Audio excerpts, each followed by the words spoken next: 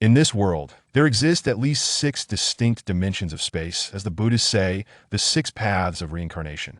The realms of humans and ghosts were originally separate entities, but an unknown occurrence has blurred the boundaries, allowing souls to permeate the human realm, with lingering resentment drifting aimlessly. Zheng, having experienced an extraordinary life since childhood under the guidance of a wise mentor, became a master of yin and yang. Upon reaching adulthood, he discovered that his lineage was far more complicated than it appeared. The eerie restroom of the village primary school, the wandering souls of couples, the enigmatic azure-eyed black cat. Chapter 001, The Ghostly Water Pond. My name is Zheng, and I was born in the early 1980s in Hushan Village, Hangzhou. I was meant to be a fortunate child nurtured in a greenhouse, yet a catastrophic event at the age of 10 irrevocably altered my destiny.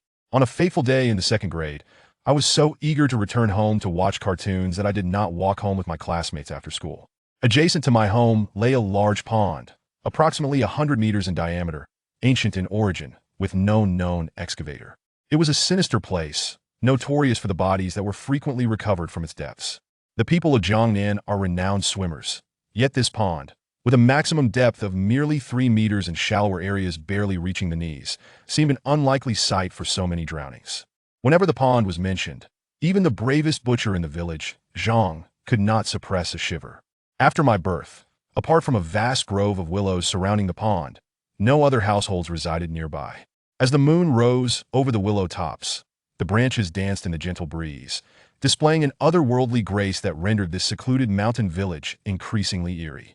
In truth, the villagers were well aware that many years ago, there were no willows in that place. At some point, a tradition emerged. Whenever a person drowned in the pond, the villagers would plant a willow tree on its banks. Hundreds of willow trees equated to hundreds of wronged souls.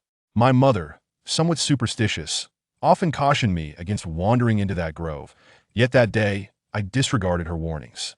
As I walked within the grove, darkness descended, and an unexpected wind wove through the ethereal figures, emitting low, mournful wails akin to a gathering of restless spirits. With my head bowed, I felt an inexplicable presence trailing behind me, yet upon turning, only darkness greeted my gaze. I contemplated retreating from the grove to return home, but the allure of the cartoons compelled me to press onward. As I continued, the ominous pond came into view. My heart raced, nearly leaping into my throat, and just as I resolved to hasten my departure, a voice faintly resonated in my ear. Zheng, Zheng. The call was soft yet somehow felt incredibly near. Scanning my surroundings, I discerned that the voice emanated from the pond, which lay silent and empty. The voice grew increasingly near and ethereal, imbued with an irresistible enchantment. Zheng, what are you doing? Startled, I turned to find my classmates, Xiejunjie and Peng Tao, staring at me wide-eyed, filled with fear. Anxiety gripped my heart as I suddenly felt a chilling sensation envelop my calves. Unbeknownst to me, I had unwittingly stepped into the pond, fortunately not too deep, with the water barely reaching my knees. Though I was still quite naive at that age, I vaguely understood the gravity of the situation and promptly dashed back to the shore, my face ashen. Xiejunjie and Peng Tao, not oblivious to the matter, grabbed me in a panic and fled. We agreed to keep the incident from our parents to spare them worry, yet little did we know this was merely the beginning. Later that night, around 2 o'clock, I was suddenly seized by a cold shiver, my head burning with fever, and my speech became incoherent. My parents, alarmed, rushed me to the village clinic, administering medications and injections, yet no relief was in sight. The attending physician, fearing a delay could worsen my condition, suggested my father take me to a large hospital in the city. Given the remoteness of the mountains, public transport to the city had yet to be established, so my father placed me onto his bicycle. Seeing me in such distress, my mother wiped away her tears and said to my father, "Could it be that this child has been possessed?" My father, a party member and a skeptic of such notions, reproached her lightly, "Don't speak nonsense. It's just a minor cold, no need for such talk." My mother, exasperated, retorted, "What do you know? Who can be so ill from a mere cold? This child must surely be possessed." When he came home this afternoon, his pants were soaked halfway, and he refused to say whether he had gone to that pond. Do you think as she spoke, a flicker of fear crossed her eyes? Though my father was skeptical, the thought of the legendary pond made him involuntarily twitch his lips. Seizing the opportunity, my mother suggested, How about I fetch old Tang from the general store to take a look? It's still early, and it won't take much time. If he can't help, we can take the child to the big hospital. My father frowned, prepared to protest, but saw my mother had already dashed out of the house. He sighed. After a while, my mother returned. Beside her walked a short, elderly man in his 50s, round-head, round-bellied, and quite comical in appearance. However, when I looked into his eyes, I found nothing amusing, rather, a chilling sensation seeped into my bones. He approached my father and said calmly, "I heard from your sister-in-law that Zheng is unwell, so I came to check on him." My father merely nodded, not engaging further.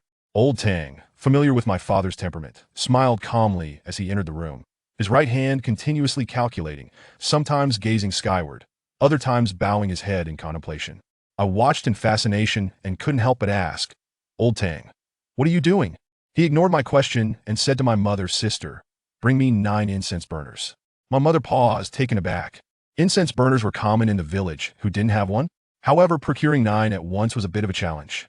Old Tang smacked his forehead and chuckled. "Look at my memory. I thought we were in a temple. If there are no incense burners, bowls will suffice. Just remember to fill each bowl with rice." After my mother retrieved the bowls, Old Tang arranged 8 bowls of rice according to the 8 trigrams, placing the last bowl in the center. He then produced a bundle of candles and a stick of incense, inserting 1 candle and 1 stick of incense into the central bowl, while each of the other 8 bowls received 1 candle and 3 sticks of incense. Seeing that the central bowl contained only 1 stick of incense, my mother remarked, "If we don't have enough incense, I have some." Old Tang shook his head, saying, 9 candles symbolize the 9 palaces, and 25 sticks of incense represent the days it must be precisi, no more, no less. "Sister, I'm about to set up the altar, so please refrain from speaking for now." Though I was feverish and dazed, the spectacle piqued my interest, and I propped myself up in bed, watching intently.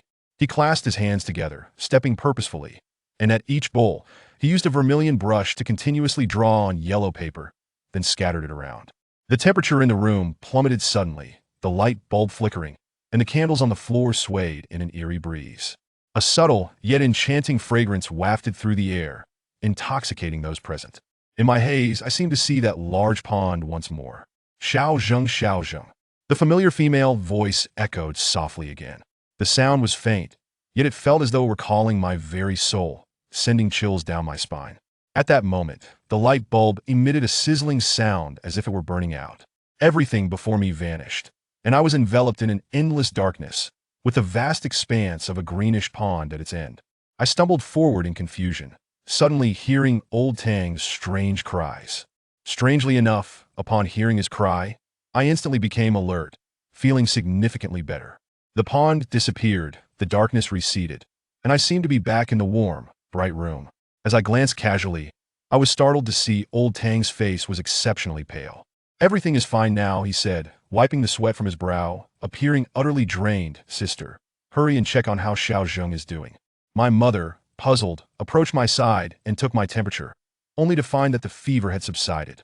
My father was equally astonished, though he remained convinced that it was the efficacy of the fever-reducing injection from the clinic. My mother, excited, pulled out 3 large bills and handed them to him. At that time, a month's salary at the workshop was just over 90 yuan, making this a considerable sum. Yet Old Tang adamantly refused, stating that it was nothing for a fellow villager. Touched, my mother insisted on giving him 2 bottles of fine liquor and a large piece of Jinhua ham, forcing them into his arms. Old Tang, unable to refuse, accepted the gifts, but his subsequent words plunged my mother into an icy abyss. Section 002. The 4-child little sister. I have examined Zheng's birth chart. Previously, I refrained from revealing the truth out of concern for your well-being. However, if I continue to withhold this information, it may jeopardize the child's life. Mother, in a state of urgency, urged, Boss Tang, please speak plainly. I can handle it. Old Tang paused momentarily before stating, Zheng is a reincarnation of a 4-child, destined to be claimed by the King of Wealth. Over the next 3 days, you must exercise utmost caution. Avoid allowing him near bodies of water, such as the large pond in front of your home. Alas, some matters are predetermined by fate, and one cannot simply evade them. Upon hearing this, my mother nearly fainted. In popular belief, many individuals are believed to possess the fate of a child. Those endowed with such a destiny are either celestial beings descended from the 6 paths of reincarnation or individuals whose ancestors made a pact with the king of the underworld. The former often arrive in the world bearing punishment, suffering from frailty and illness, and are likely to perish before reaching adulthood. Of course, there are some who come bearing significant missions, but they are exceedingly rare, with perhaps only a handful appearing in a century. The latter scenario presents greater complications. Although the king of the underworld holds a lowly position, he governs the fates of most souls. Old Tang mentioned that the residents of Hushan, Banshan, and Hashan must all traverse the territory of the wealth-dispensing king after death, rendering escape impossible. My father, upon hearing this, found it preposterous and, unable to contain his frustration, stomped out to smoke a cigarette, leaving my mother weeping alone inside. She knelt before Old Tang, pleading, "Boss Tang, no, Brother Tang, I implore you, you must save this child." Quick to act, Old Tang supported her, astonished. "Little sister, what are you doing? I have watched this child grow. If there were even a sliver of hope, I would not keep it from you," my mother cried. "He is so young. I do not care. You must save him." After a prolonged silence, Old Tang finally spoke. The term foreign child refers to a birth chart where the year, month, day, and hour are all governed by Yin. Such destinies are rare and often involve a connection with the king of the underworld. Forgive my audacity, but has your family ever incurred the wrath of this wealth-dispensing king? We are simple, honest farmers who wouldn't dare offend our neighbors, let alone provoke a ghostly monarch. Moreover, even if we wished to, we wouldn't know how, my mother replied. Brother Tang, you possess extraordinary insight. Could you perhaps open a celestial eye to discern the truth? Old Tang chuckled ruefully. If I possessed such abilities, would I be here asking you? He urged her to reflect carefully, think back through the generations. Has anything peculiar ever occurred? After a long moment of contemplation, my mother suddenly smacked her thigh, exclaiming, "Igua, stop smoking. Before we married, you mentioned that your ancestors once discovered a treasure and became wealthy for a time. What exactly happened? Please share with Brother Tang." My father, crouched in the corner, smoking, responded without turning, "That was ages ago. Why bring it up now?" Mother retorted. "What kind of attitude is that at a time like this? Isn't it all for the sake of the child? Will you share or not?" With a heavy sigh, my father discarded his cigarette and returned indoors to recount an old tale. My great-grandfather's grandfather was named Li Baoxi. He once resided in Baoding, Hebei, and was a modest craftsman. However, due to the frequent turmoil in the northern regions, he was compelled to relocate southward to seek refuge with distant relatives in Hangzhou. Initially, he intended to leverage his carpentry skills to craft and sell furniture, but in such chaotic times, who possessed the leisure or funds to purchase such items? Even those who did were likely to feign poverty to avoid being plundered by officials and marauding soldiers. After much contemplation, he ultimately resolved to take a perilous gamble and engage in grave robbing. Since the Southern Song dynasty, Hangzhou had been a capital city, flourishing even more during the Ming and Qing dynasties. At that time, cremation was not yet commonplace, and the feng shui of the Tiger Mountain, renowned for its excellent burial grounds, had become a favored resting place for the affluent. Although Li Baoxi had never plundered graves before, he understood that many endeavors depended on luck. After rummaging around Tiger Mountain for half a month, he finally uncovered the tomb of a Ming Dynasty Vice Minister of Personnel and retrieved 2 sacks filled with Ming Dynasty artifacts. Just as he was about to depart, a copper vessel lying in a corner caught his attention. This vessel, with its archaic design, had a narrow opening and a wide belly, standing about half a meter tall, adorned in a mix of blue and green hues, with an array of peculiar patterns. Having traversed the world for many years, Li Baoxi had gathered some knowledge.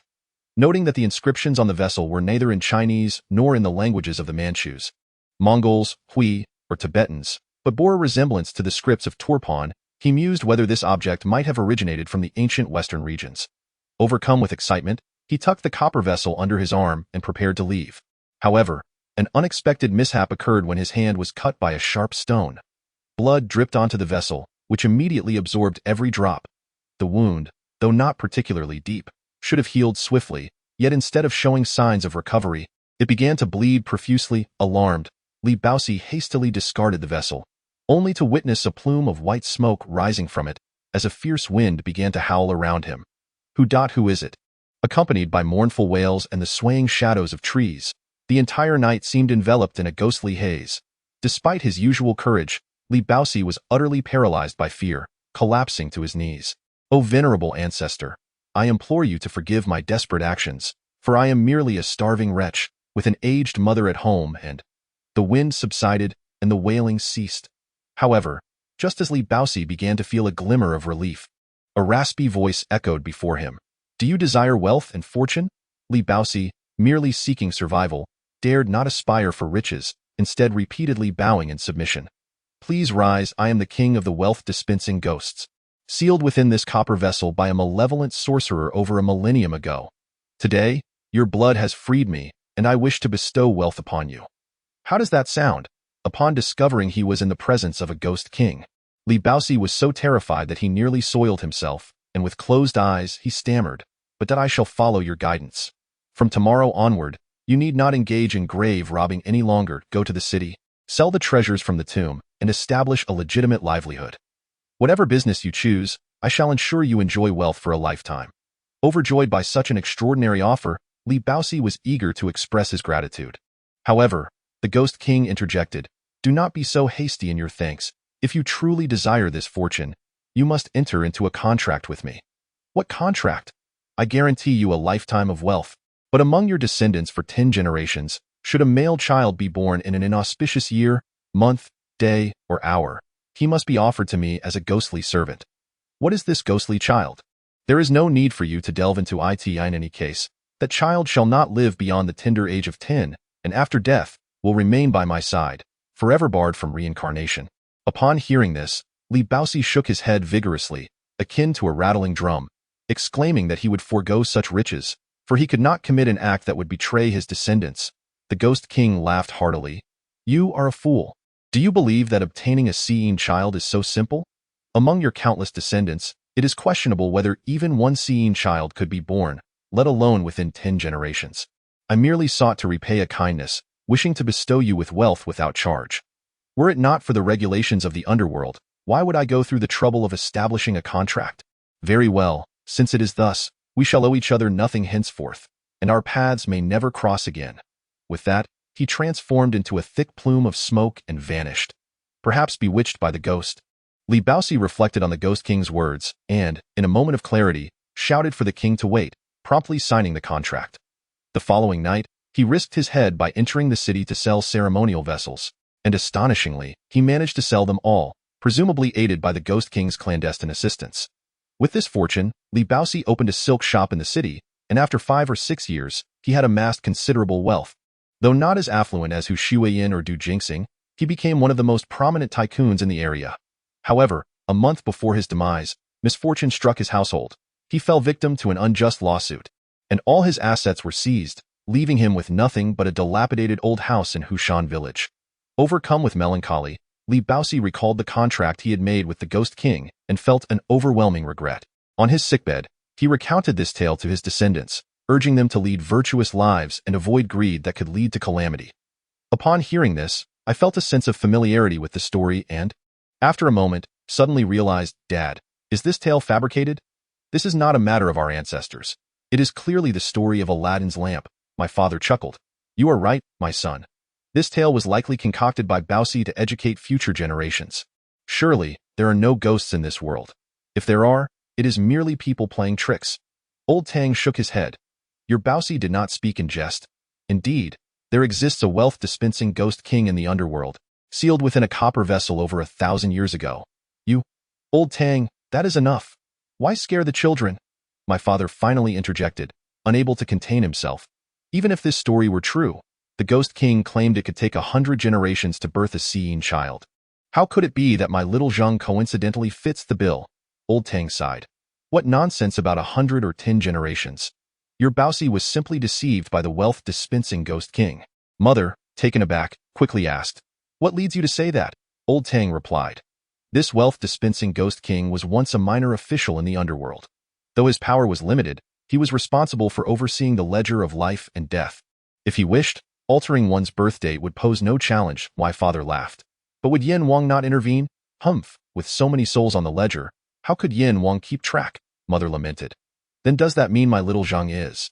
Indeed, it is the handiwork of the wealth-dispensing Ghost King. If he failed once, he will undoubtedly return. I have calculated the time. It will be 3 days hence, and the calamity shall be of the water element. In these 3 days, you must keep a vigilant watch over the child, ensuring he does not venture near water alone, especially that large pond behind your home. Once this calamity has passed, the child shall surely enjoy a long and peaceful life. Having spoken, he gracefully departed, carrying a bottle of wine and AHAM.AT dawn. My mother went to the school to request 3 days of leave for me, thereafter remaining by my side without a moment's respite. The first 2 days passed uneventfully, but on the third day at noon, Wang Junjie appeared at my doorstep with his backpack, informing me that there would be a singing competition at school that afternoon, and the homeroom teacher insisted I must attend. Otherwise, I would not pass the final exam in music class. I felt a sense of restlessness, eager to step outside. As fate would have it, my mother was suddenly called away for an urgent matter, leaving me for a short while. The thought of the pond still haunted me, so Junjie and I opted to take a longer route to the school's small auditorium instead of passing through the willow grove. Perhaps it was the excessive cola I had consumed after lunch, but before my turn to perform, an overwhelming urge to urinate struck me. I barely managed to hold it in until the end of my song. And finally, unable to contain myself any longer, I dashed towards the academic building. The village primary school occupied a dilapidated structure from the Hangang factory, 4 stories high, housing 2 rows of over 20 classrooms. The boys' restroom was located at the ends of the 2nd and 4th floors, and due to the obstruction of the classrooms on either side, sunlight seldom pierced the corridors. The dim and silent hallway seemed interminable, with only the sound of my sneakers scraping against the floor echoing in my ears. Perhaps lacking the warmth of sunlight, I suddenly felt a significant drop in temperature on the 2nd floor, prompting me to tighten my jacket, yet a chill continued to seep down my collar as I rounded the corner. My destination lay just 20 meters ahead. At that moment, a faint, delicate fragrance wafted through the air, and upon a gentle inhale, the scent felt so familiar in an instant. I was reminded of the willow grove. Just then, I heard a sound in the corridor, mournful and plaintive, drawing closer. What was that? My heart raced to my throat. Could it be that I quickened my pace, silently invoking the protection of the gods? In the end, I could scarcely discern my own mutterings, only feeling a chilling sensation creeping up my back, my damp shirt clinging to my skin, cold and adding to my unease. The sound seemed to have reached right behind me. Gritting my teeth, I abruptly turned around. There was nothing. It turned out to be a trick of the mind. I laughed softly, wiping the sweat from my brow, and continued on my way. The corridor grew even quieter, and from a distance, I could hear the sound of water flushing from the restroom. Hadn't all the teachers and students gone to the small auditorium? Who remained here? Nevertheless, at least I would have some company. Summoning my courage, I sprinted to the restroom door. Suddenly, my foot was caught by something, and looking down, I saw a small chair. With little time to ponder, I hurriedly dashed into the urinal. Once I finished, I let out a long sigh of relief and slowly approached the sink. Just as I reached for the faucet, my blood ran cold. Hadn't I heard someone in there using the restroom just moments ago? Logically, they should have emerged by now, yet after waiting so long, not a soul appeared. Could I have misheard? That was impossible. The unmistakable sound of the flush after a bowel movement echoed in my ears. I swallowed hard, stealthily making my way to the last stall. At that time, the village school had not yet installed an automatic flushing system.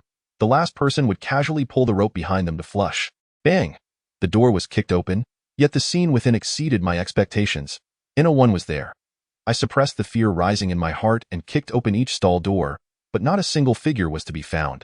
My goodness, could it be that I truly encountered a ghost? I dared not linger any longer and fled towards the exit as if my life depended on it. As I passed the doorway, a sharp pain shot through my shin. Looking down, I was astonished to see that same chair. Hadn't I already shoved it into the corner? How could it still be here?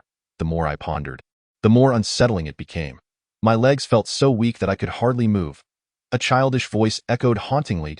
I turned to gaze into the mirror, and an unforgettable scene unfolded before my eyes. In the mirror, a little girl sat upon that chair, extending her right hand and pointing at me with a smile.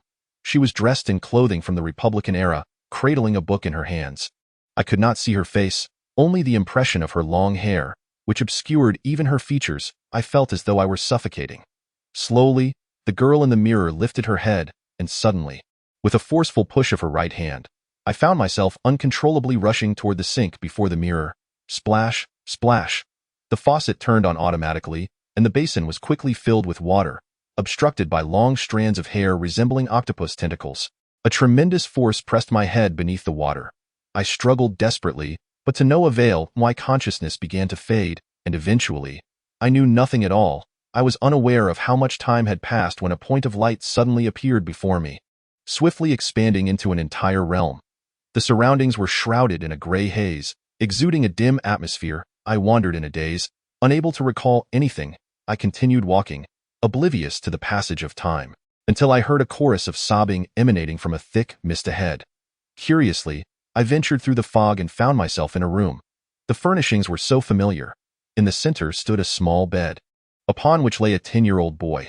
Surrounding the bed were several individuals, some with faces etched in sorrow, others covering their faces in tears. I gazed for a long while, recognizing them as my relatives. But who was the boy lying on the bed? I felt as if I were beginning to comprehend something. Just then, two piercing gazes shot from the crowd, sending a shiver down my spine. A sideways glance revealed that the stares emanated from a familiar yet disreputable face. Old Tang, it was him. Could he really see me? Intrigued, I moved to the other side, yet his gaze remained fixed upon me. Moments later, my mother's anxious cries broke through.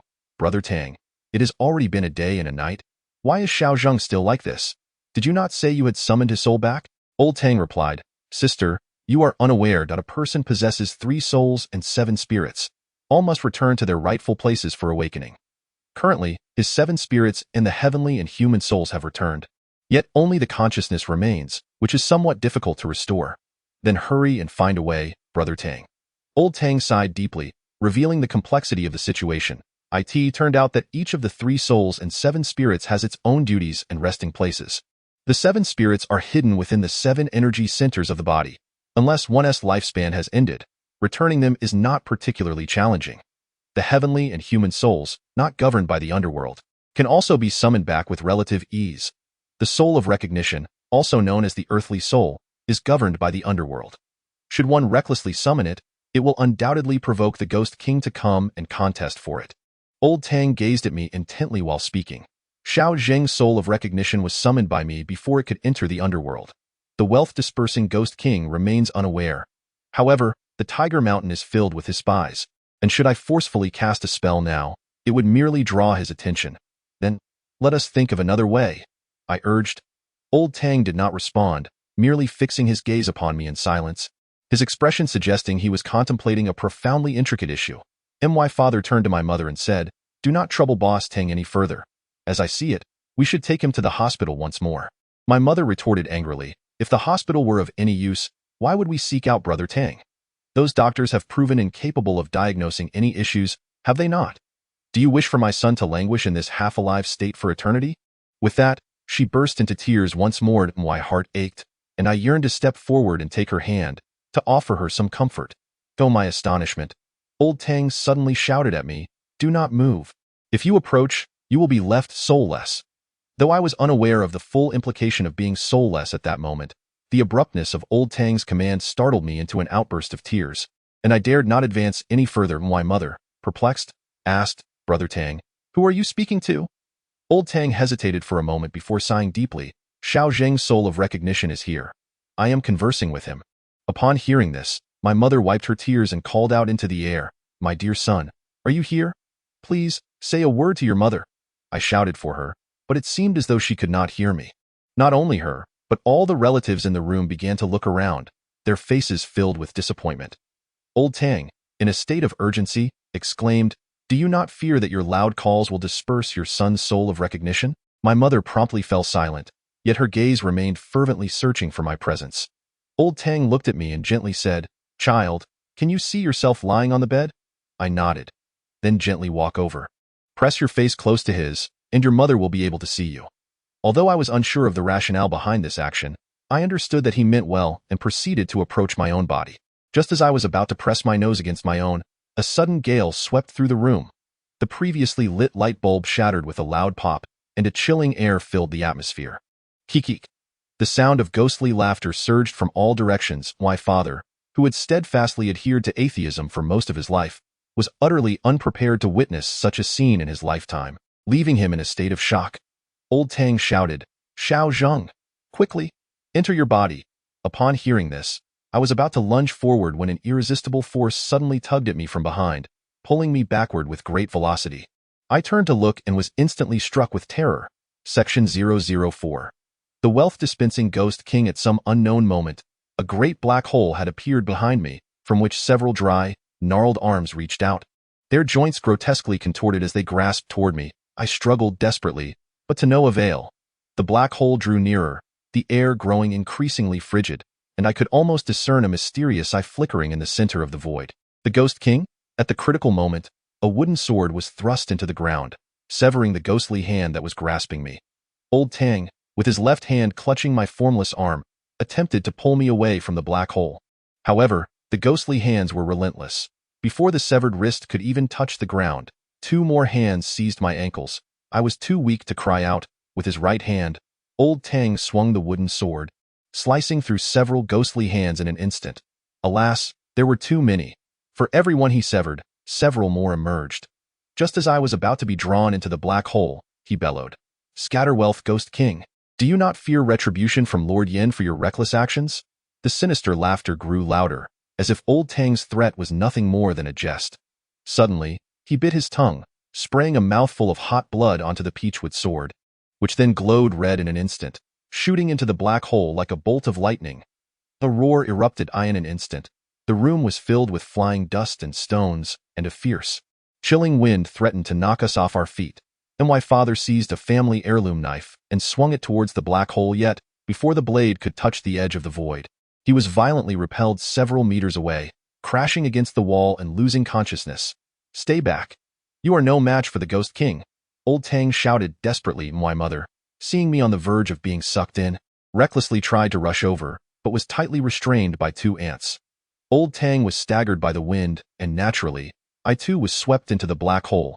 Amidst terror and despair, I realized that the interior of the void was not entirely dark, but rather shrouded in mist, with an unsettling chill permeating the air. Just as I sank into hopelessness, a powerful hand grasped my ankle, forcefully pulling me back toward the exit. Turning my head, I was astonished to see it was Old Tang. Overcome with emotion, I cried out, "Uncle Tang, save me, save me!" Yet, a ghostly hand tightly gripped his sword-wielding wrist, merging with him like molten rubber. Wisps of green energy slithered along his arm, invading his body like branches. I could only imagine the pain he must have felt as his face contorted in agony. The sinister laughter resumed, mocking his futile struggle. "The one I intend to save, not even the King of Heaven can take away." Old Tang, summoning an unknown strength, suddenly let out a wild howl, using his toes to hook the large knife that had fallen to the ground, and with his left hand, he swung it fiercely at his right arm. A torrent of fresh blood surged into the black hole, causing a cataclysmic tremor. The ghostly hands, upon touching the blood, hissed as if they were red-hot iron, abandoning their hold on me and retreating into the void. Seizing the opportunity, Old Tang pulled me from the black hole and, simultaneously, pressed his right index and middle fingers onto the severed arm, forcefully pushing me towards his own body. I felt an immense force pulling me into a wondrous vortex. Pain. As I opened my eyes, my vision transitioned from blurry to clear, and the sound of crying surrounded me. I realized I was lying in bed, and a thought struck me. Had I returned to the realm of the living? Did this mean I would not die? A wave of intense joy surged through my mind as I managed to prop myself up slightly. "I'm awake. I'm awake," I heard an ant exclaim, and soon a shadowy figure enveloped me in a warm embrace. It was my mother, her warmth and scent comforting me. "Mother, I am fine." "What about father? By the way, what about Uncle Tang?" Reflecting on the brutal battle that just transpired, a sense of foreboding subtly arose within me. After all, Old Tang sacrificed himself to save me, and even a child as ignorant as I could comprehend that his arm would never return. "Your father merely fainted. He is unharmed.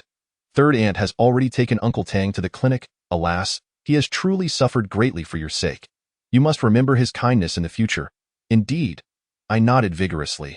The following morning, my mother took me to the clinic to visit Old Tang.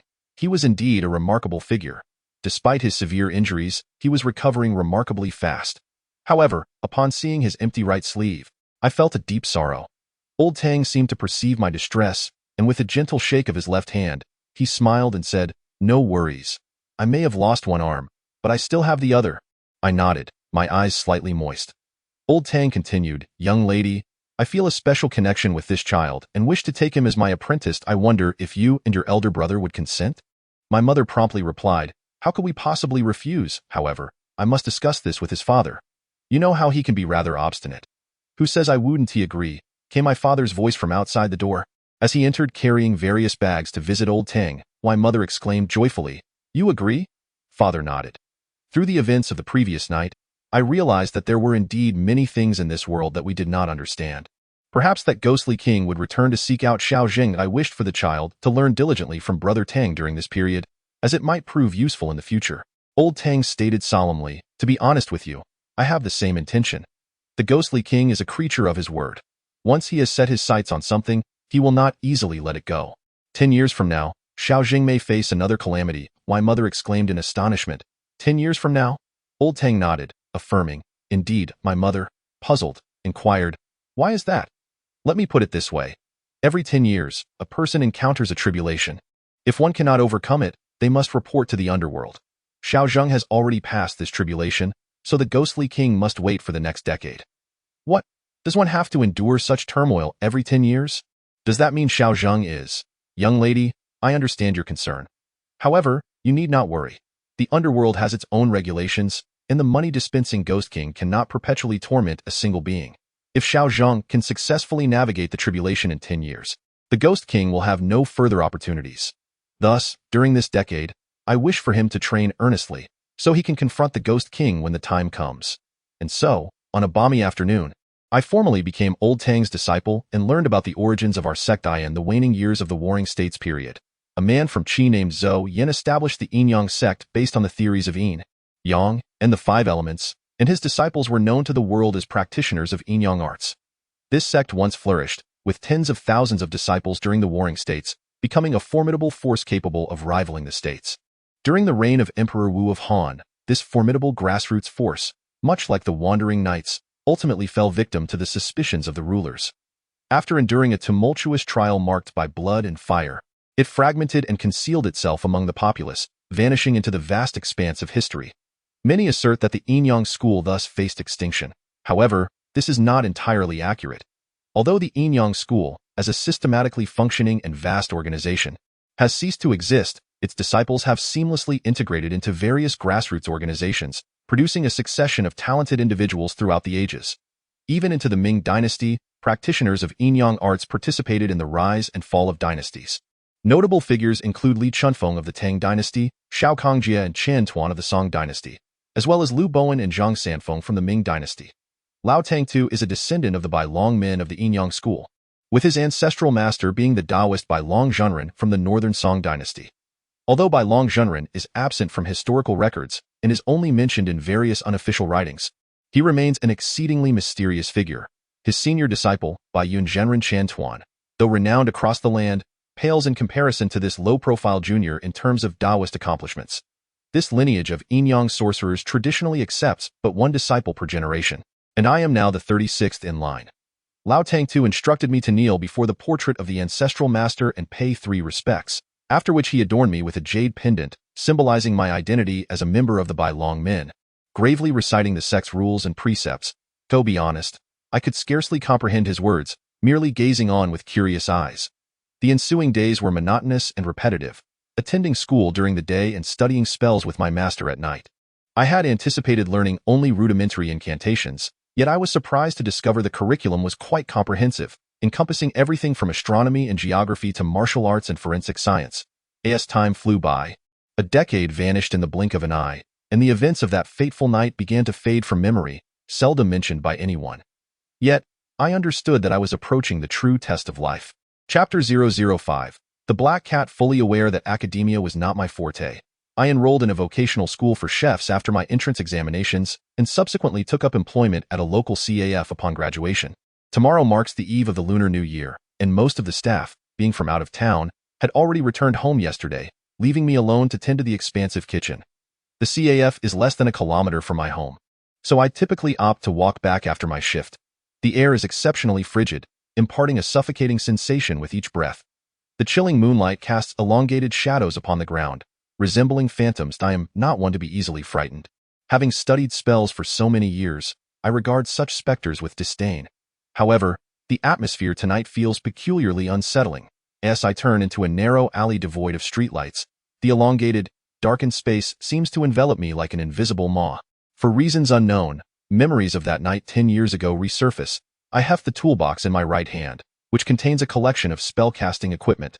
With my current level of cultivation, I am confident that even if the wealthy Ghost King were to confront me personally, I could safely escape. After walking a bit further, still no signs of life manifest. A sense of perplexity arises within me. Last year, when I returned home after work during the new year, there were still some late-night pedestrians in this alley. What has transpired tonight that not even a fellow traveler graces my path? Could it be due to last year's robbery and murder that took place in this very alley? As I continue on, a faint sound of a twig snapping echoes behind me. I whirl around abruptly, yet find no one there. Glancing down, I see no broken branches beneath my feet. I must be overthinking it. I shake my head at myself. Suddenly, a chill breeze swept past, creeping in through the collar and sending a shiver down my spine. I tightened my coat and was about to quicken my pace to leave this dark place when I heard a crackling sound beside me. "Who goes there?" I called out, swiftly retrieving a bone-cutting steel knife from my box with my left hand. I understood that, oftentimes, humans can be more terrifying than ghosts. One responded. Meowed. A shadow darted out from the thicket of a flower bed by the roadside. It turned out to be merely a cat. I couldn't help but breathe a sigh of relief and stepped forward to scare it away, but it merely curled up slightly before settling in place. How strange. They say cats are the most timid creatures, yet this one seemed unperturbed by my presence. I decided to halt my steps and scrutinize it carefully. This was a somewhat slender cat, its agile form betraying no hint of clumsiness. Its coat was devoid of any mixed colors, appearing purely black at first glance. However, as our eyes met, I felt an unsettling dissonance. After a moment's contemplation, the realization dawned upon me. Yes, it was those eyes in the village. Many kept dogs and cats, yet I had never encountered such an expression in a feline. They resembled two unfathomable ancient wells, capable of penetrating the depths of my very soul. It grinned coldly, like a weathered crone who had witnessed millennia, both weary and enigmatic. For reasons unknown, a sudden wave of inexplicable agitation surged within me, an impulse to smash its skull open and watch its pink brain matter flow out. What was happening to me? I gagged, desperately suppressing my unaccountable fear, tossing the stone aside and turning to walk away. Behind me came the sound of rustling. It was following me. I deliberately quickened my pace, and the sounds behind me grew more hurried, as if it were a relentless parasite. Being pursued by such a cat in the dead of night filled me with an eerie dread. Just as I could no longer resist the urge to look back, a voice echoed behind me. Zheng. Zheng. Who? As I turned, a memory of something my grandfather had once said struck me, compelling me to come to an abrupt halt. Over 50 years ago, various political movements flourished across the land, and even the most remote corners of the city, like Hushan, were not exempt. A village cadre surnamed Ding would venture into the city by day to report on work, returning to the village only after 9 at night. Transportation back then was not as convenient as it is today. There were no buses that directly reached Hushan's entrance. To enter the city, one had to first find a way to the Fish Bridge bus station, 10 kilometers away, and from there take a bus to the city center. Fortunately, Hushan had a steel factory in Hangzhou, which frequently sent vehicles into the city or southward. Early in the morning, Cadre Ding would hitch a ride to the city. However, the destination of that vehicle was far off in Shaoshan, and he had to find his own way back. Initially, he could have stayed overnight at the guest house of the reporting unit, but perhaps due to other matters at home, he chose to take the bus back to Fish Bridge and then walk home. Upon reaching the village entrance, the vast fields behind him were devoid of any flickering lights. The majority of the villagers had long since fallen asleep. As he walked along the narrow path through the fields, a few stars faintly illuminated the secluded road. Cadre Ding continued onward, nearing the edge of the fields, when suddenly a voice called out from behind. Ding Zheng Wo. Ding Zheng Wo. Immediately, a hand clapped down on his shoulder.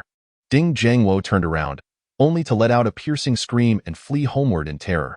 The following day, in the prime of his life and in robust health, he fell gravely ill and within less than a week succumbed to his fate.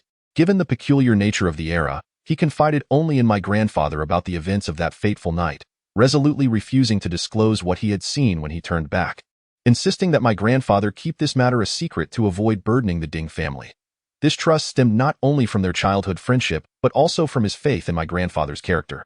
In his youth, my grandfather had dabbled in various esoteric studies, including folk beliefs about yin and yang, and possessed his own insights regarding supernatural occurrences. He once explained that a person is endowed with 3 flames, 1 atop the head and 2 upon the shoulders. He cautioned that if someone calls your name and taps your shoulder from behind at night, one must never look back, for it is a ghost attempting to extinguish your flame and summon your soul. And those who are summoned rarely live beyond 7 days. The official known as Ding was indeed claimed by such a ghost. Perhaps the apparition that summoned him bore a visage too shocking or concealed some dark secret, which is why he never revealed it before his death. Yet, as an adult, whenever I heard this tale, I would chuckle dismissively, for the materialistic education I received since childhood assured me that ghosts could not possibly exist. Even at this very moment, I remained disbelieving of the notion that a ghost lurked behind me. However, I found my legs trembling involuntarily. Slowly, I turned around. Beneath the somber cloak of night, it felt as if a ghostly hand were tightening around my throat, rendering me breathless.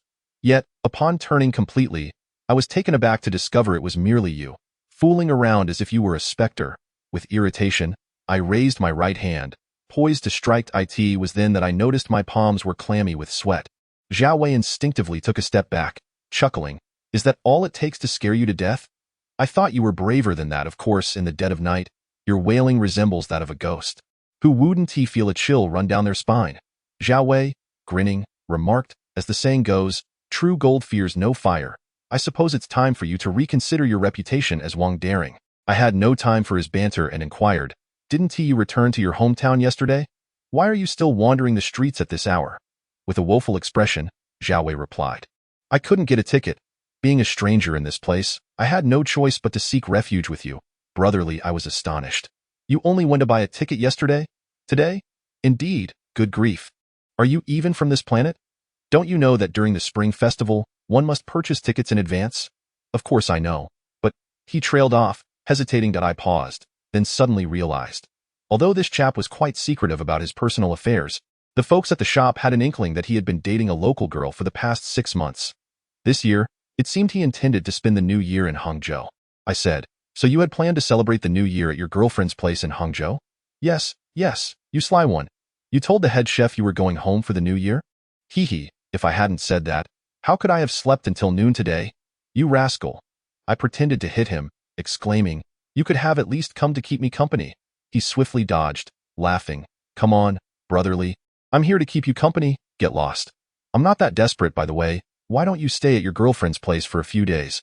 Of course, it's because we've broken up. I'm speechless. Your efficiency is quite impressive.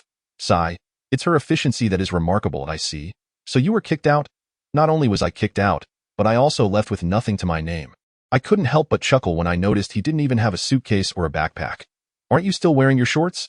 Zhao Wei gave a bitter smile and said, if I hadn't fought tooth and nail, I probably would have lost even my shorts. Upon hearing this, my eyes widened in disbelief. I felt an urge to down a bottle of 82 Sprite to calm my nerves. Which family S Mulan is this? So sharp-tongued. She's from the police academy and is 3 years older than me. Well, a woman 3 years older is indeed a treasure, and she has got the allure of a uniform. What a situation. It's one thing that she is older, but the key point is that her arms are 3 times thicker than mine. What a pity for a pure-hearted young man to have his first experience wasted like this. I barely managed to suppress my churning stomach and asked, didn't the boss pay you before leaving? He lowered his head. Suddenly enlightened, I exclaimed in anger. This woman not only kicked you out, but also withheld your money? This is unacceptable. It's against the law. Come on, let us go get your money back. No, Li Go. She knows I don't earn much and has spent quite a bit on me. Look at this leather jacket I'm wearing. She bought it for me, costing over 4,000 plus there's rent and living expenses. That little money of mine really isn't worth much. Moreover, I don't want to go back. She is a student and has so much money. Her family is well off, and her parents send her a generous allowance every month. So, you've managed to hook up with a little rich girl. I gazed at Zhao Wei with mixed feelings. This guy, tall and slender, with striking features, if it weren't for the kitchen smoke obscuring his natural charm, he wouldn't be out of place among the male hosts at those high-end clubs. Sigh, this reinforces the notion that men fear choosing the wrong profession. Li Gu, what are you thinking? Oh, nothing. That I regained my composure and smiled. Why don't you stay at my house for the spring festival? Thank you so much. Upon hearing this, Zhao Wei was instantly moved to tears, nearly letting his snot flow. For what? I'm single anyway. Having someone around will make it livelier. Are your parents going back to their hometown in Hebei this year? Yes, which year do they not return? After all, my father is a true blue Hebei native. At this point, a thought struck me, and I asked, did you see a black cat around here earlier? I didn't notice. I looked at him suspiciously. That is impossible. The cat was rather conspicuous, sitting there for quite a while. How could you not have seen it? It was probably a feral cat. Never mind it. I inadvertently caught him glancing back, a flicker of barely perceptible fear in his eyes. "What is wrong? What are you looking at?" I inquired. Nothing at all. I thought I saw someone familiar. Perhaps I was mistaken." Zhao Wei nudged me forward. Section 006. A narrow escape since graduating from high school. I have moved out of my parents' home. Although my family is not affluent, my grandmother left me a modest 2-bedroom apartment before she passed away, and I have lived alone ever since. Perhaps due to the government's recent prohibition on fireworks, the festive spirit of the season has waned, resulting in a rather somber atmosphere. After winding through the streets, I paused in front of an old building by the river. From the outside, the structure appeared somewhat dilapidated. Its weathered walls, twisted branches of climbing ivy, and rusting electronic door all narrating the building's history. The street lamp was broken, leaving only the cold moonlight above to illuminate us. For some inexplicable reason, I felt an unusual chill tonight. Not a physical sensation, for I have maintained a good physique through years of exercise, and even during the snowstorm years, I never felt particularly uncomfortable. This was a deep-seated cold that sent shivers down my spine. Trembling, I fumbled in my pocket for the key, preparing to unlock the electronic door when Zhao Wei remarked, "Brother, you live here?" I replied somewhat impatiently, "Yes, the house is a bit old, but you'll have to make do." "No, that's not what I meant. I meant something feels off here." I halted my movements, for Zhao Wei was notorious for being a coward, often terrified at the mere thought of a power outage in the restroom. It was no wonder he sensed the eerie ambience tonight. Oddly enough, the image of a black cat lingered in my mind, along with its ancient and inscrutable green eyes. "Do you also feel that it's a bit desolate here?" I inquired, attempting to lighten the mood. "Yes, that's precisely the feeling. It is an old community after all. Despite having only a few buildings, it shouldn't be this deserted." This neighborhood used to serve as the dormitory for employees of a nearby chemical factory, which had closed down long ago. Most of the residents were elderly, belonging to my grandmother's generation. After her passing, the remaining seniors gradually departed as well, and the younger crowd found the location too remote to consider moving in. However, due to concerns over compensation for demolition, they were reluctant to sell their properties, resulting in an air of abandonment. "Look, I'm the only resident in this unit," I said as I opened the electronic door on the ground floor. Zhao Wei said nothing further. Following me into the building, I reached for the light switch on the wall. A familiar yet eerie sound pierced my ears. Meow. I suddenly turned and yanked open the electronic door. The space outside was utterly vacant. There was not a cat in sight, nor even a shadow of a ghost. "Brother, what is wrong?" Zhao Wei asked, bewildered. "Did you hear anything?" "No." Zhao Wei, likely frightened by my expression, stammered. "What exactly did you hear?" "I'm easily scared. Please don't frighten me." "Nothing.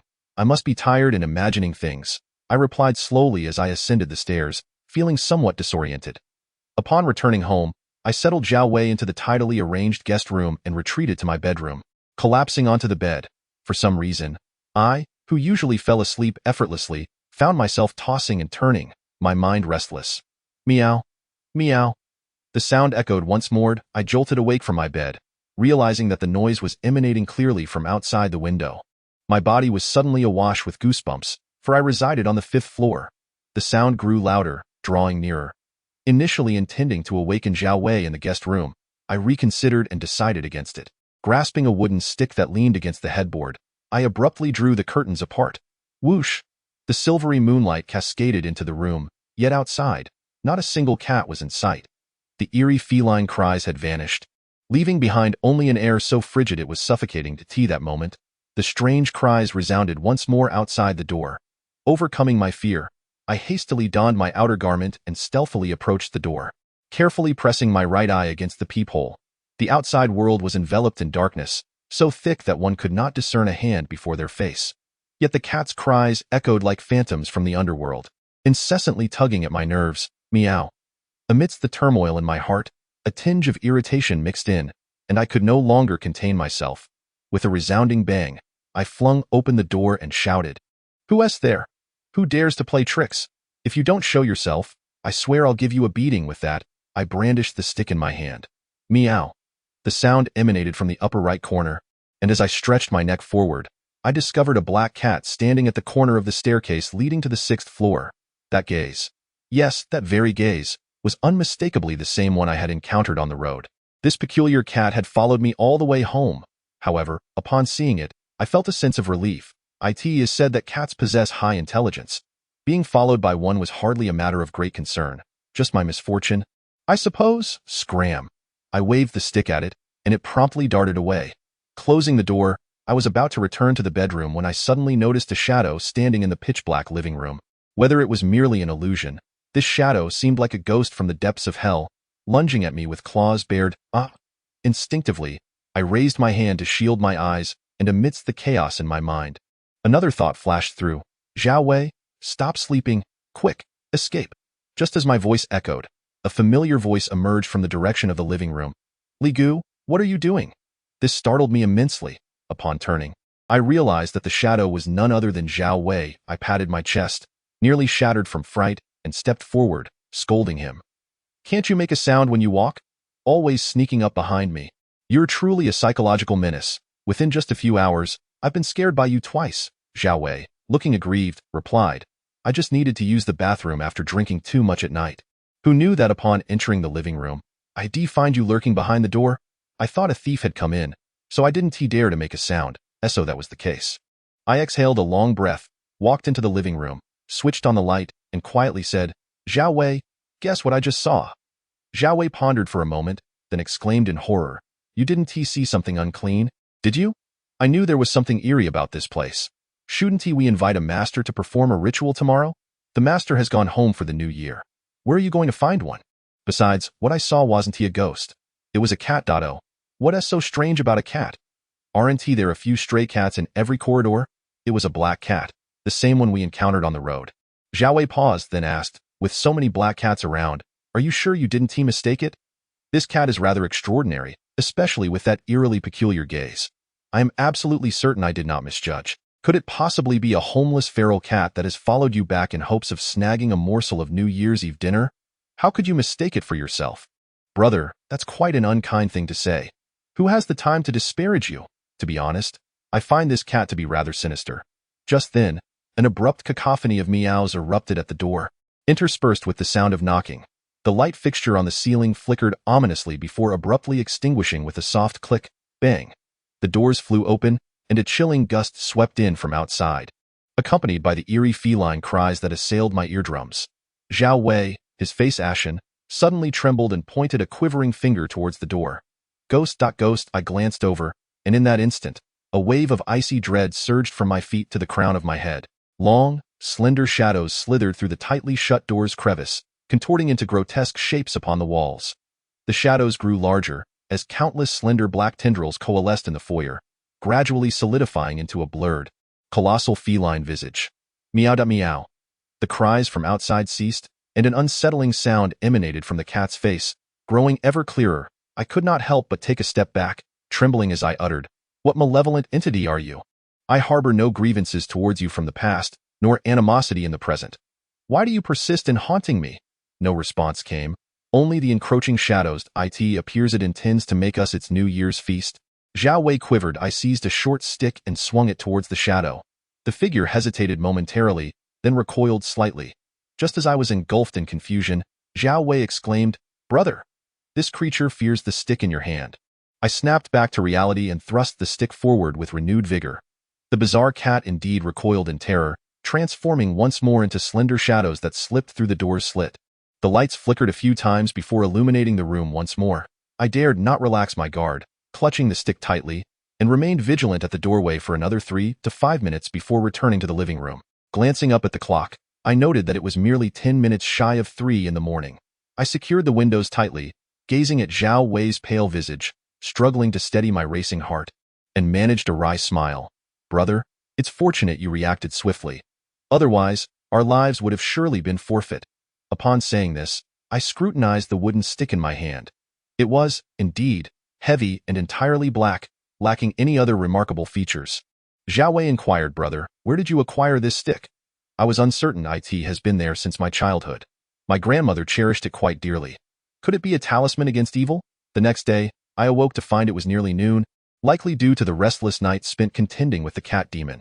Upon glancing in the mirror, I was astonished to see dark circles beneath my eyes, resembling those of a panda. Just as I was about to call Zhao Wei over for a look, I was met with silence. Entering the room, I discovered the quilt meticulously folded, as though no one had ever slept there. Drip. My phone chimed, signaling an incoming message. Upon opening it, I found New Year's greetings from friends. Just as I was about to reply with my own wishes, I noticed a new message from Zhao Wei. Brother, I'm heading into the city for a bit. I'll return tonight, so just save me some dinner. What the hell? The young lad harbors quite the beautiful plan. Yet I have yet to even partake in breakfast. I had just boiled a small packet of frozen dumplings and was about to indulge when the doorbell rang. Upon opening the door, I was greeted by my great-aunt, who arrived bearing a stainless steel food container filled with 3 generous boxes of steaming delicacies. Chicken stewed with mushrooms, steamed river eel, and longjing shrimp, all of which are my favorites.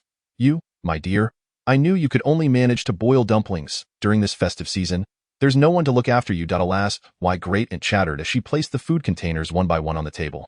My stomach was rumbling with hunger, and I grinned as I eagerly received the containers and began to feast. Take your time. I'll bring more dishes for dinner, she urged. With my mouth full, I mumbled a response. My great-aunt settled beside me, smiling gently. Suddenly, her smile faded, replaced by a serious expression as she asked, Zheng, have you been all right these past few days?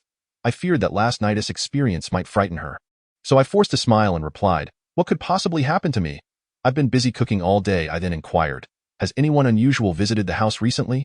No, not at all, by the way. A colleague of mine couldn't secure a train ticket this year and is temporarily staying here for a few days. Oh, do take good care of your colleague. I'll bring more food in the evening. Sure. Zheng, have you truly not encountered anything out of the ordinary lately? In truth, I had considered divulging the events of the previous night when she first asked, but fearing it might alarm her, I refrained. Yet, her persistent questioning indicated that she sensed something amiss. Recalling that my great-aunt had once dabbled as a yin-yang master in her youth, I thought she might have some constructive insight regarding last night's incident and shared my thoughts. Upon hearing this, she did not display surprise but rather inquired calmly, are you familiar with the legend of the Tiger Mountain Goddess? I shook my head. With a sigh, she recounted an ancient tale. It is said that the Tiger Mountain Goddess was originally a mulberry picker named Enigma. During the late Northern Song dynasty, when the Jin army invaded the Central Plains, Jian Wuzhu learned that the Song's king Zhao Go had fled to the south and personally led troops in pursuit. On the 3rd day of the 3rd month, which coincided with Qingming, King Zhao Go, weary and starving, escaped to the outskirts of Hangzhou near Tiger Mountain, where he had no place to hide. He was concealed by a young woman in a green dress, who was picking mulberry leaves, thus evading capture. However, in order to protect the king's whereabouts, Enai was tragically killed by the Jin soldiers. Grateful for her sacrifice, King Zhao Go, upon ascending to the throne in Hangzhou, posthumously honored her as a noble consort and erected a temple in her name on Tiger Mountain, referring to her as the Tiger Mountain Goddess. Subsequently, when the Jin dynasty fell and the Mongols ravaged Hangzhou, it was said that solitary Mongolian soldiers were often found slain by a peculiar-eyed black cat. Despite their thorough searches, they found nothing. This black cat was known to reside in the rear mountains of the goddess's temple, leading to the belief that Enai had reincarnated as the black cat to protect the villagers of Tiger Mountain, thus earning her the title of Tiger Mountain Goddess. After hearing this tale, I was taken aback and remarked, so, according to you, that black cat is not an evil spirit? Great-aunt remarked, not only is she not an evil spirit, but the Lady of Tiger Mountain is indeed a divine being, who has been safeguarding our village for generations. But why did she come to frighten me in the dead of night? I have committed no wrongdoing.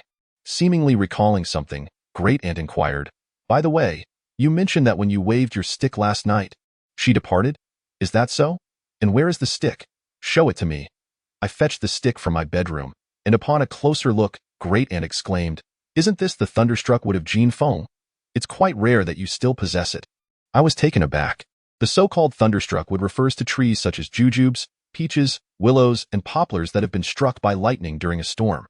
The process of selecting thunderstruck wood is exceedingly rigorous.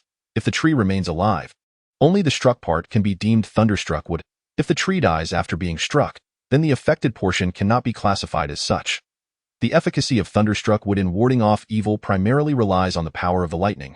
But once the tree is killed by the strike, it indicates that the wood cannot retain the energy of the lightning.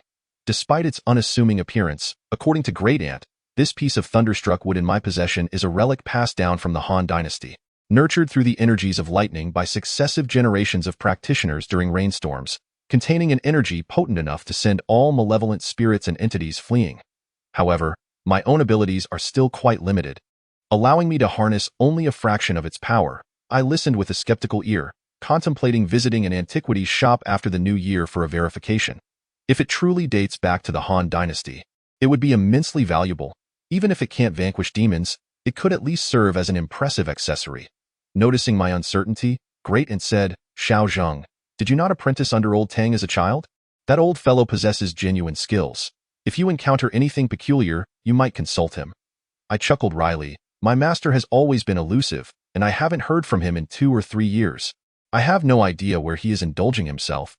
What about trying his mobile? I did, but it has been out of service for years. Great Aunt fell silent, only able to say, well, just be careful then. I assured her, though my abilities may not compare to my master's, I can certainly handle ordinary malevolence, so fret not. After Great Aunt departed, I recalled the chilling scene of my master battling the wealth-dispelling Ghost King, sending shivers down my spine. Could that black cat have been sent by the wealth-dispelling Ghost King? Meow, meow. Instinctively, I turned around, only to be confronted by a menacing shadow lunging toward me. Bang! The thunderstruck which struck a hard skull, followed by a familiar scream. What the hell? Why did you hit me? The living room was poorly lit, and with the curtains in the bedroom and balcony drawn, I squinted to realize it was Zhao Wei. Seeing him clutching his forehead in pain filled me with remorse, and I hurriedly apologized. Though I couldn't shake the nagging doubt in my mind. That shadow that had just lunged at me was undoubtedly infused with a malevolent energy. I frowned and asked, Zhao Wei, where have you been all morning? Zhao Wei, taken aback, replied, I saw you sleeping so soundly that I decided to go out for a stroll. But the door was locked. How did you get in? You don't have a key. The door was not locked. I intended to knock, but with the slightest touch, it swung open. Could it be that I forgot to lock it when my aunt left just now? Then why did you lunge at me like a famished wolf?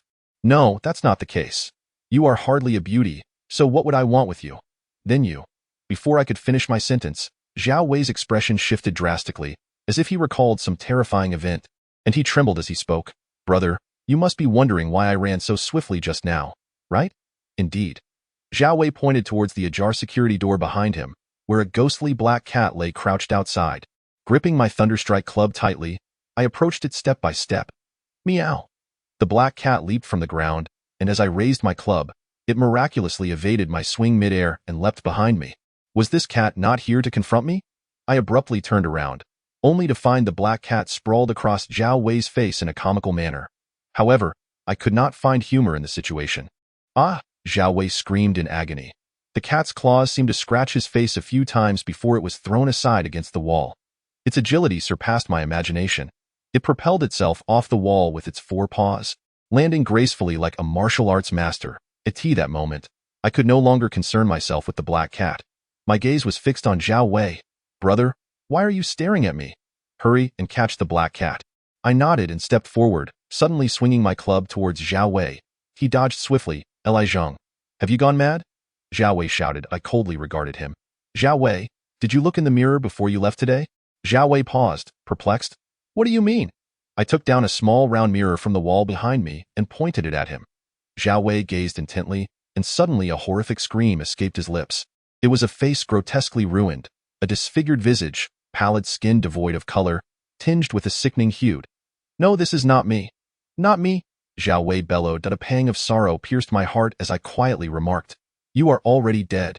You should not cling to the mortal realm any longer. Dead? How could I possibly be dead? Do you still believe you are alive? Do you remember how you died? How did I die? How did I die? Zhao Wei muttered to himself, suddenly collapsing in anguish, clutching his disfigured head. Red brain matter and blood stained his hands. I understood that this was a process every unjustly deceased soul must endure. The yang energy of the living world would erode their yin essence, causing them to oscillate between moments of clarity and confusion. Thus, many lost souls wander aimlessly, gradually losing their sense of self until they are utterly dissipated. The only way to break this cycle is for them to awaken and then enter the underworld for reincarnation. Zhao Wei's head seemed to no longer ache. He abruptly rose, his eyes nearly popping from their sockets. Fixated on me. I remember now. I had an accident while on my way to buy a ticket. Everything happened too suddenly. For some reason, I am only recalling it now. Yes, I am dead, already dead. As he spoke, 2 streams of blood tears fell. Then why return? If you linger in the mortal realm for too long, you will be unable to attain rebirth. I am uncertain as to why. I merely wandered and found myself here. Brother, you are a good person, always taking care of me. My return was not intended to cause you harm. I do not understand why I sought you out. Observing his bewildered expression, I felt a stir in my heart and inquired, "Is there an unfulfilled wish lingering within you?" "A wish? Yes, it seems there is something you long to do, yet what could it be? Why can I not recall that?" I sighed. "Is it about your girlfriend?" Zhao Wei was taken aback, and then it appeared he remembered something. "Yes, it is Shaoli. I have something to give her, brother. Could you assist me with this favor?" Chapter 008. The enigmatic alley at 11 o'clock at night. The boundary between the realms of the living and the dead shifts, and venturing out at this hour poses no harm to wandering souls. I arrived at a commercial building in the Eastern High-Tech Development Zone, standing before room 901, and rang the doorbell. The door swung open, releasing a pungent aroma of alcohol. I had never encountered a girl in such a disheveled state. I was momentarily stunned. It was not that she was unattractive. Aside from her slightly darker complexion and a bit of extra weight, her features were quite commendable. Though not conventionally beautiful, she was certainly not displeasing to the eye. However, her current appearance could only be described as disheveled, reeking of liquor, and certainly left a poor impression. I asked, "Might I inquire if this is Miss Qianli?" She nodded absently, her eyes filled with irritation and melancholy. I produced a small jewelry box and presented it to her, stating, "This is from Zhao Wei, who asked me to pass it on to you." She regarded me warily. "Do you know Zhao Wei?" "He is my colleague." She scoffed coldly. "Why did he send you? Why did he not come himself?" I hesitated, at a loss for words. Perhaps he was too afraid to show up. Humph, that ungrateful wretch. I have treated him well, and he leaves after a few harsh words. Even a puppy knows to come back. I do not want his gift. Return it to him. With that, she turned and closed the door. Casting a glance back into the shadows, I saw Zhao Wei, dejected and downcast. Unable to contain myself, I shouted, "You will regret this." The door swung open once more, and Qianli stormed out, exclaiming, "Regret? What would I regret?" I knew she was currently intoxicated, so I chose not to take offense.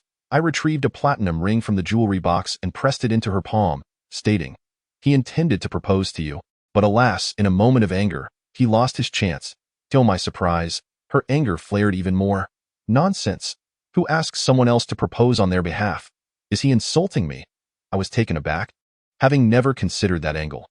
Just as I was about to explain, the strikingly handsome Zhao Wei stepped from the shadows, taking the ring from my hand and kneeling to place it upon Qianli's finger. I smiled and softly told Zhao Wei, "I will wait for you downstairs," before departing. After a little over 10 minutes, Zhao Wei reappeared before me. I hurried to greet him, but he passed by as though he had not seen me. Observing his despondent demeanor, I sighed inwardly. The encounter just moments ago felt like a genuine parting of life and death.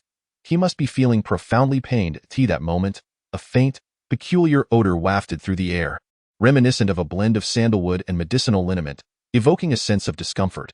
Just as I was about to rush over to comfort him, a sudden gust of strange wind swept in from a nearby alley. An aura of malevolence. I instinctively covered my face with my hand, but then a harrowing scream pierced the air, as Zhao Wei's spirit was inexplicably drawn into the alley by an unseen force. The underworld would never claim a soul in such a manner, nor would it carry with it an aura of malignancy. Even the notorious dissipator of wealth from years past bore no trace of such evil. The alley was certainly suspect. I formed a series of hand seals and rushed towards the alley, calling out Zhao Wei's name, but it was as if he had vanished into thin air. Met with utter silence, as I plunged into the alley, darkness enveloped me, rendering it desolate and void of any signs of life. Fear and regret seeped into my very bones, leaving me standing there in a daze, uncertain of my next move. I had intended to ascend and inquire with Qianli, but upon reflection, I realized she might not possess the answers either. Thus, I proceeded straight ahead, traversing the alley's entrance until I arrived at the doorstep of a solitary little eatery. While I sought to drown my anxieties in alcohol, I inquired of the waiter about the alley, but alas, I gleaned nothing of value. Perhaps fatigue had overtaken me, usually possessing a decent tolerance for liquor. I found myself drowsy after merely half a bottle of Luzhou Laojiao, my eyelids growing heavier by the moment. Unbeknownst to me, the temperature in the restaurant had turned ominously cold. "Waiter, could you please turn on the heating? It's freezing in here," I exclaimed, unable to suppress my discomfort, yet no one responded. Turning my head, I noticed the restaurant was devoid of patrons. How peculiar! I distinctly recalled 2 tables occupied upon my arrival. Even if those guests had settled their bills and departed, surely the waiter and owner should still be present. "Are you inquiring about that alley?" A low, haunting female voice resonated from somewhere within the eerie space, drifting through the air. "Indeed, can you enlighten me?" I nodded while surveying my surroundings. The establishment was modest, with only about 10 tables in the dining area, yet I was struck by an overwhelming sense of emptiness. Unable to discern the source of the voice. Knowing so much may not be advantageous for you. But my friend was drawn into the alley. He should not be there. The chilling moonlight filtered through the glass of the sliding door, casting a glow upon a chair beside the entrance, highlighting a figure. She fixed her gaze upon me, her face bearing a ghastly pallor. A shiver coursed through me as my left hand instinctively formed a demon-subduing seal. She merely glanced at my hand, then smiled softly, her eyes brimming with disdain. She was unafraid of my incantations. I forced a bitter smile, feeling a pang of despondency settle in my heart. As her laughter faded, she gracefully stood and exited through the door, her movements fluid and enchanting. I hurriedly pursued her. Though she did not walk quickly, I found myself exerting every ounce of energy, yet still unable to keep pace. Wait, I have so many questions for you. Yet the words that escaped my lips were merely wait. The night breeze tousled her dark hair, revealing a heart-wrenching silhouette. Suddenly, she turned, flashing a mysterious smile before effortlessly gliding into the alley. This alley seemed vaguely familiar, yet at this moment, it felt utterly alien. Mew. In my moment of hesitation, a cat's meow resonated from a corner, followed by a familiar small black figure darting up a low wall to my right. It had come to? This alley was indeed fraught with secrets. I was too preoccupied to greet the Lady of Tiger Mountain, as I pursued the fleeting silhouette until I arrived before an antiquated wall gate. In a daze, I caught a glimpse of the woman standing at the far end of the narrow, dimly lit corridor. Summoning my courage, I approached her from behind, my right hand poised to rest upon her shoulder, when she suddenly turned around. Moonlight pierced through the gaps in the dense clouds, casting an eerie darkness all around. She lowered her head, obscuring her face from view. Moments later, a chilling voice emerged from beneath her cascading hair. "Are you searching for me?" A faint flicker of flame arose before me, revealing a wrinkled, aged visage. She cackled ominously, her mouth stretching toward my neck. I jolted awake, realizing it was merely a dream induced by intoxication. The warmth of the restaurant enveloped me still. The waitstaff attended to the guests with utmost diligence, while the balding proprietor busily tallied receipts at the counter. Yet, that dream lingered so vividly in my mind, so strikingly real that it hardly felt like a dream at all. And had the Lady of Tiger Mountain truly appeared? No, I must return to that alley for another look. It was already 1 in the morning. A chilling moon hung low, casting an eerie glow upon the earth. The alley was not short. It twisted and turned, devoid of any sign of life. After walking several paces, I suddenly heard a faint sound drifting from around a corner ahead. Such a tragic death. Do not look back on the road to the underworld. The voice seemed to emanate from an elderly woman, interspersed with sobs and whimpers, hauntingly echoing through the desolate, shadowy alley. A stirring in my heart compelled me to run toward the source of the sound. At that moment, a plume of smoke slowly rose from a wall gate to my right, and the voice was indeed coming from there. I found myself momentarily frozen. The wall gate before me bore an uncanny resemblance to that of my dream. In a daze, a pungent cloud of smoke enveloped me. Surveying the surroundings, I became increasingly convinced that this was the very place from my dream. However, all the doors appeared locked, and the area was strewn with broken tiles and moss, suggesting it had long been abandoned. To the end of the corridor, an elderly woman with skin resembling that of a crane squatted beside a basin.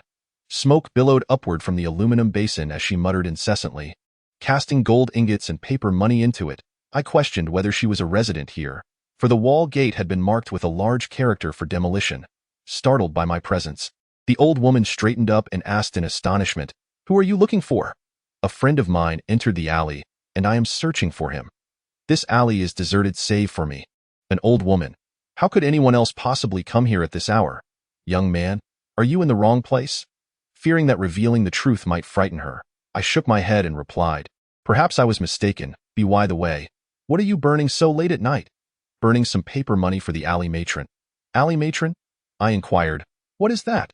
She seemed disinclined to engage further, curtly retorting, "Why are you asking so many questions, young man? You should hurry and leave the alley while you can."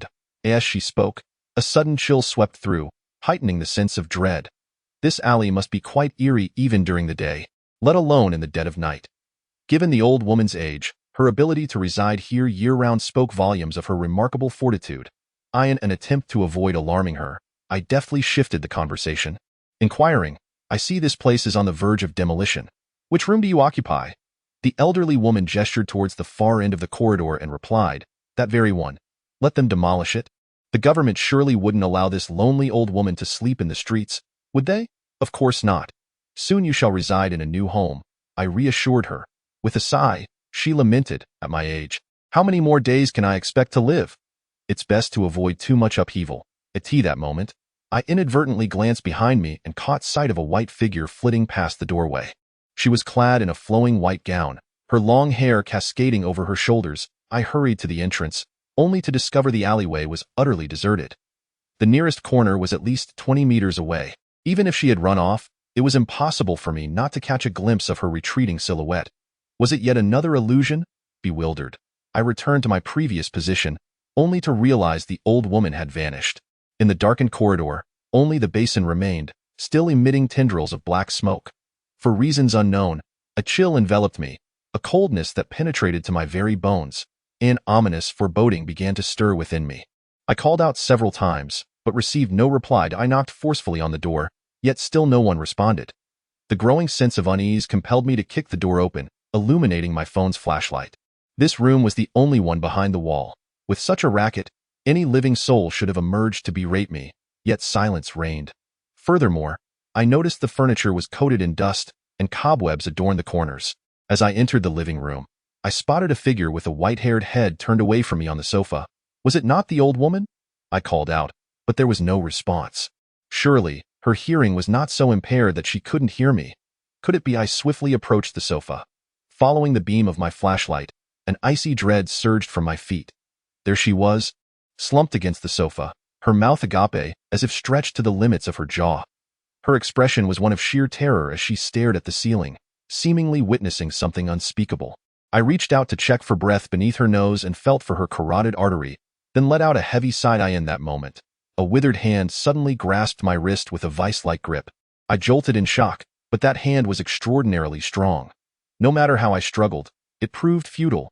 A chilling wind began to swirl around the room. The woman, who had seemingly passed, abruptly raised half her body from the sofa. Her murky old eyes wide with fear as she cried out, "It's coming, it's coming," and no sooner had the words left her lips than she collapsed back onto the sofa, her eyes fixed in a lifeless stare. Having studied the arcane, I was not particularly frightened by death, especially when so much remained unknown and eerie in its wake. This alley, this room. Moments later, an epiphany struck me, and I dashed outside. Yet, there was no one, no specter in sight. I recalled the white figure that had drifted past the doorway earlier, and with a bitter smile, I shook my head and took out my phone to report the incident. The police arrived swiftly and were taken aback by the crime scene. After they had processed the scene, I was routinely summoned to the police station for questioning. They were quite suspicious of my presence in a dilapidated alleyway at such an ungodly hour, and I found myself unable to reveal the truth, lest I be mistaken for a deranged individual and confined to a psychiatric institution. Moreover, according to the analysis of the scene, I was the only one, alongside the deceased, to have been present at that wall gate throughout the night, making it truly impossible to extricate myself from this predicament. Fortunately, there was no incriminating evidence against me on the deceased's person, and as the officer could find no inconsistencies in my account, he reluctantly permitted my departure, requesting my cooperation with the ongoing investigation. As I was the primary suspect, the police assigned a female officer to follow me around the clock, ostensibly for my protection, though in reality, it was merely surveillance. Officer Zhao, in her 20s and possessing a certain charm, was a preferable companion to a rough older man. By the time I returned home, it was already 3 in the morning. I invited her to sit on the living room sofa and prepared 2 cups of coffee, while I, unable to sleep, occupied myself with my computer. Officer Zhao, being rather impatient, sipped her coffee for a boost of energy while idly watching television. Unsurprisingly, there was nothing captivating on at that hour, and she eventually succumbed to the urge to turn off the screen. After half an hour of computer use, the haunting visage of the deceased woman lingered in my mind. After some contemplation, I resolved to revisit the alley. Upon sharing this thought with Officer Zhao, she immediately voiced her disapproval. After a few rounds of fruitless debate, I retorted, "Your superior instructed you to follow me for my protection, not to infringe upon my personal freedom." She frowned and inquired, "What compels you to venture to that alley at such a late hour? What exactly do you intend to do?" I offered a wry smile. "I cannot articulate it to you." "Then attempt to clarify," she pressed, her demeanor aggressive. Unable to contain myself, I scoffed, because I believed that old woman was not murdered. If not by a person, then by what? A ghost? I nodded. She fell silent, and after a moment, let out a cold laugh. Must you go at this hour? Why not during the day? It's not feasible. Why not? I explained. This is the time when the realms of the living and the dead intersect. Visiting now allows one to witness phenomena that do not exist in the mortal realm. Officer Zhao finally burst into laughter. I didn't realize you were such a mystic. I detest having my beliefs mocked, and with a huff, I fell silent. Being a woman, Officer Zhao noticed my genuine irritation and chuckled. Fine, if you insist on going, I shall accompany you. Very well, come along if you wish, but if you get frightened, it's not my concern. After launching a software on my laptop, I rose and headed to my bedroom. Officer Zhao took a sip of her coffee, and suddenly, a peculiar sound emanated from my laptop, prompting her to lean in with curiosity. Hey, what are you watching? The sound is rather strange. Just some videos of incantations by Yin Yang masters. Oh, I didn't realize you were a Yin Yang master. Just then, an unmistakable sound came faintly from the laptop. Officer Zhao leaned over to see, her face turning crimson as she exclaimed, "Pervert," before storming off to the adjacent room in a huff. I was utterly bewildered by her scolding. Upon returning to my notebook, I was so astounded that I inadvertently spewed a mouthful of coffee. The incantation did not appear on the screen. Instead, there was the renowned adult film star from the islands, Podolausher. Oh no. I had opened the wrong video. As we reached the mouth of the alley, we paused our steps. This time, I had brought along the lightning-struck staff. After setting up a magical array at the alley's entrance, we ventured inside. The alley grew increasingly dark. After taking a few steps, an intermittent, ethereal sound of instruments and the rhythmic beating of a wooden fish drifted into my ears. Gradually, the sound grew nearer and clearer, interspersed with a vague female voice. Namo Amitba. Namo Amitba. Officer Zhao exclaimed in surprise. Is someone chanting the Buddha's name? I halted, drew the lightning-struck staff from my waist, and replied gravely, you are partially correct. However, this is not a human voice, but rather a ghostly sound. Ghostly sound. How could a ghost chant the Buddha's name? Officer Zhao felt a twinge of unease at the thought of encountering the legendary specter. I reassured her, this female ghost is merely playing tricks. Any sound of the Buddha's name carries a profound righteousness, whereas the sound before us is steeped in a chilling, malevolent aura. It cannot be equated with the sacred sound. As the noise became increasingly distinct. A sudden, eerie gust of wind swept through the alley. Meow, a cat's cry echoed from a corner. Turning my head, I saw the figure of Hushan Yangyang crouched beside a telephone pole, her eerie green eyes fixated ahead. So it was just a cat. Officer Zhao let out a gentle sigh of relief, but before she could catch her breath, a white figure materialized right before us, dressed in white, with a white skirt. Save for her flowing black hair, even her face was pallid. Beneath her skirt, there was nothing. Anyone who beheld her would surely mistake her for a mere apparition. Yet, that visage was hauntingly familiar. Upon closer reflection, it was indeed the same one I had encountered in a dream at the small restaurant. Why had she chosen to visit me in a dream? I had grown accustomed to such otherworldly beings. And thus, I raised my voice and demanded, "What ghost are you?" She did not respond but instead revealed a sinister smile, slowly drifting closer. What in the world is this? Officer Zhao, being a young woman, was likely encountering a true ghost for the first time. Her face drained of color as she trembled and drew her firearm, pointing it at her. What are you? Don't come any closer. I command you to stop. The white figure paid her no heed, accelerating towards us. Bang, bang, bang. The gun discharged in rapid succession. I silently cursed the foolish girl, knowing that such actions would only provoke the entity. Yet, my movements could not match the speed of the bullets, and it was too late to intervene. With a cry, Officer Zhao was struck by the ghost's sleeve, her body soaring in a peculiar parabolic arc before crashing against the nearby wall, rendering her unconscious. This ghost possessed some formidable power. No wonder she was able to absorb Zhao Wei's soul. However, I could never comprehend why a ghost like her would be interested in the soul of a deceased person when they typically sought the bodies or yang spirits of the living. The interplay of yin and yang in the universe reflects the same relationship between the living and the dead. When a person's yang energy is robust, spirits of the ghostly kind dare not approach, lest they dissipate into nothingness. Conversely, when the yin energy of ghosts is potent, humans find themselves in peril.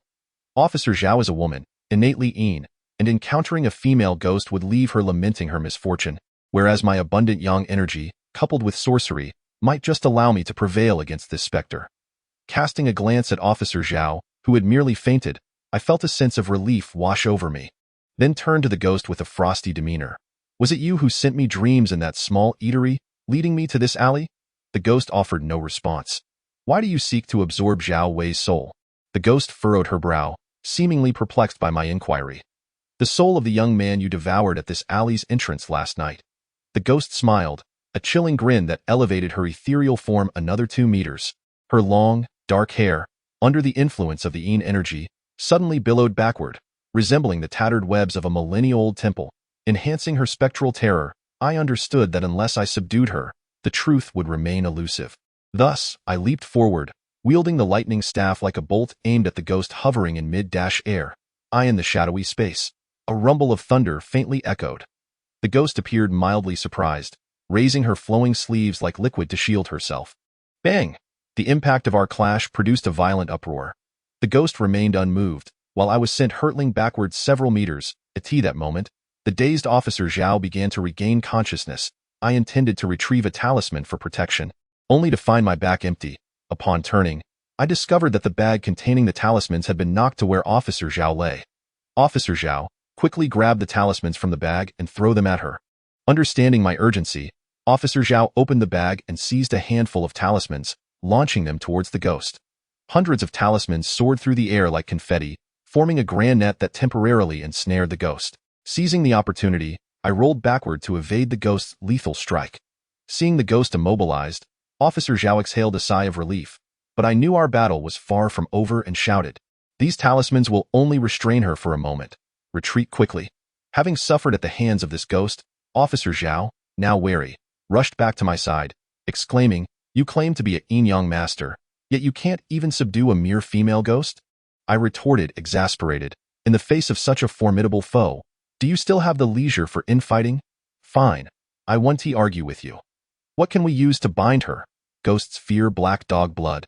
But alas, we have none at hand. Is there nothing else we can use, aside from black dog blood?" I pondered, then earnestly stated, "At this moment, aside from black dog blood, there is only one other thing that could possibly subdue her. Unfortunately, alas." "What is it?" "The blood of a virgin," I sighed. "Where on earth can we procure such a thing?" Before I could finish, I noticed a bashful expression flit across Officer Zhao's lovely face, and I exclaimed in delight, "Could it be that you?" Officer Zhao shot me a glare and asked, "How much do you need?" "Just a few drops will suffice." In the urgency of the situation, I disregarded decorum and bit down on Officer Zhao's delicate fingertip. "Ouch! You scoundrel!" The 10 fingers intertwined. My teeth were not sharp enough, causing her such pain that she was on the verge of tears. After uttering an apology, I placed her index finger upon the thunder-strike wood, simultaneously reciting the incantation in my mind. As her blood dripped onto the staff, a surge of energy erupted forth. Without further ado, I seized the thunder-strike wood and charged once more. Bang! The collision resumed. But to my astonishment, the thunder-strike wood, empowered by the maiden's blood, inflicted little damage upon the female ghost, who retaliated with a forceful strike of her watery sleeves, sending me hurtling backwards. Officer Zhao, taken aback, exclaimed, "Did you not say this blood would be effective?" I could only manage a bitter smile, replying, "Is this blood truly pure?" "Bah, scoundrel," Officer Zhao retorted, delivering a swift kick to my abdomen. The female ghost approached with a sinister smile, poised to unleash her lethal move, when suddenly a blinding light shot straight down the alley, enveloping her ethereal form entirely. The ghost, aghast, realized she could not break free from this radiant confinement, and her spiritual energy was gradually dissipating. As her essence began to vanish completely, she could no longer maintain her previously calm demeanor, her face shifting in desperation as she pleaded for mercy. Officer Zhao and I, following the direction of the light, were nearly struck dumb. Perched upon a nearby wall was an all-too-familiar black cat, from whose eyes the blue light emanated. How could the Lady of Tiger Mountain also be here? Had she been following me all along? Even the cat had become a spirit.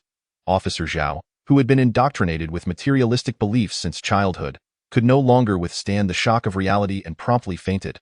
Meow, meow. The cries of the Lady of Tiger Mountain grew increasingly frantic. As though she were straining against an unseen force, I turned back to see the blue light binding the female ghost waning, and my heart sank. Could it be that even the legendary Lady of Tiger Mountain could not contain her? Who, then, was this female ghost? With no time for further contemplation, I grasped Officer Zhao and fled towards the alley's mouth. Just as we were mere steps away, the blue light suddenly extinguished. As I quickened my pace to escape the alley, a tremendous force surged from behind. The female ghost had somehow crept up on us, seizing Officer Zhao with a vice-like grip. "Don't give up. Run with all your might," I urged, gazing into Officer Zhao's eyes filled with despair and terror, my heart tightening in sympathy. Alas, no matter how fiercely we struggled, she could not break free from the ghost's grasp. Moments later, the ghost offered me a sorrowful smile before releasing her hold on me. "No," I gasped in horror. The ghost emitted a series of chilling, sinister laughs as she tore Zhao's soul from her body. Retreating back into the alley, I desperately attempted to pursue, but the dark alley fell silent once more, as if everything that had transpired had never existed. Officer Zhao lay still in my arms, unresponsive despite my frantic attempts to rouse her. I hastily transported her to the hospital and notified the police department. However, I knew that if the female ghost could not be found, Officer Zhao might remain in a comatose state for the rest of her life. Sitting outside the ward, I lost track of time until Officer Zhao's superior, Captain Zheng of the Criminal Investigation Team, arrived. This competent middle-aged man wasted no time. Approaching me with a flurry of punches directed at my face, I refrained from retaliating, as his colleagues desperately held him back. "What have you done to Xiao Zhao? She was perfectly fine. How could she end up in a vegetative state?" Captain Zheng glared at me with bloodshot eyes. I could only succinctly recount the events that had unfolded in the alley. Bang! Another punch landed on my face. "Even at this moment, you still have the audacity to spout nonsense. Do you believe I 1T beat you to death? Whether you believe it or not is your affair. I have no need to deceive you." A sense of guilt, coupled with the pain on my face, rendered me reluctant to say much more. Just then, the attending physician approached and pulled Captain Zheng aside, whispering something in his ear. As he listened, Captain Zheng cast a perplexed glance in my direction. Once the doctor finished speaking, he exclaimed, "How can this be? Just a few hours ago, this man was perfectly fine. How could he suddenly become a vegetable for no reason? Is it truly a ghostly occurrence?" The doctor offered a wry smile, saying, "Having worked here for nearly 30 years, this is the first time I have encountered such a situation." Dr. Liu, the vice president of the hospital and a respected medical expert in the province, had words that Captain Zheng could not dismiss. "Dr. Liu, is there truly no other solution? The situation is indeed quite precarious. It is the first time I have faced such a case clinically." Unable to contain myself, I interjected, "I have a solution." Captain Zheng shot me a sideways glance. "What solution do you propose?" I replied. "I know you doubt my words, but if Officer Zhao does not awaken by 8 o'clock tomorrow morning, you may deal with me as you see fit."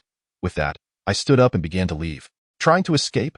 Seize him," I frowned. "You may apprehend me now, but Officer Zhao's condition will only deteriorate further. Is that truly what you desire?"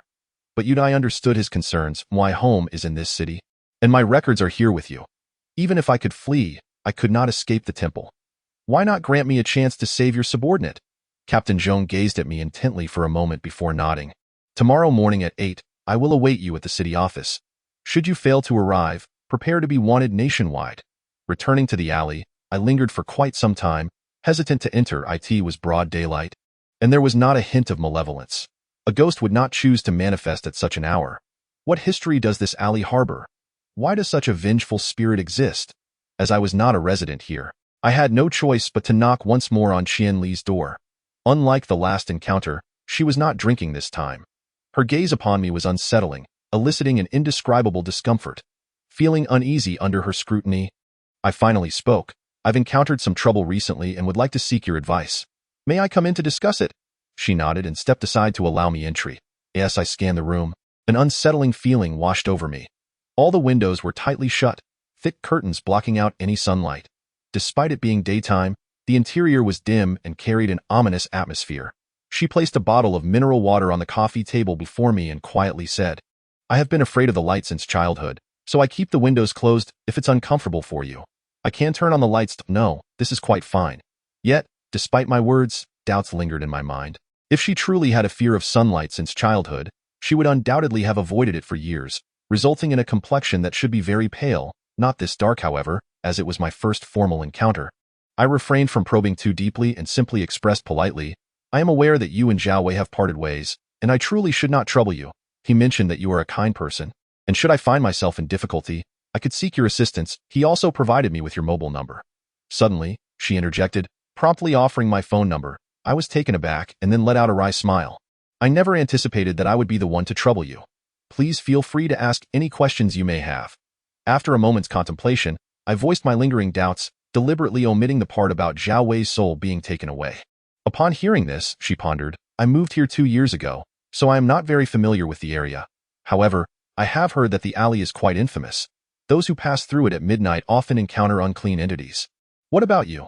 Not wishing to frighten her, I shook my head. No, it concerns a friend of mine. She witnessed something she should not have, by the way. What exactly did those individuals see?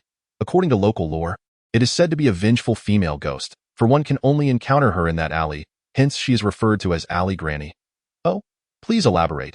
Approximately 20 years ago, a young female resident was tragically murdered by an assailant while returning home from a night shift in that very alley. It is said that she was clad in white attire at the time of her death, and since then, many have reported seeing a spirit dressed in similar garb. What was her name? Chen Saixia. I was astonished. You remember that distinctly? She smiled.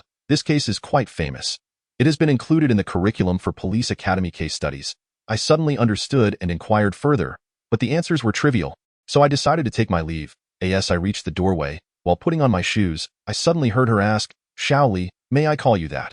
I have a question I would like to pose to you as well. I looked up and smiled. It's all right. Zhao Wei and I are good buddies. You can consider me as your own brother.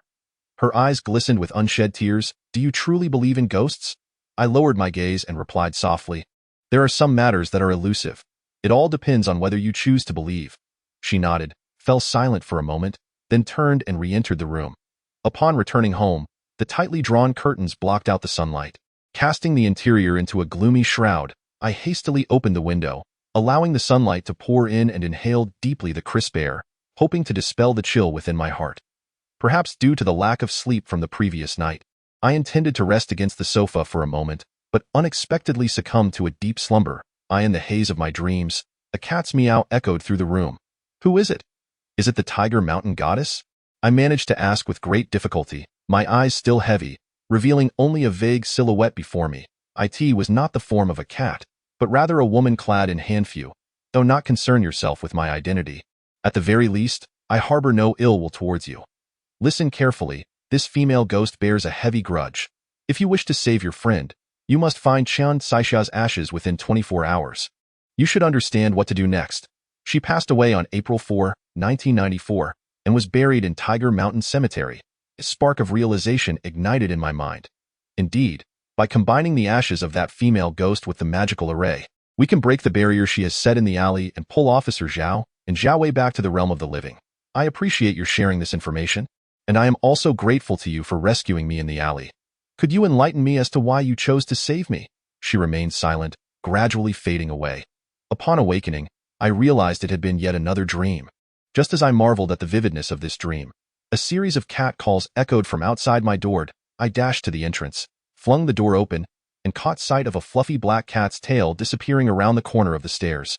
Indeed, it was her Hu Shan Yang Yang, a truly peculiar deity. At that moment, the wall clock chimed 12 times, and I suddenly realized that I had no time to squander. I quickly organized my belongings and drove towards Hushan Park. The mountain breeze was gentle as I stood before an expanse of gravestones.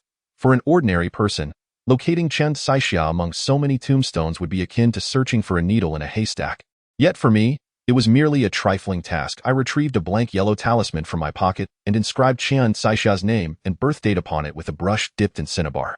Then, while reciting the soul-calling incantation, I cast the talisman into the air. The yellow talisman gracefully floated upward, gliding over one gravestone after another. I pursued it, my gaze eventually settling upon a particular tombstone. The talisman fluttered down without a breeze, adhering tightly to the top of the stone. I lifted the cement slab beneath the tombstone and extracted the urn, placing it into my backpack. Just as I was about to depart, I heard a voice behind me. Stop, do not move. Slowly turning around, I beheld 3 cemetery workers standing 20 meters away. They were brandishing plastic truncheons and slowly advancing towards me. In my eagerness to retrieve the ashes, I had momentarily forgotten that such illicit actions must take place under the cover of night. However, I had little time to ponder this as I shouted, I am taking the ashes to save someone. I am not a thief. Damn it, such a young age and already so misguided. Lying right in front of me, does he take me for a fool? The lead worker erupted in furious curses. Another pulled out a phone and snapped a photo of me, then shouted into the device, "Is this the Public Security Bureau? We have caught the habitual thief of ashes. We have even taken a picture. He is trying to escape, and I will send you the photo." I was taken aback, and it took me a moment to react, cursing myself for my foolishness. After all that trouble to steal something, I was not only caught red-handed but also photographed. Yet, it was clear that the habitual thief was not me. Could there be others who frequently came here to steal ashes? At that moment, I was primarily concerned with my own safety and, seizing the opportunity while they were still some distance away, I bolted down the mountain. These three appeared rather rotund, and their clumsiness while running was no match for my legs, which had been honed through years of rigorous training. I silently thanked old Tang. Had it not been for that old rascal chasing me like a mad dog since childhood, I might never have developed such remarkable agility. However, it was certain that the Public Security Bureau would soon add another illegal file to their records concerning me. As the witching hour approached, the atmosphere became thick with energy. I arrived at the mouth of the alley, set up the magical array, and finally, with great caution, took the urn from my backpack and placed it at the entrance of the alley. Under the influence of the array, a dense fog suddenly rose within the alley, and a vague white figure began to drift amidst the mist. I gazed at the pale figure and coldly declared, "Release the person, and I may spare you this time." "Is that so, coming from a defeated wretch like you?" The pale figure retorted mockingly, drifting languidly towards the alleyway. I suddenly realized that her spiritual power had notably increased since our last encounter, and a chilling thought crossed my mind. "What have you done to her?" "Fear not. Her form is exquisite, and as a purine maiden, I could hardly bear to squander such a treasure." The sinister specter chuckled. "But you foul brat, forsaking the path to paradise, are you truly weary of life?" Upon hearing that Officer Zhao was unharmed, I exhaled in relief and scoffed, "You, a malevolent spirit, wreaking havoc. Do you think we Yin-Yang masters will stand idly by?" The female ghost erupted into wild laughter and lunged towards me with alarming speed. I hastily retreated from the alley, seizing the thunderstrike wood and pointing it at the urn on the ground. "Chen Saixia, take a good look at what this is." She halted, her eerie eyes fixated on the urn, and suddenly shrieked, "Despicable!" Before her words could fade, she lunged at the urn. Alas, the urn was positioned outside the alley, shielded by a protective array. Upon her initial contact with the array, she emitted a mournful groan and was repelled back into the alley. Old Master Tang once informed me that on the earth we inhabit, there exist at least 11 overlapping realms, each with distinct forms of life yet interconnected. Buddhism speaks of the 6 realms of rebirth, while Taoism refers to the 6 bridges. Though the realm of the living and that of the dead are 2 fundamentally different spaces, their overlap creates energy nodes that influence one another, densely scattered across the earth, linking the realms of yin and yang. The so-called haunted houses are merely these energy nodes. Some believe that ghosts are more powerful than humans, but that is a misconception. The spirits of the unjustly deceased are often consumed by resentment, their energy frequency resonating with that of the nodes, allowing them to grow stronger by absorbing energy. Yet, this power pales in comparison to the potential within a living human, which could ignite a star. Ghosts typically employ visual or mental deception to harm, but a person brimming with yang energy can scatter a horde of ghosts in terror. Thus, the ancient adage, "People fear ghosts 3 parts, but ghosts fear people 7 parts." The alley before me served as an energy node, significantly constraining the yang energy within the human body, which explained the ghost's audacity. However, humans are the ancestors of ghosts, possessing greater wisdom. My ancestors from the White Dragon sect devised numerous arrays to counterbalance energy nodes, one of which I had set at the alley's entrance. After the malevolent spirit was repelled over 20 meters and hovered in midair, cackling menacingly, I retrieved a yellow talisman from my pocket and affixed it to the urn. Then, I doused it in gasoline and produced a lighter. Her expression abruptly shifted from sinister glee to sheer terror. I chuckled softly, reciting the Lingbao Sutra for the deliverance of souls, and tossed the lighter towards the urn. The Lingbao Sutra is a segment recorded in the Taoist text Lingbao Zheng, specifically designed to guide souls to the afterlife. As long as one's cultivation is sufficient, even the most ferocious ghost cannot hope to escape. No. Chen Saixia bellowed, charging towards me, yet unable to breach the spatial barrier to reach the alley's exit.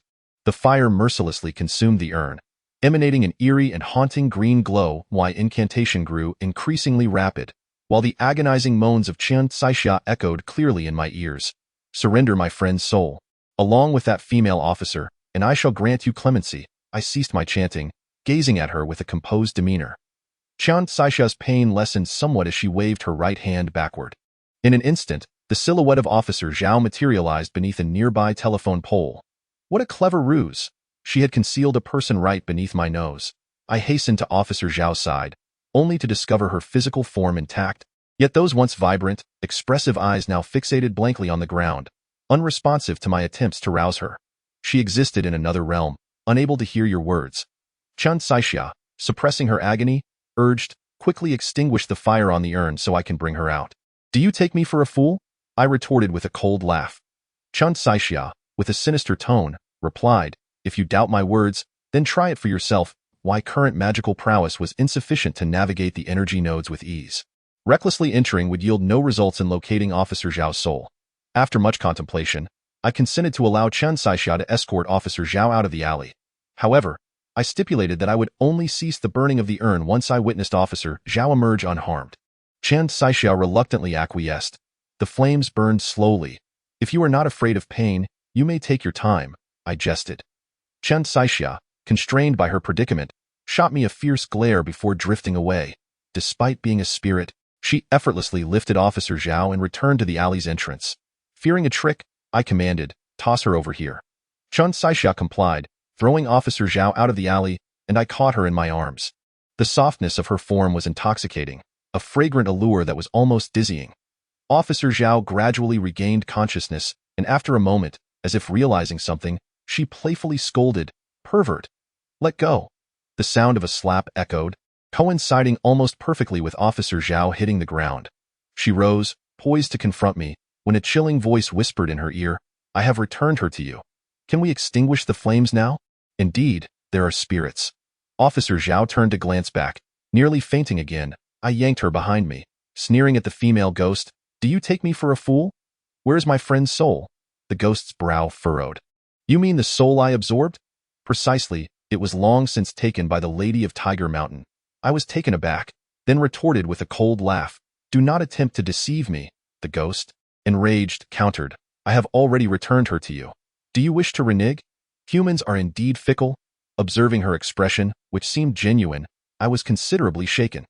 Ever since Zhao Wei's soul had manifested, the Lady of Tiger Mountain had appeared in pursuit of him. But what could be the reason?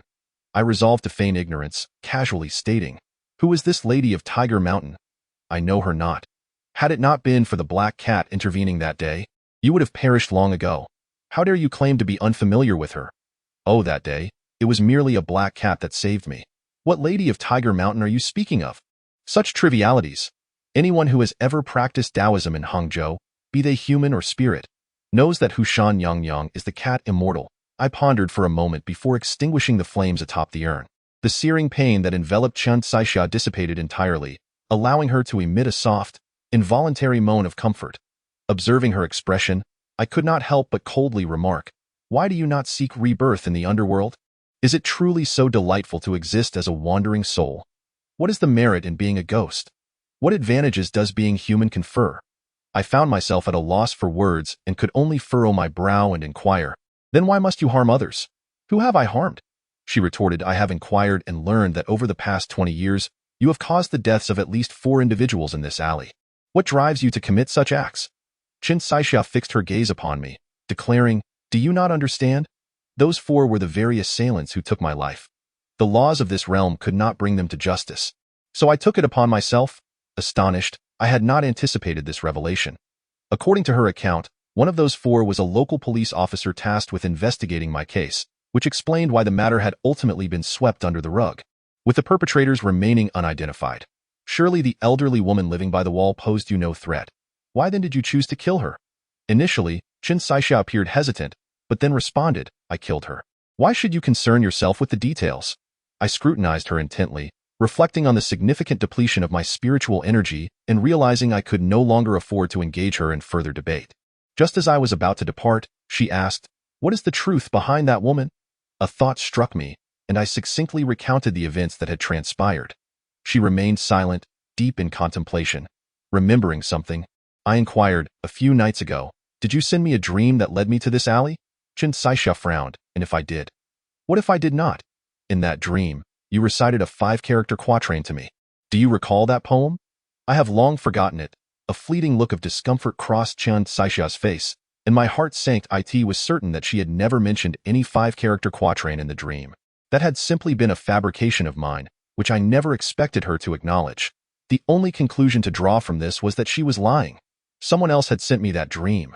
But who was that person? Why would Qian Saixia seek to conceal their identity? As I pondered these questions, a sudden presence of a living being emerged at the alley's entrance. With no residents in this area, who would be traversing here at such an hour? I turned and shouted, only to catch a glimpse of a shadow darting away at the alley's mouth. Officer Zhao had also noticed and promptly drew his firearm to pursue. A flicker of concern and urgency passed through Qian Saixia's eyes when, without warning, a black cat leaped from the surrounding wall, transforming mid-air into a colossal figure, and with a gaping maw, devoured the female specter in one swift motion. The occurrence was so abrupt that it took me a moment to comprehend. Hushan Yang licked her lips in apparent satisfaction and meowed thrice in my direction. I understood then that with the urn's contents incinerated, the ghost's spiritual power had been significantly weakened. Otherwise, how could Hushan Yang have dispatched her with such ease? Surely, this was an expression of gratitude. A bittersweet smile tugged at my lips as I was overwhelmed with a multitude of emotions. The cyclical nature of causality is all rooted in karma. At that moment, the footsteps of Officer Zhao could be heard. In an instant, Hushan Yang vanished into the night. The figure fled too swiftly for me to keep up. A hint of embarrassment colored her face. It's nothing. Perhaps it was merely a chance encounter, I reassured her. However, I had clearly discerned that the silhouette belonged to a young woman, no older than her 20s. Somewhat plumped, a sudden jolt of realization struck me, plunging me into contemplation. Upon reaching the entrance of the police station, the clock struck 7 in the morning. As soon as I alighted from the vehicle, I found myself surrounded by armed criminal investigators. Captain Zheng emerged from the crowd, regarding me with a cold smirk. Li Zheng, your audacity is indeed remarkable. How dare you? He abruptly trailed off.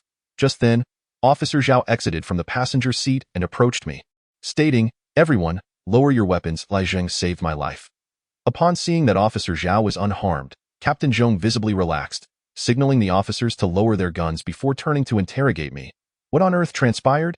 I replied nonchalantly, that is quite a lengthy tale. Then let us make it brief, he countered. Would you prefer to hear it standing or seated? Captain Zheng shot me a glare and led both me and Officer Zhao to his office.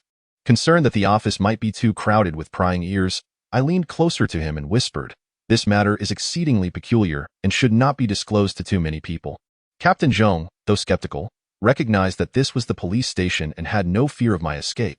He promptly ordered all other colleagues to leave, leaving only the three of us in the spacious office. Speak, he commanded, lighting a cigarette and watching me with an air of leisure. Thus, I recounted the events in detail, while Officer Zhao contributed clarifications from the sidelines. After I finished, Captain Zheng remained speechless for quite some time. He might not believe my words, but there was absolutely no reason for Officer Zhao to fabricate a story. The room fell into silence, with only the swirling clouds of smoke lingering in the air. Captain Zheng lit another cigarette, taking a deep drag before raising his gaze to chuckle wryly. Even if I choose to believe you, how should I write this report?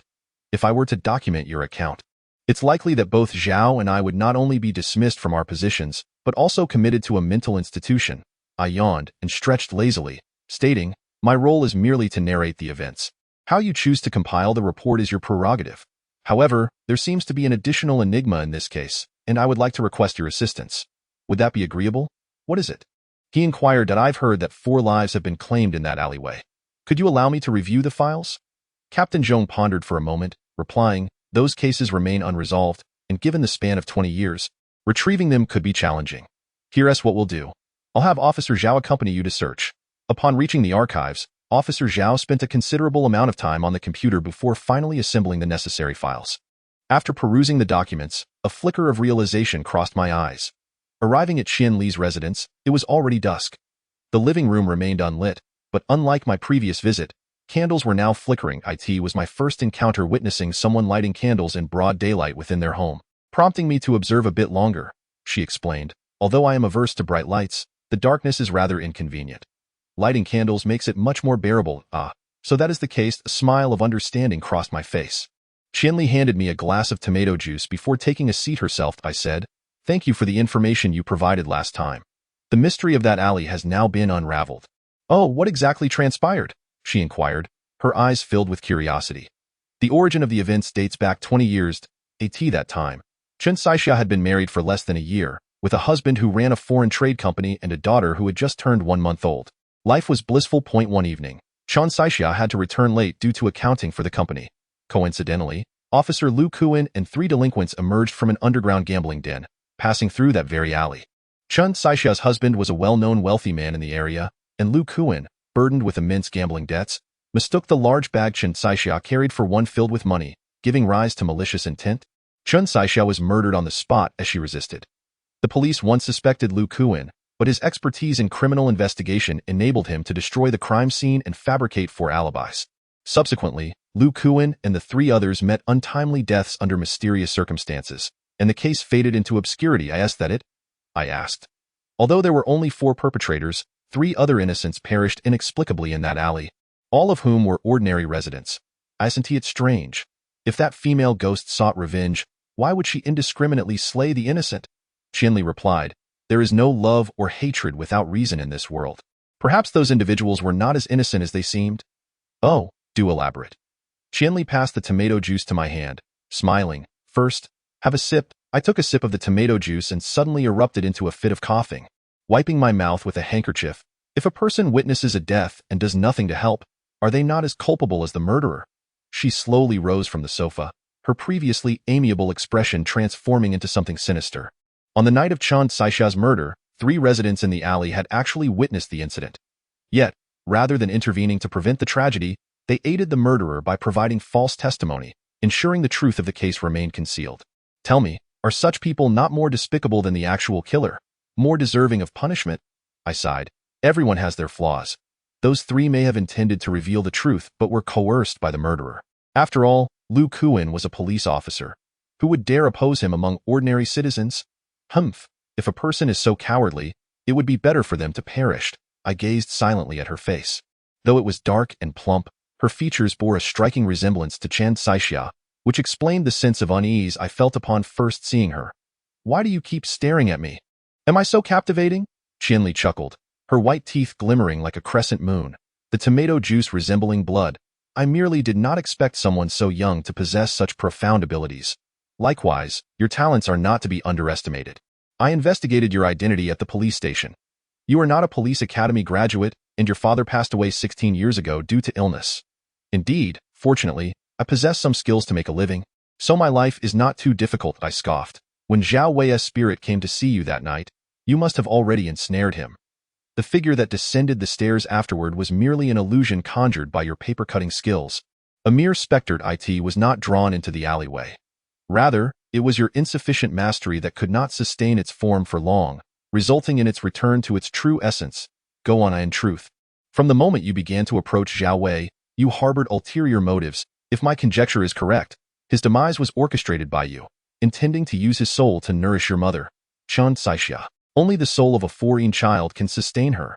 Such individuals are rare, and Zhao Wei happened to be one. Qianli nodded. Without the nourishment, her mother would be left in a state of disarray. As a dutiful daughter, I would never allow such an outcome. That night, was it you who cast a spell to lure me into that alley? Indeed, for I learned from Zhao Wei that you, too, were a foreign child.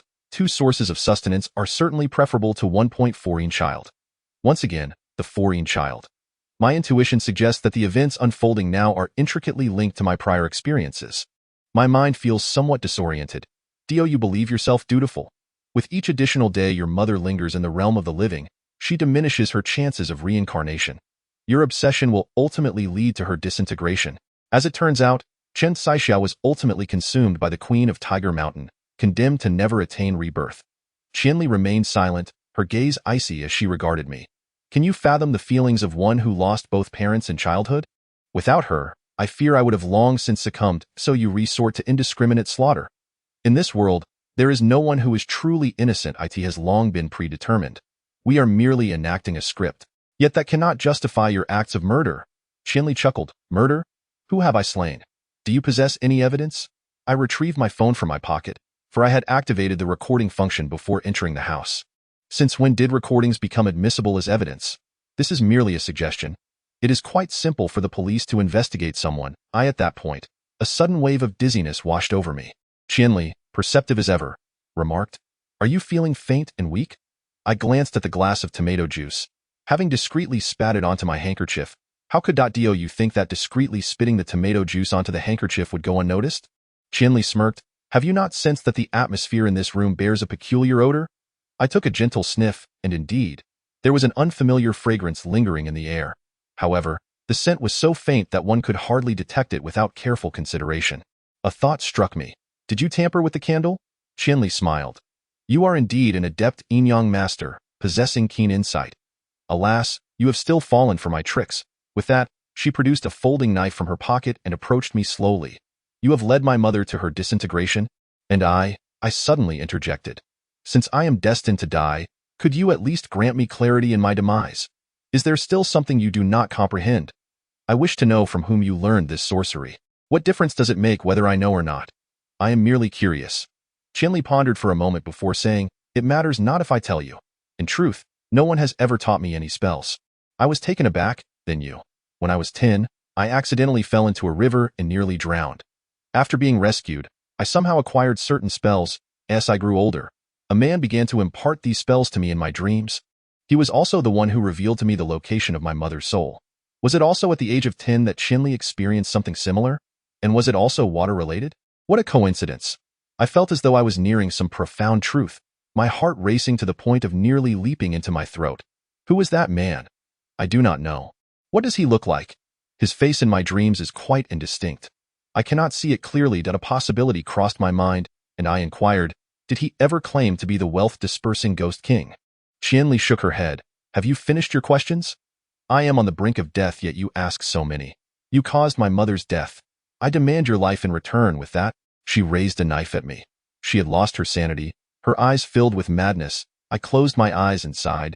Do you truly believe I would be foolish enough to come alone? Suddenly, she turned around, and a cat's meow echoed. Fearing that the Tiger Mountain goddess might devour her without hesitation, I urgently exclaimed, Wait! No! However, before the words had fully escaped my lips, Chinley's soul was drawn into the cat's mouth. The cat licked its lips, casting me a strange glance before vanishing into the corridor. Staring at the lifeless body before me, I felt a sense of bewilderment and truth. I had no contact with the Tiger Mountain goddess. I knew not why it had followed me here. Although Chinley met a fate she deserved, it was undeniably tragic, especially given her connection to her mother. The brutality of the Tiger Mountain goddess's actions made me question if she truly was a righteous deity. The following morning, I arrived at the police station and handed the recording to Captain Zheng. It proved insufficient to convict Chinley, but that was of little importance now. Who exactly was the Tiger Mountain goddess? Was she truly the silk-weaving woman from the early Southern Song dynasty? Or was there some hidden truth to her real identity? I inquired with numerous elders in the village, and the answers I received aligned with what my grandaunt had told me. Thus, I resolved to visit the Tiger Mountain Goddess Temple located on the mountain behind the village. Chapter 014. A frightening encounter at Tiger Mountain Temple during the Southern Song dynasty. Hangzhou was not only the capital, but also the foremost Buddhist nation in the realm, with nearly 800 temples in the Tiger Mountain area alone. Time has passed, and today fewer than 20 remain, a stark contrast to their former glory. The existing temples do not readily accept outsiders. Occasionally, they allow lay practitioners or devotees to stay for a short period under the guise of a brief retreat. I am neither a monk nor a lay practitioner, and I initially thought it would be difficult to secure a spot for a short retreat. However, after a brief exchange with the reception monk, I was permitted to stay in the temple, provided I practiced with the temple's master daily. The abbot, Master Haiqing, was a man in his 60s, his eyes brimming with wisdom. Upon first seeing me, he bore an expression of wanting to say something yet holding back. I was alarmed. Could it be that he had seen through my true identity? It would indeed be awkward for a yin-yang master to be seen practicing in a Buddhist temple. Nevertheless, after scrutinizing me for a while, he said nothing further, muttering a quiet amitabha before slowly departing. The Tiger Mountain Nanny Temple is a place of dual cultivation in the Pure Land tradition. The monks there have long grown accustomed to this approach. Although their gazes were filled with curiosity and perplexity as they regarded me, they ultimately led me to the residence of the lay practitioners. There were numerous guest rooms, yet very few practitioners, which afforded me the privilege of being assigned to a room of my own. 9 o'clock in the evening, the entire temple fell into silence, with lights extinguished and noise strictly prohibited. After a day of arduous practice, everyone had already succumbed to slumber. My mind, however, was burdened with myriad thoughts, rendering sleep elusive. In that moment, a sudden knocking echoed from outside the door. Tap, tap, Tap. The sound grew increasingly urgent. Could there be a grave matter at hand? I opened the door, only to find no one in sight. Hello? Which brother is knocking? I called softly, but received no response. Could it be a prank? Yet that seemed unlikely. This was indeed temple property, and aside from monks and lay practitioners, no idle souls resided here. Moreover, the surrounding walls were high, and with the temple gate locked at night, even the village's mischievous children could not intrude. Puzzled, I closed the door, but before I could return to my bed, the knocking resumed once more. Tap, tap, tap. I swiftly darted to the door, opened it again, yet still found no one. Could it be a ghost? The eerie, pale moonlight spilled over the barren trees, casting a multitude of enchanting shadows upon the ground. Instead of retreating to my room, I ventured into the courtyard, raising my voice to challenge the unseen. Who is it? Are you too cowardly to show yourself? The only response was the mournful howl of the cold wind. Tap, tap, tap. The knocking echoed once again, ghostly in its persistence. This time, I chose not to use the front door. Instead, I swiftly opened a window and leapt out. I was confident that with my speed, I could not possibly miss seeing the figure of the knocker. Yet to my astonishment, there was still no one at the door. The biting wind howled past, intensifying the chill in my heart. Was there truly a ghost? If so, why could I not feel its presence? Could it be that the Black Mother of Tiger Mountain was issuing a warning? I stood there, dazed, with my clothes dampened by sweat. This latest bout of knocking persisted for a considerable duration, growing more frantic, only subsiding after about a minute. With a creak, the door of the neighboring room opened, revealing several bleary-eyed heads. What on earth are you knocking on doors for in the dead of night? You may not be sleeping, but others need their rest. Indeed. Let us inform the abbot to return home early tomorrow. I forced a wry smile and explained, it wasn't me knocking. If it wasn't you, then was it a ghost? I nodded, then shook my head. The lay practitioners looked taken aback. What do you mean by nodding and shaking your head? Nodding signified it might be a ghost at the door, while shaking my head indicated I had not seen anyone. A particularly young lay practitioner remarked, in such a dignified temple, how could there possibly be ghosts? I replied calmly, you are mistaken. Temples are indeed places where spirits congregate. As the saying goes, humans vie for a breath, while ghosts vie for a stick of incense. Many souls unable to enter the cycle of reincarnation hope to attain liberation by listening to the sounds of the Buddha. The older practitioners nodded in agreement, their faces betraying a look of fear. It is not uncommon for ancient temples to harbor supernatural occurrences. Let us retire for the night. Come morning, we shall seek out Master Haiqing for clarity. The eerie knocking had only sounded 3 times. Nevertheless, I found myself wide awake, struggling to keep my eyelids from drooping until the early morning. The bell for the morning service rang from the mountain peak. The regulations of the monastery are quite stringent. Each day at 4:30 in the morning, we gather in the great hero hall for the morning service, followed by breakfast an hour later. Due to the events of the previous night, I had arranged with several lay practitioners to seek out the abbot, Haiqing. However, upon arriving at 5 o'clock, there was still no sign of him. Attendance at the morning service is mandatory for every monk in the monastery, including the abbot himself. Could it be that he was delayed by some pressing matter? An hour later, the bell signifying mealtime rang, and everyone entered the dining hall in an orderly fashion. Observing me still lingering at the entrance, the dining hall attendant approached and said, breakfast time has arrived. Please come in. I turned to him, performed a respectful bow, and inquired, Master, is everyone present? The attendant paused momentarily, craned his neck to peer inside the hall, and replied, yes, they are all here. Why do you ask? Why have we not seen Master Haiqing? Does he not usually dine here? Prompted by my question, the attendant glanced back into the hall, his expression shifting to one of surprise. How odd, why hasn't he arrived today? I shall go inquire. After querying around the dining hall, it became evident that no one had seen the abbot since the morning service commenced. I asked, is Master Haiqing unwell? Everyone shook their heads, asserting that he had led them in work on the back mountain the previous afternoon, appearing to be in good health. The dining hall attendant suggested, let us discuss matters after we have eaten. The events of the previous night had left me in a state of unease, and I politely declined, saying, thank you, but I shall forego breakfast. I have an urgent matter I wish to discuss with him. By the way, where is his meditation room? The attendant replied, ah, is that so? Which brother would be willing to accompany him to the abbot's chamber? No sooner had he finished speaking than a middle-aged monk named Yenkong stepped forward. Upon reaching the door to the abbot's meditation room, he knocked and announced, Master, this is Yenkong. A lay practitioner is in urgent need of your attention. There was no response from within. Yenkong hesitated, then continued to knock. "Master, are you inside? If so, please respond." Still, there was silence. Yinkong, puzzled, wondered aloud. Could he have left so early in the morning? He contemplated peering through the window, but alas, the curtains were drawn tightly. Finding the situation peculiar, I inquired whether he possessed a key to the room. Concerned about a potential mishap, Yinkong hurried to retrieve a spare key from the logistics room. Upon opening the door, a chill surged up my spine. In the dimly lit room, Master Haiqing sat cross-legged upon a cushion. His countenance was remarkably serene, the corners of his mouth slightly turned upwards as if in a smile, yet his eyes oozed a dark crimson fluid, creating an unsettling and terrifying spectacle. Yinkong stood frozen, as though struck by lightning, and after a moment, he approached to check the abbot's breath and pulse. Bursting into tears, I was rendered speechless. As a practitioner of yin-yang arts, I was well acquainted with death. I knelt beside Master Haiqing's lifeless body, meticulously examining it. There were no wounds, no signs of possession, nor any indication of poisoning. The scene bore no traces of struggle. Were it not for the blood seeping from his eyes, I would have almost concluded he had peacefully attained enlightenment. However, as I stood up, I caught a faint whiff of an ethereal presence emanating from the corpse. This aura was exceedingly subtle. It could easily go unnoticed unless one was particularly attentive. Aside from possession by malevolent spirits, the practice of dark arts can also lead to similar phenomena. Yinkong continued to weep, and when his emotions had somewhat subsided, I inquired, "Does Master Haiqing have a history of acute illness?" Yinkong wiped his tears with his sleeve and shook his head, responding, "Master is well versed in medicine and has always been in remarkably good health." I then asked, "Has he recently been practicing some exceedingly profound spells?" Yinkong paused, scrutinizing me from head to toe, and asked, "What do you mean?"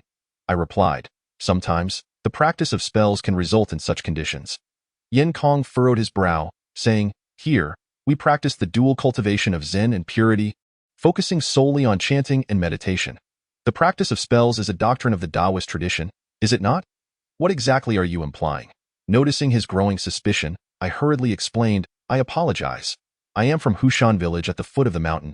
When I was a child, I witnessed a yin-yang master performing rituals in the village, and I mistakenly thought." "Please do not hold it against Master," I continued. "Well then, one must concentrate on their cultivation henceforth. Do you understand?" Yinkong, perhaps seeing my youth, chose not to press the matter further. I nodded. Yet my heart was enveloped in confusion. Recalling the eerie knocking on the door from the previous night, I contemplated aloud. I find Master Haiqing's death to be exceedingly strange. Could it have been the work of a vengeful spirit? Yinkong responded with a bitter smile. "This temple is a place of purity. Where would there be any vengeful spirits? What are the young people of today thinking?" I awkwardly scratched my head, realizing that the matter would need to be handed over to the forensic experts at the police station. Just as I was about to step outside, a chilling voice floated over from behind, whispering, "Don't go, don't go." I abruptly turned around.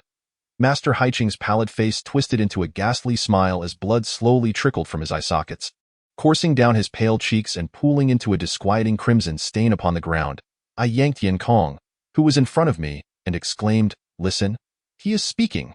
Yinkong turned to face Master Haiqing, then stared at me with an expression of bewilderment, asking, "Who is speaking?" "Master Haiqing. Are you not well?" I urged, seeing his disbelief. "Just now, he told us not to leave." I heard it quite clearly. "Did you not hear a single word?" Yinkong shook his head in confusion. When my gaze returned to Master Haiqing, I was horrified to discover that he was seated in meditation, his head fixed firmly towards the front of the shrine. Never having turned, suppressing my rising fear, I asked Yinkong, "You truly did not hear anything?" He shook his head, his eyes reflecting the gaze one might reserve for the deranged. I managed a wry smile. "Perhaps I was mistaken. Let us move on. We must not disturb the scene." Yet, despite my words, I was convinced that what I had witnessed was no mere illusion. The faint trace of malevolent energy assured me that Master Haiqing's demise was anything but simple. A few minutes later, the police arrived, securing the area. The news of Master Haiqing's death swiftly spread throughout the entire Nyangyang temple, enveloping all in a profound atmosphere of sorrow. Although it was a temple, it operated much like an institution, where the absence of leadership for even a single day was untenable. However, the position of abbot not only required public selection within the temple but also necessitated approval from the relevant government authorities before one could officially assume the role. Yinkong is the principal disciple of the abbot, possessing both remarkable capability and high esteem within the monastery, to the extent that all the esteemed members unanimously proposed him to temporarily assume the role of abbot. As I witnessed Master Haiching's body being lifted onto the white carriage, a wave of profound sorrow enveloped my heart.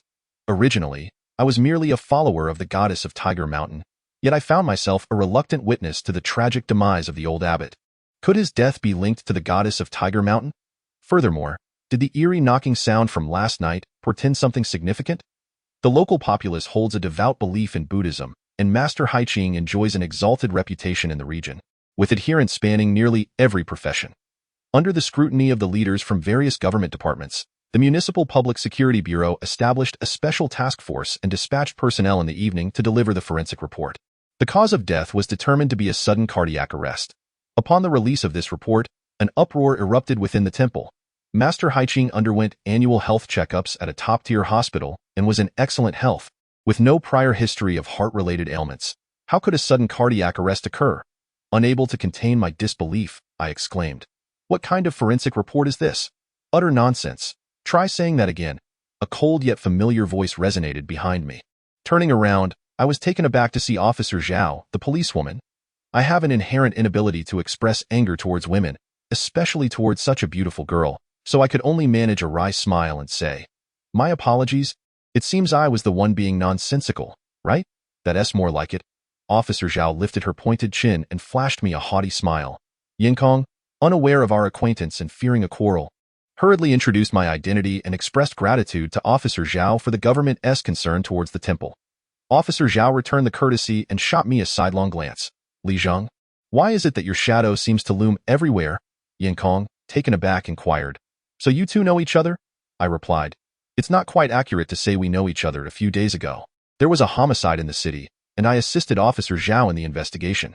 The Municipal Bureau possesses commendable investigative abilities, yet I absolutely refuse to believe that Master Haiching succumbed to a heart condition." Officer Zhao sighed lightly. "I too harbor doubts. However, this report was the conclusion reached by the forensic team after several hours of meticulous examination." Yinkong interjected. "Then what do you believe to be the cause of Master S' death?" Officer Zhao pondered. "I am uncertain as well. I have come today not only to deliver the report, but also at the behest of my superiors to ascertain the truth of the matter. By the way, did anything unusual transpire last night?" Yinkong shook his head, while I and several other resident laypeople exchanged perplexed glances. Officer Zhao, perceptive as she is, inquired, "Do you have something to disclose?" After a brief moment of contemplation, I recounted the peculiar knocking sound from the previous night. I initially assumed Officer Zhao would dismiss my account, yet to my surprise, her expression turned grave as she remarked, "Can you take me to the guest room now?" As we ascended the hillside, the last remnants of twilight disappeared below the horizon. The courtyard was shrouded in darkness, and Officer Zhao switched on her flashlight, meticulously inspecting every corner until her gaze settled upon the dormitory I had occupied. "Whose room is this?" she asked. I stepped forward and replied, "It is mine." "How long have you been here?" she probed. "I arrived yesterday." "Who lived here before?" I gazed towards Yinkong, who hesitated for a brief moment before responding. "It was my master." The previous abbot, Master Shufeng. I recalled having caught a glimpse of a framed photograph in the bedroom last night, depicting a venerable monk with a youthful visage. It must have been Master Shufeng. Officer Zhao, slightly astonished, remarked, "Is this not a layman's dormitory? How could Master Shufeng, as the abbot of the temple, lack his own meditation chamber?" Yinkong replied, "No, my master had a separate meditation room. However, during his lifetime, he relished engaging in conversations with lay practitioners from all corners of the country. Thus he resided here for many years." I noted his use of the term "in his lifetime" and inquired, "Has Master Shufeng already entered nirvana?" "That occurred 2 decades ago." Yinkong stated that he attained nirvana in this very room. My master was exceedingly fond of the flora and fauna in this courtyard. Ever since relinquishing his position as abbot, he has dwelled in seclusion here. What, a death occurred in this room? No wonder I felt an unsettling aura upon entering the courtyard last night. Couldn't you arrange for us to stay elsewhere? I silently lamented, though my face betrayed none of my discomfort. A layman residing next door could no longer contain himself and remarked, "No wonder such bizarre occurrences transpired last night." Noticing Yinkong's face turn pale, I quickly pulled him aside. "Master Yinkong has been exceedingly gracious to us. Please refrain from further comments." The man fell silent. Upon hearing this, Yinkong's expression softened slightly, and he said to me, "While this place has remained uninhabited for years, we do send individuals to clean regularly. Over the past 2 decades, no one has encountered anything peculiar." Someone ventured, "Could it be that the venerable one missed home, returning to visit?" I observed his face blanch after uttering this, and could not help but chuckle. Do not frighten yourself with such thoughts. If Master Shufeng were to return, it would likely be during the 7th day after his passing. Now, 20 years have elapsed. He has probably been reincarnated. Just as the man was about to retort, Officer Zhao interjected with a smile. Enough of the disputes. I have discerned the situation. I noticed she had been intently gazing at the door. So I curiously asked, what is the situation, exactly? Officer Zhao did not answer but instead countered. At what time did you hear the knocking last night? I replied. Around 9 o'clock. Officer Zhao continued. Then I shall stay here tonight. It is not yet 7:30. In an hour and a half, you shall know the answer. Yinkong quickly interjected. This place is inhabited solely by male lay practitioners. It would be rather inconvenient for a female guest to stay here. Officer Zhao replied. All for the sake of the investigation. I must trouble you, master. To make the necessary arrangements, I shall take Li Jing's room. My legs trembled in fear. Yinkong had no choice but to acquiesce. The room contained 4 beds, and after Officer Zhao jumped onto the bed opposite me, she regarded me with a mischievous grin. Her gaze made me feel exceedingly uncomfortable, prompting me to lift my cup to shield my face from her. If you do not speak to me, I shall reveal your identity to Yinkong.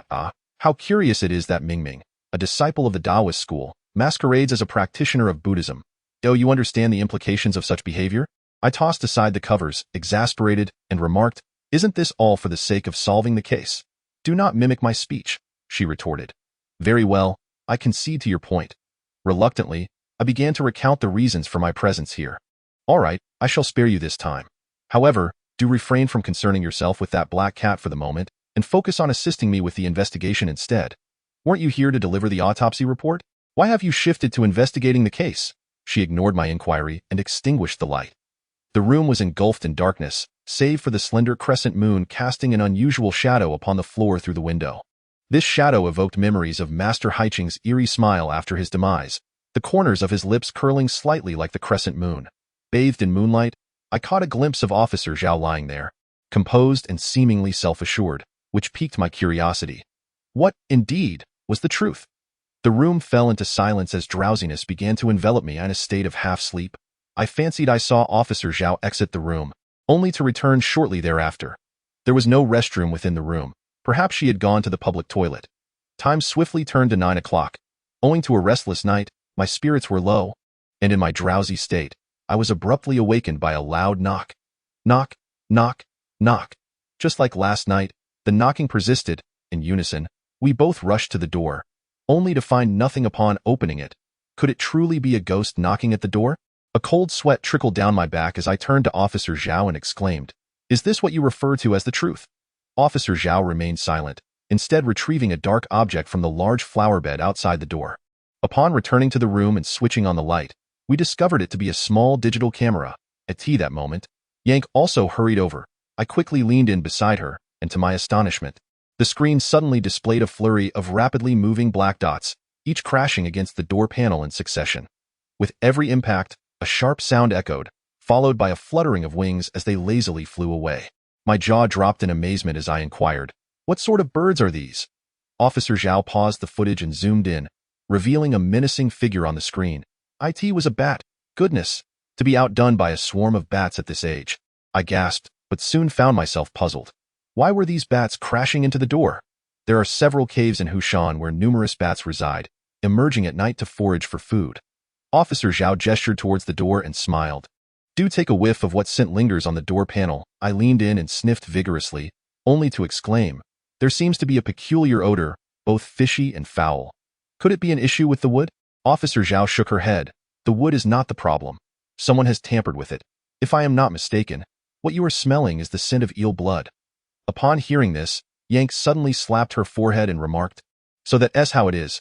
Why didn't I think of this sooner? I hurriedly asked, What connection does the eel blood have with the bats crashing into the door? Yinkong Dao. Although the Nyangyang Temple is a sacred site of Buddhism, it has historically been home to various other sections. Some inept disciples of Taoism, upon descending the mountain, resorted to tricks and deceptions to swindle the world, thus being deemed as practitioners of unorthodox paths. The method of using eel blood to lure bats into striking the door is a prime example of the ghost knocking technique, a mere parlor trick meant to intimidate and, in truth, not worth a mention. Officer Zhao, am I correct in my assertion? Officer Zhao replied, Master, your wisdom is indeed profound. The eel blood was only recently applied, indicating that someone is scheming behind the scenes.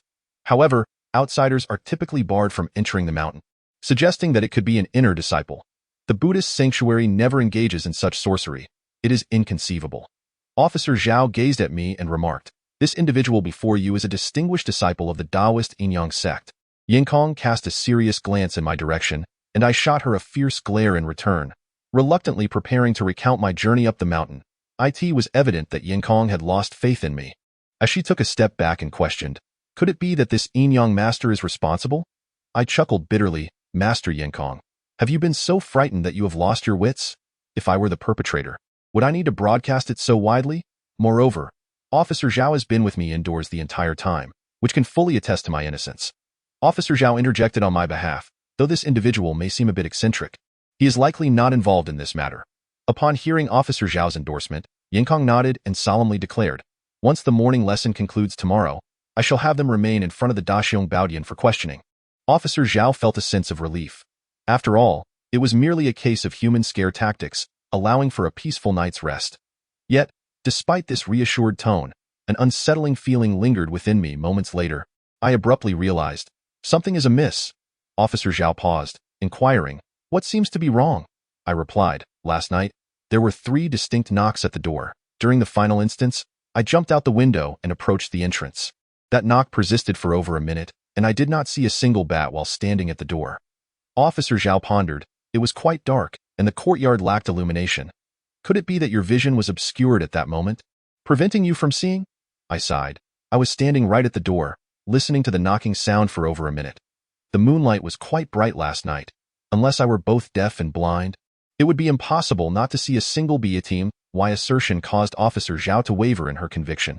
Just then, a strange wind swept in, followed by the loud bang of the door slamming shut. The fluorescent lights above flickered incessantly, then with a hiss, extinguished. Knock, knock, knock. The sound of knocking echoed again, reminiscent of a mischievous prank. Officer Zhao swiftly moved to the door, opened it, and found nothing there. Drawing her sidearm, she pointed it outside and shouted, "Who goes there? Step forward at once or I shall fire." The mountain wind howled, seemingly mocking her trepidation.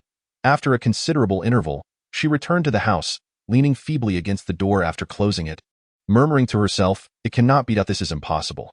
Using the light from my phone screen, I fumbled to locate the light switch, but despite pressing it several times, there was no response. "Perhaps the circuit breaker has tripped." Yinkong remarked softly. I inquired, "Where is the circuit breaker?" Yinkong replied, "In the single bedroom." I retrieved a powerful flashlight from my backpack and, upon inspecting the circuit box, indeed found that it had tripped. After resetting the switch, I called out to the living room, "The lights can be turned on now." However, just as I turned around, I inadvertently caught sight of a shadow standing before the window. The figure seemed to notice me and promptly vanished from view. "There's someone outside," I shouted, immediately leaping out of the window. The other 2, upon hearing my cry, hurriedly rushed out the door and converged in the courtyard. The silhouette seemed somewhat familiar, yet I could not immediately recall where I had seen it before. Upon noticing our pursuit, the figure hastily darted towards the woods in front of the courtyard. My heart sank. Indeed, the individual appeared remarkably familiar with the terrain of the forest, moving with astonishing speed and agility akin to that of a monkey, swiftly widening the gap between us. Yinkong, being a scholar and not accustomed to physical exertion, had already fallen far behind, leaving only Officer Zhao and me in close pursuit of the figure. The darkness rendered the ground indistinguishable, and Zhao, momentarily distracted, stumbled over a stone, nearly losing her balance. She drew her firearm, aiming at the figure's back, and shouted, "Stop! If you run any further, I will fire." I thought to myself, what a foolish girl. Indeed, the figure merely quickened his pace. Bang! Officer Zhao, unable to restrain herself any longer, fired a shot. "No!" I shouted in protest, but it was too late.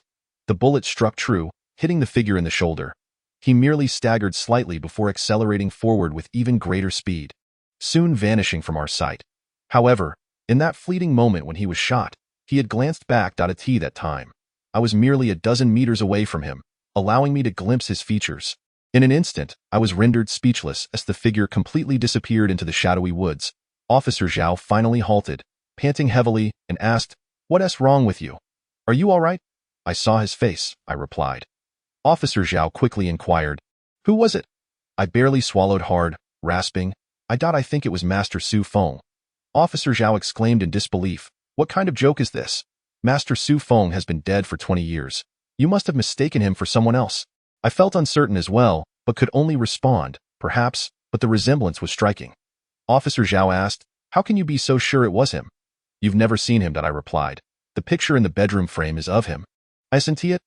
Officer Zhao pondered. I see. Indeed, that photograph is of him. However, people can resemble one another, and with the darkness being what it is, I suspect you must have misidentified him. I forced a smile, yet remained convinced that I had not been mistaken at that moment. Yin Kong arrived, breathless.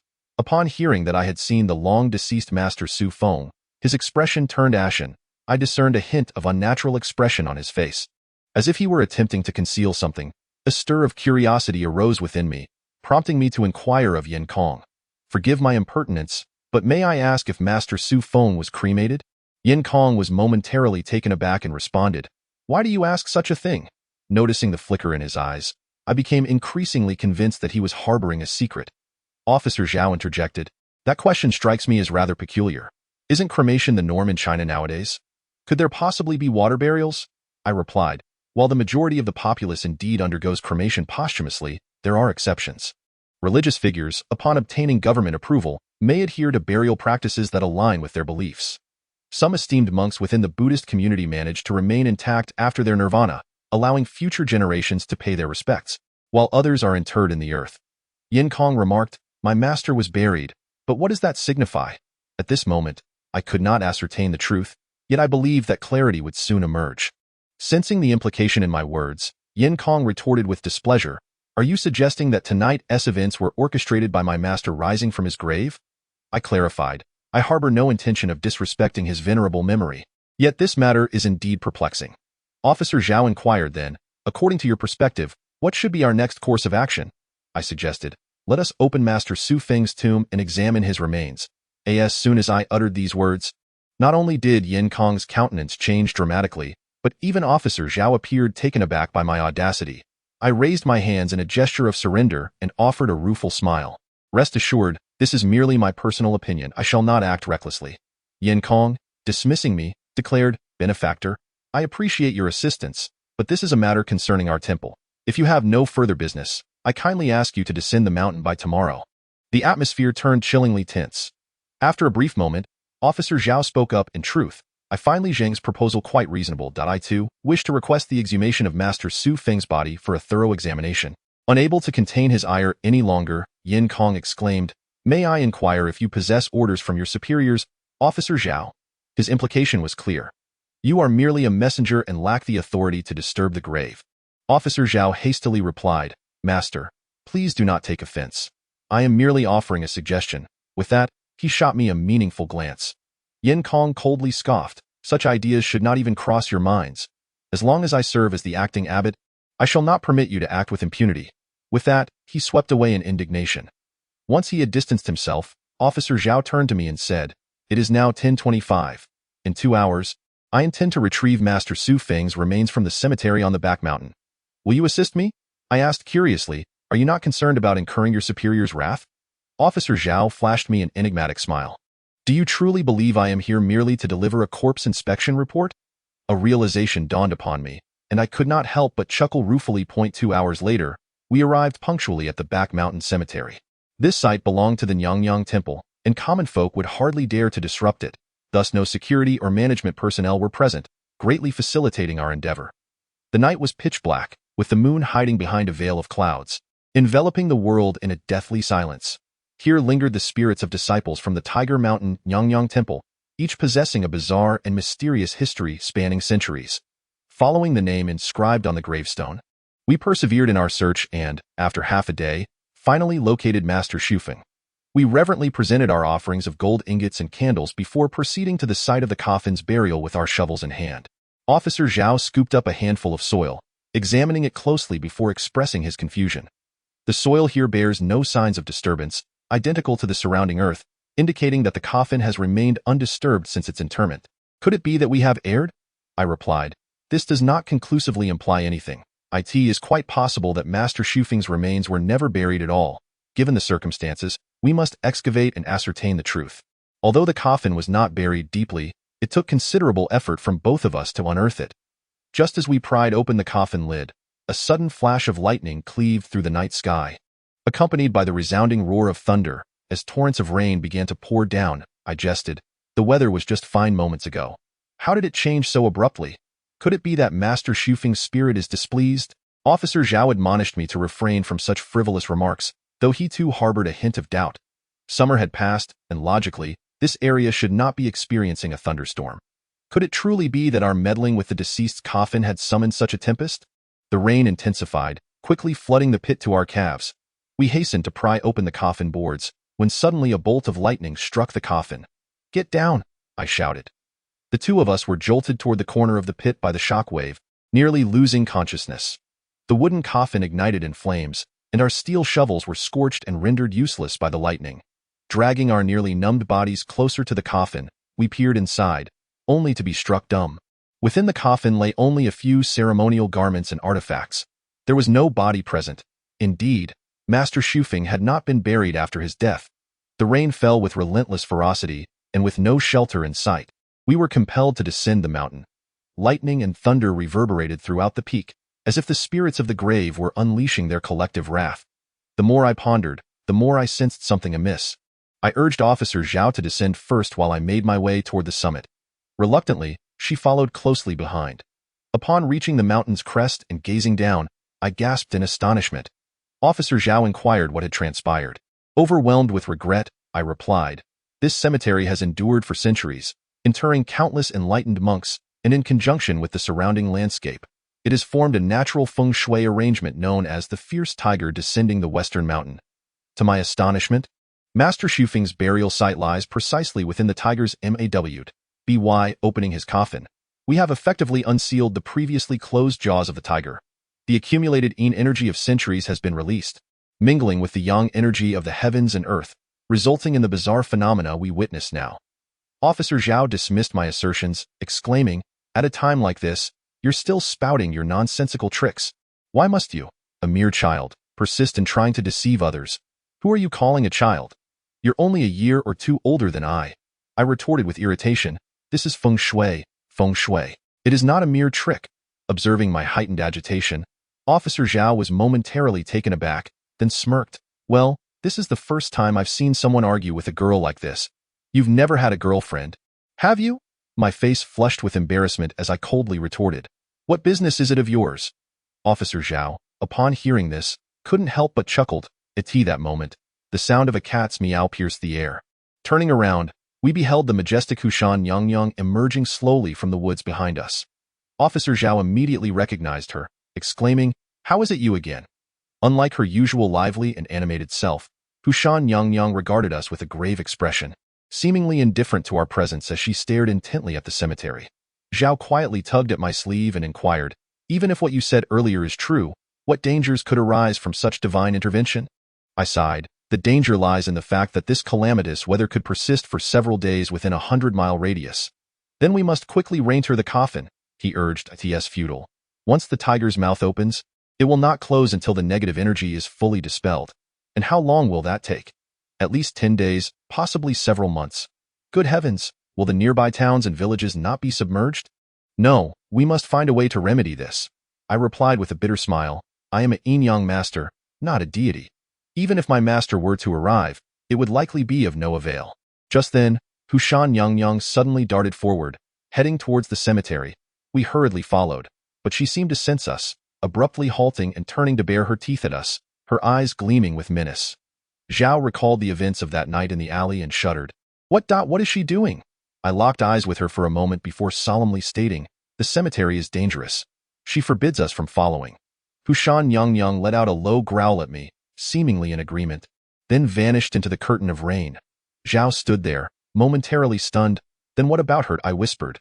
"If she truly is Hushan Yangyang, this situation would pose no challenge to her. Let us refrain from complicating matters for her. We should wait here." Zhao nodded in agreement. Perhaps due to Hushan Yangyang's influence, the rain began to lessen. At that moment, Zhao pointed towards a distant mountaintop. "Look over there. What is that?" Following his gaze, I saw several beams of white light shooting up from the mountain, piercing the dark clouds above. Approximately a minute later, a miracle unfolded. The lightning and thunder ceased, and tranquility returned. Zhao asked, could it be her? I cannot say for certain, but at present, no one else seems capable of such feats. Just as we were engulfed in uncertainty, a blinding halo of white light approached us. Upon closer inspection, it turned out to be Yanqiang. Look at the fine mess you two have made, Yanqiang scolded us without hesitation.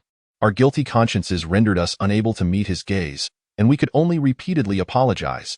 As Yanqiang looked up at the gradually clearing night sky, he turned to me with a curious expression. Aside from digging up graves, what else have you two done? Why does the weather change from torrential rain to clear skies so suddenly? Realizing the gravity of the situation, I deemed it unnecessary to withhold any information and succinctly recounted the events that had transpired. Upon hearing my account, Yanqiang was visibly excited. Ba, Hushan Yang has manifested. He reverently prostrated 3 times in the direction of the cemetery. After rising, I suddenly asked, why is Master Shufeng's grave empty? After a moment of silence, Yang finally sighed and said, given the circumstances, there is no longer any need for me to conceal the truth. Indeed, the body of our master has not been interred. He then recounted a long-buried secret from many years past. On a certain night 2 decades ago, Master Shufeng, aware that his life was nearing its end, summoned his foremost disciple, Haiqing, along with Yang. He first bequeathed the position of abbot to Haiqing, and then revealed to both of them that he had achieved the state of a corporeal immortal, insisting that his remains must not be buried, but instead placed within the Water Moon Cave at the back of Tiger Mountain, where they would remain uncorrupted for a millennium. Haiqing and his disciple were taken aback, for it was known that only Taoism spoke of attaining immortality in the physical form, a notion that starkly contradicted the tenets of Buddhism.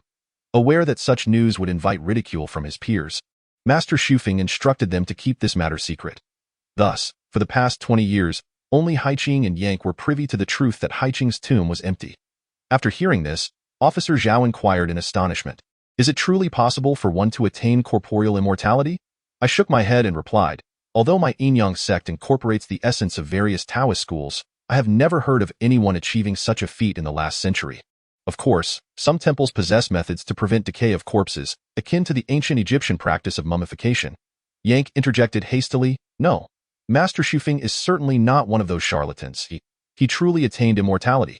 I frowned and asked, is it merely because the individual who appeared last night could be him? Yang shook his head, asserting, Master has indeed become an immortal, but the person who appeared last night could not possibly be him. Officer Zhao queried, why is that? Yang explained, because the Water Moon Cave has only one entrance, which has been sealed since the early Ming dynasty by a heavy gate. Those outside cannot enter, and those inside cannot escape. What if the gate has fallen into disrepair over the years? Every century, the gate is refurbished. What if someone were to open the gate from the outside? That would be even more improbable. Each time the gate is replaced, only 2 keys are made, entrusted to the abbot and another highly trusted monk. And who possesses the keys now? Yang produced 2 keys from his robe, stating, previously, my master and I each held one, but now that he has passed, I shall temporarily keep them safe. Then I would appreciate your guidance. After a moment's hesitation, Yang nodded vigorously. Upon reaching the rear of Tiger Mountain, an overwhelming aura of Yin surged forth, enveloping us in an inexplicable chill that penetrated to the marrow, contrasting sharply with the vibrant world of light on the opposite side. As I walked, I observed my surroundings. The mountain's topography resembled a colossal, reclining tiger, encircling a vast forest, while the thick clouds that perpetually crowned the summit isolated the sunlight from the Water Moon Cave. Old Master Tang once remarked during a feng shui lesson, the accumulation of yang creates heaven, while the accumulation of yin forms the earth. Where heaven and earth do not connect, yin and yang do not merge. This is the ultimate resting place for the dead. Although the rear was steeped in profound yin, the front basked in radiant sunlight, presenting a scene of burgeoning life, allowing the Tiger Mountain Temple and the village below to thrive in harmony for centuries. The feng shui dragon vein of Hangzhou is notoriously fragmented, rarely producing true dragonborn emperors. Yet the unique feng shui configuration here has spared it from calamities for millennia. In days of yore, the Mongolian army descended southward, setting ablaze a diminutive imperial city located southwest of Hangzhou, yet causing little devastation elsewhere. As I pondered this, I found myself before a cavern, where I beheld a sturdy gate standing resolutely in my path. Approaching it, I rapped upon its surface, exclaiming in astonishment, this door is indeed formidable. I dare say even bullets would struggle to penetrate it. Officer Zhao replied, not merely bullets. I fear even cannonballs would falter, I inquired. Such craftsmanship existed in ancient times? Yin Kong responded, the last restoration occurred during the Guangxu period of the late Qing dynasty, when local authorities sought the assistance of German artisans for its design. With that, he produced a key and unlocked the gate. A powerful and pungent odor assailed our senses. We lingered outside the cave for some time, waiting for the stench to dissipate. Inside, the cavern spanned approximately 600 square meters, housing a dozen or so mummified Buddhas. Each sat cross-legged, their muscular forms and lifelike visages starkly contrasted by their nearly pitch-black, emaciated bodies, resembling sculptures carved from ebony. I soon realized they had all lost any semblance of life. Not a trace of vitality remained. Upon closer inspection, the truth dawned on me. They were not celestial beings or corporeal Buddhas, but rather corpses subjected to peculiar preservation methods. In recent years, the media has unveiled a clandestine mummification technique practiced within temples. These revered monks consumed copious amounts of special substances daily to induce chronic dehydration and eliminate any materials that could cause decay post-mortem. Upon their passing, their disciples would place the bodies into large cauldrons filled with lime, charcoal, and sandalwood, sealing them for several years before reopening. If the visage remained lifelike and the body intact, they would be fashioned into golden effigies, destined for veneration by the faithful. I mused that Master Shufeng was unlikely to be one of these corporeal Buddhas, as the face I had seen the previous night was undeniably that of a living person, while the mummified figures were entirely blackened. At that moment, Yin Kong approached me, and I gestured toward the 10 mummified Buddhas, asking, might any of these be Master Shufeng? These are all ancestral masters from the Ming and Qing dynasties. The true master resides elsewhere, he replied, leading us to another area. To our surprise, we discovered several smaller chambers, each spanning around 10 square meters, seemingly hewn by human hands. The master preferred tranquility, thus I arranged for him to be situated here. Just as Yin Kong was about to continue, he suddenly halted, his expression frozen in shock as he gazed ahead. We turned our eyes in that direction and were equally taken aback. The chamber lay empty. Where was Master Shufeng? No, how could this be? Yin Kong muttered incoherently. I queried, could we have taken a wrong turn? Yin Kong pointed feebly at the characters inscribed on the chamber's wall, reading Shufeng, and shook his head in defeat. I swiftly inspected every corner of the cavern, but Master Shufeng's presence eluded me. He was neither in the coffin nor within the cave. Could the figure I had seen the night before truly have been him?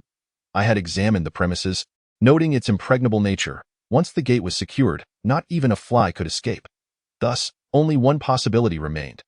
Zhao and I exchanged a glance of realization, both directing our gaze toward Yin Kong. Sensing our scrutiny, he protested, are you doubting me? No. It was not me. I swear, if it were indeed my doing, let the heavens strike me down with lightning and grant me a dreadful demise. Those of the Buddhist order seldom make oaths lightly, and witnessing such a vehement curse from him alleviated a fraction of my doubts. I pondered silently and spoke in a deep voice. Could it be Master Haiqing? Yin Kong shook his head vigorously. Impossible. Master has no reason to act in such a manner. Just as we found ourselves at an impasse, a series of mocking chuckles suddenly echoed in our ears. The sound, steeped in derision, reverberated hauntingly within the vast chamber, amplifying the eerie presence of the cadavers surrounding us. Moments later, a realization struck us simultaneously, and we cried out in unison, rushing towards the cave entrance. The gate slammed shut.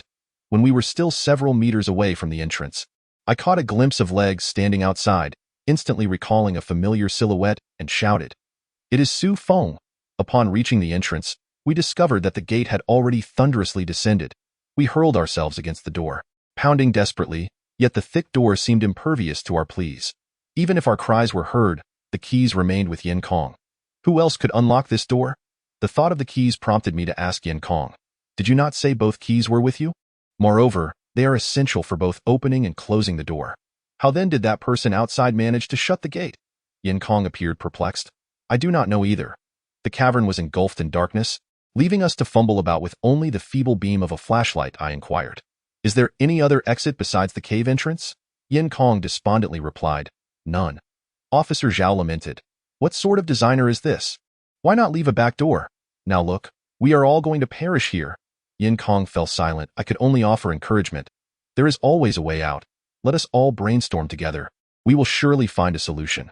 Suddenly, Yin Kong asked, when you called out Master S' name earlier, did you see his face? I pondered for a moment before shaking my head. In retrospect, My utterance of Su Feng's name stemmed from preconceived notions. In truth, I had seen nothing at all. Officer Zhao, being meticulous, queried, Yin Kong, have you discovered something? Yin Kong nodded. I can affirm he is not master. Then who is he? Yin Kong hesitated. It is master. Both Officer Zhao and I were taken aback. She interjected, impossible. Master Haiqing's body is still at the police station, dozens of kilometers away. How could he appear here? I suggested. Yin Kong, are you perhaps fatigued, leading to hallucinations? Might it be wise to sit and rest for a moment? Yin Kong waved his hand. I am not tired, nor am I having hallucinations. The reason I am certain he is master is because of those trousers. Did you see the trousers he was wearing? I ruminated carefully and replied after a moment. I believe they were white trousers. As soon as the words left my mouth, I sensed an error. I recalled that the monks at the temple all wore Haiqing robes, which are long, straight garments that reach the feet, much like Yin Kong's attire now. Trousers would not even be visible. You are mistaken. They were indeed white trousers. In the realm of martial arts, Master Yin Kong dedicated himself to his practice within the temple, unwavering for many years. For the sake of convenience in training, he had custom-tailored 2 sets of short attire, one of which had suffered a tear. Initially intending to commission a new pair at the tailor's, he discovered to his dismay that the shop had relocated. Consequently, he instructed me to procure a pair of white Taekwondo training pants online. The quality of those pants was exceptional, and he donned them whenever he engaged in his martial arts practice. On the day in question, as he prepared to depart, it coincidentally aligned with his training time. Thus, alas, how could it be that Master did not perish? Officer Zhao interjected, stating, Master Haiqing has indeed passed away. The body is with the coroner, and this is an irrefutable fact. A mere pair of pants cannot elucidate the matter. Perhaps others don such attire as well? Reflecting on Yin Kong's earlier words, an unsettling thought crossed my mind, prompting me to exclaim, even if the pants belong to Master Haiqing, those legs do not match. I recall his physique being exceedingly robust, with notably thick thighs, yet that leg appeared remarkably slender. Yin Kong remarked, perhaps I was momentarily mistaken, or it could be a matter of lighting. Officer Zhao interjected, I too observed that leg. It was quite slender, not akin to Master Haiqing. Yin Kong continued, but the pants I countered. They are merely pants, suitable for Master Haiqing's legs as well as for others. Instead of indulging in baseless conjectures here, we should venture out to ascertain the truth. Officer Zhao, exasperated, retorted, isn't that a redundant statement? Who wouldn't wish to go outside? You ought to provide a solution. As I surveyed the surroundings with my flashlight, I suggested, I refuse to believe there exists only a single exit. Master Yin Kong, have you seen the blueprints for this chamber? Yin Kong chuckled wryly, shaking his head. The latest designs date back to the late Qing dynasty. After years of turmoil, how could they have been preserved? From my pocket, I retrieved 3 yellow talismans and distributed them among us. We proceeded to traverse the walls of the chamber, with the talismans held aloft. Should they be lifted by a breeze, it would indicate a flow of air with the outside world. And then? Officer Zhao inquired. Then we can follow the airflow to discover an exit. Foolish, I exclaimed. Zhao's face flushed with indignation as he retorted. You are the foolish one, utterly foolish. Thus, we traversed the chamber's walls twice, yet the talismans remained unperturbed in our grasp, showing no signs of being stirred by wind. A sense of foreboding enveloped me as I recalled that this was, in fact, a feng shui cave. According to feng shui principles, to preserve a body from decomposition over time, it must be placed in a location shielded from wind and water. The dryness of this cave suggested it had been meticulously designed, likely precluding any issues with air circulation, thus revealing my earlier misjudgment. Officer Zhao, frustrated, contemplated excavating a tunnel to escape, yet the ground was unforgivingly solid, and without any digging tools at hand, such an endeavor was utterly impractical. At that moment, I lifted my gaze toward the cave ceiling, pondering whether an exit might exist there. Upon rough estimation, the ceiling loomed approximately 15 or 16 meters above. Having trained in rock climbing for 2 years, this distance was not insurmountable for me. However, the walls were nearly vertical and devoid of footholds. Should I misstep, the consequences would likely be dire, resulting in fractures or worse. Nevertheless, with time pressing upon us, I resolved to ascend and investigate. Regardless of the inherent dangers, I voiced this idea aloud, and Officer Zhao, gazing at the cave's ceiling, exclaimed in astonishment, Are you out of your mind? How can you possibly climb in such a place? If you slip and fall, you insufferable brat, you'll meet your end. Bah, bad luck begets good luck. I spat 3 times onto the ground in irritation and retorted. If there were another way, would I risk my life? If I fail, You all can figure out another solution." Without waiting for her to object, I selected a spot and began my ascent. Although the cave walls were smooth, the area I had chosen was riddled with numerous depressions and protrusions, making it easier to find footholds and handholds. I lost track of time, but after what felt like an eternity, I finally reached the cave's summit, only to discover that above this so-called pinnacle lay a vast expanse, concealed from view by the peculiar structure of the cave. Just as I prepared to enter this space, I suddenly heard Officer Zhao's voice from below. "Don't move! Something is creeping up to your left." I turned my head and was startled to see a white, humanoid figure slowly crawling towards me from the upper left. It appeared both real and ethereal. With a faint transparency as I gazed at it, it seemed to shyly retreat into the upper space. What on earth was that? Near the cave entrance, there was a sizable foothold where I could stand upright without needing to grip the walls. Fearing that creature might cause trouble, I hurriedly climbed to that foothold, retrieved a piece of phosphorus paper from my pocket, ignited it with my phone, and tossed it into the upper cave, all while silently reciting a spell. Whoosh! A pallid and blinding light instantly illuminated the space above, revealing every hidden corner. It was a vast chamber, surrounded by bizarre rock formations, evidently larger than the corpse cave below. At that moment, I vaguely heard a few cries nearby. I quickly turned toward the sound, only to catch fleeting glimpses of shadows that vanished behind the rocks.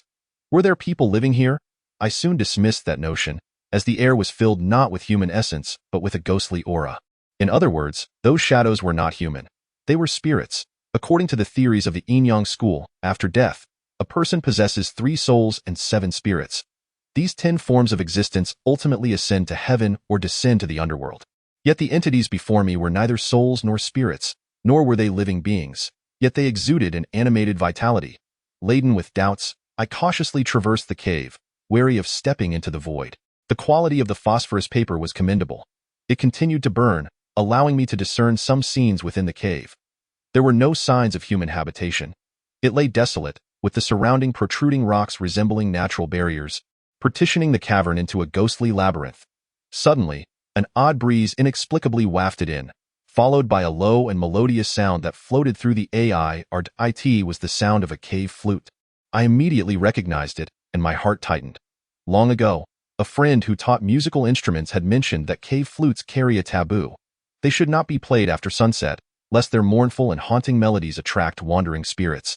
Thus, the cave flute is also known among the folk as the soul-calling flute. Why was there the sound of a cave flute? My mind suddenly became hazy. Interspersed with the flute's melody was the voice of a danjiao performer, beginning with a sustained note, followed by a series of melodic phrases. Unable to comprehend the lyrics, I merely sensed that my heart was being constricted, shattering into countless fragments of notes that danced away on the wind. I wandered for an indeterminate duration when, suddenly, a silhouette appeared before me, vanishing like a specter down a narrow corridor. My heart raced anew, and I could not resist the urge to follow. The corridor, carved between the rocks, unfolded in layers, with one path leading to another. The phosphorescent paper had long since burned out, leaving me no choice but to once again flicker on my feeble flashlight. That figure seemed to beckon me to pursue, slowing its pace whenever I drew near. Was she human? A chill ran down my spine at the thought. In my moment of hesitation, the silhouette dissipated without a trace. I gazed around the labyrinthine passage, a shiver coursing through me as a cold breeze swept by. My scalp prickled with unease. I felt akin to a beast ensnared in a trap, awaiting the arrival of a hunter. The flashlight extinguished, its batteries presumably depleted. Darkness, endless darkness, enveloped me. Unable to endure it any longer, I struck the adjacent rock in a futile attempt to dispel my fear. To my astonishment, the rock revealed a door, from which a bizarre light of crimson and azure emanated.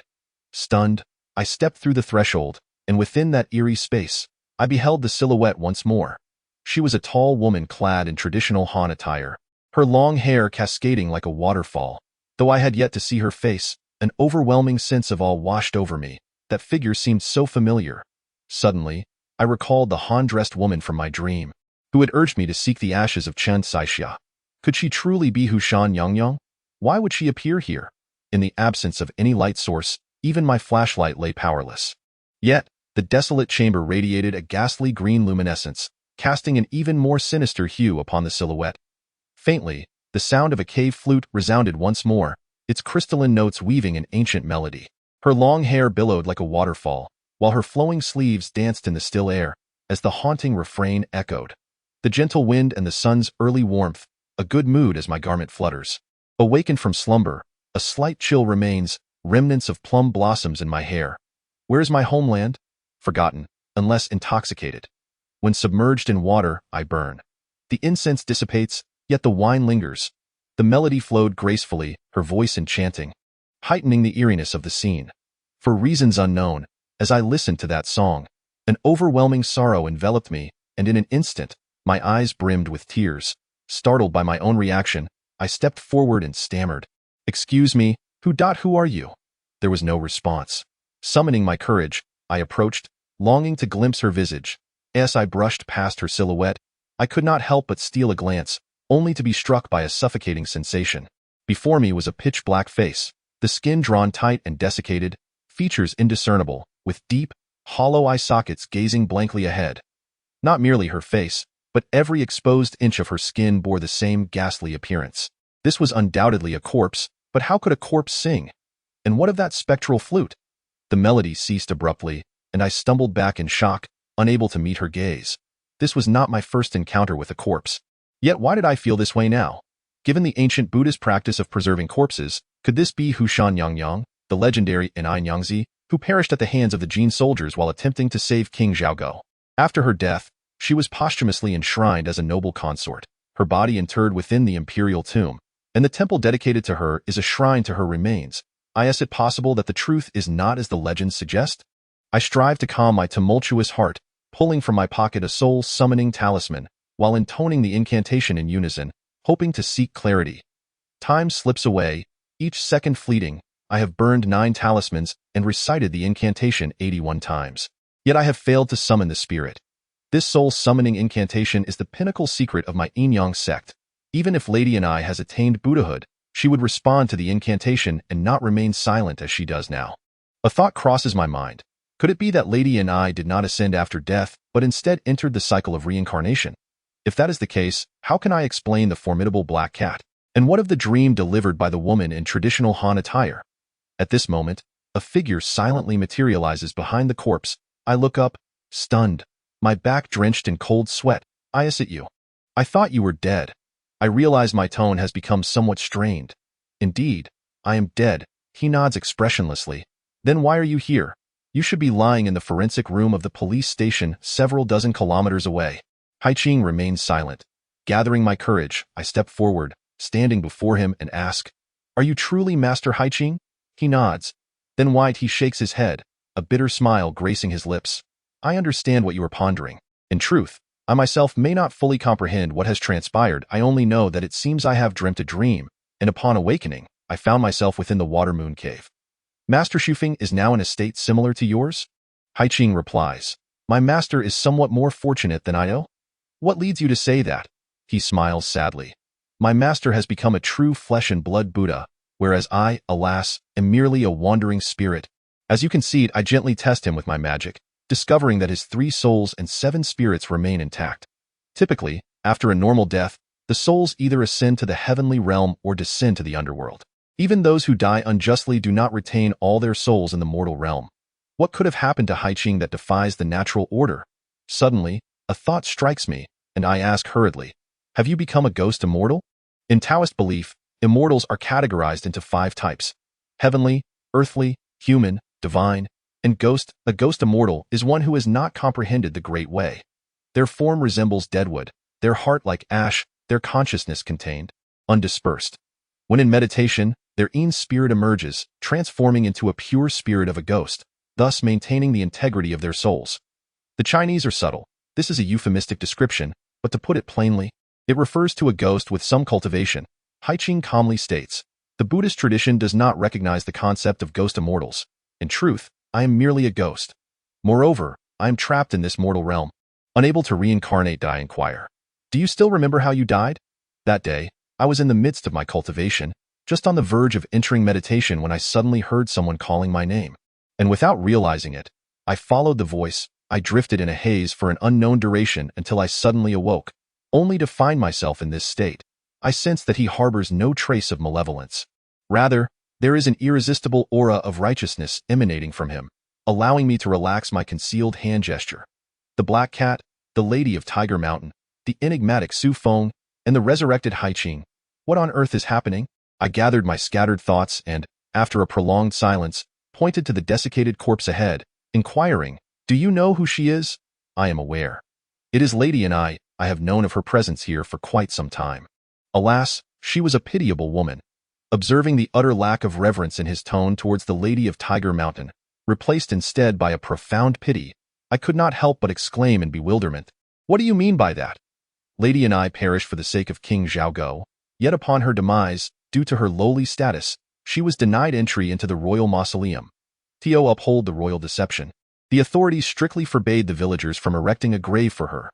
The kind-hearted villagers, therefore, clandestinely relocated her remains to this cave and concocted the myth of Lady Ni's spirit inhabiting a black cat, which became the lore of the Lady of Tiger Mountain. I was taken aback. How can this be possible? The local county records and history clearly. History is but a decorative garment donned by a young maiden, easily manipulated. If that were truly the case, Lady Ni's remains would have long since decayed. Were not those revered ancestors below in a similar predicament? I retorted coldly. Surely you are aware of your temple's remarkable methods of corpse preservation? Haiqing laughed, a hint of spectral amusement in his voice. Do you believe that the physical forms of those ancestors were preserved through some extraordinary technique? Is that not the case? Haiqing shook his head. Certainly not. It is this cave. After a moment of contemplation, I began to understand. This cave possesses natural embalming properties, does it not? Clever. Then why have you appeared here? I asked, glancing at the corpse standing beside him. Frowning, is it the Lady of Tiger Mountain? Haiqing shook his head. I have already stated that Lady and I has long since reincarnated, and the voice that called me was masculine. No, I am referring to that black cat. The black cat? I nodded and briefly recounted my encounter with the feline.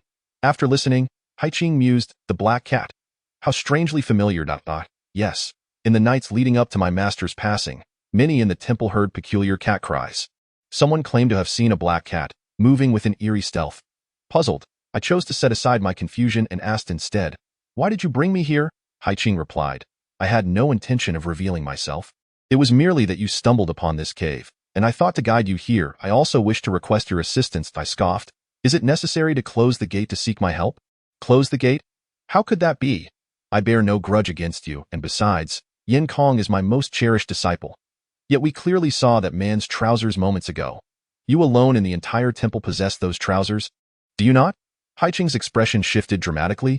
Did you truly see them clearly? Indeed. Just as I was about to interrogate further, I found myself at a loss for words. The Haiqing before me was clad in a simple monk's robe and was not wearing those trousers at all. The attire one wears in their final moments remains the same in death. Upon further reflection, I recalled that on that day, Haiqing had indeed donned this very outfit. Haiqing remarked, in truth, I once purchased a pair of similar athletic trousers for my master years ago. They bore a striking resemblance to those taekwondo pants. Perhaps in your haste, you mistook them. Even if we were mistaken, surely Yin Kong would not err in judgment. When my master passed into the eternal rest, he had only been at the Nyangyang temple for a few years and was not responsible for my master's daily needs.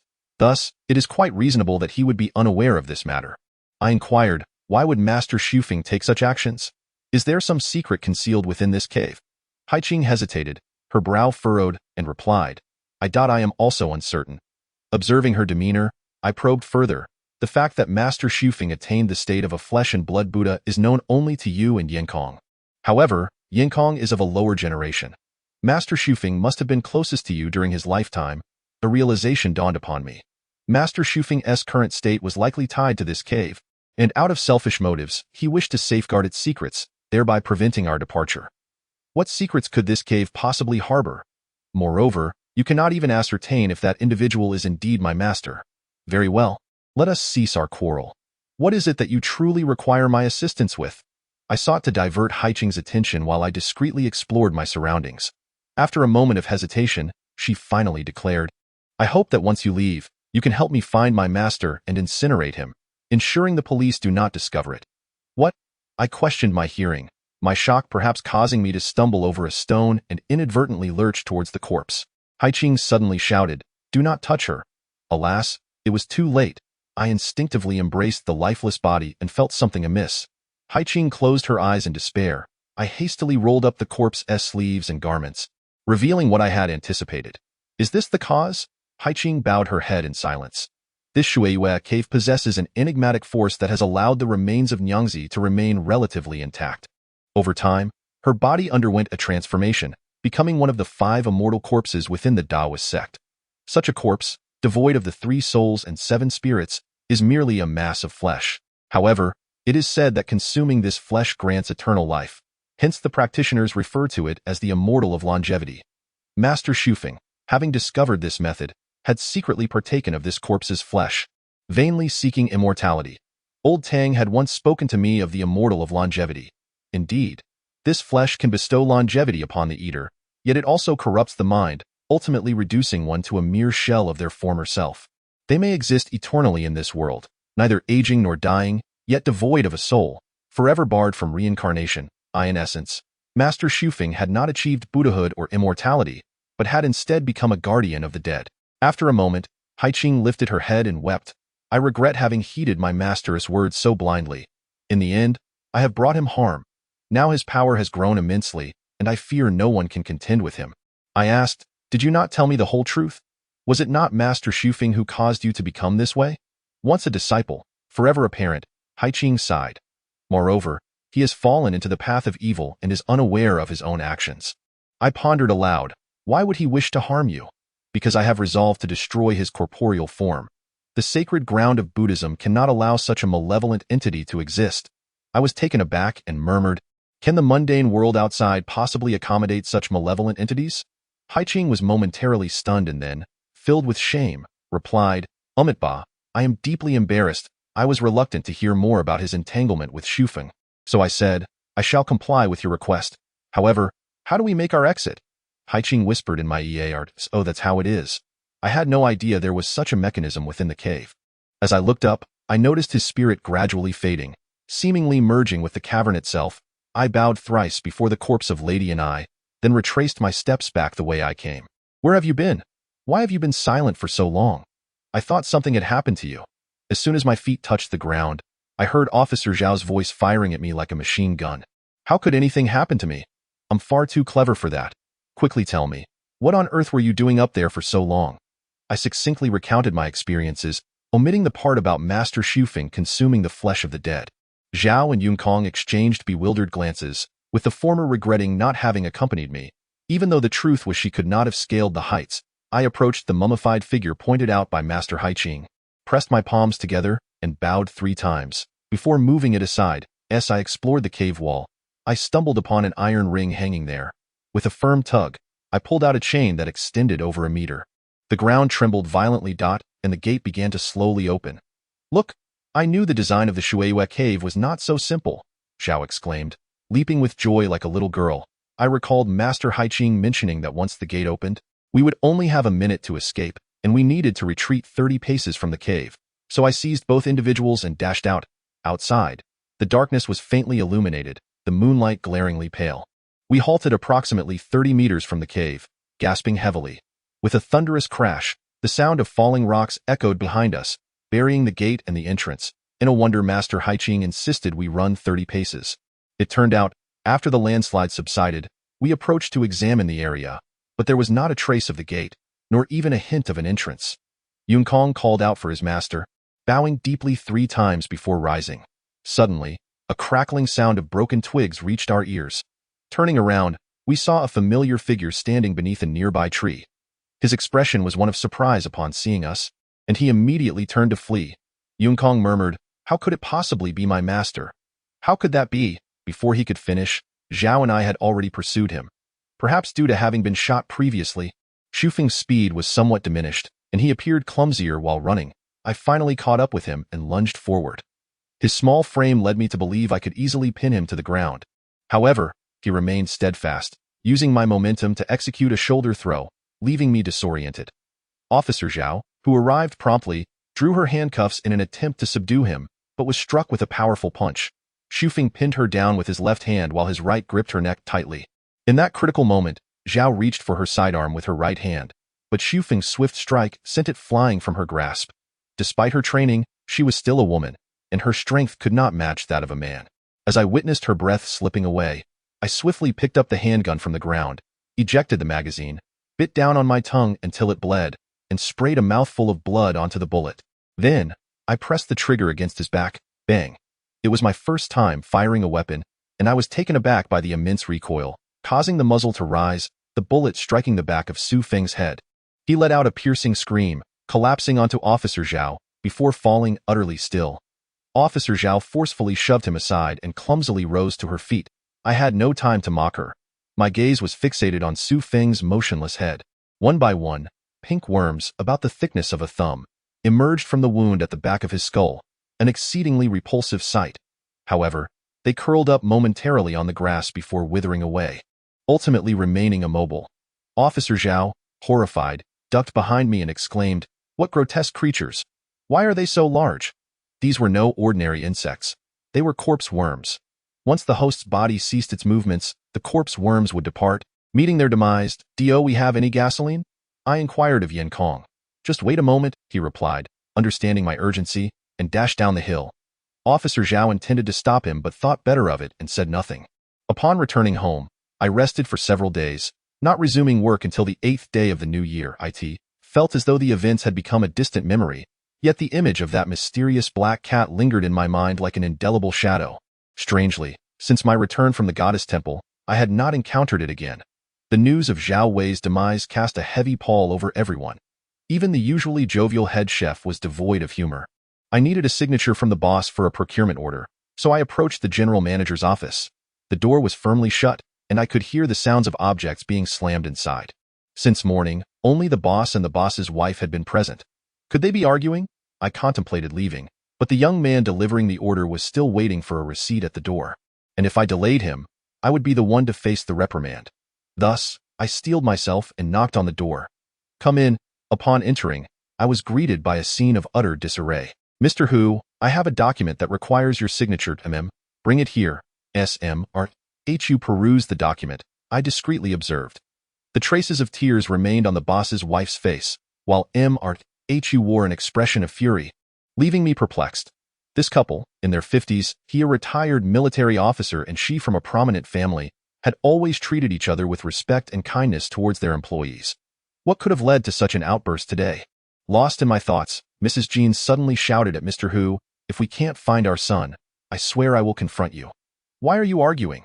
Our son is so headstrong, and it is you who indulged him." "What have I indulged him in? Did I send him to Longshan Village?"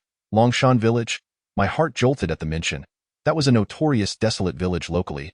How could the young Hu have ventured there? Especially since that night when I accidentally disrupted the feng shui at Hushan Cemetery, unleashing a surge of negative energy upon the surrounding villages.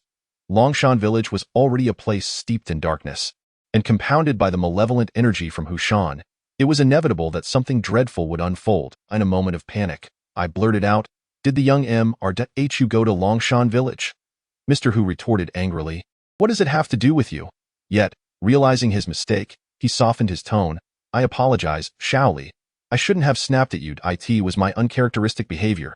It matters not. I am able to comprehend." I smiled faintly and remarked, "That place has long since fallen into disrepair. How could Xiao Hu possibly think to venture there?" Hu Zhong offered a wry smile and responded, "My son is exceedingly willful and has a penchant for adventure and excitement. 3 days ago, upon hearing rumors of hauntings in Longshan Village, he clandestinely set off without informing us, merely sending a brief message via WeChat. 2 days have passed, and not a single trace of him has emerged. His phone is also switched off. Alas, hauntings?" I inquired. "Have you reported it to the police?" "Indeed, we reported it immediately, but to what avail? It is merely an abandoned village. How vast can it be, to this day? He remains unaccounted for." A heavy feeling settled in my heart, and I increasingly suspected that Xiao Hu's disappearance was linked to my disruption of the feng shui at Hushan. I expressed, "I would like to request a few days off to search for Xiao Hu in Longshan Village." Hu Zhong was taken aback, then shook his head and said, "We appreciate your goodwill, but if even the police cannot locate him, what can a young person like you accomplish?" I hastily replied, "Longshan Village is not far from here.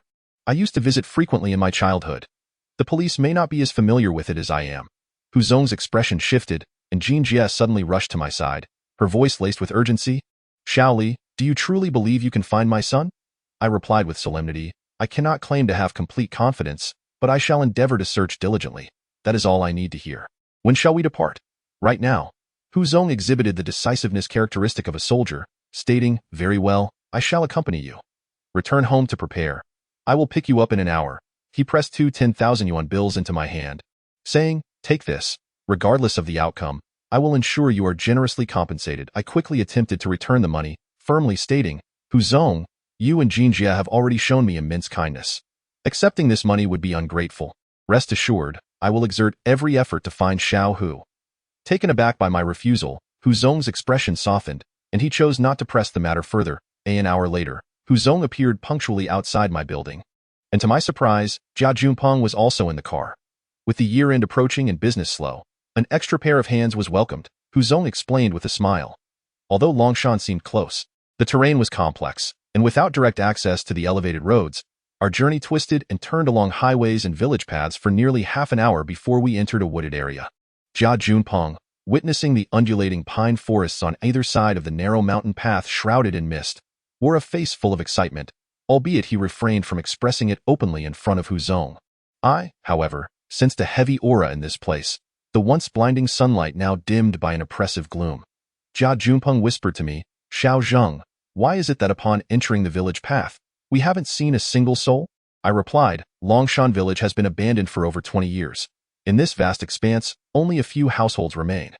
The government once intended to develop the area, but upon realizing the lack of economic viability due to poor transport, they abandoned the project. How could such a beautiful village fall into ruin?" Jia Junpeng, hailing from Hunan and having worked in Hangzhou for 5 years, was unfamiliar with this place. "Who knows? It became desolate over 20 years ago." Although I spoke these words, my heart stirred at the mention of 2 decades, 20 years once more. In that year, I narrowly escaped the clutches of the wealth-dissipating demon king, the monk of the goddess temple, known for his deceptive winds, transformed into a corpse guardian. Longshan village became a desolate place that year. Is this merely coincidence, or is it the result of some mysterious arrangement from the netherworld? Jia Junpeng chuckled. "How is it that wherever you go, there always seems to be a connection to spirits? Truly, you are the embodiment of a yin-yang master." Suddenly, Mr. Hu, who was driving ahead, turned his head slightly and inquired, "Shaoli, are you a yin-yang master?" "Indeed," I replied. "Why have you never mentioned it before?" He asked. "I know you come from a military background and do not believe in such matters, so I refrained from bringing it up in your presence." "Oh, I see," Mr. Hu nodded. The vehicle came to an abrupt halt. Upon stepping out, we discovered that the already narrow mountain path was obstructed by a pile of loose stones, blocking our way. The number of stones was considerable, likely the result of a mudslide caused by the torrential rain that night. "The 3 of us could not possibly move them," Hu remarked. "Is there another route into the mountains?" After a moment's reflection, I shook my head and said, "If memory serves me right, this is the only path leading into the mountains." Hu suggested, "Then let us seek assistance from the villagers. The nearest household is over an hour's walk from here." I replied, "At this point, we cannot be sure how many families remain. They live quite scattered, and may not be able to help them." Hu pondered this, and the 3 of us had no choice but to abandon the vehicle and proceed on foot. It was midday, when the sun should have been high in the sky, yet the atmosphere was overcast, and the forest was unnaturally silent. The swirling mist around us created an eerie stillness, akin to death. The once exuberant Jia Junpeng, now pale, quietly tugged at my sleeve and whispered, "Xiao Zheng, I sense something strange here. Could there truly be spirits?" I laughed. "What a timid spirit you have. In broad daylight, how could there be ghosts? If you wish to wait in the car, feel free. Mr. Hu and I will venture inside." Jia Junpeng, unwilling to stay alone, hurriedly followed. Section 023. A chilling breeze. Longshan village lay nestled in a small ravine, and from the hillside, one could gaze down upon it. Amidst the withered grass and desolation, old-style houses constructed of stone tiles were scattered everywhere. As we walked and observed, an unsettling feeling lingered in the air. When my gaze fell upon the small mountain peaks surrounding the village, my heart skipped a beat. There stood 3 temples, forming a triangular formation that enveloped the entire derelict village. This arrangement, known as the 3 Dragons of Earth is specifically designed to suppress or seal away malevolent entities. Could it be that this place harbors unclean spirits, as the rumors suggest? Moreover, could it house exceedingly wicked beings? I recalled seeing these 3 temples in my childhood. Yet at that time, my understanding was limited, and I could not connect them to the principles of feng shui. However, it appeared that the one who arranged this had not considered that Longshan village was already surrounded by mountains, and now further confined by the 3 temples. The Yin energy could only enter but not escape. How could an ordinary person endure such an atmosphere? No wonder most had relocated, or perhaps it was a deliberate act. After contemplating this, I turned to Mr. and said, "It is still quite a distance from here to the village. Should we call the relevant authorities to clear the path?" Mr. Hu surveyed the surroundings and replied, "It seems we have no other option. I left my phone in the car. Shaoli, could you please help me call it?" I took out my phone, inquired about the number, and pressed a few buttons. Only to find there was no signal. I couldn't help but exclaim, "How strange! It was perfectly fine just a moment ago. Why is there no signal now?" Jia Junping hurriedly said, "Let me give it a try." However, to his dismay, he patted his pocket and exclaimed that his phone was missing. I asked, "When did you lose it? Could it have fallen on the road?" I had even checked the time with my phone while we were in the woods. I pondered aloud, "It's so quiet here. It's improbable that it could have fallen without making a sound. Please check again. Could it be in your jacket pocket?" Jia Junpeng searched every pocket on his person, his face a picture of despair as he lamented, "It's gone, truly lost. And it was a brand new iPhone." Hu interjected, "Don't panic. Could it be left in the car?" Jia Junpeng replied, "That is impossible. I just took photos with it on the hillside. No need to fret. Even if it is lost, it should be nearby." "Let me try calling your phone," I said, and proceeded to dial Jia Junpeng's number. Strangely, the signal was strong at that moment. The hillside was eerily quiet as we searched for the sound of the phone ringing. Suddenly, a peculiar melody floated through the air. Tinya Daya, Hi Hi Jiao. The haunting song, filled with melancholy, sounded as if it emerged from an old record player from the Republic of China era, sending chills down our spines amidst the desolate mountains. "That must be your ringtone. It seems to be nearby," I remarked, glancing back at Jia Junpeng with a smile. "I never would have guessed that, despite your timid nature, you would choose such a eerie ringtone." It startled me, Jia Junpeng stammered. "That's not my ringtone." "What?" I was taken aback. The ghostly voice continued to resonate, as if it were right beside us. After a considerable time, Mr. Hu whispered, "This doesn't sound like a phone ringtone. It seems like someone is singing." Upon closer listening, I realized he was correct. I suggested, "Perhaps it is a villager left behind. Such strange occurrences are rare during the day. Let us go take a look." We followed the sound and eventually halted before a barren mound of earth. The surroundings were utterly silent, devoid of any presence, not even a hint of the supernatural. Feeling an unsettling aura, I proposed we leave this place and seek out some villagers. Just as we took a few steps away, the eerie song wafted back to us. I clasped my hands in a gesture and moved toward the mound. After some time of rummaging, Jia Junpeng finally unearthed an object, shouting, "It's this thing that's singing." We exchanged bewildered glances. It was an old semiconductor, likely discarded by someone as outdated, yet its power had not yet been depleted. What a false alarm! Nevertheless, it indicated that there were indeed inhabitants nearby. The path down the mountain was treacherous. It began with loose stones and underbrush, later becoming increasingly steep, with sections requiring us to descend sheer rock faces. Such terrain is quite rare in the Hangzhou area, which explains why so many adventurers flock here to explore. It seemed Hu had not neglected his fitness over the years, as he traversed the path with remarkable ease. Having grown accustomed to rock climbing, I found the rugged terrain to be quite manageable. In contrast, Jia Junpeng, despite his youth, was already panting and pale, nearly slipping down the slope several times, which made me more anxious than he was. Suddenly, a rapid melody echoed off the rock face. Jia Junpeng exclaimed, "My phone!" Following the sound, I indeed spotted a mobile device resting on a nearby rock. Upon picking it up, I confirmed it was his. I inquired, "How did your phone end up here?" Jia Junpeng replied with a wry smile, "You're asking me? Who should I ask? By the way, do you think it could have been that thing? If it was, there should be traces of its presence on the phone, but I feel nothing. Who could have done this then? For now, let's not dwell on it. Finding the phone is what matters." After descending the mountain and traversing a considerable distance, we arrived at the village entrance. It was already 4 in the afternoon. Dark clouds obscured the sun, and the temperature was dropping, casting the desolate village into shadow. From a distance on the hillside, the village had seemed forlorn and decrepit, but as we approached, it appeared rather unremarkable. Jia Junpeng remarked with a smile, "I thought this village would be terrifying. It's just uninhabited, isn't it? There are plenty of such villages back in our hometown in Hunan." I cautioned, "The atmosphere here is quite heavy with negativity, and the feng shui feels malevolent. You should refrain from speaking too much." Jia Junpeng promptly fell silent. Elderly tales spoke of hundreds of families once residing here, yet as we walked, every home stood vacant. Many walls crumbled. However, The village was not as impoverished as one might think. There were numerous exquisite three-story houses, a rarity in the remote mountain villages of Hangzhou 2 decades ago. As dusk settled in, the wind howled through the withered branches, producing unsettling sounds. Jia Junpeng appeared anxious. "Why haven't we seen anyone? Have they all moved away?" I reassured him. "Don't worry. We will encounter someone eventually." We meandered through the village, eventually stopping before a courtyard. For this was the only entrance that stood ajar. I approached and knocked on the door, and after a moment, a frail, elderly woman, perhaps in her 70s, emerged. Squinting through her bifocals, she asked, "Who are you looking for?" I smiled and replied, "We are here to travel." Surprisingly, after wandering all day, we haven't found a restaurant or an inn. The old woman responded, "Here, besides us few old souls, there's no one else, let alone an inn."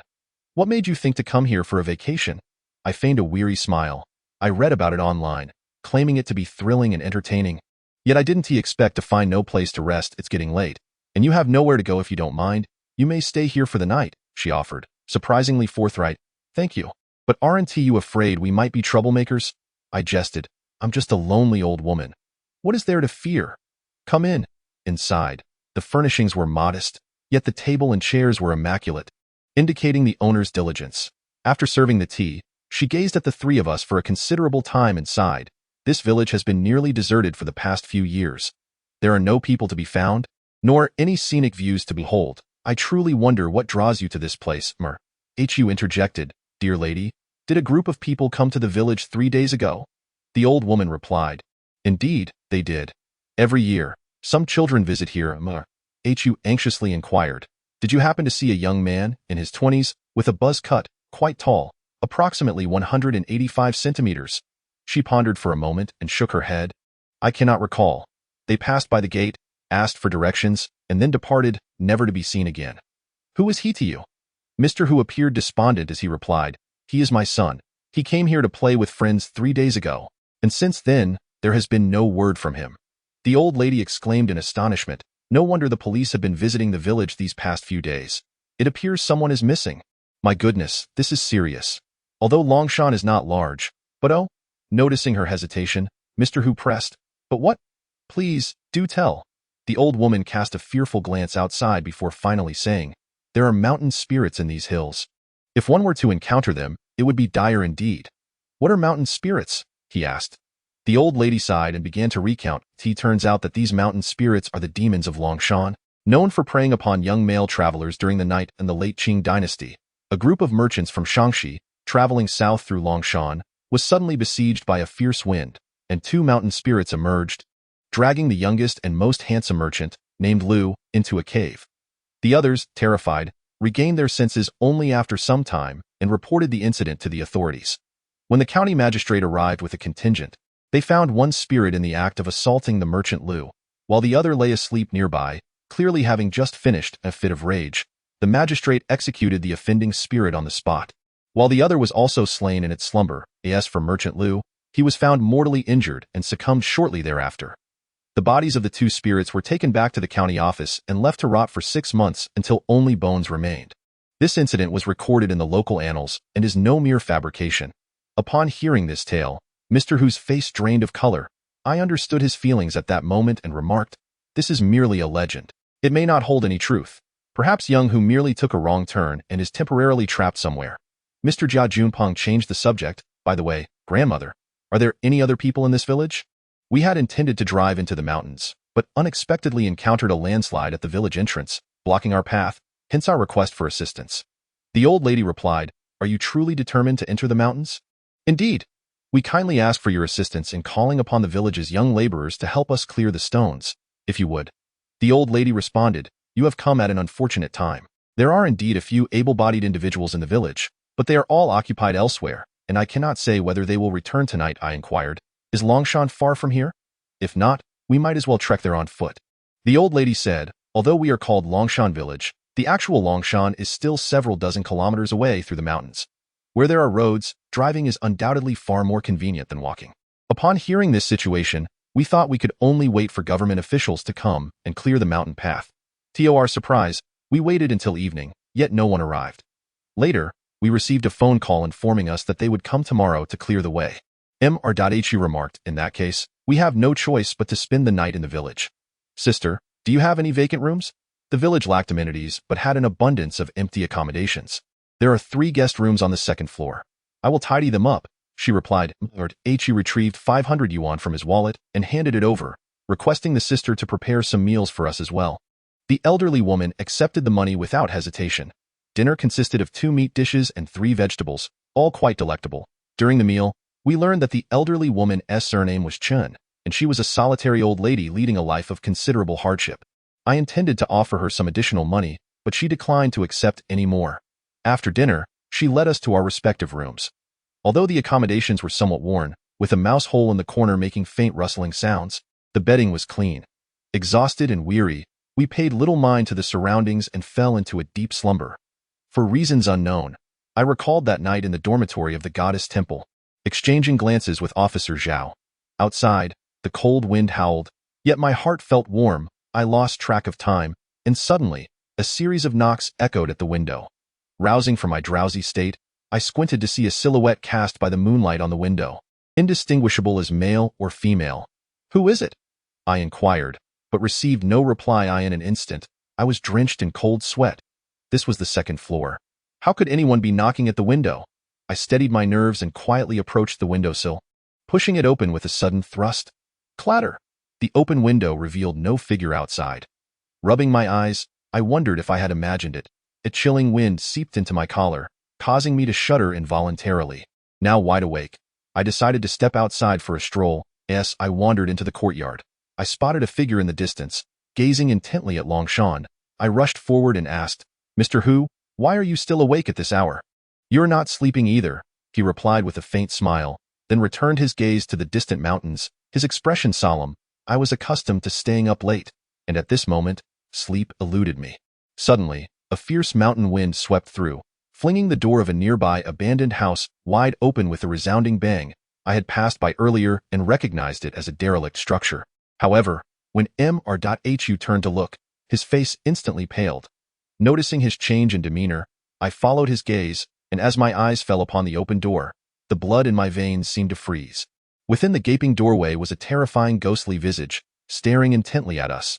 The ghostly face appeared rigid and lifeless, particularly eerie and horrifying in the dimly lit interior of the house. Could this be the mountain spirit lurking in Longshan village? The distance was too great for me to accurately discern the malevolent aura, so I raised my left hand to form a spell as I slowly approached. "Shaoli, it's dangerous. Don't go over there." Mr.Hu called out. "It's fine. I know magic. If it's a ghost, it cannot harm me." Mr.Hu followed, but I halted him. He was unfamiliar with magic, and if we truly encountered a malevolent spirit, it would spell trouble. Mr.Hu swallowed hard and quietly asked, "What is that thing?" "A mountain spirit." Unable to discern clearly, I felt compelled to draw closer. "You stay right there and wait for me." With my right hand, I retrieved the thunderwood lodged at my waist and kicked the door open, demanding, "Who's inside?" The ghastly visage abruptly vanished into the darkness, rendering everything invisible. An unusual aura permeated the air, something neither human nor ghostly. A chill settled in my heart. Indeed, this room harbored something peculiar. Just as I was about to feel my way inside, a hand suddenly rested upon my shoulder. I spun around and struck out with my staff, only to meet empty in the next moment. 2 arms encircled me. It was I, old Hu. "Who? How did you get in here?" "My apologies. I didn't realize it was you. It's nothing. I was merely concerned you might struggle alone, so I thought 2 heads would be better than 1. By the way, I brought a powerful flashlight. With this, we can see more clearly." With that, he switched on the flashlight, and indeed, the interior became significantly more illuminated. We moved cautiously, one in front of the other, navigating the 1st floor by the beam of the flashlight. However, the surroundings were stark and bare, save for a few dilapidated wooden crates piled in a corner. Could it be that I had merely imagined the earlier occurrence? If so, why had we both experienced the same hallucination? Having lingered in the darkness for too long, Old Hu began to show signs of unease. "Shaoli, since there's nothing of interest here, let us head downstairs." So we descended the staircase. Just a few steps in, I suddenly felt as though something was blowing into my neck. A chilling, eerie sensation. "Hu, what are you doing? Stop it." I initially thought he was jesting, but when I turned to look, he stood there beside me, his expression one of bewilderment. In that moment, I froze. Based on past experiences, Such a situation could either indicate a ghostly lure or a wolf's shoulder touch. This place could hardly harbor wolves, thus, it must be a ghost. The human body possesses 3 sources of bright energy, located at the shoulders and atop the head. If a ghost extinguishes the bright energy at your shoulders from behind, your inner vitality diminishes significantly, granting it the opportunity to possess you. A cold smile crept into my heart as I swiftly turned, left palm wielding the thunder technique, right hand gripping the thunderwood. Even if that black cat appeared, it would scarcely withstand my resolve. To my shock, upon turning, I was met with an exceedingly terrifying ghostly face, almost pressing against mine. Those bloodshot, pallid eyes bore into me, seemingly mocking. To claim I was unafraid would be a falsehood. Despite having encountered numerous phantoms, the physiological response to fear is not easily surmountable. Nevertheless, I quickly regained my composure, realizing that the apparition before me was merely a mask. Exiting the room, I held the mask up to the moonlight, revealing it to be an exceedingly ordinary colored mask, somewhat akin to a Peking opera face, albeit with a different artistic style. Old Who gazed at the mask, speaking in a hushed tone, "Is this what we saw outside just now?" I nodded, then as if struck by a thought, shook my head. Oh, my surprise. Old Who seemed to grasp my implication, fear shadowing his features. When we first glimpsed that ghostly face outside, it appeared rather hazy, yet it was undeniably stark in its black and white contrast, resembling a genuine human visage, albeit with an expression as rigid as death, a countenance akin to that of a corpse. On the second occasion, due to the proximity of the distance, I found myself unable to see clearly. However, I distinctly recall that the expression on that ghastly visage abruptly transformed from a blank stare to a menacing grimace, with blood-red orbs glaring back at me. This was precisely why I insisted that Mr.Hu remain stationary, for I was nearly convinced that I had encountered a malevolent spirit. Contemplating this, I solemnly addressed Mr. Hu. "Please take a moment to reflect. Did you see anything other than this mask outside just now?" After a moment's thought, Mr. Hu replied, "It should be this mask. No, wait. Perhaps it is not." Alas, the distance was too great, and the light was poor, so I could not see clearly. "Do you know what kind of mask this is?" I inquired. "Is it a Peking opera mask?" I shook my head. "It is a Nuwa mask." "What is that?" he asked, intrigued that I provided a brief explanation. Throughout the annals of Han Chinese history, there existed a cultural phenomenon known as Nuwa opera, which can be traced back to the era of the divine farmer. In essence, Nuwa opera is an ancient sacrificial tradition, and masks are indispensable artifacts in these rituals, representing the primitive totems of that epoch, serving as a vital spiritual force for prehistoric humanity. Over thousands of years, the Nuwa culture gradually spread from the Yangtze and Yellow River basins to encompass the 6 major cultural spheres of northeast China, the Central Plains, Bachu, Baiyue, Qing Tibet, and the western regions. Hangzhou, belonging to the Baiyue in ancient times, is not particularly uncommon for such masks to be found. Nevertheless, having grown up in Tiger Mountain, I had never heard of any remnants of Nuwa culture in this area. Mr.Hu remarked, "Perhaps it is an external influence. This matter has no relevance to our search for the missing person, so let us not digress." I considered his words and agreed, yet I still tucked the mask away. Upon returning to my room, sleep eluded me, and I endured the night until dawn. A delightful aroma wafted up to me. Descending the stairs, I discovered that Grandma Chun had prepared breakfast. The porridge was cooked over an open flame. The steamed buns were exceptionally soft, accompanied by delectable pickled vegetables and fermented bean curd. Having spent a sleepless night, my appetite was not particularly robust, and I reluctantly stopped after finishing only a bowl of porridge. Mr. Hu, preoccupied with worries for his son's safety, also lacked an appetite. Meanwhile, Jia Junpeng, this carefree fellow, consumed 4 buns and 3 bowls of porridge in succession, even clearing the side dishes from the table, which truly impressed me. I placed the Nuwa mask on the table and smiled, asking, "Grandma Chun, do you know what this is?" Grandma Chun approached, squinting at it for a while before shaking her head. "Is it a Peking opera mask? Where did it come from?" Not wanting to alarm her, I concealed the events of the previous night and casually replied, "Oh, I bought it as a souvenir from a small shop outside the village. I thought it might be a local specialty, so I wanted to ask you." "Our village does not have such things," Grandma Chun said. Both Mr.Hu and I exchanged doubtful glances. At that moment, a man's voice called out from the entrance. Grandma Chin's face lit up with joy. It must be Xiao Su. Seeing our puzzled expressions, she smiled and explained, "Xiao Su is from this village. He brings rice to this old lady every month. He left early yesterday morning with the others to the city for errands, and they should all be returning together now. I'll go speak with them and help clear the way for you." She added. We expressed our gratitude in unison. Indeed, with Grandmother Chen stepping forward, they swiftly seized their tools and accompanied us to the mountain path. We initially thought we would have to retrace our steps, but to our surprise, there was a shortcut through the village, not only smooth and even, but also significantly reducing our journey. With 5 strong laborers and our trio, we soon carved out a roadway. President who offered 1,000 yuan in gratitude, but to our astonishment, they resolutely declined, waving their hands and returning to their own affairs. The simplicity of the local customs is truly heartwarming, President who remarked, and then we drove into the mountains. Just as the vehicle was about to start, Xiao Su rushed back. We hurriedly inquired about the matter, and he said, I heard Grandmother Chen mention you were heading to Longshan. It's not safe in the mountains at night. You mustn't spend the night there. We exchanged puzzled glances. Just as we were about to ask for more details, he had already dashed off into the distance. I glanced at my phone. It was just past 9 in the morning.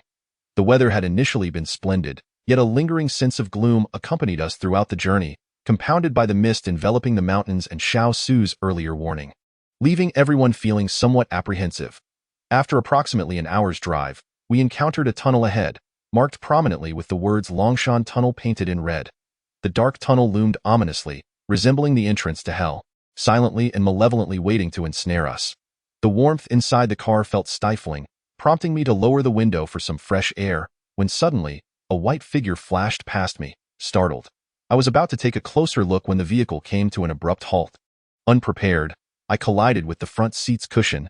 Nearly losing consciousness, I was about to voice my frustration when I noticed President who staring ahead with a vacant expression, his mouth agape as if witnessing something truly horrifying. Jia Junpeng cradled his head, groaning, President who, why did you stop so suddenly without a warning? You nearly knocked me out. President whose lips trembled, and after a moment, he managed to utter, I think I hit someone. I quickly glanced ahead, seeing no one in sight, and having felt no impact, I asked, did you see who it was? It was a bicycle. It seemed to be Yaya, he exclaimed. Just the mention of Yaya made it clear whom he referred to. Noticing President whose pallor, a robust man nearly on the verge of tears, I hurriedly exited the vehicle to inspect the ground, but found no evidence of a collision. To the left of the tunnel lay a cliff, while the right sloped into the mountainside, leaving no place to hide. As I pondered this, a bicycle suddenly emerged from the tunnel, barreling toward me at speed. The sound of its wheels turning resonated hauntingly, tugging at my heartstrings, and as it approached, I could scarcely believe my eyes. The rider was none other than Xiao Hu. How could this be? Overwhelmed by fear, I instinctively dodged. The bicycle whizzed past me, and before I could regain my footing, I felt a large hand grasp my shoulder from behind. Reacting on instinct, I executed a swift maneuver, pinning the assailant to the ground. It's me, Jia Junpeng. Let go. That hurts, he exclaimed. Taken aback, I quickly released him, apologizing. I am truly sorry.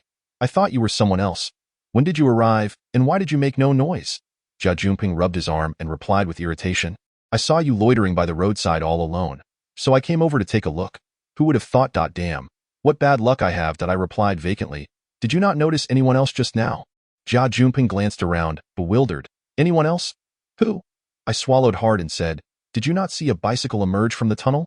No. What nonsense are you talking about in broad daylight? He retorted. Shaoli, you. As he trailed off. Noticing the rigidity of my expression, he seemed to realize something and exclaimed, did you see something unclean? I gazed in the direction where the bicycle had vanished, recalling Hu Zhong's earlier outburst, and my mind became a tumult of confusion. After a moment's contemplation, I forcefully patted Jia Junpeng on the shoulder and managed a smile. No, perhaps I didn't sleep well last night and am a bit disoriented. Let us return to the car. Jia Junpeng said nothing further, though his face was etched with doubt. Did we hit someone? Before I could settle in, Hu Zhong abruptly asked. I did not respond but inquired. Did you see any vehicles pass by while you were in the car? Hu Zhong appeared extremely sensitive at this moment. He first shook his head in confusion and then jumped up. Did we really hit someone? Is there a chance? I hurriedly reassured him. There was absolutely no one ahead. You must have misseen. I asked, that so? No one ahead. Hu Zhong exhaled a sigh of relief, but after a moment, he expressed his confusion. Yet I clearly saw a bicycle coming towards us just now. How could that be? How could that be? My heart raced and I suggested, perhaps you are a bit fatigued. Why not let me drive? Hu Zhong shook his head. You haven't rested well either. Let me take the wheel. He then asked, by the way, how far is it from the tunnel to Longshan? Once we exit the tunnel, it's about half an hour along the road. Jia Junpeng interjected in surprise. That's quite a distance. I didn't expect there to be such desolate areas after so many years of economic development in Hangzhou. He'll lighten the atmosphere. I asked, Old Jia, do you know what Longshan was used for during the Southern Song dynasty? Jia Junpeng chuckled. I'm not a local. How would I know? I elaborated. Although Hangzhou was the capital during the Southern Song, its transportation was not as advanced as it is now. The city is bordered by the Qiantang River to the east and south, and to the west lies Westlake and wetlands. Should the Jurchens and Mongols invade from the north, they would have to traverse the mountain forests to the north. The court stationed 100,000 troops in the Longshan, Hushan, Hashan, and Banshan areas year-round to fend off northern aggressors. Jia Junpeng then queried, if there were so many troops, how did Hangzhou ultimately fall to the Mongols? In the later years of the Southern Song dynasty, the military defeats were overwhelming, and the troops stationed around Longshan were fewer than 10,000. Moreover, what you may not know is that Hangzhou was not breached. It was surrendered by the royal family. Jia Junpeng was astonished. They didn't resist at all? So spineless. It's not a matter of spine. At that time, the Mongols would massacre the city if any arrows were shot from the defending walls. At that time, the defeat of the Southern Song dynasty was already a foregone conclusion. In order to protect the citizens within the city from slaughter, the Empress Dowager ordered the gates to be flung open. For this noble cause, she even sacrificed 3 of her sons, so it seems. The Empress Dowager is quite commendable.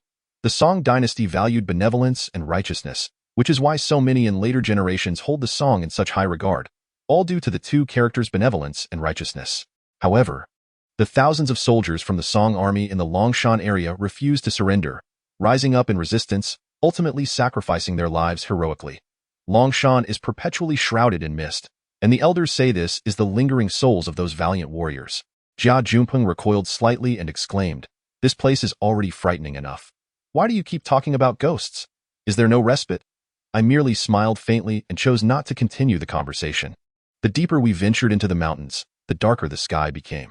After more than half an hour, we suddenly spotted a bicycle lying on the side of the mountain road, its vivid color strikingly similar to the one I had seen before the tunnel. President, whose robust frame trembled incessantly, a sense of foreboding rising within us all. Is it Xiao Hu's? I inquired cautiously. President, who nodded. There are many bicycles of this model. Perhaps no. President, who abruptly interrupted, pointing to the bell on the right handlebar. That bell was originally broken, and the shop had no stock. I provided him with an old model as a temporary replacement, and there is no other bicycle in the world that is exactly the same. Jia Junpeng urged, what are we waiting for? Let's find someone quickly. We searched the vicinity for over 2 hours, but aside from the bicycle, we uncovered no other clues. President, whose anxious gaze darted around, eventually settling upon a distant peak, where he asked, what is that place? I looked up and saw a large building atop the peak, responding, that is the main peak of Longshan. How could there be a building there? It was a radar station in the early days of liberation, but later fell into disrepair for unknown reasons. The so-called mysterious place of Longshan mentioned online refers to this radar station. President, whose spirits lifted, Yaya loves such supernatural matters. Come, let us go take a look. At the summit, the view was expansive, the sun shining brightly, yet an unsettling chill penetrated to the bone. The sun retreated behind clouds, plunging everything into gloom, while the occasional cawing of crows echoed eerily. After Jia Junpeng exited the car, he shivered, pointing at the building adorned with the sign of the Wuyuan radar station, frowning. What kind of radar station is this? It's fallen into such disrepair. How could Xiao Hu possibly come to a place like this? I scoffed. Are you too cowardly to enter? Who is afraid? He retorted. I shall go in and show you. Before he could finish, he strode forward. I retrieved a guiding talisman from my pocket, intending to lure out the spirits within. Yet only a faint trace of ghostly energy wafted past, sowing seeds of doubt in my mind. I quickly seized Jia Junpeng, saying, wait, this place is peculiar. Upon hearing my words, Jia Junpeng's legs trembled, and he froze in place. President, who declared loudly, Ye might be inside. Even if there are indeed ghosts within, I shall still enter. Upon entering the door, I initially intended to venture in alone to scout the path ahead. However, seeing the circumstances, I could only follow along while saying, Mr. Hu, Xiao Su mentioned that this building is not safe to linger in at night. Let us hasten to conclude our business during the daylight. Mr. Hu replied casually. Jia Junpeng, observing the chilling winds outside, surmised that the interior would be little better, and thus, he had no choice but to follow us through the rusted iron gate. The structure boasted 6 stories, with the ground floor unlatched and the entrance wide open. I remarked, the atmosphere within is quite oppressive. You must exercise caution. Jia Junping trembled and implored, "Could you refrain from mentioning ghosts?" It sends chills down my spine. I refrained from mocking him this time, for I too was not at ease. Although it was broad daylight, most windows were boarded up, allowing scant light to penetrate, resulting in a dismal view. We meticulously scoured each floor, continuously uncovering remnants of lives once lived, suggesting that this building was indeed a favored haunt for adventurers. Hus spirits lifted considerably, as the likelihood of Xiao Hu having visited here increased. Soon, we arrived at the third floor. Suddenly, a resounding crash echoed through the empty corridor. Jia Junpeng seized my shirt in panic. Exasperated yet amused, I retorted, "It's merely the wind. What is there to fear? Stop behaving like a timid child." "Wait, why aren't you moving?" I inquired. I saw that over there. "There est," Jia Junpeng stammered, unable to articulate a complete thought, his hands shaking more violently. A chill gripped my heart. What was destined to occur must come to pass. Despite my awareness of our purpose for ascending the mountain, it still felt premature. Time seemed to freeze in that moment. Mr. Hu, standing to my right, did not immediately turn around, perhaps fearing the sight of something he wished to avoid. Summoning my courage, I spun around abruptly. In an instant, I was rendered speechless. Behind me stood only Jia Junpeng. With no one else in sight, I exclaimed in anger, "Old Jia, what are you doing? Don't you know that scaring someone can lead to dire consequences?" In the darkness, Jia Junpeng's face appeared ashen, devoid of color. His eyes were vacant, and the muscles of his face twitched violently from terror. "I truly saw something," he cried. "What did you see?" I pressed. "I just saw a young man pass through the corridor. He resembled Xiao Hu, but he was floating." Jia Junpeng nearly wept. Sensing his sincerity, my own heart began to race, and I asked, "Are you certain?" "I saw it clearly. Well, not entirely." The previously affable Hu suddenly grasped Jia Junpeng by the collar, demanding urgently, "Where is he? Tell me, where is he?" Noticing the escalating tension, I quickly intervened. "Mr. Hu, let us speak calmly. Perhaps old Jia merely imagined it." "No, it was him. Truly it was Yaya. Believe me, I felt his presence the moment I entered."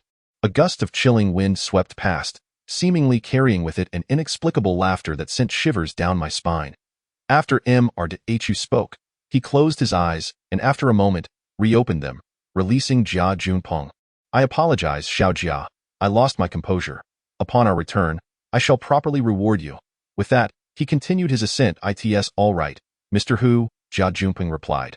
Jia Junpeng gazed at his broad yet somewhat weary silhouette and whispered to me, "Have you noticed that Hu has been rather off since ascending the mountain? He nearly frightened me just now. Perhaps it is due to his deep concern for his son. You will understand once you become a father. By the way, did you truly see young Hu earlier?" Jia Junpeng reminisced. "That figure flashed by in an instant, and I happened to catch a glimpse at just the right moment. Young Hu used to take me out frequently. How could I possibly mistake him? Perhaps we should venture outside. I genuinely wish to depart from this place." I intended to scold him, yet upon seeing his pitiful demeanor, my heart softened, and I sighed. "Since we are already here, let us ascend and take a look. If we truly cannot find anyone, we can leave afterward. You need not fear. Do not forget, I am a yin-yang master, and ghosts should indeed fear me." Before I knew it, we had reached the 5th floor. As we passed the corner of the staircase, I felt an unexpected chill, possibly due to the windows on this level not being secured. I couldn't help but shiver a few times. Observing this, Jia Junpeng inquired, "Are you cold?" I replied, "It is winter. Are you not cold?" At my remark, Jia Junpeng suddenly felt a chill, even colder than he had outside. He sensed something was amiss, though he could not articulate what it was, and merely responded, "I feel cold too." "Never mind, let us continue." The surrounding air grew increasingly frigid, chilling to the bone. I realized that my clothing had become damp with sweat. Jia Junpeng suddenly whispered, "I need to use the restroom." Hu replied, "Just relieve yourself wherever you please. I think I have an upset stomach." "I need to go number 2, I retorted. "Be it number 1 or number 2. We shall not be watching you. Just do it wherever."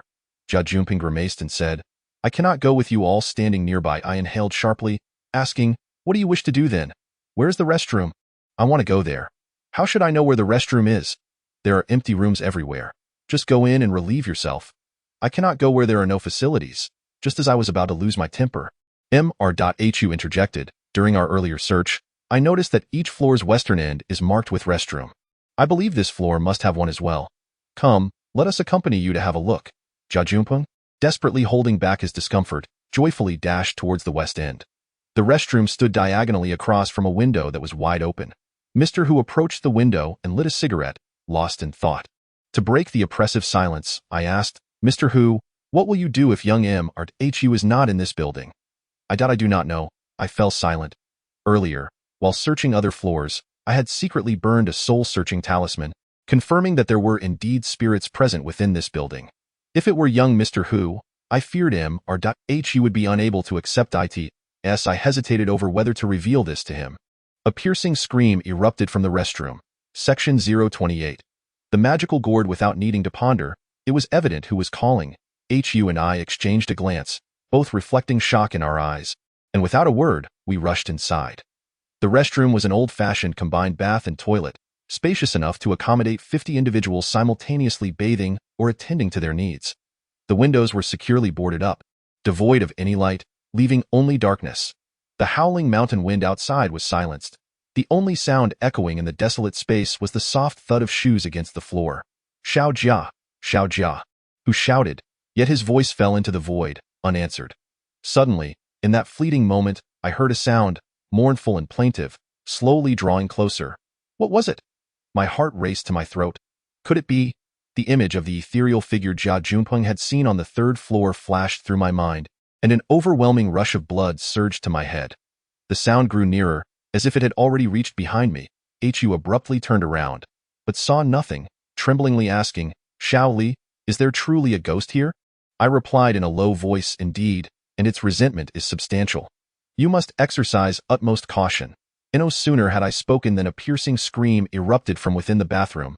We rushed in, and in the dim light, we saw Jia Junpeng being lifted by a pale hand gripping his throat. The owner of that hand was dressed in a white tracksuit, tall and robust. Who else could it be but Hu Yu? "You? So you're unharmed. That is Xiao Jia. Release him." Hu, upon seeing his son, was filled with a mix of joy and surprise, mumbling as he stepped forward. "Don't approach. That is not a human," I exclaimed. Noticing Hu's mind was becoming hazy, I hurried to pull him back, only to be forcefully shoved aside. I took out a small vial of cow tears and applied it to my eyelids, instantly revealing a female ghost possessing Hu Yu. I was taken aback yet elated. Elated that Hu Yu was alive, knowing that if I subdued the ghost, he would survive. Shocked that although the ghost was not particularly powerful, her aura was extraordinary, straddling the line between human and specter. A phenomenon old Tang had never mentioned to me. As Hu approached the ghost, he suddenly halted 3 steps away. A glint of cold light flashed in her eyes, and Hu abruptly turned, lunging towards me, his body stiffened and his expression like a marionette. I swiftly dodged his heavy backhand, instantly affixing a binding talisman to his forehead. Hu froze, as if struck by a pressure point in a martial arts film. I had suspected something was amiss. "I knew it was you causing trouble," I remarked coldly. "Should you continue this madness, I shall send your soul into oblivion." The ghost, taken aback by my magical prowess, revealed fear in her eyes, yet her tongue remained defiant. "Who is this little brat, daring to challenge me with a mere smattering of spells? Step closer, and I shall take his life." Gripping my thunderstrike staff, I intended to use my palm thunder to expel the ghost from Hu Yu's body, but with Jia Junpeng in her grasp, I hesitated. In that moment of indecision, the ghost opened her mouth, drawing in Jia Junpeng's vital energy. He was forced to open his mouth wide, a tangible white mist gently flowing into the ghost's mouth. His pupils constricted violently. At the critical moment, I decisively lunged forward, simultaneously biting my right middle finger to smear my blood on the staff. The female ghost momentarily ceased her extraction of yang energy, swiftly evading the few strikes aimed at her while carrying Jia Junpeng.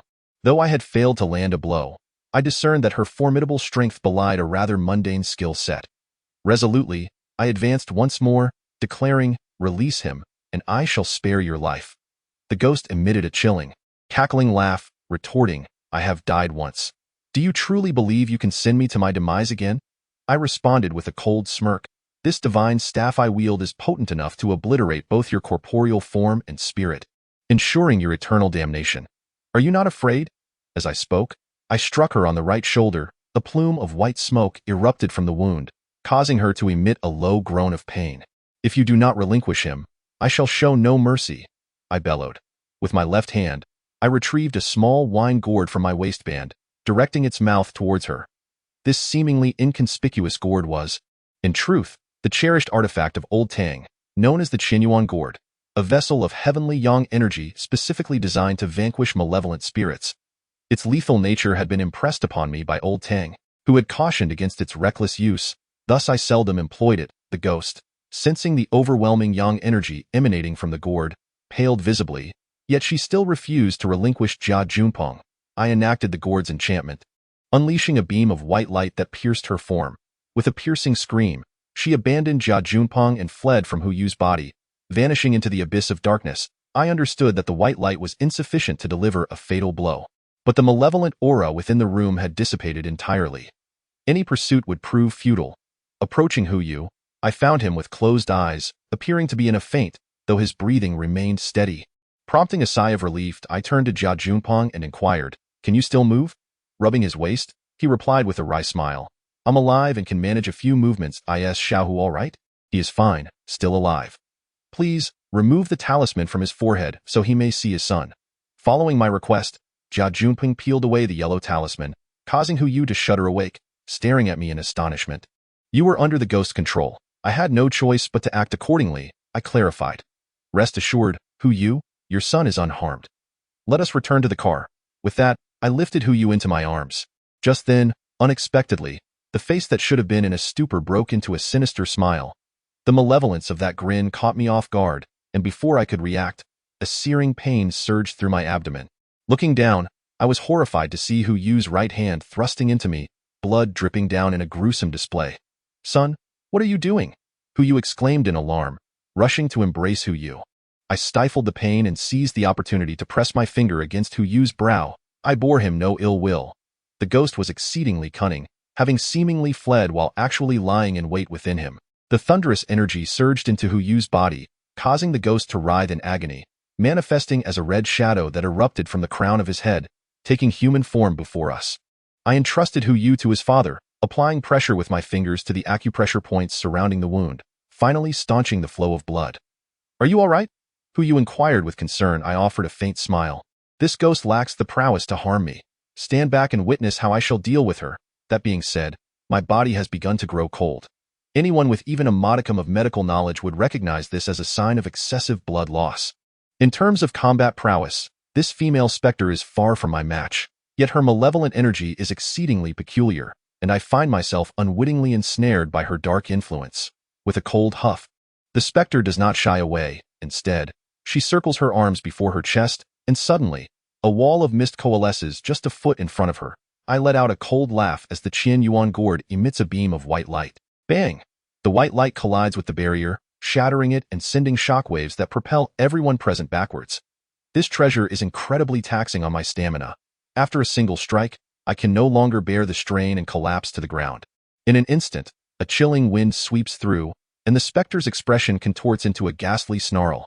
She drifts closer, extending her sharp right hand with fingers splayed, and seizes my throat, lifting me off the ground while emitting a series of cackling laughs.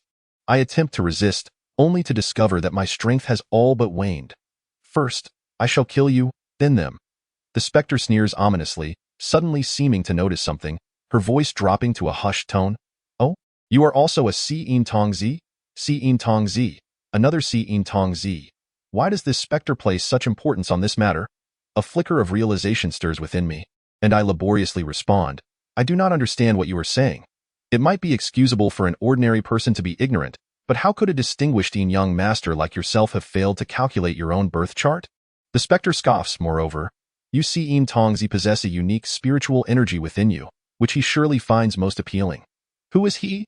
I demand sharply, but the specter falls silent. Suddenly, I recall that I still have a handful of glutinous rice in my pocket. I pull it out and hurl it forward with all my might. Her face, previously obscured by her inky black hair, becomes momentarily revealed as the rice strikes her, producing a puff of white smoke. Her cascading hair whips back, unveiling a bizarre and eerie visage. No, to call it a face would be a misnomer. It resembles a mask, tightly affixed to her skin, flawlessly outlining her former features, as if it has melded with her very being. This mask is hauntingly familiar. It is the very one I encountered in the dilapidated house in the village last night. I question, "Why did you not make a move last night?" The specter pauses, seemingly unable to comprehend my words.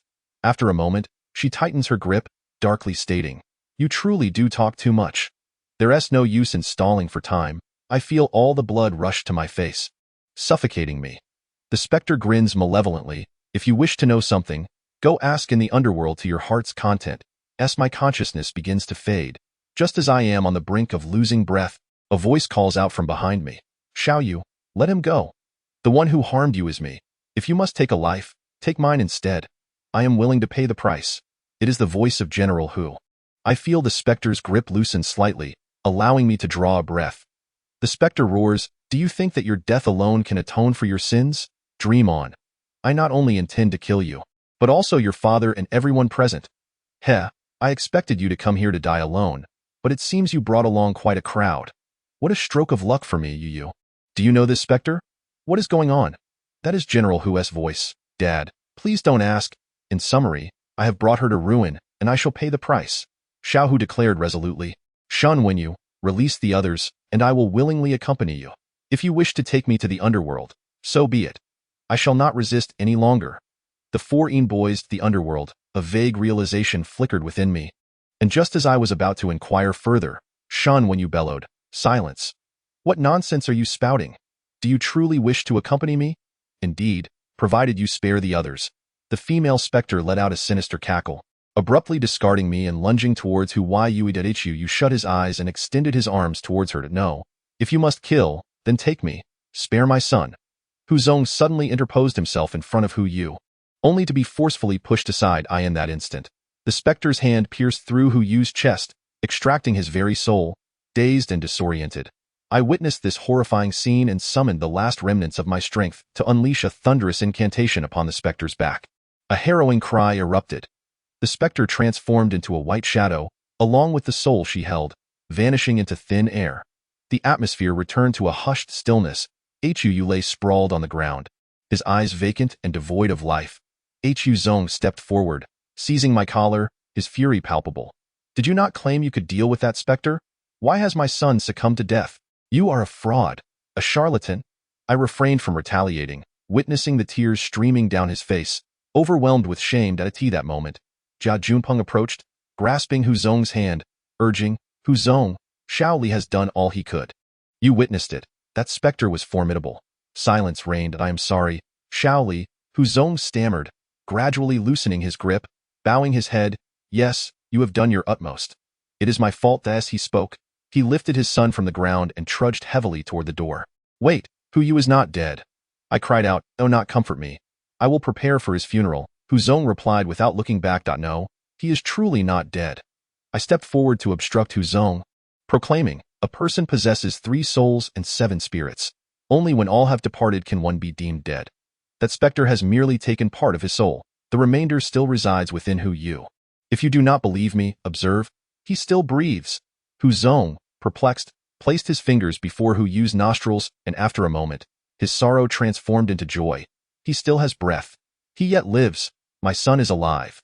I explained. Just now, I interrupted the specter with my thunderous incantation.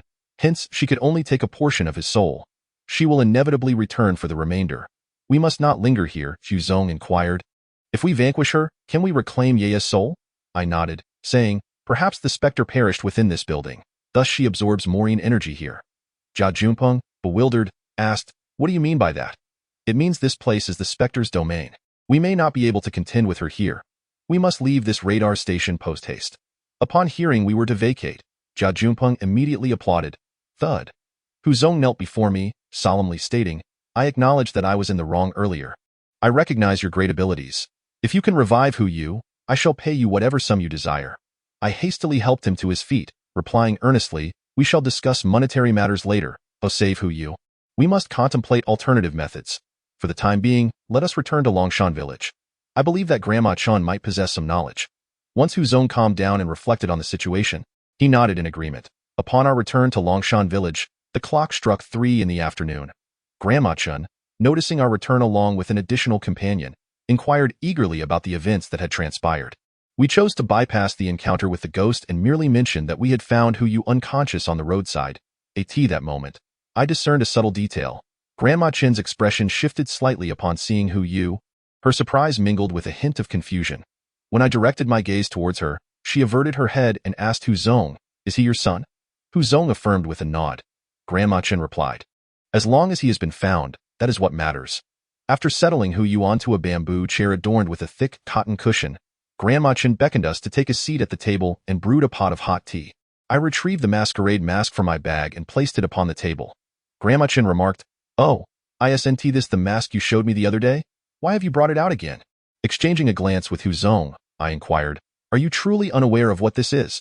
Isn't it merely a souvenir purchased from a shop outside the village?" Grandma Chen fixed her gaze upon me, her cloudy eyes revealing a glimmer of clarity. No, on that day, I refrained from disclosing the truth out of fear of frightening you. Now, I realize you are privy to far more than we are, so there is no need for concealment. Grandma Chen furrowed her brows, remaining silent. I continued. This mask is a unique artifact of Longshan village, discovered in the adjacent room. Having resided here for decades, you cannot possibly claim ignorance of it. Grandma Chen replied, "I do not understand what you are saying." Noting her unwillingness to acknowledge the mask, I grew increasingly convinced that matters were far more complex than I had initially presumed. With a shift in thought, I decided to reveal the incident concerning the female ghost at the abandoned radar station. Upon hearing that the ghost had taken Hu Yu's soul, she trembled slightly, her eyes reflecting not only fear but a complex emotion that was difficult for others to comprehend. "Grandma Chen, I hope I haven't frightened you," I said apologetically. After a moment of silence, she closed her eyes and sighed softly. "Since you are all aware now, there is little for this old woman to conceal. I previously withheld the truth to spare you from fear." Shaoli was correct. This mask is indeed from the village. A Nuwa opera mask. It is an ill omen. You should dispose of it. Noticing her reluctance to directly confront the mask, I stored it away and asked, "Given the gravity of the situation, could you please elaborate on the origins of this mask?" Grandma Chen appeared quite cold, taking a sip of hot tea before feeling somewhat more at ease. Subsequently, in a voice imbued with the weight of years, she began to recount a tale long avoided by the villagers. Approximately in the 1960s, a theater troupe arrived in Longshan village. While Zhujiang was known for its Yu opera and Huangmei opera, troops wandering through this region typically only performed these two local forms. However, this particular troupe was different, presenting the villagers with a visual spectacle unlike anything they had ever witnessed. In the performance, the troupe leader donned a remarkably peculiar mask, moving in a mesmerizing dance to the haunting strains of ghostly music. At first, the villagers found the performance refreshing, but as they continued to watch, an unsettling eeriness seeped through the dance and song, causing discomfort that grew with each passing moment, until only a handful remained. The troop leader was well aware that the locals harbored a disdain for such theatrical displays. After the performance, he asked for no payment, seeking merely a modest amount of grain to stave off hunger. During that era, famine ravaged the entirety of China, and the village had little surplus to spare. Mindful of the agricultural yield, One was inclined to part with their meager rations.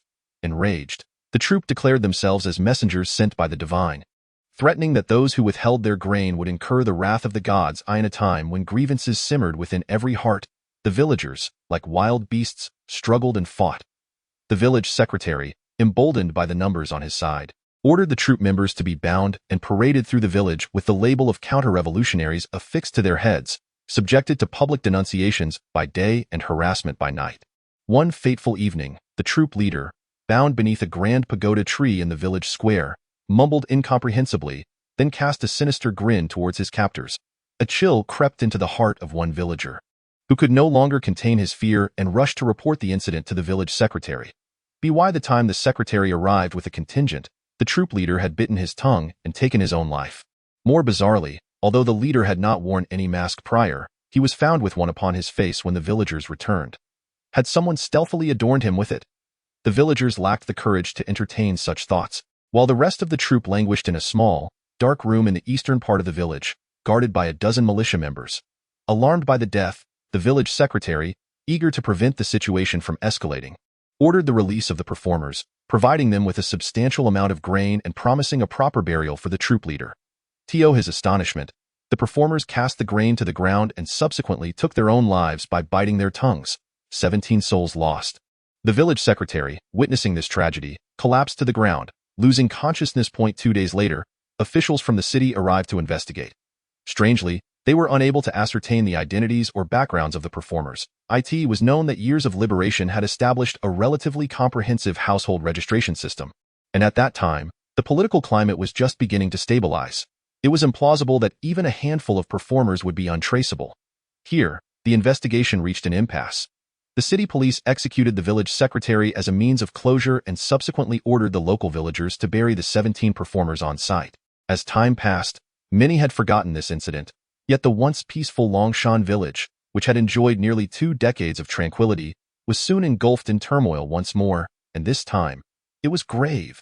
Initially, villagers began to suffer from mysterious ailments, and when they sought treatment at city hospitals, they were met with ineffectiveness. Subsequently, one by one, villagers dropped dead without cause, and even the medical teams dispatched from the city could not identify any reasons, attributing it merely to possible issues with local water sources. In an instant, the villagers began to associate their misfortunes with that long-ago incident.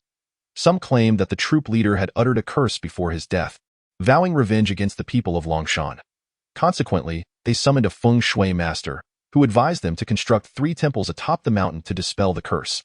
Unexpectedly, rather than alleviating their plight, the atmosphere of Longshan village grew even more sinister under the influence of feng shui, with reports of villagers claiming to see apparitions in broad daylight. Frightened, the villagers began to flee, leaving behind only a few who were either unwilling to leave or had nowhere else to go.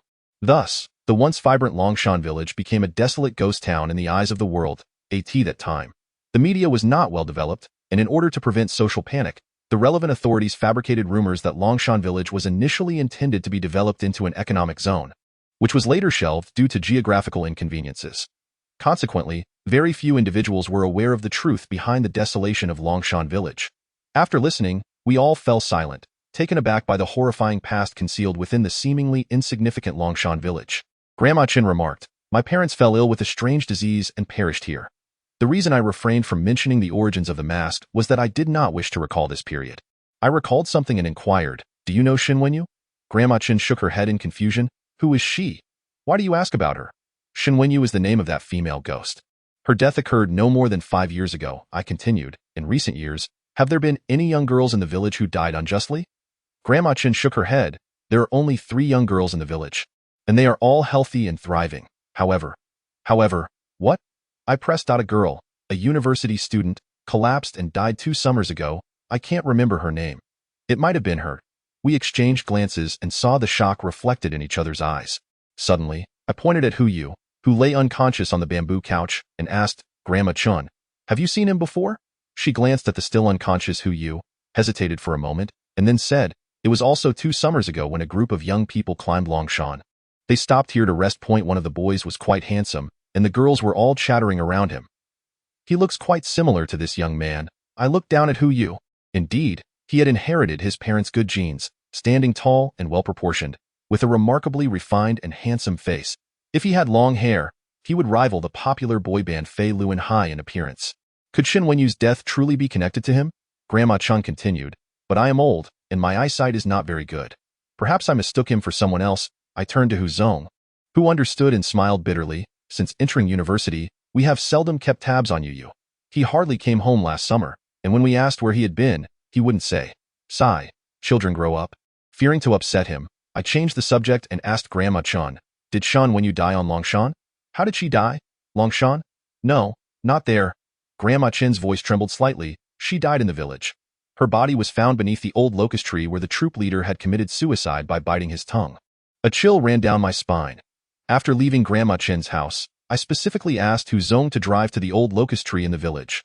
It bore little difference from an ordinary locust tree. With sturdy roots and thick branches, appearing bare due to the season, I attempted to sense any lingering ghostly energy from it, but ultimately failed.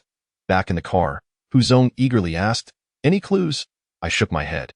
His face fell in disappointment, but upon glancing at his son sitting in the back, his eyes rekindled with hope. "Don't rush. Take your time." I asked, "Among Yu's classmates and friends, is there someone named Shen Wenyu?" The implications are strikingly clear. I had contemplated this possibility long ago. Yet Yu has never permitted me to inquire into matters concerning the school, nor does he often bring friends home, thus leaving me in the dark. Zheng sighed, questioning whether I, as a father, had failed in my duties. After a moment's reflection, I asked, "Which university is Yu currently attending?" "The University of Engineering," he replied. "What year is he in?" "He is a junior, majoring in economics and trade." I opened my phone and navigated to Baidu. Entering the terms University of Engineering and Shan Wenyu, and, as anticipated, a plethora of web pages emerged. According to the content, Shan Wenyu, a freshman at the University of Engineering, had met with a bizarre and tragic demise during a trip to Longshan with several classmates last summer. After investigating the scene, the police ruled out foul play, attributing her death to a sudden myocardial infarction which claimed her life beneath a large locust tree due to a lack of timely medical assistance. Did she have a heart condition? Continuing my browsing, I encountered a flurry of posts concerning the supernatural, suggesting that her unusual death might be the work of spirits haunting Longshan. These speculations were remarkably vivid, rivaling the fanciful tales found in online paranormal fiction. Albeit absurdly fabricated, I closed my phone and turned to Zheng, stating, "I wish to visit U.S. University. Only by understanding the relationship between the two in life can we hope to rescue U.S. spirit. Do you need me to check with the Public Security Bureau? I have an old classmate there." After pondering for a moment, I replied that could work, but please refrain from disclosing what we know to them, lest it complicate matters. Very well, I had already discovered online that Shan Wenyu was likely a classmate of Yu. Pausing for emphasis, I continued, perhaps Shan Wenyu's death is also connected to him. Zheng, are you prepared for this? Zheng grasped my meaning. If Yu were indeed linked to Shan Wenyu's demise, even if he were to awaken, he would still face the consequences of earthly law. If we did not pursue this matter, I feared that time would drag on, and Yu might remain in a vegetative state for the rest of his life. After a moment of silence, Zheng said, "You may investigate. Regardless of the outcome, both Yu and I shall confront it with resolve." Upon returning to the city, Zheng immediately had Yu admitted to a hospital ward for supervision, while I proceeded to the University of Engineering to gather information. Before I left, Zheng insisted on giving me 30,000 yuan as an activity fund, refusing to accept any form of rejection. I mused that this was indeed an opportune time for financial assistance, so I accepted without further protest. Having not slept well on the mountain, I collapsed into bed upon returning home, only to awaken the following day when the sun had already risen high in the sky, feeling considerably more rejuvenated. After hastily finishing breakfast, I boarded a bus to the university. The University of Engineering is situated in the northern part of the city and boasts a substantial campus. After several inquiries, I finally located the building housing the Department of Economics and Trade. In front of the teaching building lies a small square with an octagonal stone platform, where the 8 trigrams and the 2 yin-yang fish are distinctly visible. I was taken aback, pondering when this university had begun to concern itself with feng shui and the I Ching. AT 1044 students were attending classes, and few individuals roamed the campus. It was my first visit to a university, and I felt a mix of curiosity and excitement. Upon entering the building, I found it rather empty and somewhat dated in decor. An administrator in his 50s sat at the information desk, engrossed in a newspaper. Upon my entrance, he merely cast a hurried glance in my direction before his gaze returned to the newspaper, likely mistaking me for one of the students here. Stepping into the elevator, I pressed the button for the 7th floor, where Yu's classroom was situated. Chefs typically do not pay much attention to their appearance, yet, seeing the youthful and vibrant young women scattered throughout the building, I felt a twinge of self-consciousness and began to adjust my attire in the reflection of the elevator mirror. At that moment, I noticed a figure in the mirror. I turned abruptly to find a girl standing behind me. I recalled that there had been no one else when I entered the elevator. Had I truly been so preoccupied with my own appearance that I failed to notice her? Checking the indicator lights, I saw that the 13th floor was illuminated, and I let out a long sigh, chiding myself for my unfounded suspicions. She did not look at me but faced the elevator doors, with females being a rarity in the kitchen. I seized the opportunity to observe her discreetly. She had glossy, straight black hair and wore a trendy pink sweater favored by young girls. Her complexion was fair, her lips a vivid red, and her legs were slender and elongated, exuding a sweet, youthful fragrance. How could I have overlooked such a beauty? Was it truly the consequence of spending too much time in the kitchen? However, at this hour, students were likely in class, while she appeared quite leisurely. Upon reaching the 7th floor, I reluctantly exited the elevator. After a brief search around the corridor, I finally located Yu's classroom. The students were engrossed in the teacher's lecture, making it inappropriate for me to interrupt, so I waited in the hallway until class was dismissed before entering. "Hey, who are you? You seem to be in the wrong classroom," one male student queried. I smiled and replied, "I'm a friend of Yu's, here to discuss something with him." "Oh, he is not in this class." "Ah, so you're Yu's friend?" "Yes, he is indeed in this class." Several male classmates quickly surrounded me. "How long has it been since you last contacted him?" one asked. I responded, "I spoke with him over the phone a week ago. I tried reaching him on his mobile a couple of days ago, but it was switched off, which made me worry something might have happened. So I came to check on him."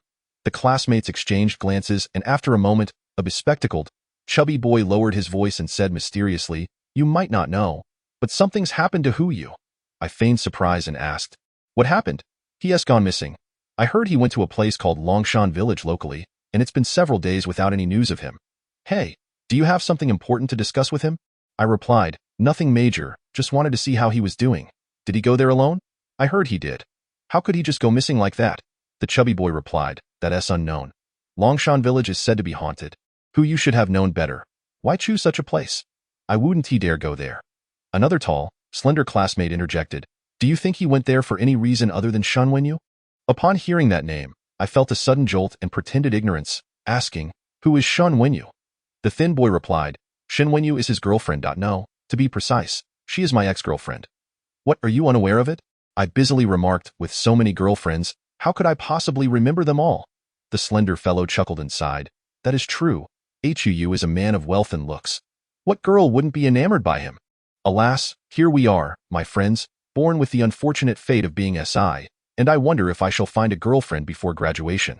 I had no time to indulge in his musings and continued to inquire, "Is Shen Wenyu in this class as well?" As soon as the words left my mouth, an uneasy silence enveloped the room. The chubby boy sighed, "Well, sort of, however, she passed away during the summer of her freshman year, right there in Longshan Village. Every year, Xiaohu goes there alone during the winter and summer breaks to spend a few days. Oh, what a pity." Just as I was about to probe further, the class bell rang, compelling me to leave the classroom.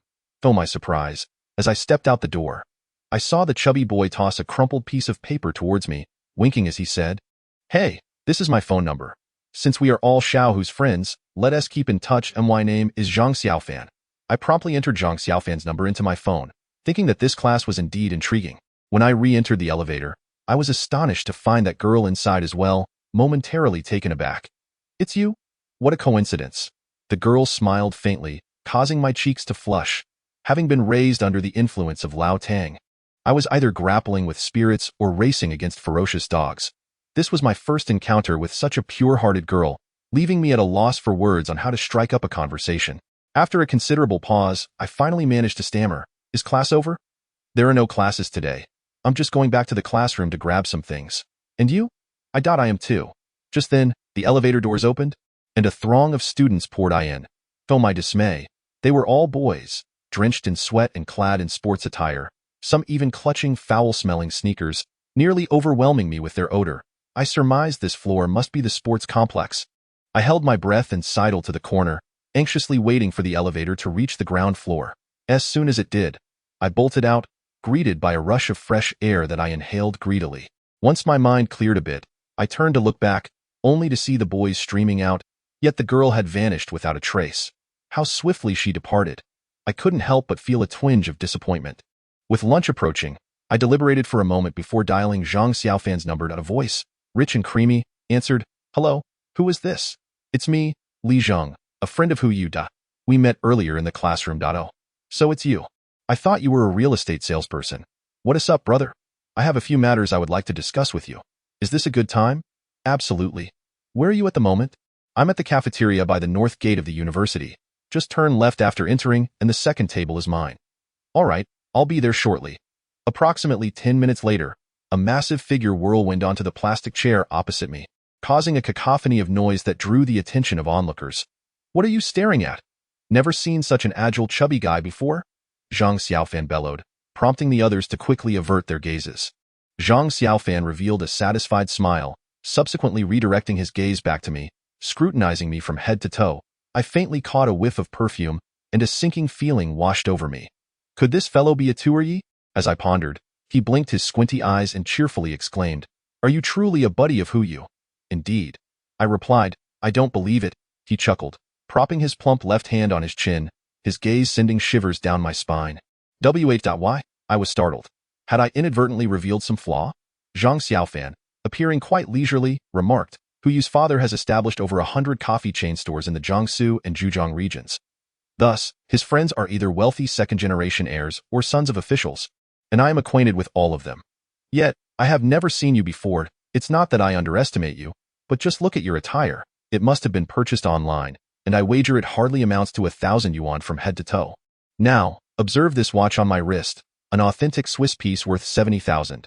And these shoes, imported from Italy, cost 30,000. Moreover, I was left speechless, and after a while, I regained my composure. Were it not for my reliance on him, I would have liked to affix a talisman against malevolent spirits on his back. Once he concluded his showboating, I cleared my throat gently and said, "You are correct. I am indeed not a companion of Hu Yu." "I thought I knew it," Zhang Xiaofan exclaimed. "There is nothing in this world that I cannot see through." He slapped his chubby thigh with delight. After a moment, he lowered his voice and inquired, "You are a police officer, aren't you?" I was taken aback. "What makes you think that?" "Ah, it's not difficult to guess. I noticed you inquiring about Hu Yu the moment you entered the classroom. You even delved into the old case of Shan Wenyu, clearly with intent. A few days ago, your colleagues came to ask questions but left empty-handed. So, have they sent you undercover at the school now?" I realized I had underestimated this rotund individual, having just arrived. I had yet to gather any information, yet he saw right through me. No wonder they say Tuyi possesses high intelligence. As I contemplated how to respond, I noticed him touching my right hand. His expression earnest as he said, "However, you need not worry. I will never disclose your identity. I too wish to know where Hu Yu has vanished. I will assist you diligently in your investigation." I felt a chill run down my spine from his touch and quickly withdrew my right hand. Zhang Xiaofan chuckled, "Oh, come on. I'm just being friendly, not in the way you think. I prefer the alluring policewoman, not the police uncle. That Zhao's sister who came the other day was truly stunning. If I could just..." "Wait, what does your Zhao sister look like?" Zhang Xiaofan, drooling, described her appearance in detail, peppering his account with some rather crude remarks. Nonetheless, I immediately recognized her as Officer Zhao. "Your taste is quite unique," I remarked with a chuckle. "Do you know she is infamous in our precinct as Zhao the Skinner? She loves to toy with people. Having skinned countless suspects and dismantled numerous lecherous individuals, with someone like you, she could easily bring you to pieces." Zhang Xiaofan appeared to be quite startled, forcing down a considerable gulp of saliva as he stammered. "I never would have guessed she could be so generous," I replied. "Let us not dwell on her. Tell me about Shan Wenyu." Zhang Xiaofan made an effort to compose himself and said, "Speaking of Shan Wenyu, she is undoubtedly the most renowned belle at our school. Beautiful and exuding purity, countless wealthy heirs and sons of officials sought her affection back in the day. One fool even arrived in a Porsche, presenting 999 roses at the dormitory entrance to confess his love, only to find that Shan Wenyu didn't even spare him a glance." I scoffed. "I suppose that fellow must not have been particularly handsome. Nowadays, a sophisticated beauty seeks a partner who is not only affluent but also strikingly attractive." Zhang Xiaofan shook his head, insisting, "You are gravely mistaken." He took a sip of his drink and continued. "At that time, they were merely freshmen, and neither was aware of the other's family background.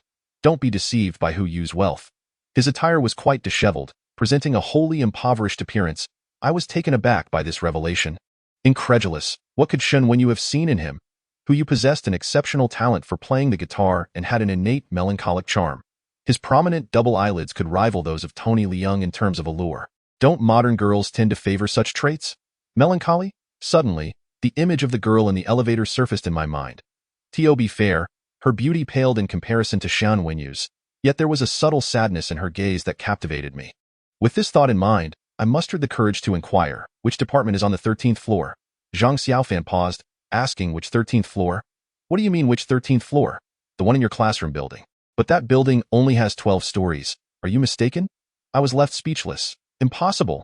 I distinctly saw a 13th floor. How could this be?" Zhang Xiaofan remarked, "Dude, don't scare me. I still have classes there this afternoon." I concealed my shock, casually responding, "I must have miscounted. By the way, were there others present when you had her incident?" "Of course. I had something to do that day, and wasn't he there?" "Who you mentioned he called 4 people. I don't know the guys, but the 3 girls were from our class." "Who were they?" "Shan Wenyu and her 2 close friends, Fu Wan and Su Lily." I secretly noted down those names. After lunch, Zhang Xiaofan headed back to the dormitory to play games, while I spent 2 hours in the library before returning to that classroom building. After a brief hesitation, I ultimately decided to step into the elevator. Upon closer inspection of the numbers, there indeed was a 13th floor, but why did Zhang Xiaofan claim there were only 12? Oddly enough, no matter how many times I pressed 13, it did not illuminate. Resigned, I pressed 12 instead. Upon reaching the 12th floor, I exited the elevator to find the corridor enveloped in darkness, the classrooms vacant, with several undergoing renovations. I located the safety stairwell and ascended, when suddenly, a gust of cool wind swept over my head, followed promptly by a piercing ray of sunlight. It turned out that the 13th floor was a rooftop. However, I quickly felt that something was amiss.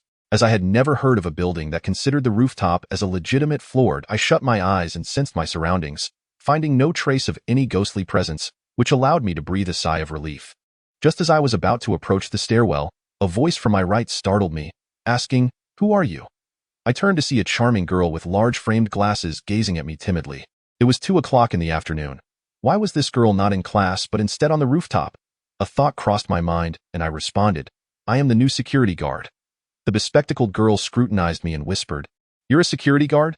Then why aren't you in uniform?" I explained that my uniform was still at the office and that I would officially start my duties tomorrow. I mused that it was indeed challenging to deceive today's young ladies. "Oh, dear student, everyone else is in class. What are you doing here all alone? Do you not realize that the rooftop can be quite perilous?"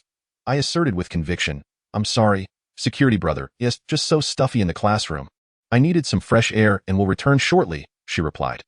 "All right, make sure to head back soon," I responded, and seeing nothing unusual, I turned to descend the rooftop.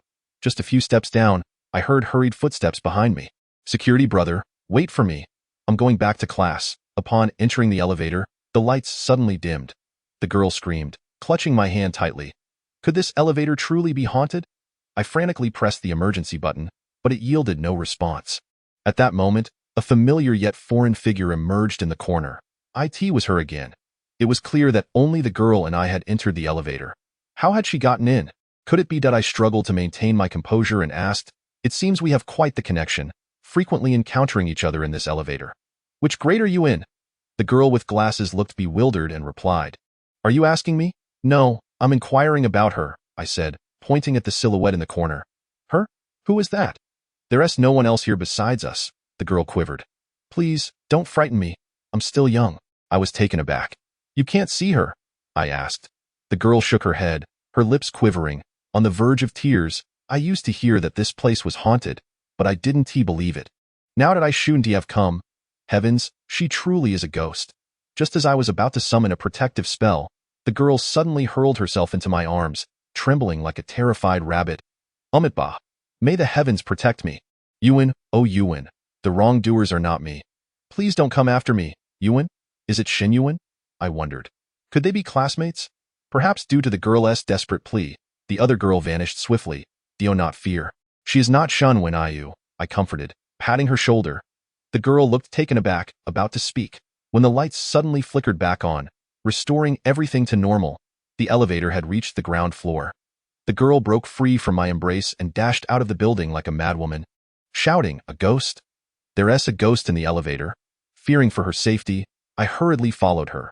Beneath the clear light of day, a young man was pursuing a student girl who, while running, was hysterically crying out, creating an exceedingly discordant scene. A group of passing teachers and students witnessed the commotion and swiftly surrounded us, intent on hauling me off to the security office. Some even contemplated dialing the emergency number 110. "It's a misunderstanding, a misunderstanding," I exclaimed, hastily coming to a halt, struggling to clarify the situation. A middle-aged security guard approached and swung his baton at me. Fortunately, I managed to evade just in time, the plastic nightstick striking nothing but air. "Wait! Don't hit!" In that critical moment, a stout figure dashed into the crowd, positioning himself in front of me and addressing everyone. "Let us discuss this calmly. We are all from the same place." Zhang Xiaofan seemed to enjoy a good reputation at school, and instantly, the crowd fell silent, their attention shifting to him. The security guard retorted, but he was just harassing a girl. Zhang Xiaofan abruptly turned his hefty head, feigning shock, and exclaimed, "Really?" The students began to shout. How could it be false? I saw it with my own eyes. He chased her from the teaching building all the way here, almost to the point of tearing her clothes off. As their claims grew increasingly ludicrous, I shouted back, "Nonsense! Who harassed anyone? Who was tearing off clothes?" She just exited the elevator with me, but then unexpectedly, the security guard interjected, "Then what happened?" A sense of unease crept over me as I replied. Then the lights in the elevator suddenly went out, and she exclaimed she had encountered a ghost. Bolting out from the ground floor, I feared for her safety, so I followed her, only to be mistaken for a rogue. I anticipated no one would believe my account, yet to my astonishment, upon hearing my explanation, everyone fell into a profound silence, exchanging complex glances. One girl, her face dotted with acne, inquired. Which elevator did you two just come from? I gestured towards the teaching building behind me and answered, the one on the left side of the lobby. No sooner had I spoken than the crowd's expressions shifted dramatically. Fearing their disbelief, I added, go fetch that girl with glasses. She can attest to my story. Looking around, I realized there was no sign of the bespectacled girl. My heart sank, knowing that even my eloquence would now be futile. Unexpectedly, someone murmured, that elevator has been haunted again. It should have been shut down long ago. Gradually, the crowd dispersed. Their faces suggested they were evading a particularly sensitive topic. And even the previously aggressive security guard no longer paid attention to me, the so-called delinquent. Bewildered, I turned to Zhang Xiaofan and asked, what on earth is going on? Zhang Xiaofan, his expression grave, inquired, did you truly see a ghost in the elevator? I nodded, then shook my head. What does that mean, nodding and shaking your head? I responded solemnly, that elevator has a sinister aura. I cannot be certain. Perhaps in an attempt to lighten the mood, he chuckled. You're quite the character. It hasn't even been half a day since you arrived at school, and you've already caught the attention of a female university student. Teach me a thing or two sometime. Chasing girls? I'm just chasing ghosts, I replied with a wry smile, recounting the entire sequence of events. Upon hearing the girl's description, Zhang Xiaofan immediately exclaimed, that bespectacled girl must be Su Lily, formerly a close companion of Shen Wenyu. I just saw her sneak out during class. Little did I expect her to be on the rooftop, I replied in astonishment. Doesn't the teacher care? He shrugged. The teacher merely took attendance and then left, claiming we should engage in self-study. My foot. That old coot is probably off moonlighting at some enterprise. What do you mean by moonlighting? I inquired. Don't you know? It's simply teaching a few training sessions at a company to earn some extra cash. He explained. I see. So, Su Lily enjoys going to the rooftop? Not quite. She's the class monitor, consistently excelling in both character and academics, and has hardly ever skipped class. Lately, however, I can't fathom why she's taken to running up there during lessons. I remarked, how do you know this so well? Are you secretly following her? Oh, I get it. You have a crush on her. Pa, even though I'm a bit on the heavier side, I'm still a rich second generation. Do I really need to resort to secret affections for someone like her? I merely find her recent behavior rather peculiar, and considering she went to Longshan with Shan Wenyu that year, I wanted to see if there were any clues. Hu is my buddy. If the police can't find him, I'll take it upon myself. I was taken aback by the little chubby one's loyalty and felt somewhat touched. Su Lily merely went out to have fun with them. Shen Wenyu's demise may not necessarily be linked to her. Nevertheless, this is still a lead. By the way, which dorm does she reside in? I wish to inquire further after class. The chubby boy slowly turned his head and winked at me, saying, is it really necessary to go to the girls' dorm for questioning? Haha, perhaps your intentions are not purely academic. I retorted, what are you talking about? I certainly can't confront her in front of the entire class. What if I startle her? After pondering, Zhang Xiaofan replied, she lives in the girls' dormitory, building 4, room 414. You seem quite informed. I suspect you frequented that place. How annoying. Zhang Xiaofan blushed, and I nearly lost my lunch from the awkwardness. At 7 in the evening. After finishing dinner in the cafeteria, we headed straight toward the girls' dormitory area. Along the way, numerous girls passed by us, their hair still damp, clearly having just emerged from the showers. The evening breeze gently caressed, carrying a sweet, youthful fragrance that graced my face, rendering the chill almost intoxicating. Noticing my expression, Zhang Xiaofan scoffed, you're not seeing girls for the first time, are you? Why do you look so dazed? I sighed inwardly and blurted, if you were faced with a table full of pig intestines and beef offal every day, you'd feel the same. The moment the words escaped my lips, I regretted them. Zhang Xiaofan was taken aback. What pig intestines? Didn't you graduate from the police academy? I cleared my throat, feeling awkward. That's true, but that was in the past. Nowadays, I spend all my time dealing with those prisoners. Sigh, you've seen crime dramas. How many of those criminals actually resemble decent human beings? Whenever I finally encounter a woman, she's either a drug addict or a murderer. Very few are normal. Zhang Xiaofan pondered for a moment and, with a sympathetic grip on my shoulder, remarked, is it any wonder that our police officers endure such hardships? Even their benefits are so meager.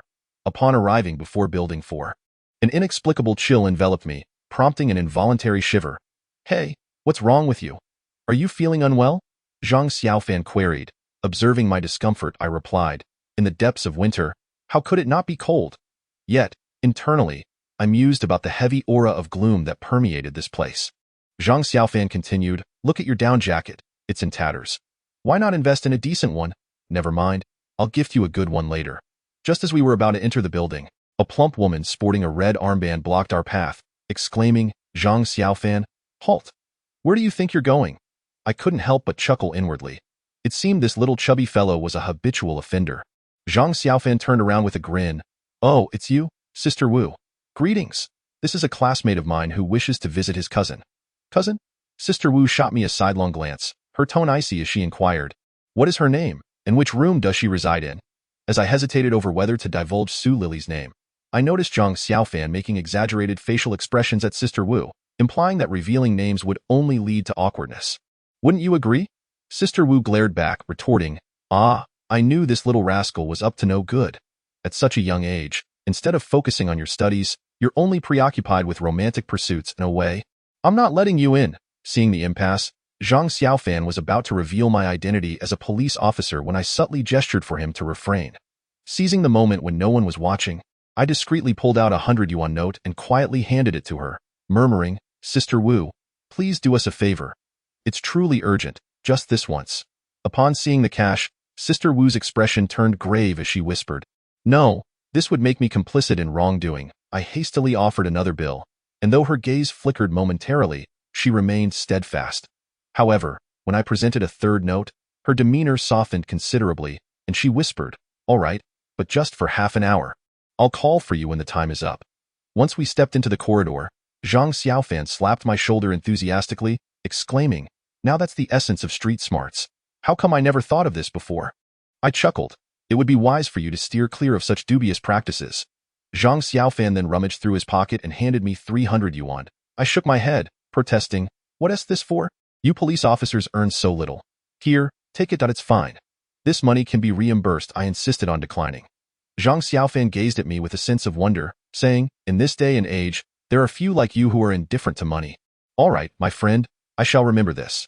Upon reaching the door of room 414, we found 3 young women engaged in conversation, one of whom was the bespectacled girl I had encountered earlier that afternoon. Upon noticing my arrival, the bespectacled girl sprang to her feet, stammering, Security brother, what brings you here? I hope you're feeling better after our encounter in the elevator. I expressed with concern, I'm fine now. Thank you, she responded. Su Lily, the girl with glasses, inquired, Is there something you need here? Before I had a chance to speak, Zhang Xiaofan remarked, It's nothing. We merely wish to inquire about Shen Wenyun. Su Lily gazed at me with a perplexed expression and asked, What do you want to ask her about? In truth, I was not a newly appointed security guard. I decided to be forthright and said, My name is Li Zheng, a friend of Hu Yu. I suspect his disappearance is connected to Shen Wenyun's case. I heard that you and a classmate named Fu Wan were present at the time. So I came to ask you. One girl, who bore a striking resemblance to Fan Bingbing, rose from the bed with an air of authority and said coolly, I am Yu Li Bin, from the Department of Chinese Language and Literature. I just moved here this semester and do not know Shen Wenyun. You may continue your conversation. I shall take a walk outside. Hey, Li Bin, he's here to ask you something, and I specifically came to find you. I called after her. Wait for me, I will accompany you. As soon as Li Bin stepped out, Zhang Xiaofan eagerly followed. It seemed this fellow's goddess was indeed her. The room was left with only myself and the 2 involved parties. The 2 girls simultaneously lowered their heads, tears welling in their eyes. It appeared Shen Wenyun had shared a close bond with both of them during her life.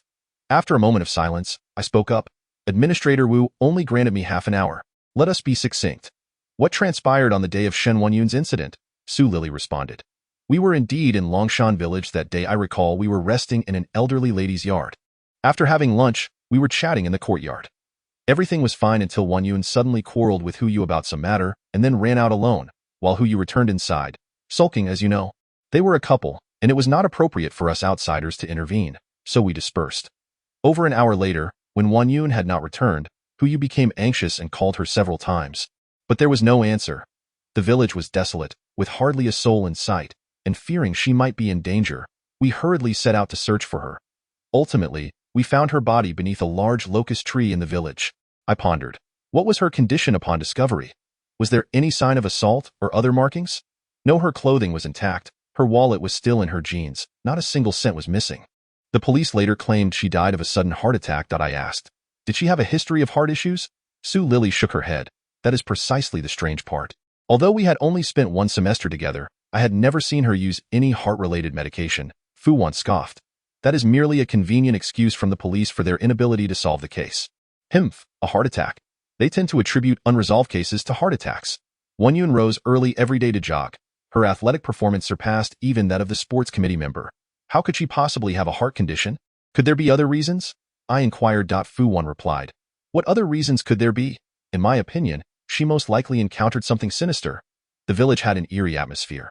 I sensed something was off as soon as we arrived.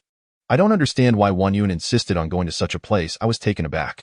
Was it Shin Won Yun who proposed going there? Fu Wan replied. Absolutely not. Who you originally suggested a trip to Sanya.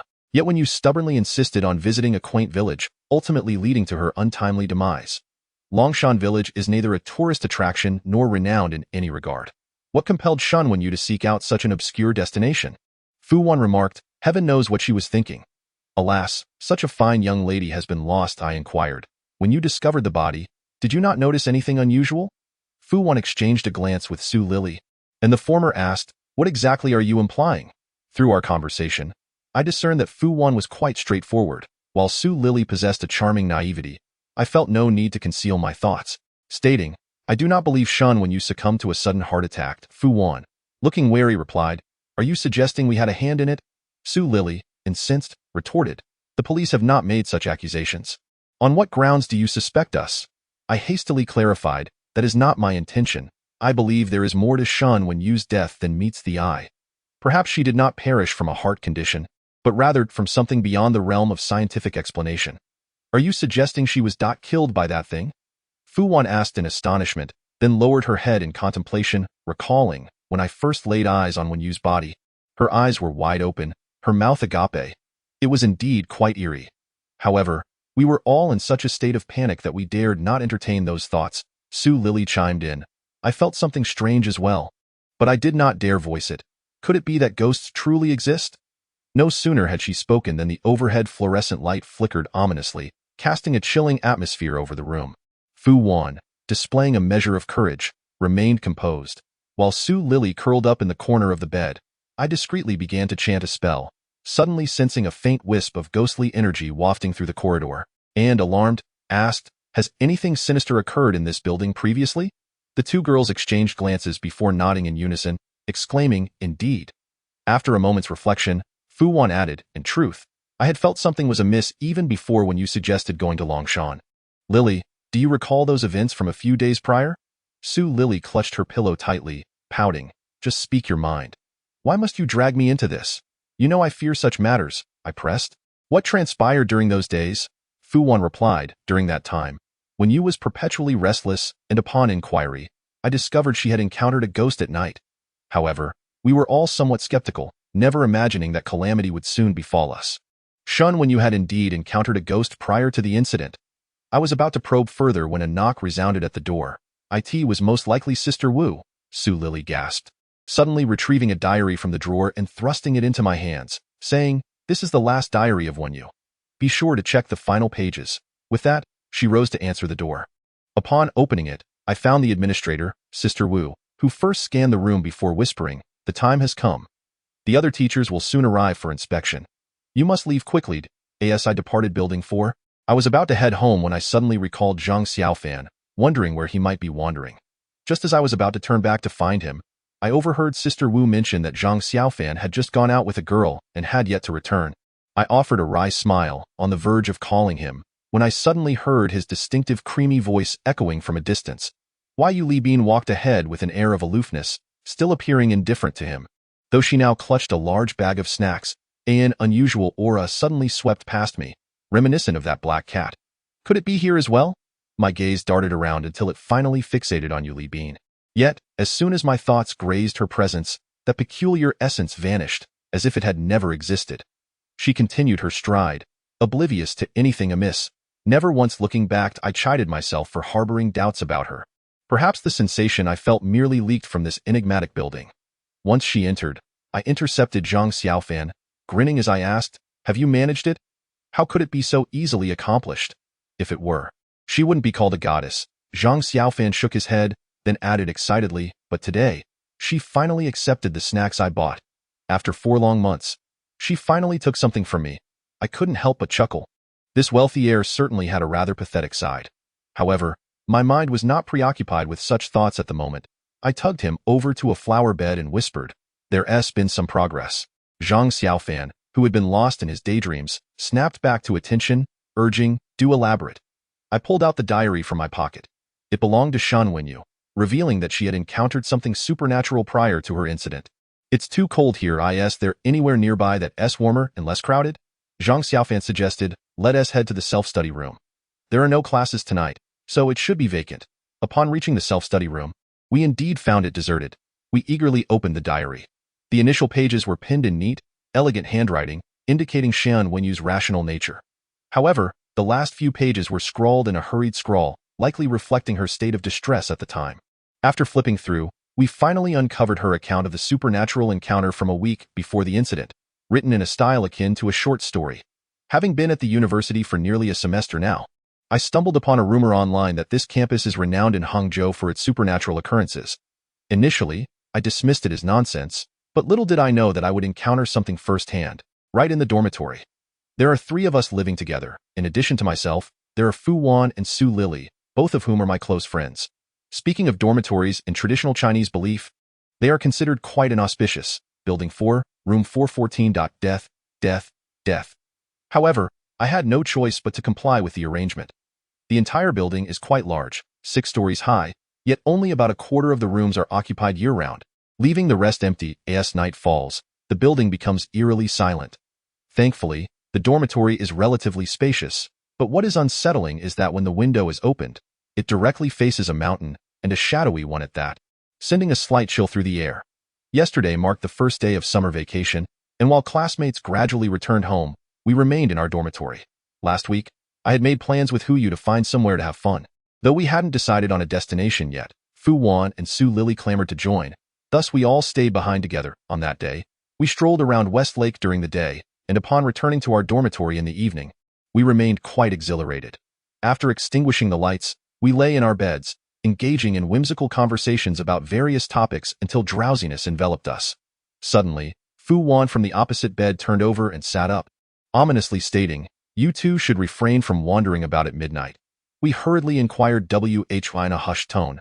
She replied, "This university is renowned in Hangzhou for its supernatural occurrences. Since its establishment, countless strange events have transpired that remain inexplicable to this day. Do you know the purpose of the Bagua platform in front of our teaching building? It is meant to ward off evil spirits." Su Lily scoffed, "Humph, you only know how to frighten us." "I've been here for an entire semester, and I've never heard anyone mention this before," Fu Wan retorted. "Most of our classmates are from out of town. How could they be aware of such matters? I, however, am a local, living just a station away from the school. Surely I am informed. Moreover, do you realize that the mountain outside the window is steeped in the tragic history of the warlord era, where numerous lives were lost? The ominous energy is palpable." I turned to gaze out the window, and indeed, the mountain appeared foreboding, occasionally emitting faint, unexplainable sounds of lament.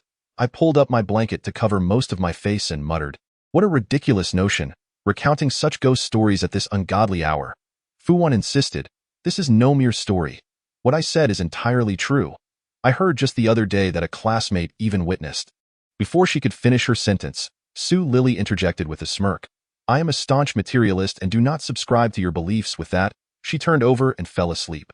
"Pfft, you're the one with the smallest courage in our class, yet you claim to be a materialist," Fu Wan mumbled as she too succumbed to sleep. For reasons unknown, I found myself restless that night, my thoughts flitting between wild imaginations and homesickness, anxiously enduring the hours until midnight.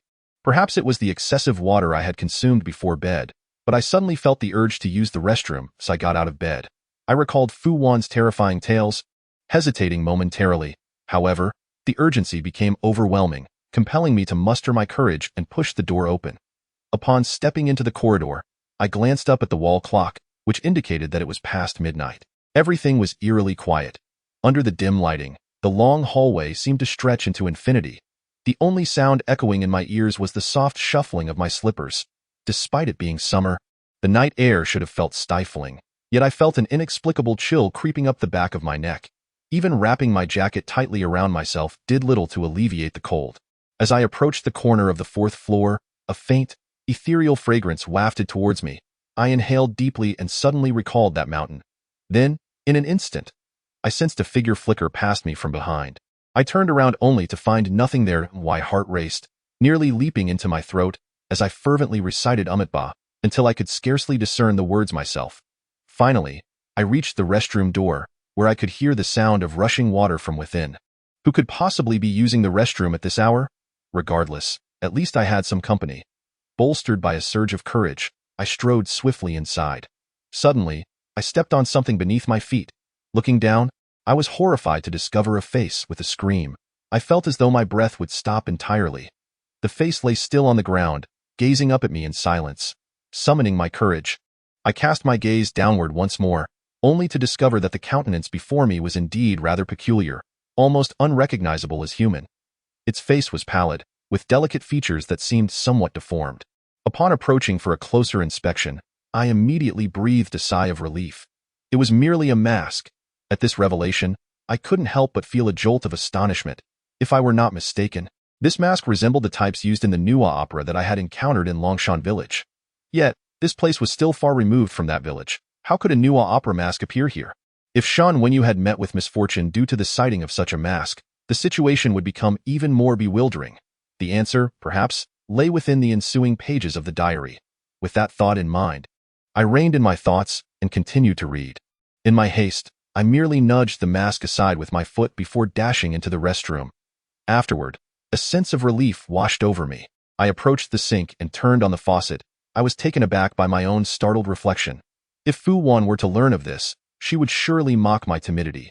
Staring at the ghostly visage in the mirror, devoid of color, I couldn't help but mock myself. However, just as I reached for the soap dish, I was utterly frozen in place, allowing the water to cascade over my hands. Section 037. The four symbols devour the heavens. The mask, it was that very mask. At some point, it had returned to its original position, lying there quietly, doubtfully. I rubbed my eyes and glanced back. Indeed, it was not a trick of the light. That mask had truly shifted. Yet, I distinctly remembered kicking it into the corner, and no one had passed by during that interval. Could it be a sinister cackle echoed faintly in the AI, or my gaze shifted from the mask to the mirror, where an unforgettable and terrifying image unfolded before me, causing my blood to run cold. In the mirror, I vaguely discerned a woman. She was clad in attire from the 1950s or 60s, her face obscured by a cascade of long hair that veiled even her features. Slowly, she lifted her head, revealing that her face was identical to the mask lying on the floor. In an instant, darkness enveloped my vision, and I lost consciousness. When I awoke, it was morning, and I found myself under the concerned gazes of Fu Wan and Li Li. After much hesitation, I ultimately decided against revealing the events of the previous night, instead attributing my fainting spell to anemia. I knew they would never believe me. If there were anyone in this world who might, it would be Hu Yu. Unfortunately, he had been exceedingly busy lately, and I refrained from disturbing him with a call. When I eventually traveled to Sanya, I must recount this incident in its entirety to him and gauge his thoughts on the matter. Thus concludes this entry. The subsequent pages contain trivial accounts. From the diary, it appears that Shan Wenyu encountered a mask in the restroom. While I cannot be certain it was indeed the Nuwa opera mask from Longshan village, it certainly raises suspicions. Furthermore, the mask seems to have been here all along. Who could have brought it? Additionally, Shan Wenyu had initially planned to travel to Sanya with Hu Yu, but for reasons unknown, she altered her decision. Was it due to that mask? As I pondered these matters, Zhang Xiaofan suddenly exclaimed, "Heavens, if what the diary states is true, then Li Bin is in danger. No, I must inform her to move out." I retorted, "Do you really think she would believe your words?" Zhang Xiaofan was momentarily taken aback, then slumped down in resignation. Indeed, if she were willing to trust me, I wouldn't have to pursue her so exhaustingly. I chuckled. Didn't you claim to be a rich second generation? Why is chasing after a girl such a laborious endeavor? With a voice akin to a rusty gong, Zhang Xiaofan lamented, "Love isn't something you can simply purchase at will." I retorted with disdain, "Then spare me the romance and enlighten me. Does this university frequently encounter hauntings?" Zhang Xiaofan conceded, "I admit our university is quite an eerie place, but I've been here for 3 years and haven't even encountered a female ghost." I frowned. "Don't you find that statement contradictory? Do you understand why I say this?" He scoffed. "If I knew, why would I bother asking you?" Zhang Xiaofan smirked. "Seems there are indeed things you're unaware of. It's true, this matter falls outside your realm of expertise, so not knowing is entirely reasonable." I urged. "Quit with the riddles. Just spit it out." Zhang Xiaofan rubbed his nose, speaking in a conspiratorial tone. Did you notice the bagua platform in front of our lecture building? I was taken aback, maintaining my composure. I think there is one, but it's merely a decorative platform. What is so special about it? He exclaimed. Just a decorative platform? Would you dare accompany me to the rooftop of the lecture building? Now? Yes, right now. I replied, the elevator just had a haunting incident this afternoon, and you want to go up there alone at night? Zhang Xiaofan countered, but there are 2 elevators. We simply take the haunted one, will we? Upon entering the building, the administrator looked at us in surprise. What brings you here so late at night? Zhang Xiaofan replied, I left my homework in the classroom during class, just going to retrieve it.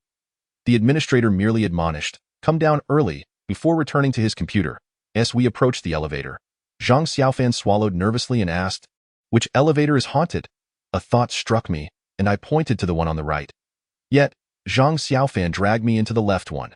Once inside the elevator, I felt a sense of disappointment wash over me. As the ghostly aura of the day had vanished, I had intended to glance at her one last time and ask a few questions, but she simply departed. Upon reaching the 12th floor, we ascended to the rooftop via the stairs. The crisp night breeze was invigorating.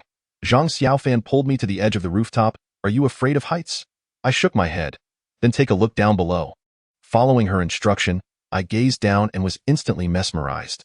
Not knowing the true face of Mount Lu, I only know I am amidst these mountains. Previously, while walking below, I hadn't given it much thought.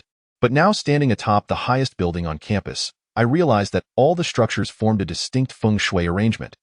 This lecture building is situated in the northern central part of the university, subtly guarding the bagua platform in the square, which is the very heart of the entire feng shui layout. Radiating from the bagua platform are the 4 symbols, Qinglong, Baihu, Zhuke, and Xuanwu, each corresponding to 7 celestial lodges, embodying the formidable celestial arrangement that suppresses malevolent energies in the art of Qimen Duanjia. Such an arrangement could only be orchestrated by a master of the mystical realm. Tio summoned the 4 symbols that devour the heavens. Could it be that something exceedingly sinister lies buried beneath the university? I cast a glance at Zhang Xiaofan and suddenly perceived that he was far more complex than he appeared. I inquired, why have you brought me here? Zhang Xiaofan fixed me with a penetrating gaze and replied, it's nothing much. A few days ago, while searching for research materials in the library, I inadvertently stumbled upon the school's history and realized that the layout of our university serves a different purpose. Li Zhang, are you familiar with feng shui? I met his sharp gaze and replied nonchalantly, during my studies, I enjoyed reading web novels, so I know a bit about it. Who would have thought that a prestigious institution could be entwined with feng shui? The connection is profound. Zhang Xiaofan succinctly recounted the history of the university's establishment. The site was originally a mass grave from the warlord era, where thousands of soldiers who perished in battle were interred. Their lingering resentment was palpable, and no one dared to construct residential areas here. The government initially intended to establish a public cemetery, but given the site's location in the bustling city center, it was deemed unsuitable and too precious to waste. Thus, the government resolved to build a university atop it, believing that the vibrant young energy of young male students could suppress this malevolence. However, shortly after construction commenced, calamity struck. Several robust construction workers inexplicably died in the dead of night, and the cause remained elusive.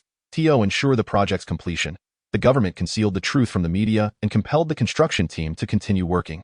Subsequently, several more workers met untimely deaths, yet the university was eventually completed. The first president, Zhang Zhen, though a brilliant mind in the fields of science and engineering, was well versed in the arcane arts of feng shui. Upon inspecting the site, he recognized the inherent issues and warned the government against hastily accommodating students, fearing further calamities. To his dismay, the government insisted on proceeding with the semester, and indeed, several students inexplicably took their own lives during the first term. Under mounting societal pressure, the government ultimately acquiesced to President Zhang's counsel and suspended classes for a year. After a thorough investigation, President Zheng was horrified to discover the mass grave beneath the university. The youthful vitality alone could not contain the malevolent spirits. Consequently, he personally redesigned the campus architecture to establish a formation known as the 4 symbols that devour the heavens, temporarily suppressing the underground malevolence. As time passed, however, the sinister forces grew increasingly potent, rendering the feng shui arrangement less effective, resulting in a rise of supernatural incidents on campus in recent years. Zhang Xiaofan speculated that the hauntings in the girls' dormitory of Building 4 were likely linked to this malevolence. But I held a different perspective, particularly concerning that mask. I must return to room 414, I declared. Zhang Xiaofan looked astonished. When? I resolutely responded, right now. Zhang Xiaofan gasped, brother, do you think Sister Wu is a fool? Even if you offered her a fortune, it would be futile, and no money is needed. I only require you to divert her attention while I slip inside. Impossible. I've tried that approach before. Sister Wu is incredibly astute and will never leave the entrance. I smiled ambiguously. I believe you can manage it. Zhang Xiaofan, visibly shaken, stammered, you can't possibly be suggesting that I seduce Sister Wu, can you? She is still an innocent young man. I sighed. You are not assisting me? You are aiding you not wish to find his mother. Upon hearing this, Zhang Xiaofan finally steeled himself and replied, all right, speak. I whispered a few words into his ear, and after he finished listening, his face fell into a mournful expression as he declared, if Li Bin doesn't see me again in the future, I swear I will haunt you even in death. I comforted him, saying, do not worry. When the time comes, I shall explain on your behalf. She will understand, and perhaps from now on, she will regard you with newfound respect. Returning to the front of the building, I concealed myself behind the nearby thicket, while he strode confidently to the entrance. Sister Wu was seated at the door. Upon noticing him, she paused and, after glancing around to ensure no one was in sight, whispered, Zhang Xiaofan, why are you back again? I must inform you that it is already 10 o'clock at night, and I cannot allow you to enter again. Zhang Xiaofan produced a piece of paper upon which I had pinned lines for him. Standing tall, he cleared his throat and recited, dearest Xiao Wu. I remember the damp air, a fragrant essence unique to the rainy season of Jiangnan. I recall the large raindrops you sheltered me from, the last oppressive moments of that summer. You lifted your sturdy arms, embracing me high, allowing the rainwater to glide down your cheeks to your chin, then falling and shattering between our souls. We stood there, a mere 20 centimeters apart, our breaths entwined, dearest Xiao Wu.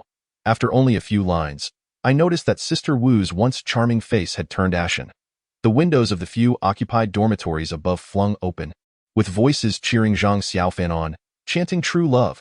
Some even shouted slogans like old cow is right, tender grass is innocent, you fat fool, you have ruined my lifelong reputation. Sister Wu could no longer contain herself and grabbed a broom, charging toward him. Zhang Xiaofan let out a scream and fled in terror. At that moment, the main door swung wide open.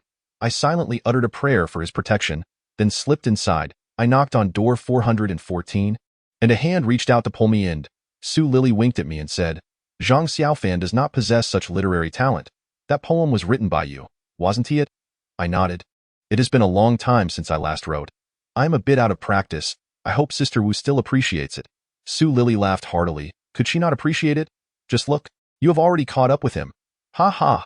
Fu once stifled her laughter, saying, I could tell it was the two of you causing mischief just by the sound. Why are you back again? I replied earnestly, I just finished reading a diary in the study room, and there are some parts one do not understand. I wanted to come back to ask you. Ask away. We shall answer all inquiries. I inquired, do you really believe this place is haunted? Fu Wan remained silent, but Su Lily nodded vigorously. I turned to Su Lily and asked, are you certain? Yes. I pressed, why? Because one night, I saw it too. Fu Wan gasped. You also encountered a ghost in that restroom? Why have I never heard you mention this before? Su Lily shook her head. It wasn't in the restroom. It was in this dormitory. I didn't say anything at the time. Fearing it would frighten you, I hurriedly asked, what did you see? On the night following the incident involving when you and the ghost, everyone was fast asleep. I tossed and turned in bed, unable to find rest. So I closed my eyes and began to count sheep. After a while, I was suddenly startled by a noise emanating from Wenyu's bed. Stealing a glance, I saw her getting out of bed. However, upon closer inspection, the figure did not resemble Wenyu at all. The person who had descended from the bed was clad in garments from decades past, appearing quite shabby. In that moment, I was utterly bewildered. And given the frequent hauntings in this place, my first instinct was to believe I had encountered a ghost. Yet, as I scrutinized further, the face was unmistakably Wenyu's. She glided past each bed, seemingly gazing intently at the occupants. Last, she arrived at my bedside. Terrified, I shut my eyes tight, striving to feign sleep. She stared at me, then reached out to caress my cheek with a hand that felt icy cold. Utterly unlike a human's touch, I was nearly brought to tears by fear. Just as I reached the pinnacle of my terror, she stepped away from the edge of my bed. With a resounding bang, the door slammed shut. I was too frightened to open my eyes for over 10 minutes, fearing she might still be there, only to discover that when you had vanished from the dormitory, at that moment, I was engulfed by fear, convinced I was trapped in a dream. Garments from decades prior? This reminded me of the female ghost in the elevator. Just then, Fu Wan, with a look of sheer panic, exclaimed, "Now that you mention it, I remember. Last year, I returned late from self-study and saw a young girl in old clothes descending the stairs, who then passed through the wall of the hall like a specter. I thought I was imagining things. I pondered for a moment and said, 'You all stay here. I shall investigate outside.' Upon reaching the corridor, I took out a handful of yellow talismans and scattered them around while silently reciting incantations. This was the ritual of the Bai Long Men, renowned for its ability to pacify malevolent spirits. With my current powers, even if I could not exorcise the ghost, I could at least summon her presence to inquire further. After a lengthy pause, there was still no sign of activity. Thus, I retrieved the Nuwa mask I had brought from Longshan village and sprayed it with Black Dog's blood in an instant. A chilling scream echoed from the far end of the corridor. The voice was deep yet distinctly audible. That spot was none other than the restroom where Shan Wenyu had encountered the ghost. At that moment, the hallway was shrouded in darkness, devoid of the previous clamor. Suddenly, a white shadow flitted past. Its form indistinct, I switched on my flashlight and pursued it vigorously. The white figure darted to the end of the corridor before slipping into the restroom. Just as I was about to follow, a wave of dizziness overcame me, forcing me to halt as I stood there in confusion. A mist began to swirl around my feet, gradually coalescing. The corridor vanished. The restroom disappeared, leaving only an eerie, silent expanse of darkness before me. Ordinary female ghosts lack the capability to create barriers, yet this specter before me possessed such power. In Bai Long Men, barriers and formations are considered advanced spells, beyond my current level of comprehension, and certainly beyond my ability to dismantle. Nonetheless, under the duress of Old Tang, I had perused numerous texts on barriers and formations, so I had some understanding of the subject. As the saying goes, when the rooster crows 3 times, the world awakens. If I could not escape before the rooster crowed at dawn, between 5 a.m. and 7 a.m., I would truly be doomed to remain here for eternity. In light of the present circumstances, the only course of action is to recite the heart purification mantra, preserving a flicker of clarity within the mind's sanctuary. Yet, amidst this dense fog, how shall I navigate? Just then, a faint glimmer of light emerged from the mist ahead. Could it be a lantern? The heavens, in their benevolence, ensure that no formation or barrier, regardless of its nature, leads to a dead end. Instead, a subtle flaw is always left for the daring to exploit. Of course, this red lantern could also be a trap set by the one who arranged the formation. I resolved to take a chance.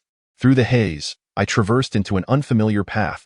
On either side stretched an endless expanse of forest, with thick, sinuous branches seemingly dancing in a beguiling manner. In the distance, vast mountain ranges loomed, intermittently concealed by dense, ominous clouds, evoking a profound sense of mystery and dread. After an indeterminate time, 2 chains suddenly shot forth from the fog, ensnaring my neck. I struggled desperately, but could not break free. 2 figures slowly emerged from the mist, adorned with tall, pointed hats, one shadowy, the other luminous. Could these be the black and white impermanents? These figures are said to be seen only after death. Have I already succumbed? They appeared to read my thoughts, chuckling sinisterly. Indeed, we are the black and white impermanents. You have indeed met your demise, I retorted with a scoff. You cannot be the black and white impermanents. Why? Because I am not dead yet. The 2 specters exchanged glances, and the black impermanents remarked, "A soul that has met a good end is aware of its death. Only those who have died unjustly remain oblivious to their fate." The white impermanence added, "Given his youth, he must surely be one who has met an untimely end. It is only natural for him to be unaware of his death." I smirked, recognizing that I was already restrained. It would be wiser to observe what tricks they intended to play and seek a means of escape. Noticing my silence, the black and white impermanents exchanged a barely perceptible, mischievous glance. Feigning ignorance, I inquired, "Could you enlighten me as to where I am?" The white impermanence expressed astonishment. "This person does not even know where he is," I replied. "Nonsense. I've never died, so how could I possibly know?" No. The black impermanence shook his head. "The cycle of life and death is unceasing.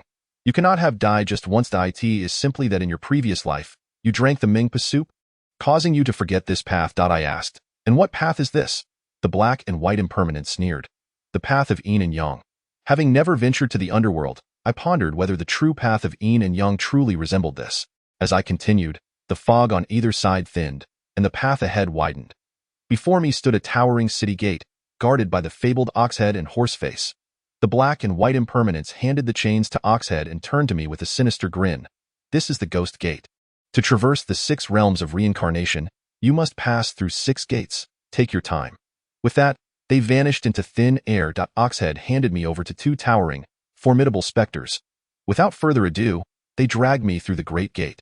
Beyond it lay a long road, stretching infinitely. I inquired. What place is this? The malevolent specter replied. The road to the Yellow Springs. The road to the Yellow Springs? I could not help but laugh in disbelief. Having heard this name countless times, I never imagined it would manifest in such a manner. The path stretches interminably, seemingly without end. Old Tang had previously recounted the origins of the wealth-dispersing Ghost King. Mentioning the road to the Yellow Springs, it is a lengthy thoroughfare, punctuated by countless barriers, for the road to the Yellow Springs is not merely a single road, but rather a collective term for these barriers and pathways. Alongside the road bloom the fiery red flowers of the other shore, which from a distance resemble a marketplace laid with blood. This is the sole scenery and color along the road to the Yellow Springs, where souls tread upon the flowers' guidance towards the ultimate realm of reincarnation. I am uncertain how the passage of time here compares to the realm of the living. If it lingers too long, I fear I may truly be unable to return. However, the barrier is unlike ordinary ghostly domains, for it ensnares a portion of one's spiritual essence, rendering escape impossible. I have secretly attempted to gauge this. Ever since my arrival in this place, my spiritual power has been steadily diminishing. Subsequently, I traversed the 3 Lives Stone, the Nostalgia Platform, and the River of Forgetfulness, arriving before an imposing pavilion. What is that? I pointed towards the tower and inquired. This moment, my mind was somewhat clouded. The malevolent spirit offered no reply. Upon reaching the pavilion, I noticed a plaque inscribed with the 4 characters 6 Paths of Reincarnation. I managed a labored smile and remarked, shouldn't I first drink the Mengpa soup, and then proceed to the Naiha Bridge? Why have I arrived at the 6 Paths of Reincarnation so swiftly?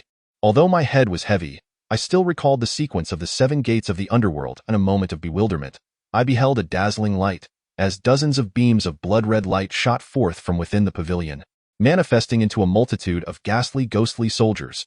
A loathsome man clad in traditional robes emerged from the pavilion, exuding a potent aura of malevolence, standing at the square's end. The air resonated with the melodious sound of drums, creating an atmosphere so uncanny that one could hardly fathom its strangeness without being present. Upon his arrival, all the spirits present knelt in unison, reverently shouting, "Long live the king!" The oppressive aura surrounding him was extraordinarily potent, leading me to surmise that he was indeed the master of this barrier. Sue Lily had mentioned that it was a female ghost. Yet why did a male ghost stand before me? Upon reflection, it is known that spirits can alter their forms at will, which offers a plausible explanation.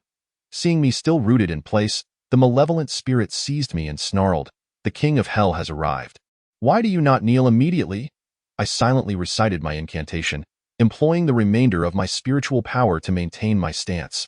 The malevolent spirit, finding no alternative, bowed respectfully to the king of hell, uttering in a ghostly voice, "I present this solitary wandering spirit at your majesty's disposal." The king of hell casually perused the ledger of life and death in his hands, stating, this individual was a chef in life, burdened by a heavy karmic debt. In death, he is destined to descend into the realm of beasts. I silently invoked the purifying heart incantation, clearing some of the haze from my mind, and retorted, "You are the wandering spirits. After so many years, you refuse to reincarnate, lingering here in the underworld, playing house in this realm, wishing to be forever trapped." Shouts of reproach erupted around me. The king of hell, far from angered, chuckled, "Do you know who I am?" I scoffed, "I only know you are not the king of hell." "Oh? Why do you say that?" I replied, "If I cannot even discern that, what need would there be for me to be a yin-yang master?" The king of hell, intrigued, asked, "So you are a yin-yang master?" I replied nonchalantly, "Did Shun Wenyu not inform you?" The king of hell inquired, "Who is Shun Wenyu?" As I witnessed her feigning ignorance, a surge of indignation welled up within me. "You are the very girl who, 3 years prior, fell victim to your possession and ultimately met a tragic demise in Longshan village. We have crossed paths in the elevator on several occasions, and I should have acted against you back then." A chilling wind swept through, obscuring my vision. When I reopened my eyes, the scenery had transformed drastically. The towers and pathways had vanished, and the fields of spider lilies were nowhere to be seen. My surroundings were enveloped in an eerie silence. Looking up, I beheld the king of hell morphed into the apparition from the elevator. while the other specters had dissipated. The ghostly figure before me no longer bore the pitiful demeanor she had in the elevator. Her gaze was now devoid of tenderness, replaced by an aura of coldness and menace. "Indeed, the entity in the elevator was you?" I remarked. She smiled sinisterly, saying, "No wonder you are a yin-yang master. You possess considerable insight. Such tricks cannot deceive your intellect," I responded nonchalantly. "What of your subordinates? What manner of spirits are they?" "They were once soldiers of the Zheng warlords who perished in battle, subdued by my will after death. Our conversation requires no eavesdroppers, hence I dismissed them." I was taken aback. "You, a seemingly frail woman, managed to subjugate those fierce soldiers?" The ghost replied haughtily, "Those soldiers, having never cultivated spiritual power in life, are merely ordinary spirits in death. Albeit numerous and filled with resentment, they are not to be underestimated, do not boast." It was the four symbols feng shui arrangement that suppressed most of the soldiers' ghostly energies. Otherwise, no matter how potent your powers, how could you command such a multitude of vengeful souls? Her expression shifted subtly as she said, "I did not anticipate you would possess such discernment." Reflecting on my prior revelations, I mused, "You have come to this school to harness its lingering grudge in order to forge an independent force. Have you not? Indeed. Why not seek rebirth in the cycle of reincarnation? Are you not fearful of being trapped in this state indefinitely?" The ghost replied, "Having failed in my cultivation while alive, I am destined for the three evil paths after death. I refuse to accept that fate, hence I returned to the mortal realm." "More like you fled back," I exclaimed. "No wonder the earlier illusion lacked Meng Po's soup and the Naiha Bridge. It turns out you have never crossed it, which is why it could not manifest." The ghost did not deny it. "Even if it were conjured, I would fear being unmasked. After all these years, has no envoy come to retrieve you?" She replied coldly, "You are meddling too much. You have caused the demise of so many. I cannot simply turn a blind eye. Caused harm. Whom have I harmed? These soldier spirits frequently sought out scapegoats. Had I not intervened to restrain them, countless lives would have been lost in this school." I briefly recounted the events surrounding Shan Wenyu's murder, questioning, "Why did you attach yourself to her, compelling her to go to Longshan village?" In the end, she met an untimely and inexplicable death there, forever transformed into a vengeful spirit. "And you claim you are not responsible?" The ghost fell silent for a moment before responding, "The situation is not as you imagine." I scoffed, "You are deceiving me." She spoke in a low voice, "You are currently within the barrier I have established. As long as I wish it, you can remain trapped here forever. Do I have any need to deceive you?" I pondered her words, recognizing their validity. Given my current magical prowess, it would indeed be exceedingly difficult to escape without extraordinary measures. Could it be that this matter truly had no connection to her? Regaining my composure, I replied, "Then please elucidate the situation." "Why should I divulge anything to you?" the female specter retorted angrily. "You and the yin-yang masters have always kept to your own affairs. If you are wise, you will leave promptly and refrain from meddling in this matter. Should you persist, I shall ensure you can never escape." "Then let us see your true abilities," I declared, retrieving the Qianyuan gourd from behind me and directing it towards the ghostly figure. The righteous aura emanating from the gourd compelled her to take a step back. "You must be aware of the power this artifact possesses. I refrained from using it earlier for fear of incurring heavy karmic retribution. If you push me too far, we may very well perish together." The specter glared at me coldly, remaining silent. Thus, we found ourselves in a stalemate. After a prolonged silence, she finally spoke. "Very well, you are quite formidable. If there is a next time, do not blame me for lacking compassion." As her words faded, I felt the space around us tremble, and the once desolate void morphed back into the familiar corridor. The restroom was situated to my left, and a large mirror above the sink reflected my image. I was acutely aware that behind that mirror lay another realm. Yet, was its master truly uninvolved in the death of Shan Wenyu? Why did she hesitate when I inquired about Shan Wenyu? At that moment, I glanced at my phone and discovered it was already past 4 in the morning. Good heavens, how could it be so late? At this hour, Wu Jie would undoubtedly be vigilantly stationed at the door. If I were to simply walk out, would it not spell disaster for me? After much contemplation, I ultimately decided to call Zhang Xiaofan. "Hello, who is this? Why aren't you asleep at this late hour?" Came a languorous voice from the other end. "It's me, Li Zheng. Did anything happen last night?" "What the hell? How dare you even ask me that? I'm going to be utterly humiliated from now on." I attempted to console him. "Don't be upset. There are hardly any residents in Building 4. The other buildings are far away. How could they possibly know what transpired here? Humph, those gossiping women have the sharpest tongues. Within 3 days, The entire school will know about it. By the way, where were you last night? I waited in the small grove in front of the building for quite a while. Yet you never emerged. Sigh. I'm still inside the building. What? You spent the entire night in your dormitory? To this day, no male has managed to stay in the girls' dormitory under Wu Jie's watchful eye for a whole night. Idol, I must take you as my master. Heh, which bed did you sleep in? Su Lily's? Or Fu Wan's? A lewd chuckle came from the phone. Don't say such nonsense. I spent the entire night in the corridor. What? So pathetic. You couldn't even manage to step foot inside. Shut up. Hurry up and devise a way to get me out. If Wu Jie catches me, it will be disastrous. All right, just wait. I'll come to rescue you right now. Keep the phone on. When the call was disconnected, I found myself helplessly crouching in the corner. After more than 20 minutes, my phone rang, and the voice of Zhang Xiaofan came through. Hello, I just arrived at the entrance of Building 4. Where are you now? In the 4th floor corridor. Hurry down, don't let anyone see you. What if Sister Wu sees me? It's fine. She isn't in the lobby at the moment. I stealthily made my way to the 1st floor, glancing around the staircase, and indeed, I did not spot Sister Wu's figure in the lobby. Just as I was lost in thought, Zhang Xiaofan's voice echoed from the entrance. Dear Sister Wu, I must apologize to you. In my heart, you have always been like a mother to me. Oh no. Don't hit me. I know I was wrong. The sound was pitiful, akin to the wailing of a slaughtered pig. I'll teach you a lesson. You little rascal, you brat, don't run. Their voices gradually faded away, and I seized the opportunity to escape from Building 4. Gazing at the distant, enormous figure leaping about, I felt an overwhelming sense of gratitude. Truly, what a good friend.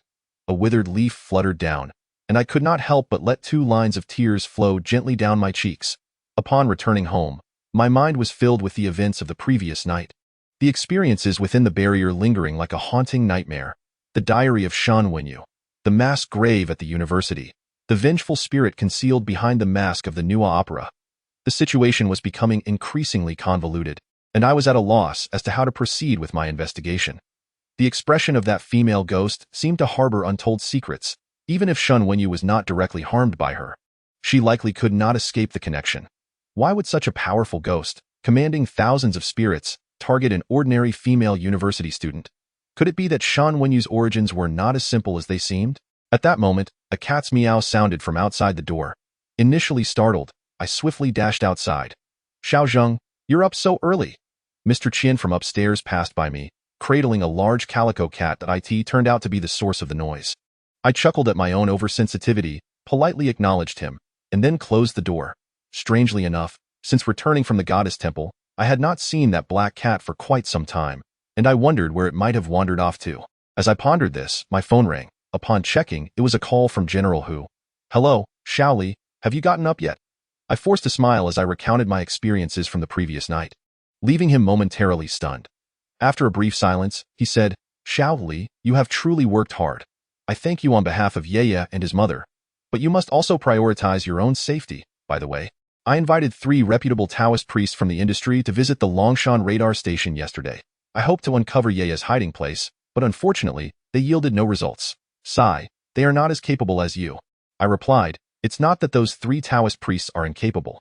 Although the radar atop the station is no longer operational, it can still absorb various frequencies, allowing it to expand the realm of the netherworld more swiftly than elsewhere, even amplifying the ghost's powers. Unless the ghost reveals herself, no one will be able to locate her. General Hu, you needn't waste any more money. I am close to uncovering some clues. All right, I have an idea about the expenses. Wishing you success with your investigation. With that, he hung up the phone. After a night of endless turmoil, drowsiness finally overcame me. Lying on the sofa, I lost track of time, until a sudden ring from my phone jolted me awake. Groggily, I glanced at the screen, only to see an unfamiliar number. Surely, it must be yet another telemarketing call. Initially, I contemplated silencing my phone, but then reconsidered and answered the call. On the other end, a somewhat familiar female voice greeted me. Hello? May I speak with Li Zheng? That's me. May I ask who this is? I am Su Lily. I wonder if you are free at 7 o'clock this evening to visit our dormitory? I was taken aback and inquired, how did you acquire my phone number? I got it from Zhang Xiaofan, and a bitter smile crept onto my face. I should have guessed it was that rascal. He probably intended to recruit me for some laborious task. Thus, I hesitated and replied, oh, is that so? Actually, I worked through the night and just fell asleep. If it's not of utmost importance, could we perhaps postpone until tomorrow? No, it's quite important. Zhang Xiaofan mentioned that you have considerable knowledge of feng shui, and we would like to invite you over to assess the feng shui of our dormitory. I was taken aback further. Indeed, I have some understanding of feng shui. What prompted this inquiry? Because we encountered a ghost last night. Could you elaborate? Last night, I had a horrifying nightmare where I found myself in the underworld. What sort of underworld? It was shrouded in a thick fog. I could see only an endless path beneath my feet. Vivid red flowers lined the sides, and occasionally, malevolent spirits would leap out to frighten me. Eventually, a figure resembling the king of hell appeared and chased away those evil spirits, prompting me to awaken. This scene felt hauntingly familiar. Was it not the very boundary I had traversed the previous night? How could Su Lily have dreamt of it? I was shaken internally, though I maintained a calm facade, attempting to reassure her. As the saying goes, what one contemplates during the day often manifests in dreams at night. It's likely that you've watched similar horror films recently, which led to such a dream. No, I never watch horror films. Moreover, it's not just me. Fu Wan and Li Bin also claimed to have dreamt of the same thing last night. The three of us experienced nearly identical scenarios in our dreams. Don't you find that peculiar? I sighed for a moment, then suddenly understood. The so-called boundary was an energy field, inevitably radiating energy. The ghostly woman's powers were formidable, and the boundary she wove must have been potent as well, naturally emitting a significant amount of energy. The 414 dormitory was situated perilously close to the restroom, likely susceptible to this radiation, at that time. The three of them must have been deep in slumber, with their brainwaves easily influenced by external energies, unwittingly entering the boundary. The figure she referred to as the King of Hell was likely that female ghost. This realm was beyond the reach of earthly laws, which could not impose penalties upon spirits. She could easily consume the souls of the three girls to enhance her own powers. Why then did she disperse the evil spirits to save them? Hey, are you coming or not? All right, I'll be there shortly. Wonderful, rest assured. We won't let you come in vain. We will compensate you. I chuckled and replied. No need for payment. Just help me handle Sister Wu at the entrance. Upon arriving at the building, I found that the formidable Sister Wu was indeed absent, replaced instead by Su Lily. She abruptly pulled me into the building, making her way towards the dormitory. I was taken aback and asked, "How did you manage to deal with Sister Wu?" Su Lily chuckled and replied, "Fu Wan told her that the school supermarket is having a massive sale on clothes, and then Li Bin accompanied her to take a look. I estimate they won TB back for at least an hour." Upon arriving at dormitory 414, an eerie chill enveloped me, the lingering energy of last night's barrier still palpable. I realized it was time to establish my illustrious persona.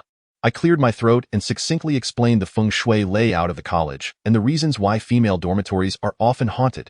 By the time I finished my explanation, the four pairs of eyes were filled with admiration. The headstrong Fu Wan playfully slapped my shoulder and exclaimed, "Wow, who would have thought you're not particularly striking, yet possess quite the skills? It seems Zhang Xiaofan truly did not misjudge you. By the way, could you provide us with some talismans for protection? It would help us sleep more soundly at night." Rubbing my sore shoulder, I grinned and said, "Sure, let me first assess the feng shui layout here." With that, I stood up and began to survey the surroundings. During my previous visits, I had felt no discomfort, but upon entering today, goosebumps immediately formed on my skin. I was surprised to discover that even the residual ghostly energy from the barrier could have such a profound impact on the human body.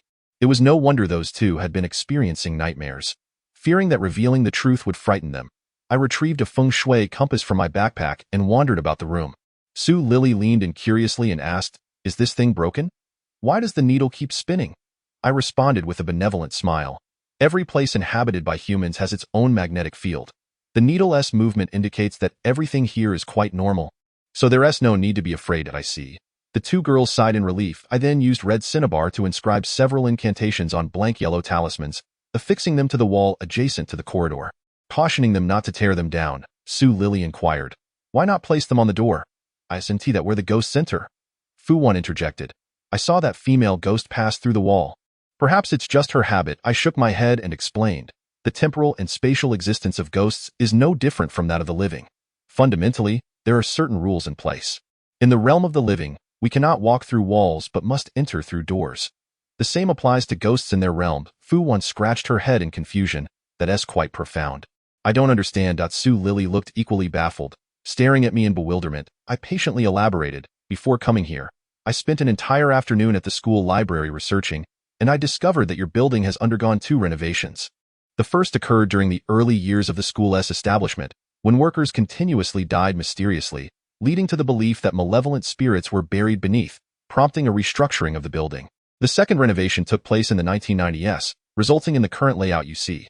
That female ghost likely arrived at the university in the 1950s or 60s, and at that time, the entrance to this dormitory was located where I am standing now. Do you understand? The two, being astute university students, quickly grasped the concept. Fu Wan remarked, "So, ghosts aren't all-powerful after all. This current door is like a wall to her. If she wants to enter, she must go through the entrance of her time." Is this what you meant? I raised my thumb in approval. Fu Wan lifted her head with pride, but soon her expression shifted to one of concern. Will these yellow talismans truly work? I retrieved a bagua copper mirror from my satchel and affixed it to the wall, subsequently hanging a peachwood sword above it. With a smile, I declared, with these items, even the most formidable female ghost cannot enter. Nevertheless, despite my reassurances, the expressions on their faces suggested skepticism. As night descended, the atmosphere within the building grew increasingly ominous, and they fervently insisted that I stay overnight. Fu Wan prepared a chilled honey tangerine juice for me, while Su Lily personally arranged a makeshift bed on the floor, albeit rather diminutive and hardly suitable for a proper sleep. Observing my dazed gaze directed at the makeshift bedding, she shyly remarked, "I apologize, but there are no extra blankets in the dormitory, so I had to make do with Fei Fei's."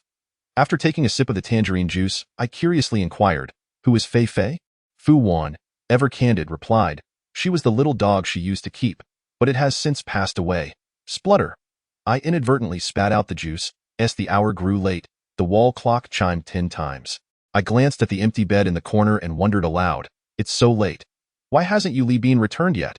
Upon my utterance, both of them also expressed their puzzlement. Fu Wan remarked, "Li Bin rarely goes out. Even if she does," she returned swiftly, "what could be the cause today?" "It has already been 3 hours." I furrowed my brow and asked, "Is the supermarket far from here?" "Not at all. It's merely a 10-minute walk," Su Lily replied. "Shall I go downstairs to check if Sister Wu has returned?" I pondered for a moment before responding, "I will go down." Upon reaching the lobby on the first floor, I found Sister Wu seated there watching television. As soon as she spotted me, she sprang from her chair, exclaiming in astonishment, "When did you come in?" I mustered my courage and replied, "Hello, Sister Wu. I arrived at 7 this evening." Sister Wu, no fool, quickly grasped the situation. "So you all conspired to deceive me. Speak. Did you go to 414? Alas, these girls truly lack self-respect. Had it been in our time, it would have been." I forced a smile and said, "Sister Wu, please do not be angry. They summoned me for a reason." "What reason could that possibly be? Isn't it merely about finding a partner?" "No, you misunderstand. You may not believe it, but they called me because they encountered something unseemly last night. Alas, these girls are timid. They bombarded me with calls all afternoon. Otherwise, why would I trouble you again?" Sister Wu exclaimed. "Encountered something unseemly?" I nodded gravely. "What exactly do you do?" I pulled out a business card from my pocket and handed it to her, stating earnestly, "I am their classmate, working part-time as a yin-yang master. If you require any assistance, I can offer my services free of charge." A yin-yang master? Absolutely genuine. Sister Wu scrutinized me with a skeptical gaze and remarked, "If you truly are an yin-yang master, how could sneaking into a building be so cumbersome?" I sighed. "I am a yin-yang master, not a magician. I hope you understand." "Can you exorcise spirits?" Sister Wu inquired softly. A stir arose within me. The administrator was set to patrol the rooms at midnight, and she had likely encountered that female specter. Thus, I replied with a serious demeanor, "It all depends on what kind of ghost it is. With my powers, minor spirits are easily dealt with, and larger ones would dare not approach." Sister Wu expressed her skepticism. "Is it truly that miraculous?" I thumped my chest and proclaimed, "If you doubt it, feel free to test it." However, I must ask, did Yu Li Bin accompany you to the supermarket to buy clothes just now? "Indeed. What of it?" she replied. "Did she not return with you?" "How could that be?" "We returned around 8 o'clock. Are you really in 414? Be honest. Did you sneak off to another dormitory to find some young ladies?" I hastily waved my hands, insisting, "I have remained in 414. I have not seen her return." Sister Wu countered, "That is impossible. She went upstairs early this morning." I pondered. Could she have gone to another room? That is a possibility. However, there are not many students in this building, and Li Bin is rather introverted. I have not heard of her associating with other dormitories. This is a serious matter. I must go and check." I exclaimed, "I shall accompany you."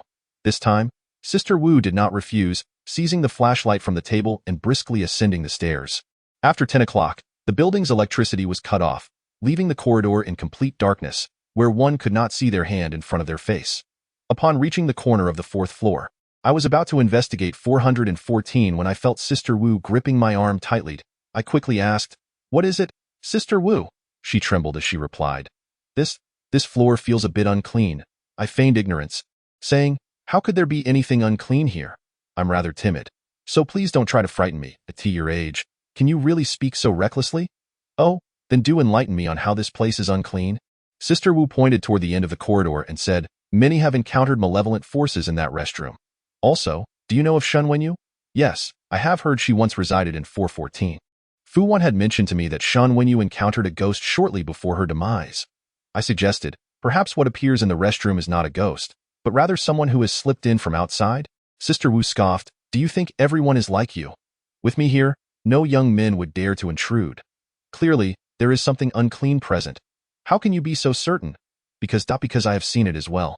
Sister Wu suddenly halted, her gaze fixed ahead. I followed her line of sight and caught a glimpse of a red shadow flitting by. It moved swiftly, entirely unlike the pace of a human. Sister Wu nearly collapsed onto the ground, stammering, "What was that?"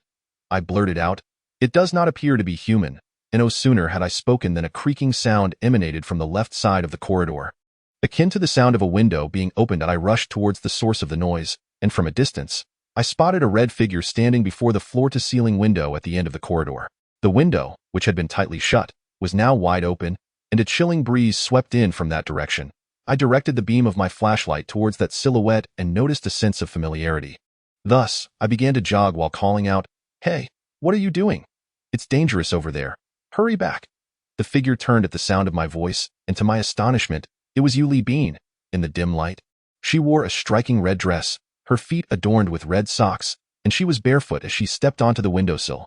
Her fair, slender arms swayed gracefully under the moonlight, harmonizing with an odd rhythm, embodying a breathtaking beauty that was truly mesmerizing. "Come back," I shouted as I rushed towards her. She responded with a faint smile, her lipstick-stained lips curling upward in an unsettling manner. A chilling, eerie laughter echoed through the corridor as she leaped gracefully, vanishing before the floor-to-ceiling window. I quickened my pace, but alas, it was too late. Sister Wu's eyes rolled back, and she fainted. When the police arrived, they conducted their usual inquiries, and to my surprise, I encountered Officer Zhao once again. In a discreet manner, she pulled me aside, whispering, "Why do I keep seeing you everywhere? What trouble are you in this time?" Reluctant to divulge the matters concerning Hu Yu and Shan Wenyu, I fabricated a story about the place being haunted, hence my presence here. Officer Zhao frowned and remarked, "The last case nearly got me suspended." "What nonsense is this now?" I replied with a bitter laugh. If I knew the answer, would I be helplessly watching her die? She scrutinized me, as if searching for something, and said, "Well, why on earth would you be in a young lady's dormitory at this hour? Be honest, are you trying to woo a college girl?" I retorted sharply. "Woo? What nonsense. I'm here on serious business." "What serious business could you possibly have?" Officer Zhao scoffed. "These are naive young girls. You better not cause any trouble. As police officers, we not only apprehend murderers but also deal with miscreants." My mood already soured. I felt a surge of anger at her words. At that moment, a young male officer interjected, asking, "Sister Zhao, when do we start examining the scene?" "Right away," she replied, shoving me aside as she resumed her duties. That fierce woman certainly deserved her single status. Before the police departed, the ambulance took away the unconscious Sister Wu. With a life lost, no one wished to remain in this ominous building, and many voluntarily relocated to other dormitories. Fortunately, there were few students residing here, and it wasn't long before the place was deserted. I looked up at the sky. The moon was full, marking the peak of the night's ominous energy. I retrieved the Qinyuan gourd and thunderwood from my backpack, along with a handful of yellow talismans which I stuffed into my pockets. I switched on the building's power supply to infuse the space with as much yang energy as possible. Just as I was about to ascend, a voice, strikingly familiar, called out, "Wait, I'll go up with you." Turning around, I was taken aback to see none other than Zhang Xiaofan. Stunned, I found myself at a loss for words. Zhang Xiaofan, in stark contrast to his usual playful demeanor, bore a sorrowful expression as he said, "Su Lily called me. I already know about Li Bean. You fortuitously encountered that policewoman by the surname Zhao, who informed me of your true identity, revealing that you are not a police officer, but rather a yin-yang master." I expressed my apologies, saying, "I am truly sorry, Xiaofan. I did not intend to deceive you." Zhang Xiaofan wiped the corner of his eye and managed a strained smile, replying, I have long sensed something amiss about you. My father is a police officer, and having witnessed countless cases since childhood, I have never encountered anyone like you. However, it is for the best, as this matter is beyond the scope of the police. Xiao Zheng, look at you, fully armed. Are you planning to confront that female ghost? I extend my gratitude on behalf of Li Bin. Nevertheless, I too must proceed. I frowned and remarked, since you are already aware, I might as well inform you that those malevolent spirits are exceedingly formidable. Your involvement could very well cost you your life. No worries. I can take care of myself, Zhang Xiaofan declared, pulling out 2 short daggers from behind him. In truth, I have not been entirely honest with you. Zhang Zhen, the founder of this school, is my great-grandfather. Educating and nurturing students was his primary vocation, yet he too held another identity, akin to yours, as a yin-yang master. Behold, these short daggers are the very talismans he wielded in his time. I examined the pair of daggers closely. Although their blades gleamed brightly, the handles bore the marks of age. The edge exuded an intense aura of lethal intent, indicating that the late Zhang Zhen had traversed the path of the yin-yang slayer. There exist various types of yin-yang masters, and the so-called yin-yang slayers are those who spare no mercy in their ghost-hunting endeavors, ensuring that their adversaries are utterly vanquished. Such practitioners bear heavy karmic burdens, and unless one's destiny is sufficiently robust, they may ultimately meet a grim fate. The school records indicate that Zhang Zhen perished around the age of 50, struck down by a stray bullet from the Japanese army. A cautionary tale indeed. Noticing my silence, Zhang Xiaofan approached me directly and coldly asserted, I must go up. It is not for you to object. As he brushed past me, I caught a whiff of a potent righteous aura, reflecting his cultivated abilities from a young age. With his assistance, I might yet have a better chance of success. Thus, I stepped aside, adopting a solemn demeanor, and stated, I do not impede your path. However, you must agree to one condition. What is it? He inquired. You must heed my instructions and refrain from acting recklessly. Agreed. Fuming, he arrived at the restroom door on the 4th floor and bellowed, Come out. All of you, get the hell out here. The restroom remained eerily silent. Offering no response, I seized a yellow talisman and declared, I will count to 3. If you do not emerge, I shall incinerate your wretched barrier with heavenly fire. A chill began to emanate from the sink. Amidst the thin mist, a young woman dressed in antiquated attire, yet exuding an air of regal elegance, materialized before us, approaching with a graceful yet icy demeanor. Zhang Xiaofan, consumed by rage, seized a dagger, intending to charge at her. But I grasped his arm firmly. The female ghost halted 3 meters away from us, fixing her gaze upon me and questioning, Are you truly so forgetful, determined to perish within the barrier? Zhang Xiaofan, taken aback, asked, Do you know her? I replied, One night, I nearly fell victim to the barrier woven by this ghost. However, it is not particularly noteworthy. Though I spoke lightly, the presence of the ghost before me still instilled an involuntary chill within me. The female ghost smiled faintly and said, Stop calling me a female ghost all day long. I have a name. It is Qiminjiu. Zhang Xiaofan retorted coldly, What you are called is of no concern. A life taken must be repaid with a life. Qiminjiu furrowed her delicate brows and inquired, Whom have I killed? Why do you incessantly accuse me of murder? Were it not for my restraint, how many lives would be lost in this dilapidated school? At that moment, I regained a semblance of calmness and asked with curiosity, Just moments ago, a girl residing here committed suicide by jumping off the building. Surely, you are aware of this? Qiminjiu's expression darkened. Within a 10-mile radius, there is nothing I am unaware of. Yet, the world is rife with ghosts. It may not necessarily be I or my subordinates who are responsible. I scoffed, The countless old ghosts on the mountain across have all been collected by you. How could this minuscule campus possibly harbor other spirits? Qiminjiu hesitated. Then after a pause, she said, Out of respect for your recently deceased friend, I do not wish to resort to violence. Leave at once, or do not blame me for being ungracious. Observing her expression seemed genuine, I pondered if there was indeed another truth to this matter. Fear? Not a chance, however. Zhang Xiaofan was too preoccupied to heed such thoughts. He chanted the incantation of the soldiers of battle shall array themselves in formation and with both daggers, summoned waves of malevolent energy directed towards the female ghost. In that moment, I was taken aback. Was this not the long-lost 9-character true words? I had not anticipated that this chubby fellow was a descendant of the Sword Immortal sect. It is known that most sects of the Tao employ these 9-character true words, yet all require hand seals to activate their power, which is a slow process. Only the most enigmatic of the Tao, the Sword Immortal sect, can channel refined lung qi through their weapons directly at their foes. Attaining this level necessitates immense dedication. Without the guidance of a prestigious family or a wise master, one may spend a lifetime without grasping the essence. The chubby boy is truly unfathomable. Faced with imminent danger, I had no time for reflection. I lifted the Qianyuan gourd, unleashing a beam of golden light to complement his assault. Qiminjia's expression turned stern as she effortlessly conjured a barrier of air before her, her garments billowing without wind, and her form soared backward. With a resounding crash, the thunderstruck wood and dual daggers pierced the air barrier, shattering the mirror above the wash basin. However, Qiminjiu vanished behind the mirror, only to reappear beside us with lightning speed. We could have reorganized our offensive before she struck, but her movements flowed like water, leaving no trace of vulnerability, instilling within me an inexplicable and terrifying sense of dread. Qiminjiu pointed her fingertip toward the gap between Zhang Xiaofan and me, slowly uttering, "Those who sow their own miseries cannot hope to live," and no sooner had her voice faded than she instantaneously relocated above our heads. We involuntarily looked up, blinded by the harsh glare of the fluorescent lights. What a cunning female ghost, so adept at scheming. Layer upon layer of air waves surged forth, enveloping me as the epicenter, forming a barrier of over 10 feet in diameter, with Zhang Xiaofan positioned precisely at its edge. This barrier of energy flowed like a bubble yet was unbreakable.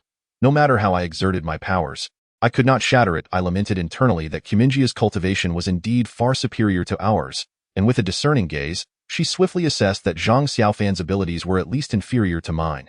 Thus, she resolved to capture me first as part of her strategy to subdue the leader before the followers.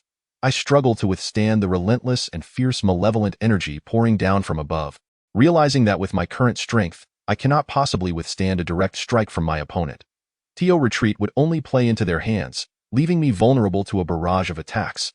Caught in this dilemma, I sense the energy emanating from the female ghost's palm and discover that it is not evenly distributed throughout her hand, but rather concentrated at the tip of her middle finger. A plan forms in my mind, and I leap into the air to evade the reach of her fingertip, launching a beam of golden light from the Qianyuan gourd. Chua Ming's eyes flicker with surprise as she sidesteps the golden light midair, simultaneously unleashing another powerful strike. The overwhelming force propels me backward, and Zhang Xiaofan seizes the opportunity to attack from below, not allowing Chua Ming a moment's respite. Without even glancing, Chua Ming casually deflects the blade's energy with a sweep of her palm and propels herself toward me. The chilling malevolence clings to me like a parasitic worm, and despite employing every tactic in my arsenal, I find it impossible to break free from her grasp. Seeing my dire situation, Zhang Xiaofan hastily invokes the 9-character mantra for another assault. Yet to Chua Ming, it poses little threat. However, the synergy between the two of them has become remarkably harmonious. Whenever I am on the brink of collapse, he is always there to support me, preventing the female ghost from picking us off one by one. After a series of rapid exchanges, our breaths become ragged, and we gasp for air, while Chua Ming appears unfazed, moving with the ease of a leisurely stroll. Clearly still holding back her full power, but a wave of despondency washes over me, as I realize that if this continues, we will inevitably meet our demise at her hands. I resolve to change our strategy, launching a coordinated assault from above and below against Chua Ming. With our plan set, we spring into action. Approaching her from either side, as we draw near, Zhang Xiaofan swiftly slashes with his blade, unleashing a flurry of sword lights while I leap skyward, my back to the daylight lamp. This maneuver mimics Chua Ming's earlier tactics, returning her own strategy against her. Chua Ming lets out a long, mocking laugh, gathering her palm at her right waist into a point, then suddenly releasing her energy, conjuring a torrent of dazzling shadows that dart toward you, yes, now or never. I activate the Qianyuan gourd, my right hand not idle as I channel the thunderstrike wood, combining it with Zhang Xiaofan's dual blades to strike at her. With a resounding crash, the earth seems to tremble beneath us, and the shockwave sends both of us hurtling backward into the corridor wall. When I glance at Chua Ming again, her expression is not without distress, indicating that she has suffered significant damage. Alas, we are in worse condition, unable to rise. Chua Ming drifts forward slowly, and we gradually close our eyes. The second hand of the clock on the wall ticks steadily, and I have no idea how long has passed. That fatal blow has yet to arrive. I open my eyes to see Chua Ming hovering in midair, her voice soft. "Is it worth it?" Zhang Xiaofan replies with great difficulty, "For Li Bin, it is worth it." I add, "Our inability to kill you reflects our shortcomings." As long as we remain true to ourselves, that is enough. Qiuyue Ming speaks solemnly. If I were to say at this moment that I have never harmed that girl, nor any of the people in this building, would you still believe me? Zhang Xiaofan remains silent, and I look up, stating, I believe you. Qiuyue Ming's expression softens, and she inquires, why? I respond, if it were indeed you, you could have killed us both by now. Zhang Xiaofan offers a bitter smile. That may be true, but if it wasn't her, who else could it be? I pondered aloud. You command tens of thousands of subordinates. Could it be that? Qiminjiu interjected decisively, absolutely impossible. They are well aware of the consequences of defying the rules I have established. After our recent encounter, I was convinced of her formidable capabilities and furrowed my brow, asking, aside from you, who else could there be? Qiminjiu fell silent. I continued unabashedly. Whenever I inquired about this matter before, your expression always betrayed an unspoken burden. Your reluctance to be forthright has led to numerous misunderstandings. Qiminjiu replied with a calm demeanor. Everyone harbors their own secrets. Yet your secret pertains to matters of life and death. She hesitated momentarily, then finally shook her head, saying, I promised him I would never reveal it. If you do not trust me, we can always settle this with another confrontation. I do not wish to take advantage of you. Come find me once you have healed. With that, she gracefully departed. You fear him, I shouted in a desperate attempt to provoke her.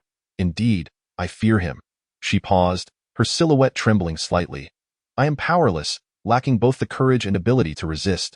Perhaps you perceive me as formidable. Yet in his eyes, I am but a mere insect. The only reason I have evaded the grasp of the underworld's enforcers is due to his interference. I am merely a pitiful wandering soul, bartering my dignity for a modicum of freedom. Should I divulge his identity, not only would I perish, but so too would both of you, along with the tens of thousands of lost souls under my command. All reduced to nothingness in an instant. I can reveal that the female students who perished within this building are all his doing. I do not comprehend why he undertakes such actions.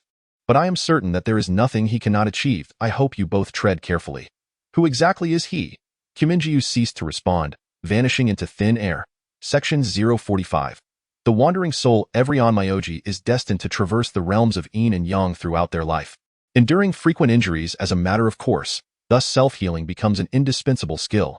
After applying the medicine, a potent aroma of traditional Chinese herbal remedies lingered in Zhang Xiaofan's dormitory. Fortunately, he resided in the most opulent single room at the school, sparing him from any misunderstandings. Zhang Xiaofan lit an incense stick, and the delightful fragrance enveloped him, inducing a sense of comfort that gradually lulled him to sleep. I curiously inquired, what is this? It is the resurrection incense. Prepared by my master, it promotes blood circulation and enhances the efficacy of the ointment. This substance has hypnotic properties. By the time we awaken, our internal injuries should be significantly healed. I reclined on a 3-person sofa and, feeling more at ease, chuckled. This dormitory is quite impressive. The monthly rent must be no less than 3,000, a mere trifle. It is 8,000. What? Your father is a police officer. Isn't? How can you afford such luxury? Being a police officer doesn't yield much wealth, but my mother is the chairwoman of a publicly listed corporation, and no wonder. Zhang Xiaofan remarked, enough about them. What are your thoughts on that female ghost? I contemplated briefly before responding. Perhaps she has not deceived us. There certainly exists another force at play here. Moreover, Qiminjiu is genuinely fearful of him. The female specter is indeed formidable. Who could she possibly fear? I recall the peculiar aura I sensed from Yu Libin, starkly different from that of Qiu Mingyue and her subordinates, devoid of the essence of a ghost. That black cat. Upon awakening, I was astonished to find that night had fallen. I was surprised that I had slept for such an extended period, yet the pain in my body had considerably diminished. Zhang Xiaofan placed a pizza on the coffee table before me and after a moment remarked, you must be hungry, right? Once we've finished the pizza, we shall confront Qiu Mingyue. I was savoring my meal when I nearly choked at his words. You still wish to go? Were you not sufficiently battered last night? Zhang Xiaofan gritted his teeth and declared, she killed Li Bin. Even if it costs me my life, I shall not let her go. Even as a ghost, I will continue to fight her. I have always felt that this matter did not align with her character. Zhang Xiaofan raised an eyebrow and scoffed. You cannot possibly believe her words? I nodded. I trust her. At least 70% at that moment. She was also injured. Fearing we would retaliate, she spoke such words. Xiaofan, I understand your desire for vengeance on behalf of Yu Libin. However, we must remain composed. If it truly were the work of another spirit, a far greater conspiracy must be at play. Conspiracy? What possible conspiracy could exist here? I do not know. All I sense is that matters are not as straightforward as they seem. For some reason, I ultimately refrained from revealing the incident concerning the black cat, not out of disbelief in Zhang Xiaofan, but rather due to an instinctive intuition. I am unconcerned with any conspiracies. In any case, that female specter should not expect tranquility. Seeing he was unwilling to heed my advice, I urged, Qiu Mingyue's old haunts are right here. The monk may escape, but the temple remains. It would be wise to bide our time for now. Our immediate goal should be to locate Shen Wenyu's soul and rescue Hu Yu. Hu Yu is actually in Shan Wenyu's possession. What on earth is going on? I briefly recounted the events. And after listening, Zhang Xiaofan slapped his thigh, exclaiming, no wonder I could not find Hu Yu after searching for so long. It turns out he was taken away by Shan Wenyu's soul. Let us go to the Longshan radar station now and drag Shen Wenyu out to clarify this matter. I shook my head, saying, the radar station harbors countless derived ghostly realms. Shen Wenyu is hiding within them, and I have no means to reach her. What? Even with your abilities, you cannot do so. Every individual possesses vulnerabilities in life. And the same applies to ghosts. If we can identify this weakness, we can shatter her defenses. Hence, I came to your school. Hu contemplated for a moment, then resolutely declared, very well. Let us set aside vengeance for now and focus on rescuing Hu Yu. I remarked, from my investigations over the past few days, I suspect Shan Wenyu was deliberately lured to Longshan village. Shen Wenyu is merely an ordinary university student. Is there truly a necessity for such a scheme? That remains unclear. Perhaps there exists an undisclosed connection between the engineering university and Longshan. By the way, you are classmates with Shan Wenyu. Do you know anything about her? Hu Yu replied, she was rather introverted in life, having no friends aside from Fu Wan and Su Lily before meeting Hu Yu. However, in private, Hu Yu once asked me to calculate the birth charts for him and her AT that time. I discerned that her fate was one of a tragic and untimely death, but fearing to cause Hu Yu distress, I refrained from sharing this information. I exclaimed in astonishment, you possess Shan Wenyu's birth chart? Then why not hasten to summon her forth with your spells? Hu Yu replied with a wry smile, do you think I haven't considered that? I have already tried, yet she refuses to manifest. Back then, I pondered the situation, not realizing it was due to your fright that she remained hidden. After a lengthy silence, a thought suddenly crossed my mind, and I said, Shan Wenyu mentioned in her diary that she encountered a ghostly figure while facing a certain mask used in the Nua opera. Yet Qiu Mingyue has never displayed that mask. Perhaps she is not directly connected to the Nua troupe that perished in Longshan village. That is merely your conjecture, Zhang Xiaofan interjected, taking a hearty swig of beer. He stated earnestly, I do have a method to locate Shan Wenyu's soul, but the process is exceedingly perilous. I quickly responded, the Yin-Yang masters have long dealt with spirits. When has it not been fraught with danger? As long as we can rescue Hu Yu, I am willing to undertake any risk. Zhang Xiaofan leaned closer, whispering a few words into my ear. Upon hearing this, my expression changed dramatically, and I exclaimed in horror, severing the soul from the body? Is this method truly viable? What if something goes awry? Our lives could be forfeit. Zhang Xiaofan replied with a pained expression, Hu Yu and I have grown up together. I cannot stand by and watch him perish. Xiao Zheng, you are merely fulfilling Uncle Hu's request to assist. Regardless of the outcome, you have already done your duty. You need not partake. I swiftly downed the remainder of my beer. Stealing my resolve, this is irrelevant. As a Yin-Yang master, my duty is to exorcise the malevolent spirits of the world. If I were to falter at such a critical moment, how could I ever again call myself a Yin-Yang master? Zhang Xiaofan clasped my shoulder firmly, choosing not to utter another word. The following morning, Zhang Xiaofan first requested a 3-day leave from our homeroom teacher, then summoned 2 close friends. They drove directly to Longshan village. According to him, these 2 individuals were the president and vice president of the university's paranormal society, named by Jiaming and Yu Xiaoxiang, both of whom were his good friends, well acquainted with the world, and capable of offering assistance in critical times. Upon arriving beneath the ancient locust tree in the village, a chilling aura of malevolence assailed us. After disembarking from the vehicle, I pointed to the 3 temples atop the hill, stating, during my previous visit, I observed that those 3 temples are the locations with the weakest yin energy within the village. We should select the closest one. Climbing to the summit, the temple doors appeared exceedingly worn and were adorned with cobwebs. Upon pushing the door open, a sudden gust of eerie wind surged forth. I noticed Bai and you paling in fright, and I chuckled to clarify. This is simply the area where the malevolent energy of Longshan village is expelled. The temple doors are typically sealed. When they suddenly open, it is natural for the yin energy to escape. I asked that not so. Upon hearing this, the 2 relaxed, assuring me that all was well. yet I furrowed my brow in concern. Logically, the accumulation of yin energy within the temple should not be so intense. Could it be a consequence of my earlier inadvertent release of the yin energy from the Hushan gravesite? The temple was quite small, approximately 20 square meters, with 3 Buddha statues occupying a significant portion of the space. I retrieved 7 candlesticks from my bag and placed them on the ground, ensuring each was spaced 7 inches apart. Once ignited, I arranged them according to the positions of the Big Dipper. Subsequently, I sought a patch of earth to recline upon. Zhang Xiaofan, stepping in the manner of the ancient sage Yu, silently recited the Tian Gang Bei Doli Hunju a total of 49 times before lying down beside me. He addressed Bian Yu, saying, "I appreciate your guardianship, dear friends. The return of our souls now rests entirely in your hands. Should we remain unconscious after 48 hours, please rearrange these 7 lights into the formation of the Southern Dipper, allowing us to escape the realm of the dead and return to our physical forms." As the saying goes, the Southern Dipper governs life while the Northern Dipper governs death. Our lives are not yet extinguished. By entering the ghostly domain with our living souls, we have exploited a loophole in the Northern Dipper's domain of death. If we fail to reclaim our bodies in time, we must resort to the Southern Dipper's gateway of life. The uncertainties are vast, and we are compelled to take this risk without complete assurance.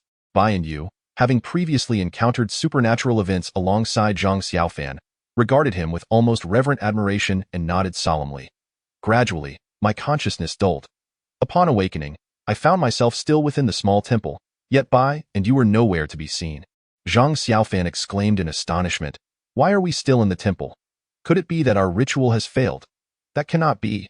I closed my eyes, attuning myself to the surrounding atmosphere, and after a moment, shook my head, asserting, "No, we have indeed entered the ghostly realm." Zhang Xiaofan then realized, I see now. I almost fell victim to their trickery. They are quite cunning, having constructed a ghostly domain that mirrors Longshan village in the realm of the living. I inquired about the whereabouts of Jiaming and Xiaoxiang. Exiting the temple, we observed that the layout here was identical to that of the living realm, albeit the sky was shrouded in a gray haze. Obscuring the sun, moon, and stars as we traversed the path, I noted that our pace mirrored that of our living selves. Stumbling upon stones still elicited pain, indicating that being a ghost was no less arduous than living. Zhang Xiaofan gazed longingly toward the concealed Longshan in the distance, sighing, "We are still quite far from the Longshan radar station, and without any means of transportation, must we walk the entire way?" I replied, "Let us consider it a hike." Yet I feared we might not return in time. I added, "Although this space overlaps with the living realm, the flow of time is not the same. Here, it lingers at a much slower pace. I believe we will have ample time." And no sooner had I spoken than a sudden rustling of footsteps echoed behind us. Turning around, we saw a shadow retreating behind the temple door. We instinctively dashed toward the temple. The figure lifted a large stone slab before vanishing from sight. Upon reaching the spot, we were met with a gaping, dark hole that loomed before us. I suggested, "You keep watch above while I descend to investigate." No, we should descend together. It is better to look out for one another. Are you not afraid of falling to your death? Ha ha ha, we are both ghosts now. What is there to fear? At most, we would merely be left dazed. Ignoring my hesitations, Zhang Xiaofan stepped forward and leapt into the abyss. Reluctantly, I followed suit. The walls of the hole were remarkably smooth, and rather than falling straight down, we descended at an angle. Our backs pressed against the wall. It felt akin to sliding down a slide. I lost track of time, but eventually, a faint glimmer of light appeared beneath us, gradually expanding into an opening. Oh dear. We were flung out of the cave, our bodies feeling as if they were on the verge of disintegration. Yet, we found solace in the fact that this was not the realm of the living. Otherwise, we would have surely met our demise upon impact. Before us lay an endless expanse of swirling sand. Beneath our feet, cracked yellow earth reminiscent of the Lus Plateau in northwestern China. To my astonishment, the world of the underworld was indeed vast. "Look, what is that?" At Zhang Xiaofan's exclamation, I turned my gaze to see several dark figures emerging from the billowing sand. As the dust settled, peculiar forms were revealed. They resembled desiccated corpses, their sunken faces devoid of discernible features, arms dangling by their sides, and legs shuffling aimlessly forward. These were the spirits of those who had taken their own lives, barred from the cycle of reincarnation, condemned to wander as lost souls in this liminal realm until their essence dissipated entirely. Zhang Xiaofan's eyes reddened. "I wonder if Li Bin is among them." I sighed and offered consolation. "Fate has its own design. Do not dwell on it. We must press on." Yet, Zhang Xiaofan stepped forward, asserting, "Perhaps that shadow is hiding among these corpses." I hurriedly pulled him back, cautioning, "Do not be deceived by their slow movements. They are perpetually seeking a replacement. Not only humans, but even spirits dare not approach them. That shadow has likely fled ahead. It cannot possibly be here." Time passed, though I could not tell how many hours had elapsed. The howling winds diminished, and we found ourselves on a desolate plain. The sky was shrouded in gloom, and the ground was carpeted with flowers of the other shore. Reaching the edge of this floral sea, a great river stretched before us. That moment, a small boat drifted in the center of the river, carrying a solitary figure. Upon closer inspection, it was the very specter that had lured us here. By the riverbank stood a dock, where a metal boat rested, occupied by a figure whose back was turned to us. I approached and called out, "Are you setting sail?" "Yes." His voice was deep and carried an eerie undertone. "But do you possess the means to pay the fare?" I silently admired Zhang Xiaofan's foresight as he retrieved 2 ingots of gold from his backpack and handed them over. "Is this sufficient?" The ferryman turned to face us, and I was taken aback. His face was ashen and devoid of any features. Could he be a faceless ghost? Such spirits, though fearsome in appearance, often belonged to those who had led lonely, reclusive lives, and many were kind-hearted, which eased my apprehension. He glanced at the gold in my hand and nodded, indicating we could board the vessel. I promised him 2 more ingots once we caught up with the small boat. The ferryman did not respond but abruptly propelled the boat away from the dock. We were left in a fog of confusion, yet the atmosphere was so uncanny that we chose not to press further. The river was wide, resembling a vast lake, and the surroundings were eerily quiet, with no other vessels in sight. As the ferryman paddled, he inquired, "Are you 2 newly deceased?" I exchanged a glance with Zhang Xiaofan and nodded in affirmation. "Indeed. No wonder your aura is so strong. It's rather unpleasant, but it should improve after the 7th day." He paused momentarily before asking, "Why are you pursuing that small boat?" A chill ran down my spine, and my right hand discreetly brushed against the hilt of the dagger at my waist as I countered, "Do you know him?" At present, we find ourselves in a state of disembodiment, unable to wield any magical artifacts, and have only hastily prepared some equipment as a contingency, never anticipating that it would be needed so soon. He hails from the Dragon Mountain Ghost Palace, a place known to all. You need not worry.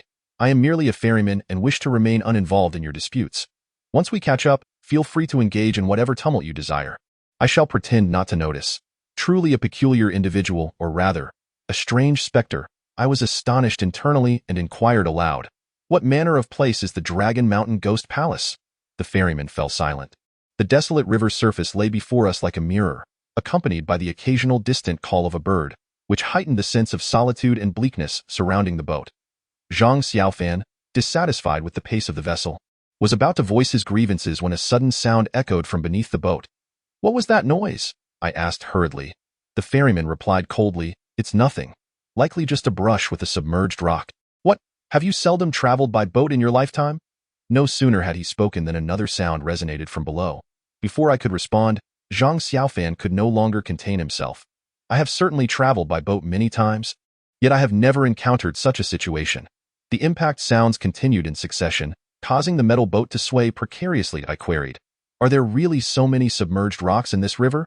The ferryman remained mute, and I sensed his featureless, pallid face contorting with unease. What could be the matter today? I recall this stretch of river lacking such hazards. Gazing at the fog-shrouded river surface, I lit a candle the thickness of my arm and declared solemnly, "This is no mere collision with rocks.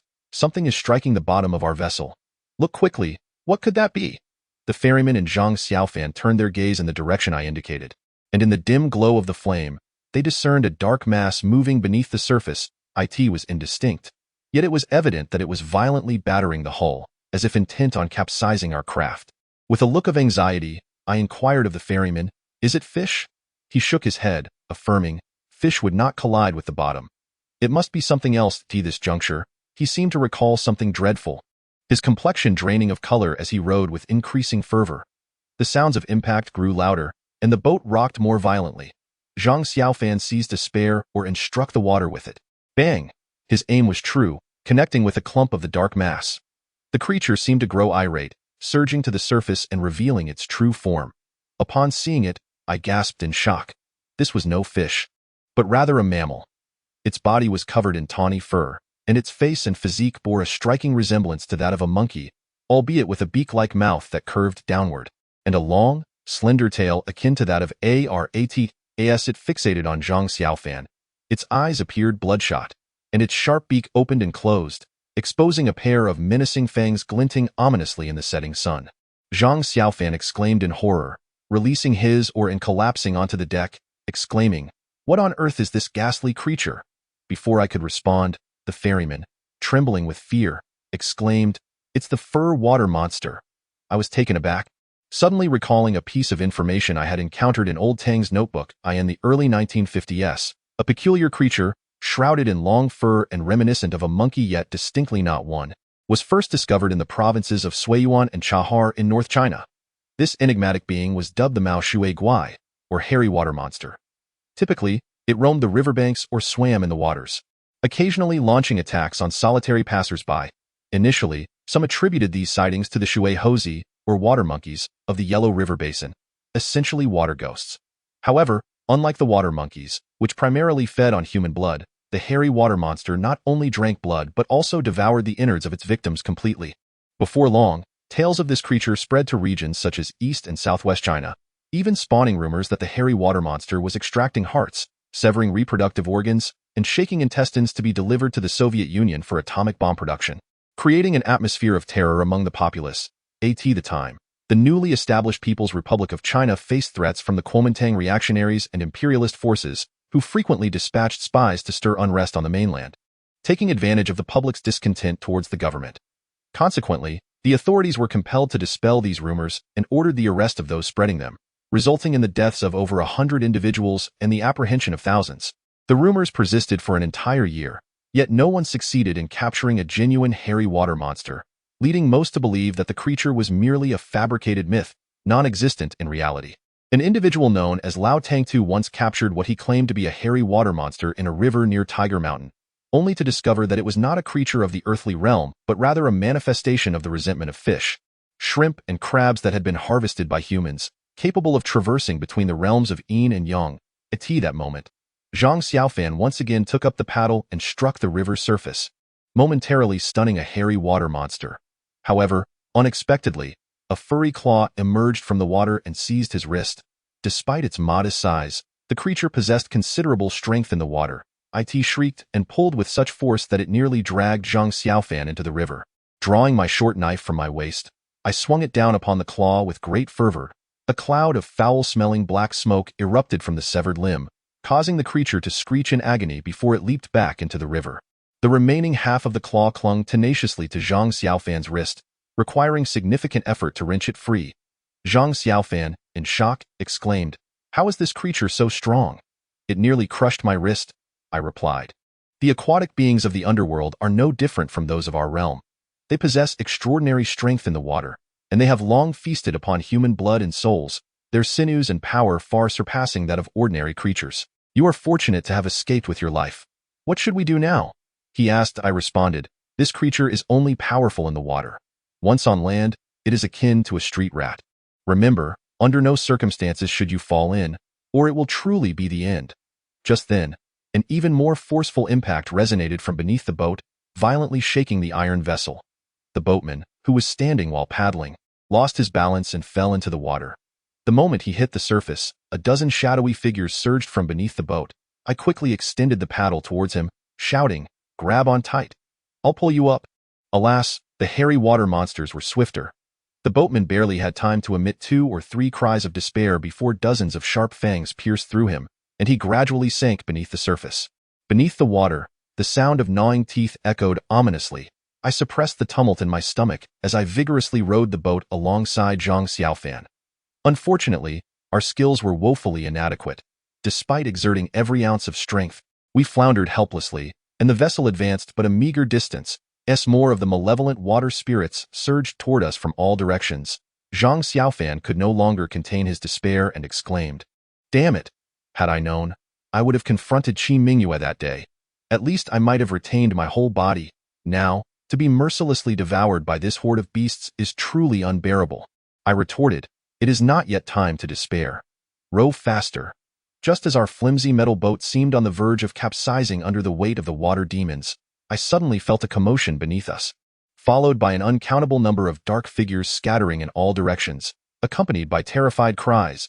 In response to this unexpected turn of events, Zhang Xiaofan joyfully declared, "They are fleeing. These wretched creatures are retreating. We might just be saved." I surveyed the river's surface, remaining silent in contemplation. After a moment, a violent impact reverberated through the bottom of the boat, its intensity surpassing all previous encounters. I quickly knelt, gripping the sides of the vessel and scanning the surroundings. But the river soon returned to an eerie calm, as if nothing had ever disturbed its surface. The water lay still as death, with our little boat adrift atop it. A chill coursed from my feet to the crown of my head. If there were indeed some colossal entity lurking beneath, we would be doomed. Cold sweat trickled down my forehead, and an ominous premonition began to swell in my heart. The boat tilted slightly, spinning in a vortex that grew ever faster, the river forming a whirlpool with a diameter exceeding 20 meters around it. The hapless water spirits, unable to escape in time, were drawn into the whirlpool, their agonized screams assailing our eardrums. I knew that something extraordinary and sinister was unfolding beneath the surface of the river. Suddenly, the whirlpool began to slow, and our spinning boat gradually came to a halt. A series of bubbles erupted from one side of the vessel, and then, with a tremendous splash, a massive body broke through the water's surface, crashing down upon it. Waves cascaded over us, and when Zhang Xiaofan caught sight of what lay before us, he nearly fainted from fright. What emerged was a fish, resembling the black fish typically served on our dining tables, yet I had never witnessed a black fish of over 20 meters in length. Good heavens, its girth alone was at least 5 or 6 meters.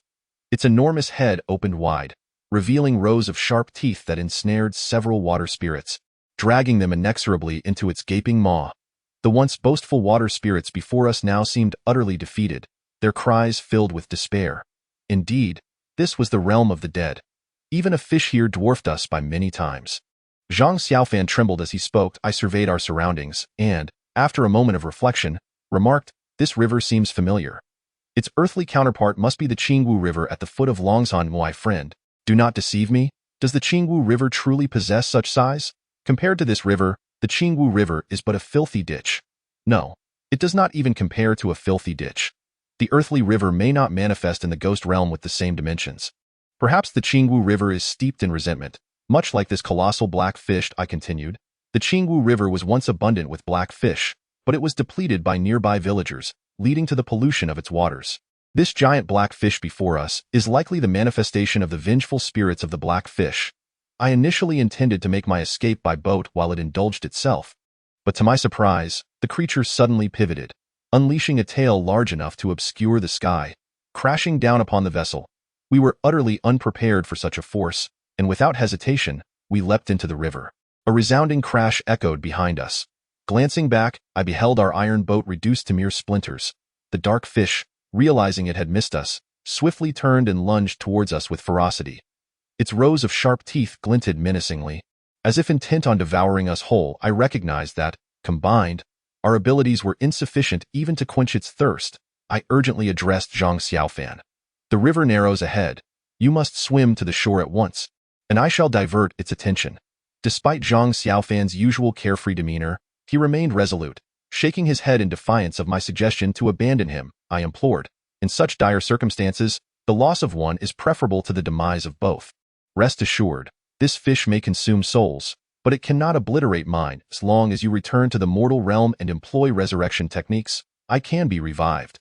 Then allow me to distract the fish monster, and you escape." He insisted. "I'm not underestimating you, but with your speed, you would be swallowed within half a minute." Without waiting for a response, I plunged into the river, swimming in the opposite direction while conjuring a soul-attracting incantation to lure the dark fish. With tears welling in his eyes, Zhang Xiaofan swam toward the bank. Observing our separation, the fish rolled its enormous eyes and pursued Zhang Xiaofan instead. Realizing my incantation was ineffective, I was alarmed by the creature's formidable prowess. Disregarding my revulsion, I seized several floating corpses of the and hurled them at the dark fish. Though they were not particularly large, their potent spiritual energy, likely from their habitual consumption of fresh souls, was undeniable. The dark fish seemed acutely attuned to the scent of the, pivoting to chase after me. True to its reputation as the river's apex predator, it quickly closed the distance, opening its foul maw to strike. In that critical moment, I brandished my short blade, aiming for its massive head. However, upon contact, my blade met an impenetrable barrier, akin to striking solid steel, and snapped in two. Nevertheless, the residual lightning energy that clung to the blade caused the creature to stagger momentarily. Driven by the instinct for survival, I summoned every ounce of strength to swim forward, creating a gap of several meters between us. Yet, I was acutely aware that even my superior swimming skills could not withstand this river overlord. Reaching the shore was my only hope of evading peril. Fortunately, the fish did not seem eager to consume me, instead trailing me languidly as if toying with its prey. The river's current grew increasingly turbulent, indicating a rapid narrowing ahead. Raising my gaze, the shore became distinctly visible. With every ounce of effort, I propelled myself onto the bank, while the dark fish halted several dozen meters away, fixating on me with a predatory glare before vanishing beneath the surface. Though I had narrowly escaped death, doubt plagued my mind. Why had it allowed me to flee unscathed? Was it pursuing Zhang Xiaofan instead? Even so, Zhang Xiaofan should have reached the shore by now. Surely the creature, having achieved sentience over the years, would comprehend this. I resolved to take things one step at a time, determined to reach the Dragon Mountain Ghost Palace. After traversing the riverbank for some time, I finally spotted a glimmer of light. A cave nestled at the foot of the sprawling mountains. As I approached the cave, a few hundred meters away, a formidable suction accompanied by an ominous aura emanated from within. Could this be the Dragon Mountain Ghost Palace? I quickly dismissed the thought, for according to the direction indicated by the ferryman, the Ghost Palace should lie in the opposite direction. The pull intensified, and just as I hesitated on whether to turn and flee, a fierce whirlwind lifted me off my feet. The sensation of being tossed about left me nearly unconscious. When the winds abated, the stifling atmosphere that had previously enveloped me vanished, replaced by an unprecedented freshness. I inhaled deeply the invigorating air surrounding me, and once I regained a semblance of comfort, I rose to survey my surroundings. Before me lay a vast space of approximately 100 square meters, its walls adorned with bright torches that illuminated the cave as brightly as day. The source of light I had observed outside the cave was undoubtedly these very torches. A dark opening in the stone wall appeared to be the entrance to some secret passage. However, that opening seemed to tower at least 10 meters high. If it were indeed a secret passage, it would be excessively large. Despite the air of mystery that permeated the place, my primary desire was to reach the opposite shore and reunite with Zhang Xiaofan. I resolutely stifled my impulse to explore further and turned to exit the cave.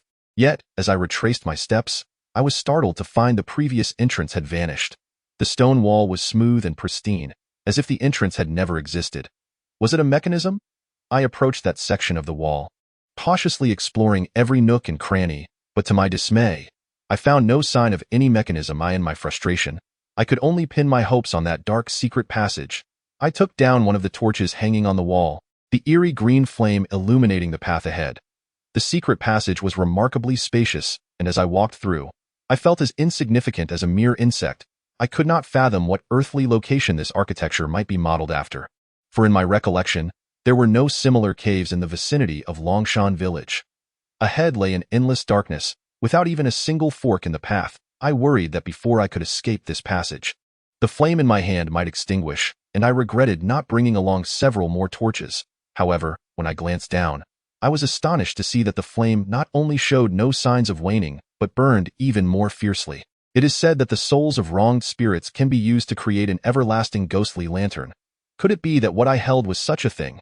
After navigating a series of twists and turns, a light appeared once more before me. I hastened my steps, and as I reached the end of the passage, I was struck dumb by the scene that unfolded.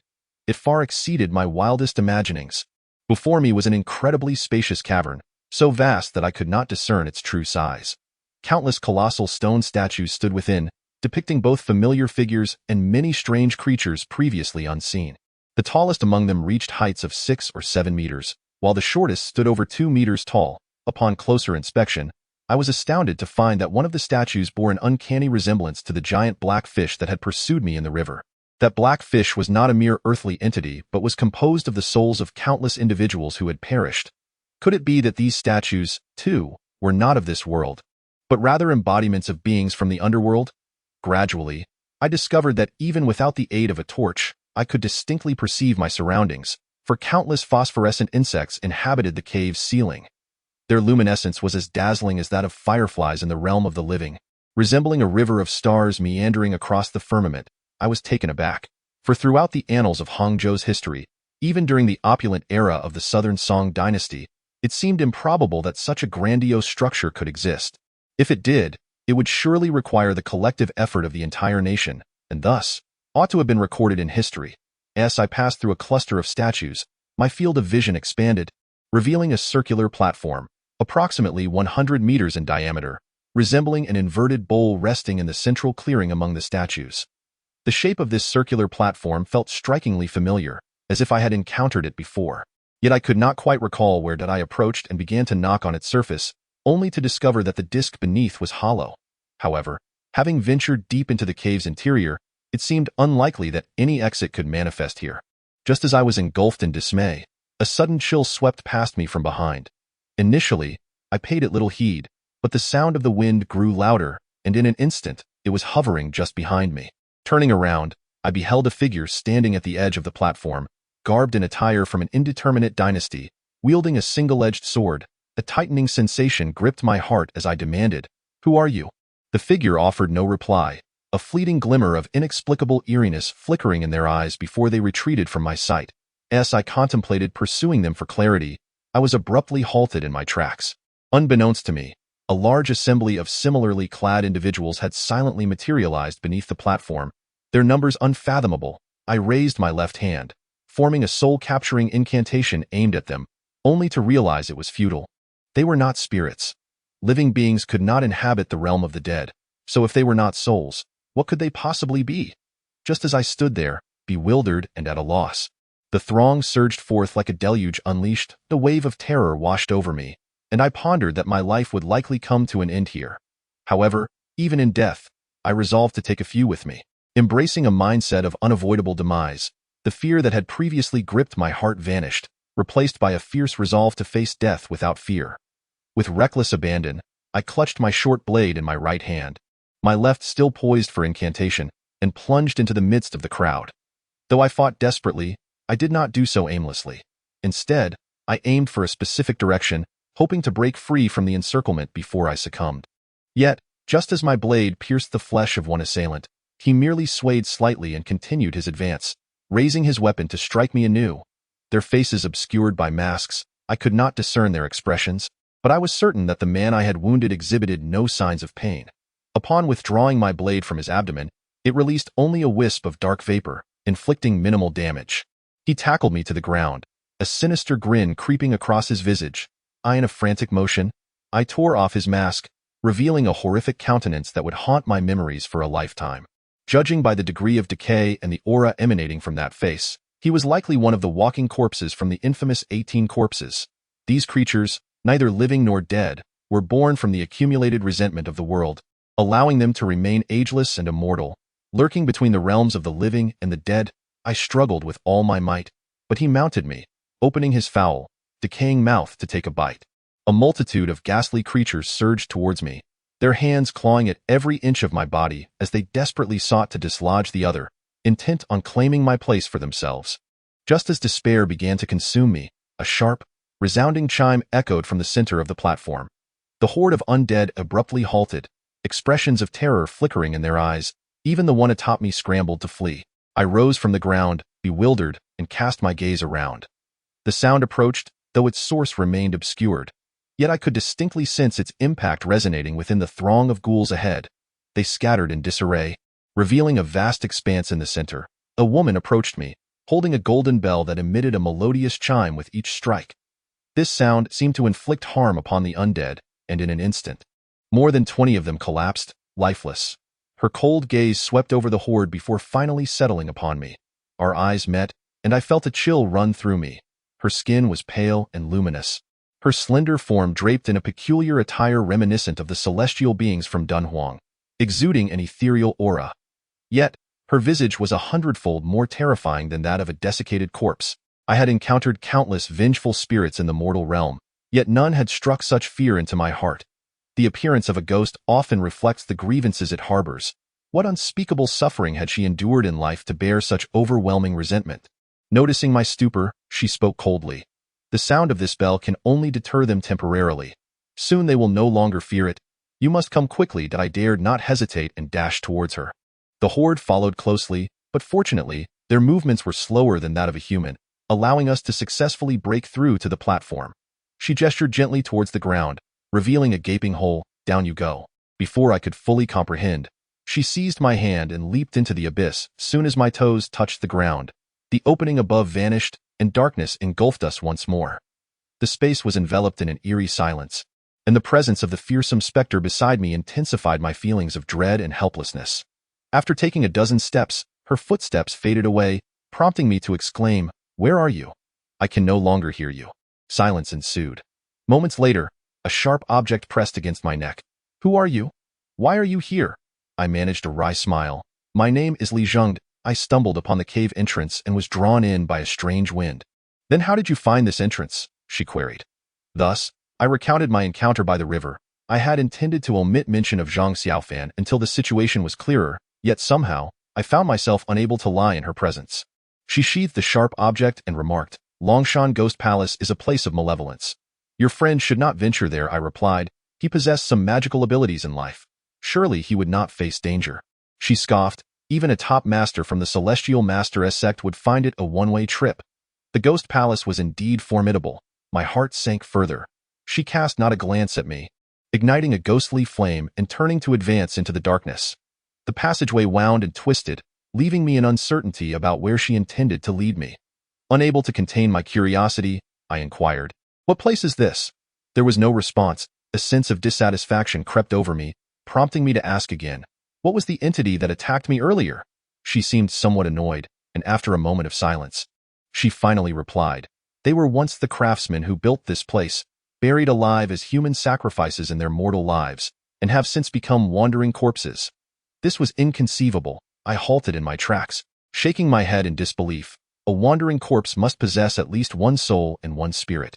Yet those who have been buried alive have all their 3 souls and 7 spirits departed to the underworld. It is impossible for them to remain within their bodies and thus become wandering corpses. Upon hearing this, she too came to a standstill, coldly remarking, "You seem to possess quite a bit of knowledge." Unlike an ordinary spirit, I was taken aback and quickly replied, "In my previous life, I was an Yin-Yang master." "Yin-Yang master? What brings you here?" She approached me slowly, exuding a powerful aura of dark energy that nearly suffocated me. Even more potent than that of Qiu Mingyue, I forced a bitter smile. "My abilities are limited. I cannot ascend during the day, nor do I wish to undergo the cycle of reincarnation. Hence, I ventured into this ghost realm, hoping to continue my cultivation, even if it means becoming a ghostly immortal." She paused, and her dark energy began to recede, suggesting she believed my words.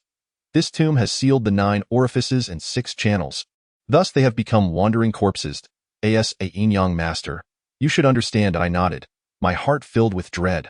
Firstly, I hadn't anticipated this was a tomb, and secondly, I was astonished by the sealed 9 orifices and 6 channels. Regardless of size, every tomb must be designed to avoid wind and water, thereby creating orifices and channels. Orifices allow for the entrance and exit of wind. Channels facilitate the flow of water. Generally, the tombs of ancient emperors and high-ranking officials are grand in scale, with their dark energy continually circulating through the orifices and channels, preventing the corpses buried within from decaying. Yet, this site was 100 times larger than the tomb of Emperor Qin Shi Huang. I could hardly fathom which historical emperor or powerful minister could possess such a grand burial site, and thus I inquired, "Who is the master of this tomb?" "I do not know." The woman seemed reluctant to converse, turning her head away to disregard me. I thought it best, for gazing upon her ghostly visage might deprive me of sleep for nights to come. After approximately an hour of walking, we arrived before a colossal stone door, at which point she said, "Behind this stone door lies a passage leading directly to the surface. You need only continue upward." I rejoiced. "Is that true?" "I cannot thank you enough. I currently possess nothing, but once I conclude my affairs, I shall certainly return to express my gratitude." However, she shook her head, stating, "There is no need for your thanks. I require you to swear a deadly oath, never to disclose the location of this place to anyone, nor to return. Otherwise, you shall remain in this ghost realm for eternity, unable to return to the realm of the living." I was taken aback. "So you are aware. Many in the realm of the living do not place much value on oaths, casually swearing them to please others. Little do they realize that every word spoken, every vow made, will ultimately come to fruition. Thus, truly wise individuals seldom make such oaths lightly." Yet what astonished me even more was that she had seen through my origins. My face flushed with embarrassment, and I dared not meet her gaze. Indeed, you cannot deceive me, however. I find myself disinterested in your grievances with the Ghost Palace. You need not worry. I shall not divulge your matters to anyone. Nonetheless, I must express my gratitude for saving my life. I nodded, prepared to pledge my oath on the spot, when a thunderous roar echoed from within the tomb. The woman, disregarding my presence, swiftly turned and darted towards the crypt. Despite her calm demeanor in the face of countless corpses, the mere sound of a few beasts now rendered her pale with fear. Could there be an existence within the tomb more terrifying than the undead? Though eager to escape, I felt compelled to follow her, for she had indeed saved my life. What is that? I inquired as I ran. She glanced back, astonished. Why haven't you left? I replied. You saved my life. I wish to stay and assist you. Her brows furrowed in a vexed expression. There is no need for your help. Return at once. I remained silent, following her nonetheless. Upon noticing my refusal to depart, she finally halted, exclaiming in anger, "Go back." I shook my head, resolute in my stance. She scrutinized me and, ultimately, spoke calmly. That sound is made by a ghost beast. Your abilities will be of no use. I was taken aback. Ghost beast? What is that? A ghost beast is simply a ghost beast. Why ask so many questions? If you wish to follow, then follow, she retorted, not pausing for my response as she turned away. Approaching a chamber, the ground trembled violently, followed by a deafening roar. This is bad. The ghost beast is enraged again. Even the ice spirit iron chain may not restrain it, she warned as I entered the cave behind her, and upon gazing within, I nearly fainted from shock. Before the cave's entrance, a colossal creature was chained to the stone wall. It resembled a tiger magnified tenfold, with a pair of pale golden horns adorning its head. Its fur as white as snow, and a pair of enormous wings unfurled that could cover most of the chamber. Its visage was far more ferocious than that of a typical tiger, revealing sharp fangs as it roared, exuding an aura of dread. Each stomp and roar from the beast caused the very ground to quake, accompanied by waves of frigid air that intensified the already chilling atmosphere of the cave. Despite having encountered a gigantic black fish earlier, I had developed a certain immunity to such monstrous beings. Yet, as it lunged towards us, my legs trembled uncontrollably. Fortunately, its neck and limbs were secured by a chain thicker than its own arms. Appearing quite secure, upon noticing our entrance, the beast roared even more violently, opening its massive maw to unleash a torrent of flames. The woman seemed to have anticipated this, pulling me swiftly towards the cave's exit. Gazing back at the spot we had occupied moments before, I saw the ground scorched and emitting wisps of white smoke. As another burst of flames surged forth, it struck her shoulder, causing her to collapse instantly. The ghost beast broke free from its chains and pursued us with a furious roar. Without a second thought, I hoisted the woman onto my back and fled. The sound of heavy footsteps echoed behind us. With each of the beast's thundering steps, the ground shook violently. What is even more dire is that I found myself on the wrong path, only to witness the expanse before me widening increasingly. With the heights reaching an astonishing 20 meters, no wonder it pursued me with such veracity. That ghastly beast relentlessly chased and ambled, maintaining a constant distance from me. It panted heavily, yet its speed only intensified. In a moment of panic, a fork in the road appeared ahead, and without a second thought, I darted into it. Raising my gaze, I was instantly filled with regret. Before me loomed a sheer cliff, beneath which surged a turbulent river, and across the water stood a pyramid with a square top, glistening under the sun. Realizing I had no path to retreat, I turned back, but the fiend had already caught up.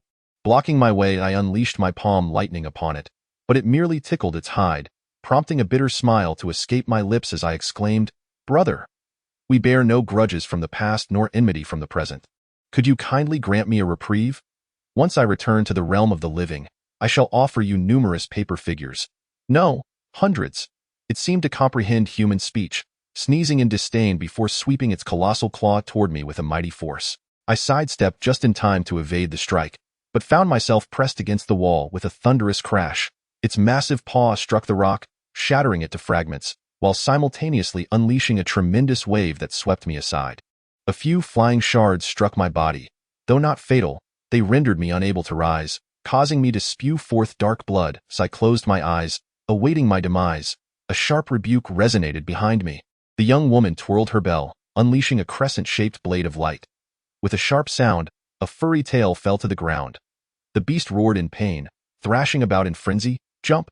the girl urged, pointing toward the cliff's edge. Her voice strained. Qiongqi fears water. What? This creature is the legendary ancient beast, Qiongqi? I could scarcely believe my ears. Yet, with no other choice, I hoisted her and approached the edge of the cliff, then closed my eyes and leaped into the abyss. The beast unfurled its wings and leaped from the precipice, diving downwards, its massive claws reaching out to grasp us midair. Unfortunately, our descent was too swift, and we soon plunged into the river. Just as Qiongqi was about to land, its claws grazed the water, and it immediately erupted in a cloud of thick smoke, retreating in pain as it soared higher. Seeing this, I finally breathed a sigh of relief and inquired if Qiongqi fears water. Then why words trailed off as I became entranced, my gaze fixed upon her face. The hideous visage had vanished, replaced by the exquisite features of a stunning girl, no older than 18 or 19. Her beauty was so striking that even the most beautiful women of the world would pale in comparison. "What are you staring at?" she asked, somewhat displeased, attempting to wriggle free from my embrace. But ultimately surrendering due to her weakness, a playful act of mischief, I tightened my hold on her, seeking retribution for her earlier indifference. Women in the realm of the living endure excruciating pains of bone sculpting and liposuction to attain beauty. Yet here she was, possessing such enchanting beauty, yet choosing to transform into a grotesque, fearsome spirit to terrify others. The young woman paused, then glanced down at the river's surface, which reflected like a mirror, and suddenly understood that at that moment, the river began to boil as if brought to a rolling simmer, and soon, furry monstrosities emerged from beneath the surface. Upon closer inspection, I realized they were none other than the furry water ghosts. How could they be here as well? I dared not continue jesting. Instead, I swam towards the shore, cradling her in my arms. After much effort, we finally reached the land, only to see the menacing creature, Qiongqi, swooping down from above. Fortunately, the forest along the bank was dense, and I weaved through the towering trees, skillfully utilizing the terrain to thwart its relentless assaults, until I arrived before the tower. The maiden urged, "Hurry inside." Gazing at the grand entrance, wide enough to accommodate 3 or 4 Qiongqi simultaneously, I asked in astonishment, "Are you certain this tower is safe?" She weakly nodded. With no alternative route available, I steeled myself and charged into the tower. Inside, the structure comprised numerous levels, each winding path creating an intricate labyrinth. Under the maiden's guidance, after navigating countless turns, I was presented with a flight of stone steps. These steps descended gradually towards the edge of a lake, where 2 stone lions stood majestically, facing my position with pride. Despite knowing they were mere sculptures, it was difficult to perceive them as lifeless. They seemed poised to pounce at any moment, showcasing the sculptor's extraordinary craftsmanship. At that moment, the heavy sound of breathing echoed behind us. It was none other than Qiongqi. The maiden gazed anxiously at the lake's surface, as if hoping for a savior to emerge. "This place won't suffice. Carry me down to the steps," she implored. Unsure of her intentions, I realized she was our only hope, and thus complied. The lake water lapped against the stone steps, creating a cacophony of sounds. The maiden moved with grace, and soon we descended over 500 steps, arriving before the stone lions. These colossal figures towered over me by more than 2 meters. From a distance, they appeared almost lifelike, while upon closer inspection, the details of their manes and muscular textures were exquisite, the stone cool to the touch, evoking a sense of wonder. The lake water had submerged the lions' paws, now reaching their midsections, making them appear as though they had just emerged from the depths. I marveled at this seemingly stagnant lake. Could it truly experience tides? Turning to glance at Qiongqi, I found it standing silently atop the steps, fixated on the lake with an expression of utmost vigilance, seemingly oblivious to our presence. Suddenly, a strange disturbance rippled beneath my feet. I stood at the lowest step, my feet immersed in the lake's waters, when a powerful undercurrent surged forth, nearly toppling me. The maiden cried out, "Quickly, ascend." Instinctively, I sprinted up the steps, and after traversing about 100, I was horrified to witness a massive green creature leaping from the lake, its gaping maw aimed viciously at us. This beast was comparable in size to Qiongqi, albeit lacking a pair of wings. Goodness, one Qiongqi was already more than enough to contend with. I could hardly believe there was yet another. The creature soared to the level of the steps, its leap spanning over 30 meters. I set the maiden down behind me, focusing intently on the approaching threat. Its blood-red eyes glowed with malevolence, locking onto me with fierce intensity. Meanwhile, the Qiongqi above emitted a low, ominous growl, bracing itself for confrontation. Thus, the two beasts and I found ourselves locked in a tense standoff upon the stone steps. As the tide rose ever more urgently, waves from the lake surged forth in relentless succession, their thunderous echoes reverberating throughout the expanse. The water level ascended rapidly. Within the span of merely half a stick of incense, the lake's depths enveloped me up to my waist, leaving only the proud head of the stone lion above the surface.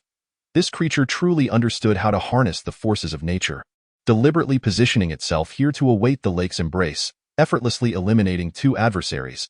It appeared that my situation was indeed dire, for the monsters here possessed an intelligence that bordered on the supernatural.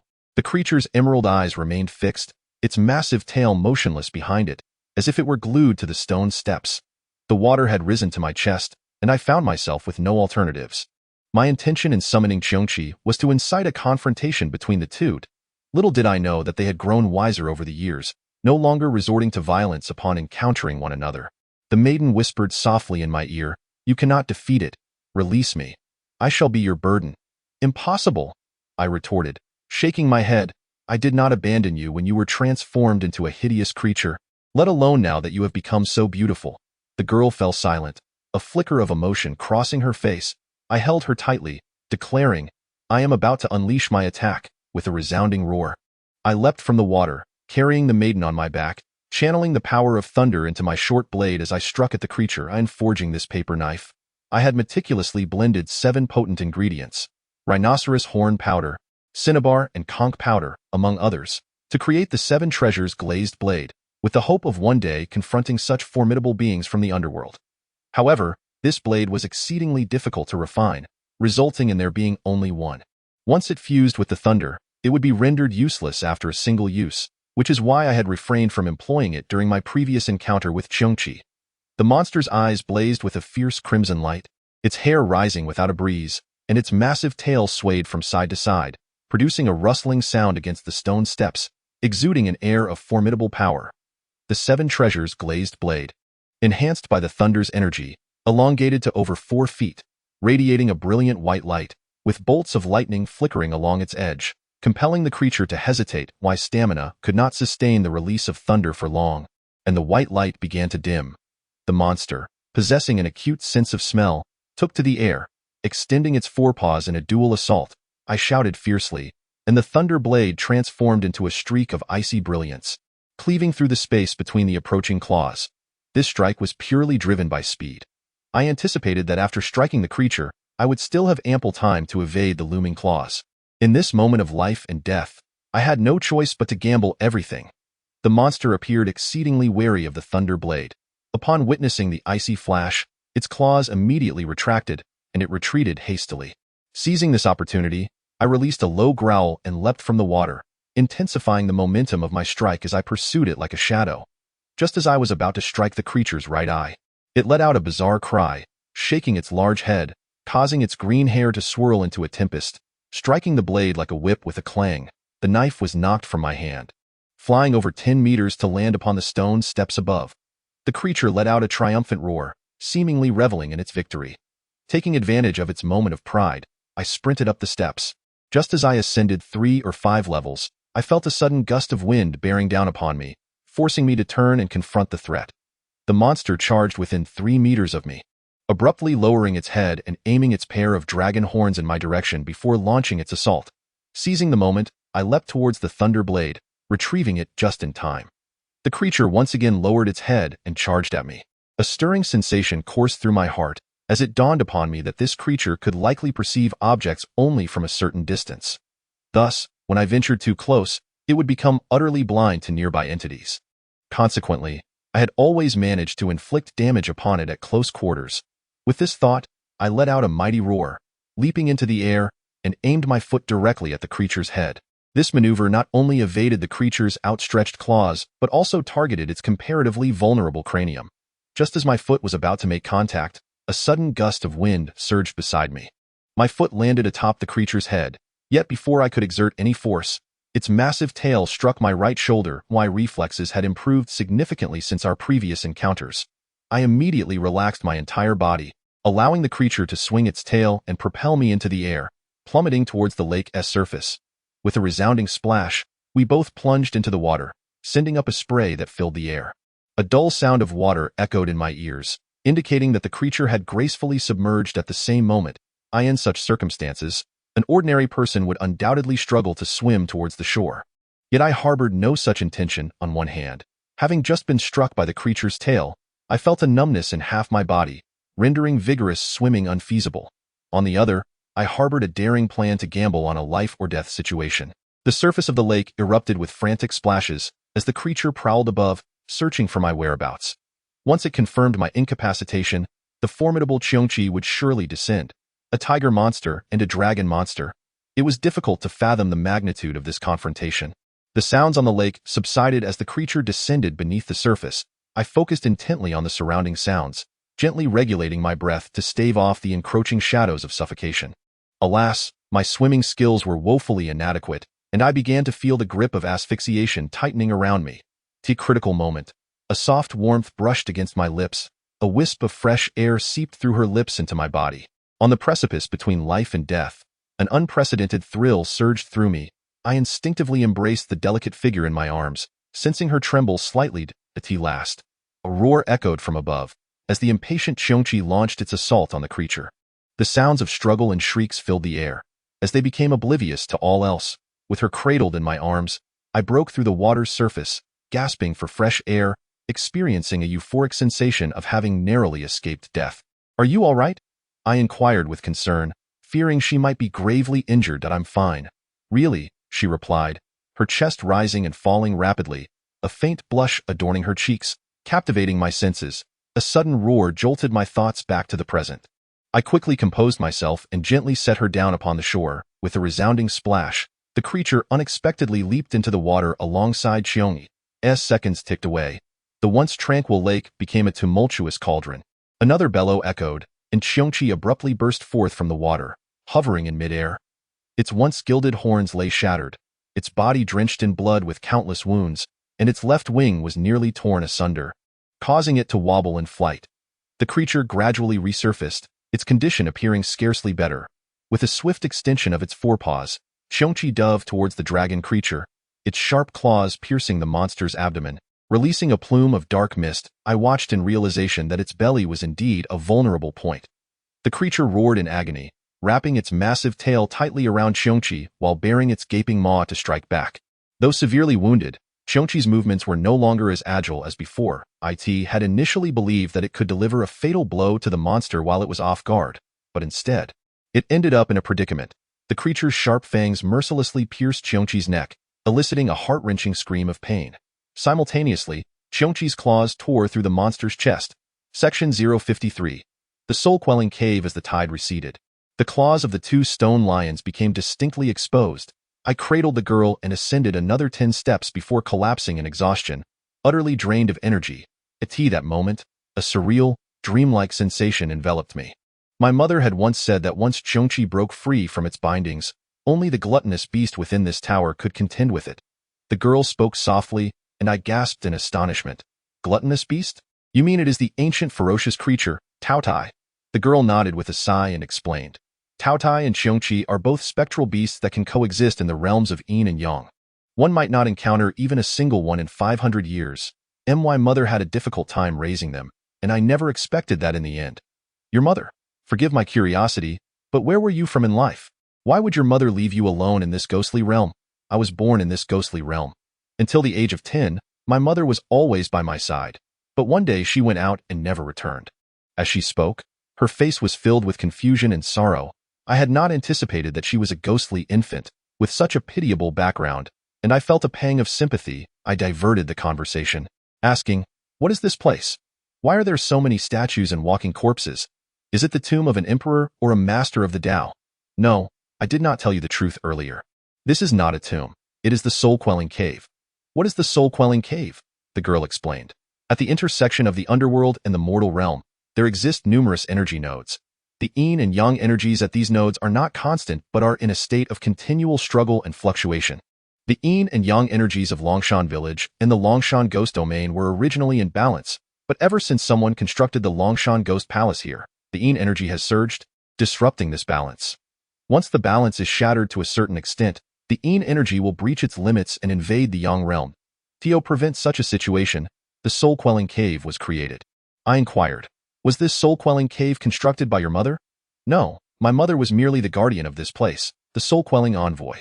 This cave was built during the Southern Song dynasty in the mortal realm. At that time, the Longshan Ghost Palace had not yet been established, and the cave's purpose was solely preventative. I asked, why did the owner of the Longshan Ghost Palace do this? The girl shook her head. I do not know. I pressed further. Do you know the origins of the Ghost Palace's master? The girl pondered for a moment. My mother once mentioned that the Longshan Ghost Palace was constructed around 100 years ago. Located near Longshan Village in the mortal realm, I was taken aback. Why have I never seen such a cave in Longshan Village? I cannot say. I have never left this place since childhood. The girl replied, pausing momentarily before continuing. The person responsible for overseeing its construction was the leader of the Zhuzhong warlord faction at that time. The warlord leader? What purpose did he have in constructing the Ghost Palace? It is said that he was misled by some wandering sorcerer, believing that once the Ghost Palace was completed, he would ascend to the throne as emperor. I couldn't help but chuckle at the absurdity of it all. Such a formidable warlord deceived by a charlatan. Truly a case of insatiable greed. Consequently, after the Ghost Palace's completion, the warlord met a mysterious demise, likely now residing within that very palace. A thought crossed my mind, wondering if the ghost that Kuminjiu feared could be this Zheshi warlord. However, I quickly dismissed the idea, for I had never encountered a warlord who practiced sorcery in life. Without such powers in death, he would merely be an ordinary spirit, devoid of any reason to instill such fear in Kuminjiu. After much contemplation, the sorcerer who deceived the warlord into building the Ghost Palace struck me as highly suspicious, though I could not rule out the possibility that he was merely a pawn of others. Suddenly, a thought struck me and I inquired, by the way, where has your mother gone? As a soul keeper, she wouldn't leave without reason, would she? And what of your father? The girl replied despondently, my father was also a soul keeper here. He perished while attempting to capture Qiongqi shortly after I was born. I see. My apologies. But why did he seek to capture Qiongqi? The selection for the soul keeper is exceedingly rigorous, with stringent rules. Throughout history, only one male and one female spirit have been chosen. Should they bear a child, that child becomes a candidate for the next generation of soul keepers. Our strength is indeed too feeble. Should the Ghost Palace rise against us, we would stand no chance of defense. He had intended to capture more ghostly beasts to combat the Ghost Palace, yet tragically lost his soul while pursuing Qiongqi. But are there not thousands of walking corpses within this cave? How can your strength be so limited? Those walking corpses lack complete souls and do not heed anyone's command. They are not allies but rather ticking time bombs buried amongst us. I am at a loss as to what the original builders were thinking. Upon hearing this, I finally grasped a portion of the intricate background surrounding Hu Yu's disappearance. With so many tangled threads, I opted to rise and asked with concern, has your injury improved? Much better. It no longer troubles me. With that, she also stood and I exclaimed, then let us hasten to find a way out. The girl shook her head. Taotai and Qiongqi are both dead. I have sealed all exits. It is quite safe within the tower, and I wish to remain. But outside, there are only walking corpses. How can you be safe? This is my home. If I leave, I will have nothing. Tell me, can I truly be safe? I was left speechless. She smiled gently and said, I understand you are eager to find your friend. You need not worry about me. I will take care of myself. But your injury is inconsequential. After a brief rest, I shall be well. I was indeed anxious to find Zhang Xiaofan, and seeing that she was no longer in grave danger, I steeled myself and declared, take care, then, I shall leave first. No sooner had the words left my mouth than I turned to hasten outside. Wait! Her voice called from behind. A surge of joy filled my heart as I paused and turned back. Do you wish to come with me? She shook her head and replied, you are going the wrong way. I spoke in a daze. Isn't it a return by the same path? That place has been overrun by the undead. You cannot escape. The young girl pointed to the opposite shore of the lake. Cross this lake, and after disembarking, walk straight for 500 paces, and you will come upon a large circle radiating a ghastly luminescence. Step inside the circle, and you shall be directly transported outside the cave. Upon hearing this, I felt a twinge of disappointment, and after a moment, I inquired, I apologize, but after all this time together, I still do not know your name. I am Hua Zhenjin. She replied with an air of confidence. I then asked, if one day I wish to see you again, will I be able to find my way back? Hua Zhenjin pondered briefly, then removed a bell from her wrist and handed it to me, instructing me on a spell. As long as you recite this incantation and ring the bell 18 times, you will be able to find the entrance to the cave again. I silently memorized the spell, departing with a heart full of melancholy. After traversing the lake and walking approximately 500 paces further, I indeed discovered a glowing circle upon the ground. Upon stepping into the circle, my vision abruptly darkened. When it returned, I found myself outside the cave. Clutching the heavy bell in my hand, I reflected on all that had transpired within the cave, feeling as though I had just awoken from an extraordinary dream. Yet this dream felt too vivid, leaving me uncertain whether I would ever encounter it again in this lifetime. Section 054. A dark scheme. Upon emerging from the Soul Requiem cave, I followed the river for about 20 kilometers, where I encountered a remarkably narrow stretch of water, spanned by a colossal arch bridge. Standing atop the bridge was a plump figure, none other than Zhang Xiaofan. We were both taken aback by our unexpected reunion, embracing each other with unrestrained joy. After listening to my tale, Xiaofan delivered a playful punch to my shoulder, laughing, "You certainly had a thrilling journey, with nary a danger and even a stunning companion by your side. Meanwhile, I've been harried by monstrous fish and pursued by malevolent spirits all the way here. Alas." I patted his shoulder in a gesture of consolation and asked, "Did you manage to catch up with that malevolent spirit?" He shook his head. "That fellow was quite swift. I followed him all the way to this point. Upon reflection, he may have deliberately lured me here." His appearance was indeed peculiar, but what could his motives possibly be? Zhang Xiaofan did not respond. Instead, he pointed towards a distant mountain range, asking, "Does this mountain look familiar to you?" I scrutinized it for a while, then exclaimed in astonishment, "Longshan?" Xiaofan slapped his thigh in approval, exclaiming, "You have a keen eye. Indeed, this is the Longshan of the netherworld. The ghostly palace must be within." I urged, "Then why are we hesitating? Let us venture in at once." Xiaofan chuckled wryly, "Are you jesting? The Longshan Ghost Palace is said to be dreadfully terrifying. Even the old ghost Qiu Mingyuan nearly lost control of himself in fear.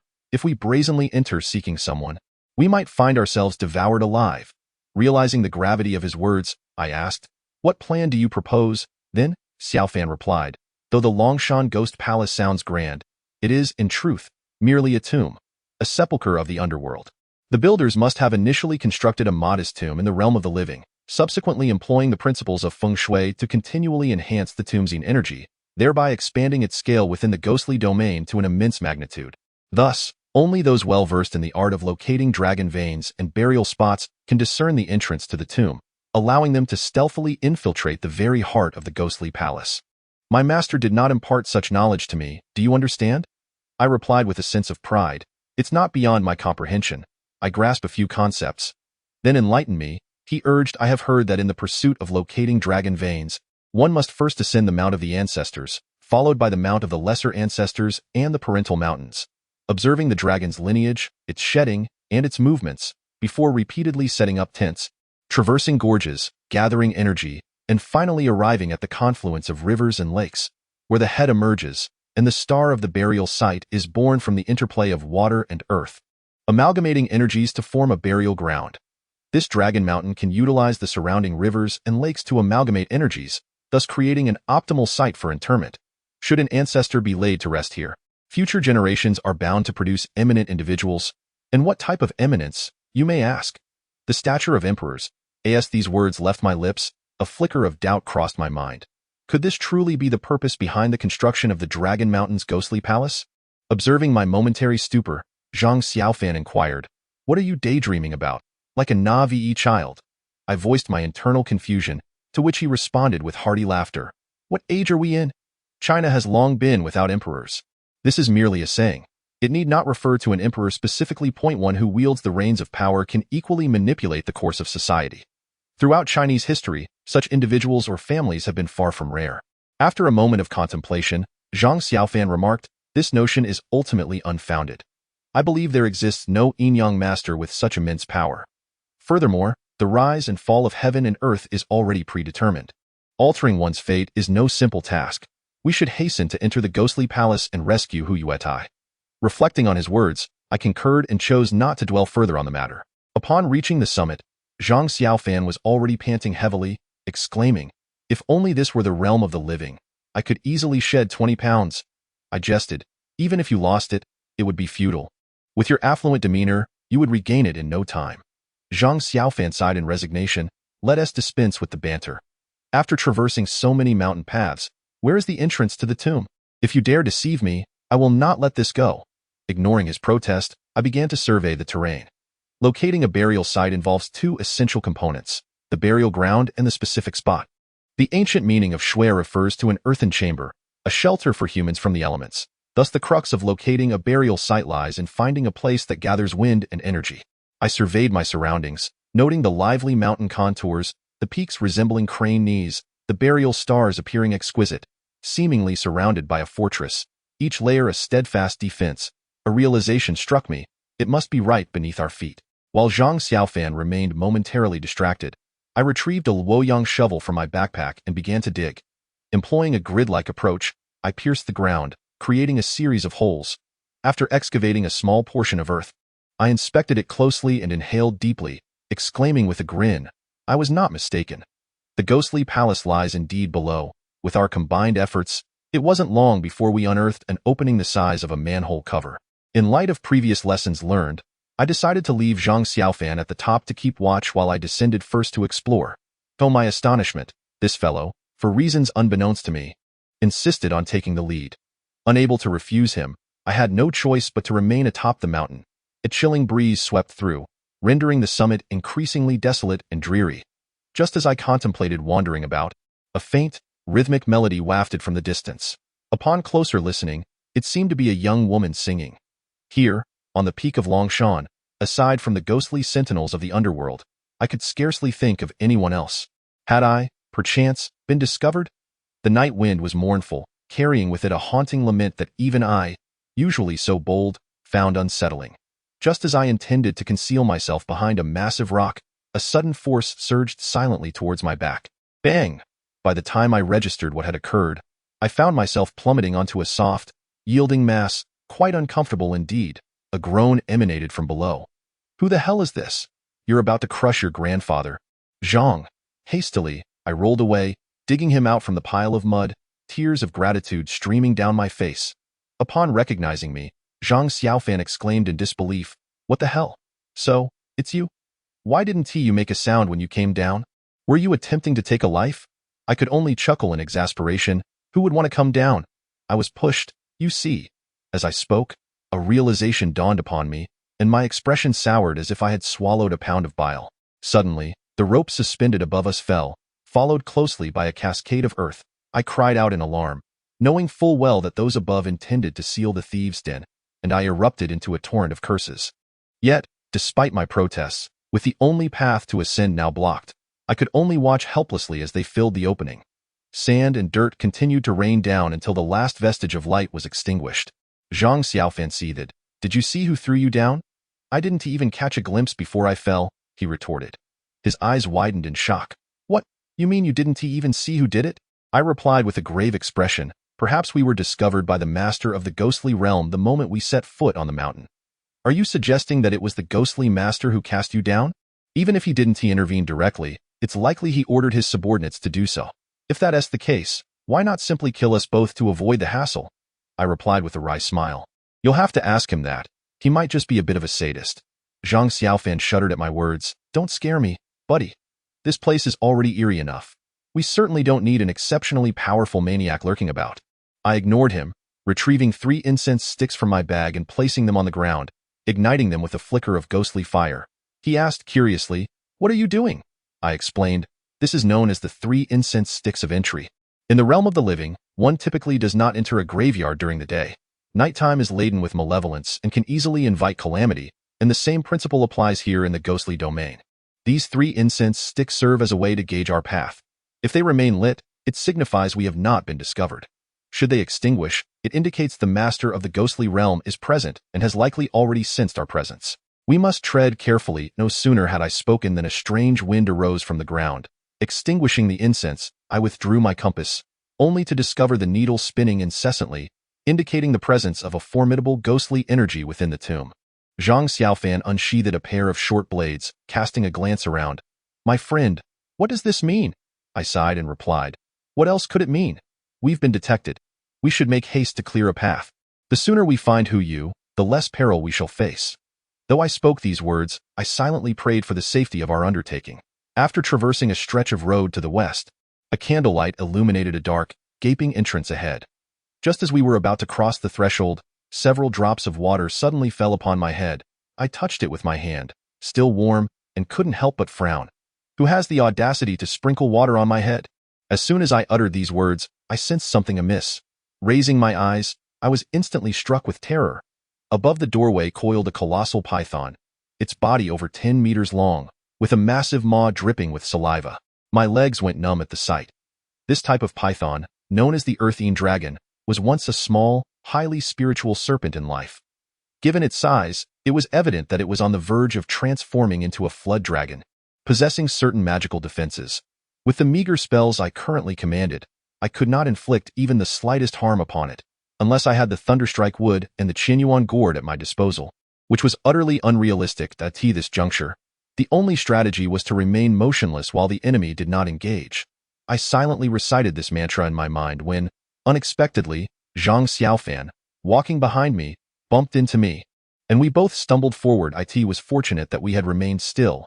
Upon movement, the earthine dragon slid down the doorframe, its massive head curiously fixated on us. Despite having encountered the likes of Qiongqi and Taotai, facing this creature at such proximity was enough to send shivers down my spine. It possessed a head akin to that of an ox, adorned with a pair of forked horns, and sharp claws protruded from its chest. Unlike other monsters, it seemed devoid of eyeballs, possessing only whites, rendering it even more terrifying. Good heavens, this creature was clearly in the throes of transformation into a flood dragon.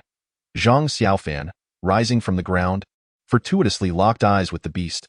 Before he could utter a scream, his eyes rolled back in fright. That I thought to myself, how could this fellow, a practitioner of yin and yang, be so feeble? I swiftly delivered a slap to rouse him.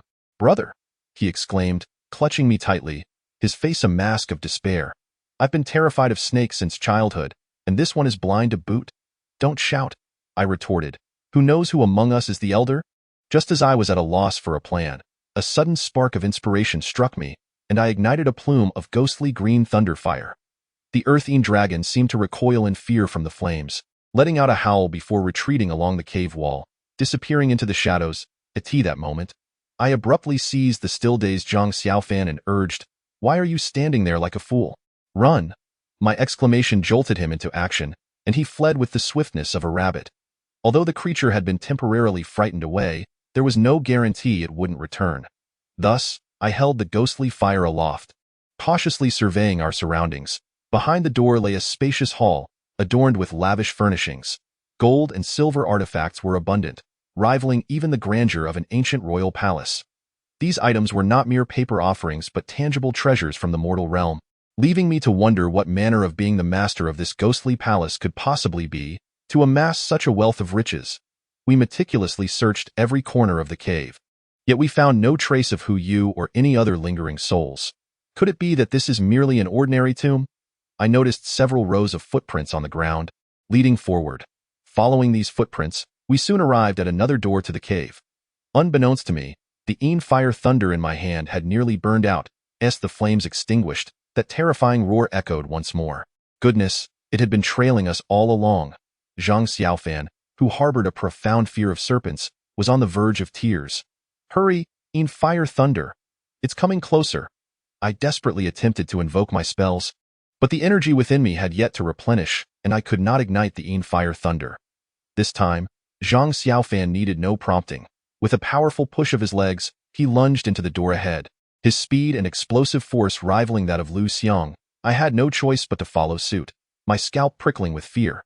The dragon slithered in behind us, its foul, acrid breath making me feel nauseous. Yet, a more horrifying reality unfolded. We discovered that this chamber had no other exits. Suddenly turning around, we saw it blocking the entrance, its eyes glinting with malevolence as they fixed upon us. Zhang Xiaofan's legs began to tremble again. Brother, it seems we are utterly doomed this time. Is there anything you wish to convey, perhaps concerning party dues? In despair, I replied, no need for such formalities. We will undoubtedly meet Marks together shortly. Any messages I can convey directly to him. The dragon advanced step by step, while we retreated toward the center of the tomb, approaching the coffin. This is it. Just as I prepared to draw my blade and fight, my hand inadvertently pressed against the coffin lid. With a sudden exertion, I pushed it slightly aside. Revealing a narrow gap, a gust of air surged upward from the opening, and Zhang Xiaofan and I exchanged a glance. both pushing the lid with renewed vigor. Indeed, beneath the coffin lay a long stone staircase, the source of that earlier gust. The Dian dragon seemed to sense something amiss and hurried toward us. However, Zhang Xiaofan and I had already rolled into the coffin. After only a few steps down the staircase, a muffled thud resonated above us. It turned out that Zhang Xiaofan had inadvertently triggered the coffin lid to slide back into place. The sound of heavy impacts echoed from above, likely the furious Dian dragon, thwarted by the vanishing prey, attempting to smash the coffin lid in vain. As we reached the end of the stairs, we found ourselves before a dark abyss. It lay there quietly, exuding an eerie aura, as if it sought to consume us.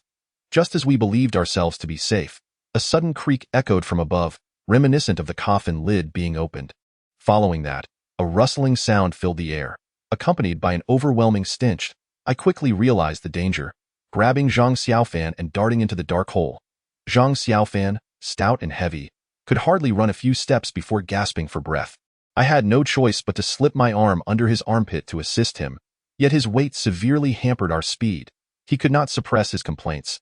Damn it, this cursed place has creatures that nearly possess intelligence. In all my years, I have never encountered a python capable of unlocking itself, I remarked. The mechanism on the coffin lid does not appear to have been activated by it. Who else could it be? Perhaps the master of the Ghost Palace, or maybe one of his subordinates. Zhang Xiaofan erupted in a fit of rage, exclaiming, "What does it matter who the master is? If I had known, I would have brought down a couple of heavy machine guns before descending, and taken them all out." I chuckled and replied, "Even if you had brought them, you would still need to be able to wield them. Look at your current state. You're empty-handed and already exhausted." Zhang Xiaofan sighed in dejection. "That's true. I thought being a ghost would be easy, floating around as I pleased, but it turns out it's no different than the mortal realm. When thirsty, one still needs water. When hungry, one still needs food. Even walking requires the use of 2 legs. By the way, I'm almost out of water. Do you have any left?" I glanced at my backpack and saw 2 large bottles remaining. I handed him one and cautioned, "This is the ghost domain. I'm not certain if the water is safe to drink, so do conserve it." Upon hearing this, Zhang Xiaofan took a small sip before stowing the bottle back in the pack. Suddenly, I halted, my voice low and serious. "Something is amiss in this place. There is a strange aura." Zhang Xiaofan inquired, "What's wrong?" I ignited a cluster of ghostly flames and paused to observe our surroundings. Since entering the cave, no one had paid attention to the environment, and now, upon inspection, I was taken aback. In our panic, we had lost track of how far we had run, only aware that we had traversed a series of winding corridors, each seemingly leading to a separate chamber. We now found ourselves in a cave chamber spanning over 100 square meters, with a dark exit on the right side. It appeared that this cavern was a labyrinth of interconnected passages, potentially hiding further secrets within. I knew that although Longshan was not particularly high, it sprawled over a vast area, its numerous peaks forming an impressive sight. However, I had not anticipated the Ghost Palace to be of such grand scale. It defied reason. I wondered where the master of the Ghost Palace resided among these chambers. The corridor was eerily silent, our footsteps echoing softly, while the dim ghostly flames barely illuminated a narrow path ahead.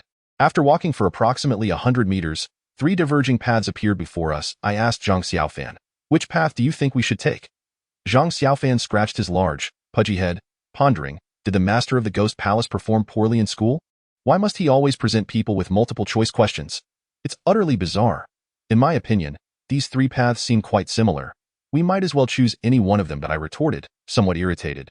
"Do you think this is a mere matter of picking up scraps? This is a life and death situation. If we choose poorly, we both may end up paying the ultimate price here."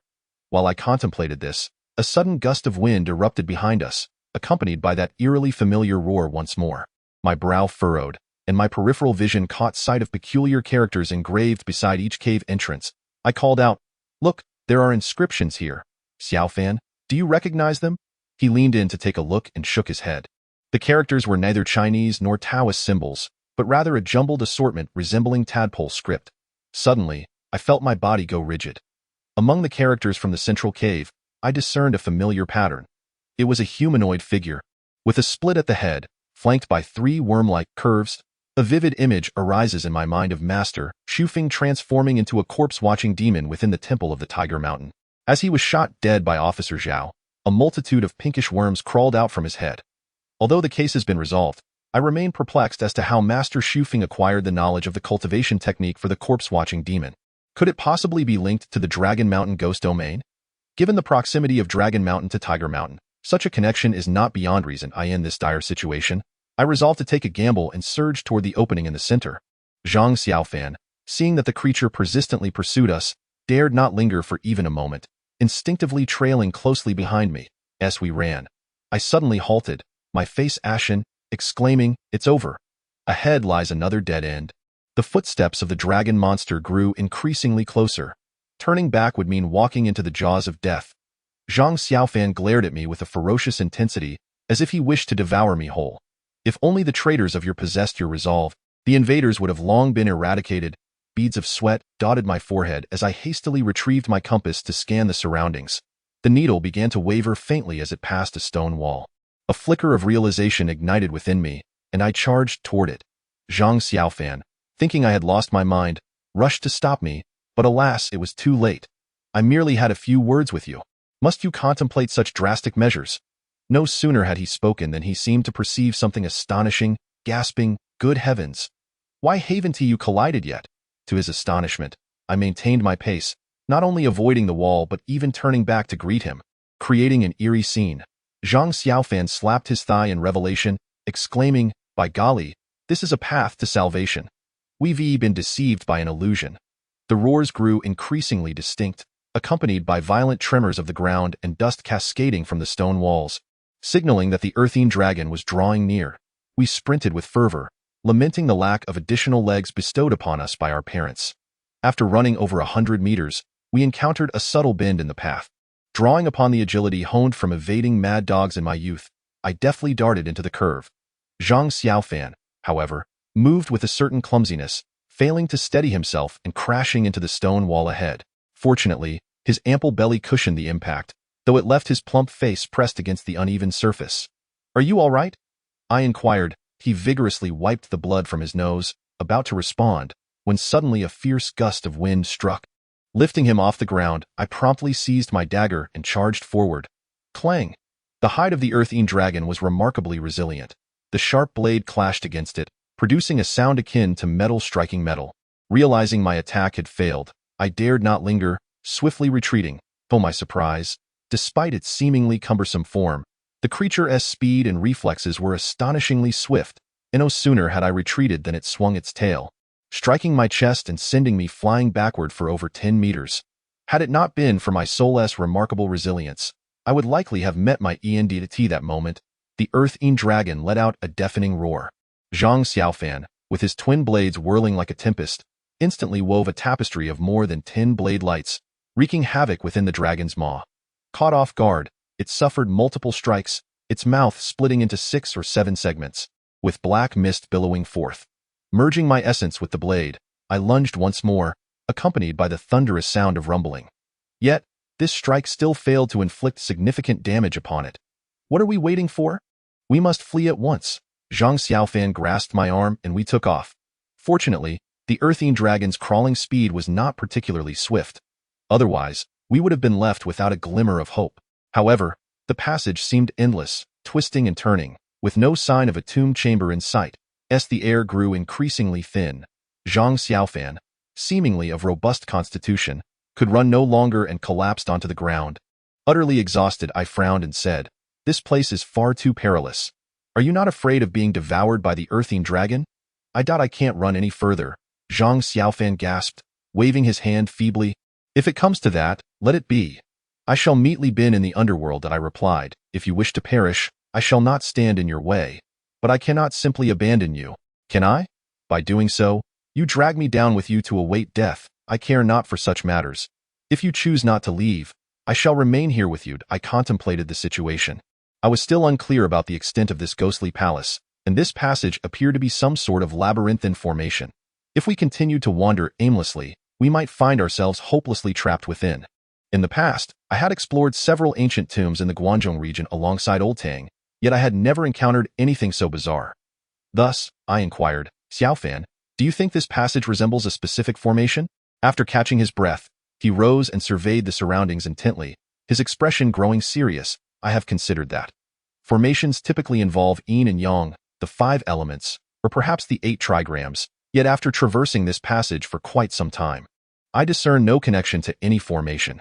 This appears to be merely an underground maze, devoid of any discernible pattern. I shook my head. The ancients would not have constructed tombs haphazardly, especially the master of this ghostly palace. He surely left behind some clues. With that, I used my dagger to carve a conspicuous mark on a nearby mural. Although Zhang Xiaofan had initially insisted on staying put, he ultimately succumbed to the instinct for survival and pressed onward. As we turned the next corner, the passage gradually widened, and the path became considerably smoother. Before long, we arrived at a large chamber. Unlike the previous one, this chamber was adorned with two seemingly ancient red lacquered wooden doors. Zhang Xiaofan remarked, "Goodness, this place resembles the Hall of Yama. It just lacks a few little gatekeeper ghosts." I scrutinized the two doors, and suddenly a suspicion arose within me. "What era do you think these doors belong to?" Zhang Xiaofan replied, "Did you not say this place was constructed during the late Qing or early Republican period? It must belong to that era. No. These wooden doors appear to be artifacts from the Han Dynasty, most likely from the Western Han period. It's quite peculiar. How could a Republican tomb contain objects from the Han Dynasty?" Zhang Xiaofan exclaimed, "Are you certain this is a Han tomb?" I pointed to the mural beside the door. "Look, the three warriors depicted here are each in different poses, and beside them is a table holding a plate with two peaches. It is evident that this is the mural depicting two peaches killing three warriors. Furthermore, the style and craftsmanship of this artwork unmistakably belong to the Han era, having been lost over a millennium ago. How could it have been produced during the Republican period?" Zhang Xiaofan scratched his head and remarked, "Have we stumbled upon the wrong tomb?" I shook my head and replied, "The preceding chambers indeed exhibit the architectural style of the late Qing and Republic eras, yet inexplicably, artifacts from the Han Dynasty have appeared here. Is it possible that there are originally two tombs within Longshan, with this Republic-era tomb constructed adjacent to the Han tomb? It seemed highly improbable. Erecting a tomb beside another is a significant feng shui taboo, as it could result in the clash and dissipation of Yin energy. The fact that such a colossal Earth Yin dragon could thrive here indicates a substantial presence of Yin energy. Let us venture inside and take a look." The large door was not locked, and we pushed it open slowly. We held our breath, uncertain of what awaited us next. However, to our astonishment, as the door fully opened, a putrid stench assailed our senses. We quickly retreated, clutching the door and retching violently. Zhang Xiaofan finally managed to catch his breath and lamented, "What sort of place is this? The stench is overwhelming." I sighed. "I initially thought those foul socks beneath your dormitory bed were enough to invoke terror, but it seems I was gravely mistaken. There are always greater horrors lurking." So I ignited the Yin fire and illuminated the area. I was taken aback by the sight before me. I struggled to regulate my rapid breathing, attempting to calm myself, yet I still felt an icy chill penetrate my bones. Within the reach of the flames lay numerous complete skins, some human, some animal. The outer layer of a soul is known as the ghost skin. Even after the essence of the soul has been drained, the ghost skin can persist for a time before desiccating and vanishing. This chamber was far larger than I had anticipated. It contained no treasures or the customary adornments of a tomb, only an array of desiccated ghost skins. Given the sheer number of ghost skins and the confined environment, it was no wonder the stench was so potent. The flickering phosphorescent flames cast a haunting ambience, reminiscent of a netherworld. What is there to fear? They are merely a few skins. Zhang Xiaofan attempted to bolster his courage. Yet his legs trembled uncontrollably. I remarked, "Even in death, I must strive for a 3-bedroom apartment. With so many souls crammed together, we might as well turn to dust." Zhang Xiaofan exclaimed, "We've wandered into the kitchen of the Earthine Dragon. How do you know the Earthine Dragon only consumes souls?" "It hardly appears to be a discerning eater," I replied, as I surveyed our surroundings and subsequently approached a pool of water situated in the center of the chamber. This pool measured approximately 50 meters on each side, its depths unfathomable. Zhang Xiaofan gasped, "It's so deep. Could a Earthine Dragon emerge from within?" Seeing the alarmed expression on his face, I couldn't help but chuckle. This pool is too small for the Earthine Dragon to stir about. Moreover, there is no trace of its scent. The water is quite clean and drinkable. Just as he was about to retort, I picked up a ghost skin that had fallen by the pool's edge and exclaimed, "Come over and take a look. These souls do not appear to have been slain by the Earthine Dragon." Zhang Xiaofan approached, his face a mask of confusion. I pointed at the ghost skin in my hand and stated, "The bite marks on this skin are minuscule, unlike those inflicted by the Earthine Dragon. Can you imagine how it consumes its food?" Zhang Xiaofan pondered, "How else could it possibly eat?" In a fit of impulsiveness, I swallowed everything whole and crushed it in my mouth. With a grave expression, I said, "Thus, My intuition tells me that this place is certainly not the realm of the earthly dragon. Zhang Xiaofan, astonished, inquired. Then whose domain is it? I replied slowly, do you still remember how we descended? Zhang Xiaofan was taken aback. Are you implying that pervert who has been trailing us?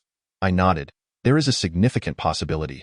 The two of us exchanged glances, a chill coursing down our spines. Just then, an unexpected turn of events occurred. Those two heavy wooden doors suddenly began to close on their own. I rushed towards them, but before I could reach the entrance, the doors had already shut tight. I thrust my palms against them, yet the doors remained immovable. Zhang Xiaofan arrived at the door, and together we exerted our strength to pull it open, only to see a metallic lock spanning across the two door handles through the narrow crack. We had been locked in by someone. Open the door. Quickly, open the door. We shouted in unison, but there was not a hint of response from outside. I exclaimed in astonishment, who locked the door? It couldn't possibly be the earthly dragon, could it? I've never seen it with hands. Zhang Xiaofan chuckled wryly. Who knows? Perhaps it has just sprouted them. Damn its wickedness. In this day and age, even snakes are capable of deceiving people. I contemplated that earlier scene carefully and stated solemnly. No, it can't be the earthly dragon. I caught a glimpse of a human hand through the crack. Zhang Xiaofan suggested, could it be the work of the master of the ghostly palace? I was equally perplexed, so I took up a Luoyang shovel and began tapping along the cave walls, hoping to discover an exit. After a while, I felt an overwhelming sense of disappointment. The stone wall was exceedingly thick. Not even a drill could penetrate it. Just as I was about to lose hope, I noticed Zhang Xiaofan gazing intently at the door. I understood that the Taoist sword immortal sect placed great importance on the resonance between heaven and man.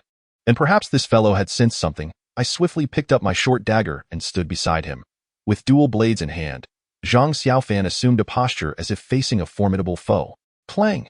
The sound of a metal lock dropping to the ground echoed from outside, and miraculously, the door opened on its own.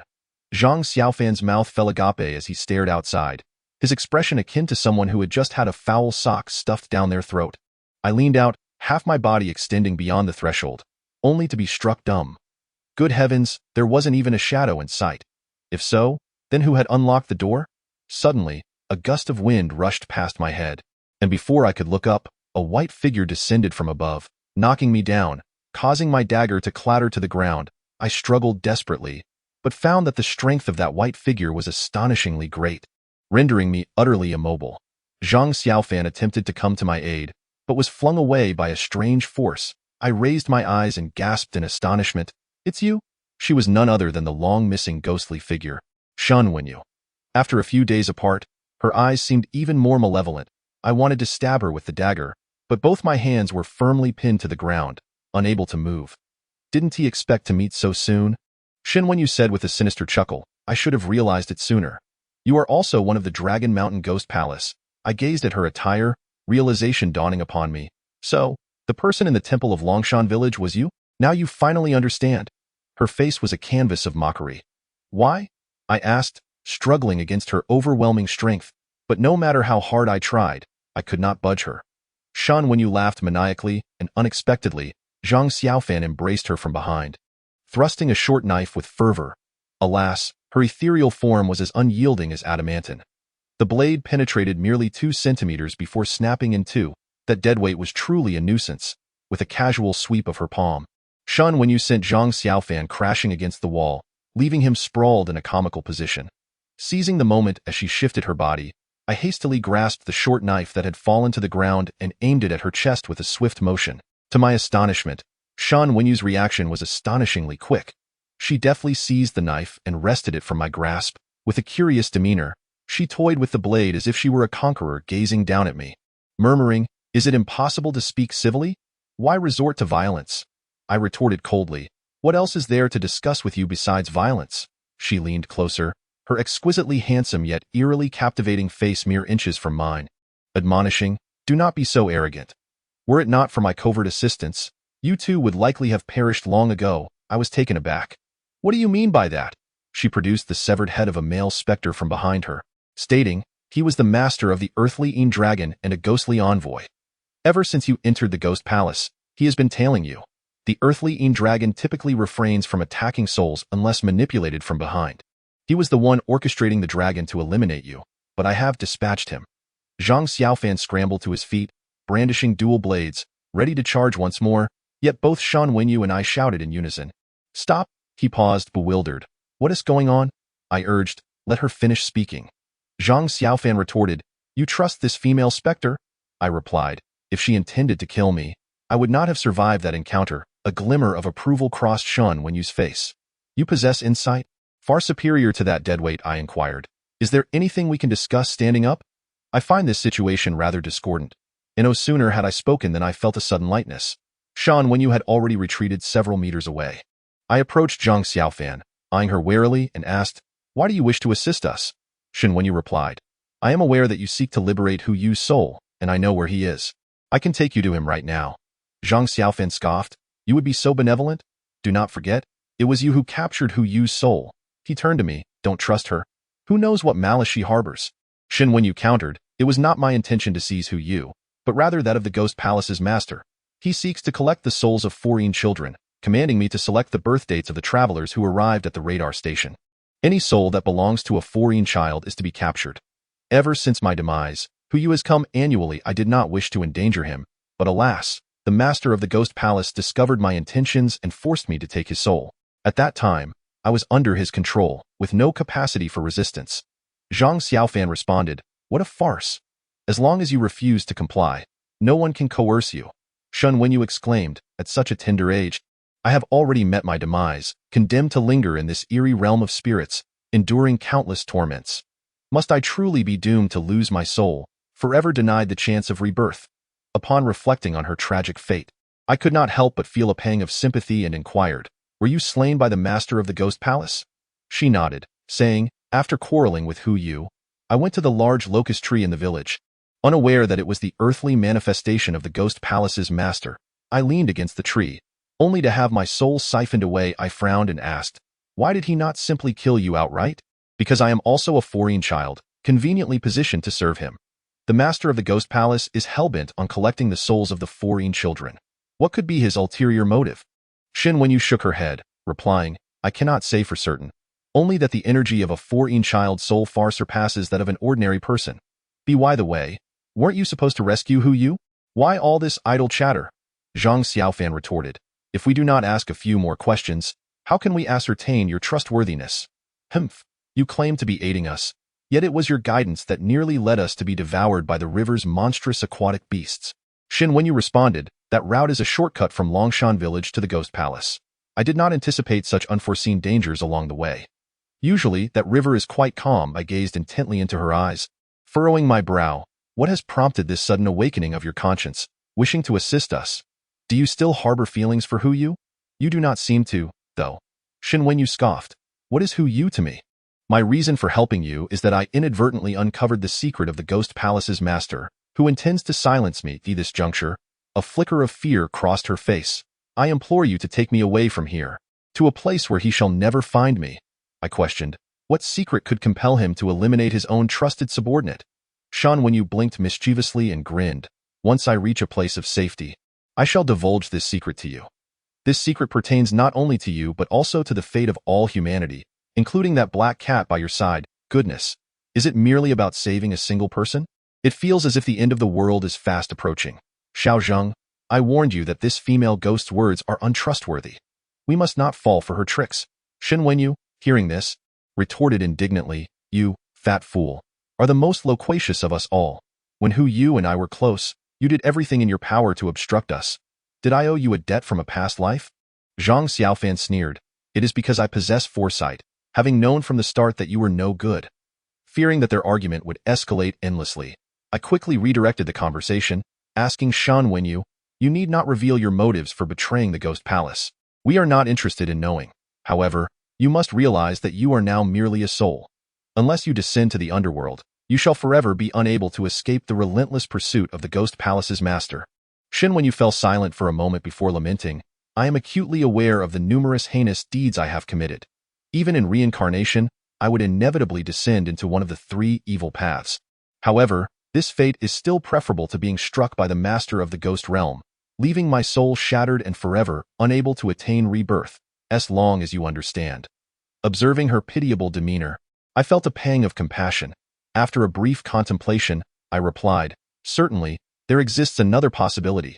She instantly grasped my implication, shaking her head gently in denial. That is not possible. The reason he holds dominion here is due to his cultivation, which far surpasses our own, moreover. Noticing her hesitation, I pressed, Moreover what? She responded, It is nothing. In any case, we stand no chance against him. We can only hope to rescue you while he is distracted. I sensed that her unspoken thoughts were likely tied to her discovery of the Ghost Master's secret, so I refrained from pressing her further. Shan Wenyu ignited a stolen flame torch and led the way forward. Shortly thereafter, we encountered another cave. Having learned from our previous experience of being trapped, we decided to split into two groups. Shan Wenyu and I would enter while Zhang Xiaofan remained outside as a lookout. To be honest, I did not fully trust this female ghost, and my arrangement was driven by the fear that she might sever our escape route.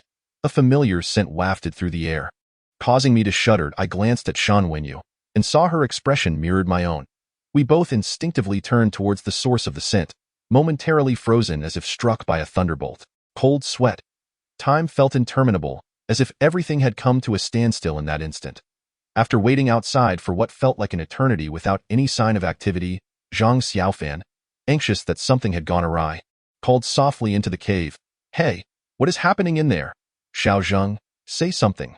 When silence persisted, he charged in with determination. Illuminated by the torchlight, the three of us stood transfixed as if we had encountered something profoundly terrifying. Ghostly skinned at a water pool.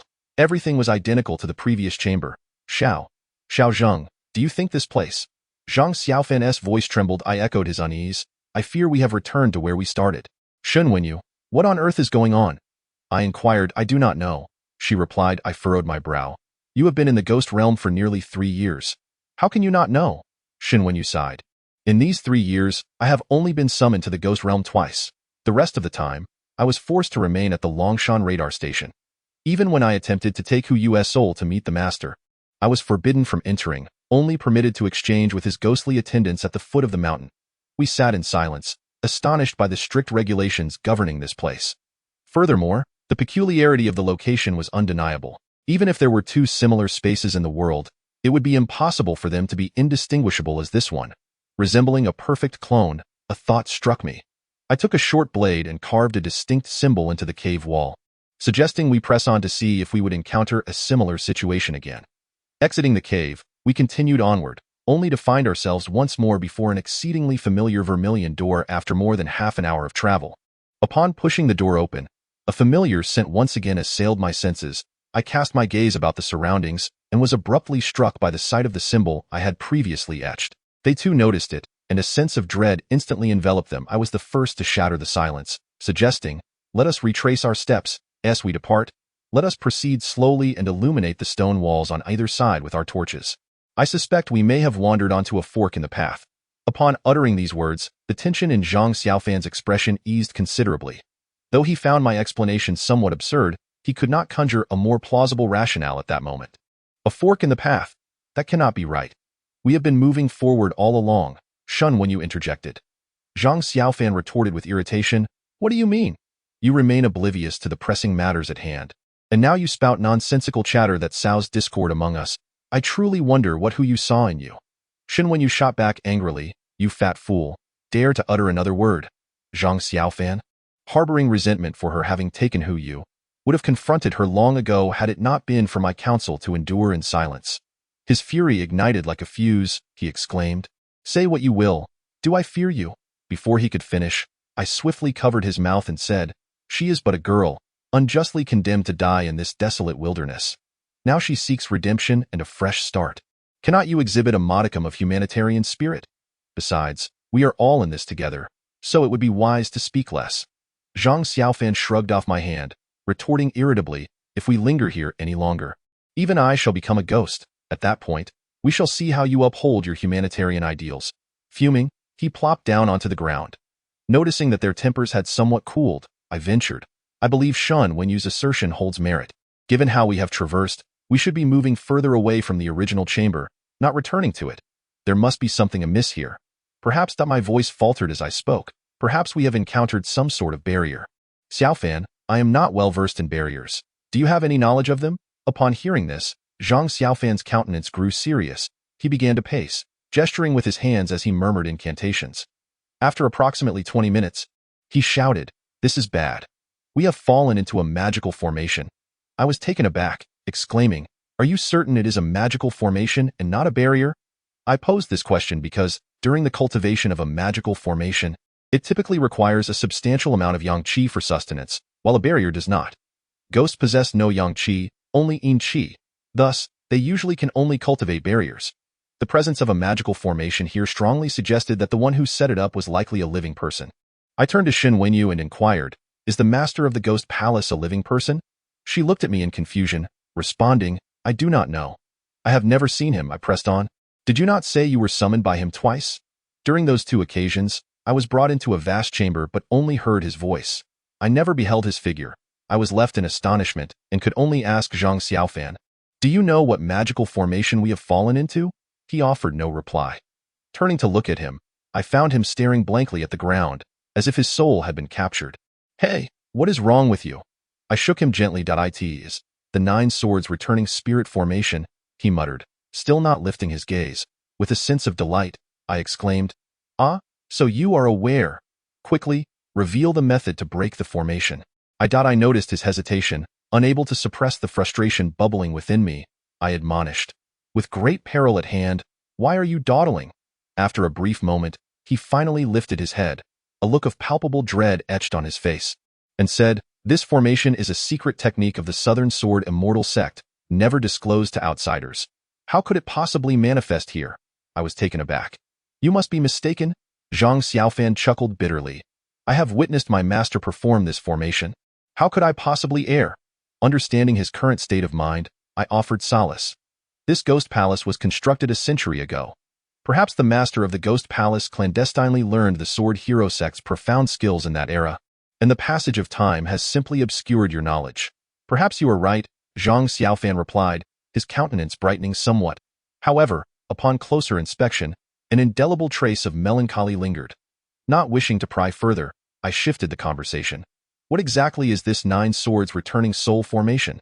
Zhang Xiaofan explained. "Before liberation, China practiced burial rites, and any sizable tomb feared being plundered. Although our Sword Immortal sect is a hidden Taoist faction with limited wealth, we possess a wealth of treasured artifacts and scriptures, many of which accompany our ancestors to their graves. To prevent the tomb from being raided, our Yuan dynasty ancestor forged 9 yin swords using the essence of lung gold, embedding them in the 9 apertures of the ancient tomb, thus creating an illusion. This illusion fused with the tomb, gradually gaining a semblance of life, resulting in a powerful aura of ghostly energy, ensnaring intruders as if they were caught in a ghostly maze, unable to find an exit, ultimately perishing within the grave. Upon hearing this, I exhaled in relief. It was merely a barrier, yet the description sounded so ominous. Zhang Xiaofan chuckled. "Why don't you try breaking it?" I replied, "This is your sect's formation. It is only fitting that you attempt to dismantle it, is it not?" Zhang Xiaofan shook his head. "I cannot break it. Weren't you just speaking with such confidence?" I inquired, somewhat exasperated. He sheepishly admitted, "Back then, I found this formation too cumbersome, and since I had no need for it, I learned only a fraction before abandoning it," I retorted. "Shen Wenyu was quite right to call you a fatty." Zhang Xiaofan merely continued to grin foolishly. Thinking that this formation was akin to the principles of a ghostly maze, I resolved to dismantle it with a counter formation. Reflecting carefully on the notes left by old Tang, I finally recalled an appropriate formation for the situation at hand. Thus, I retrieved 8 candles from my bag, ignited them, and arranged them according to the positions of the innate 8 trigrams. I then bound them together with red string. Forming a Hunyuan Ichi thunder formation, I used a cinnabar brush to inscribe a talisman for the messenger, stepping into the formation with my feet positioned on the yin-yang fish's eyes, closing my eyes in concentration, silently reciting the Qia incantation. Zhang Xiaofan and Shen Wenyu stood on either side of the formation to safeguard me. As time passed, the flames of the 8 candles miraculously flared up, and the corridor echoed with a rumbling, thunderous sound. Simultaneously, the passage trembled, manifesting 2 distinct realms of time and space. What an impressive 9 swords returning soul formation. I hastily recited the incantation, yearning to swiftly dispel the formation within the corridor. The primordial unity thunder formation necessitated that the practitioner merge their innate energy from the 5 organs with the formation's power, achieving a state of unity with the array. Initially, I believed that with the formidable protection of Zhang Xiaofan and Shen Wenyu, success was assured. However, an unexpected gust of wind swept through, extinguishing the candles that were linked to my heart. As the 8 candles flickered out, a surging wave of energy surged back through my meridians, forcing me to expel a mouthful of fresh blood, signifying the demise of the primordial unity thunder formation. Upon hearing the commotion, both turned to face me, their expressions filled with shock. Zhang Xiaofan approached, concern etched on his face, exclaiming, "You've lost so much blood. Are you all right?" "It's nothing," I replied with a wry smile, shaking my head. "This 9-sword soul returning formation is indeed formidable. I cannot break it. I'll leave this arduous task to you. If you can't manage, then I'm at a loss as well."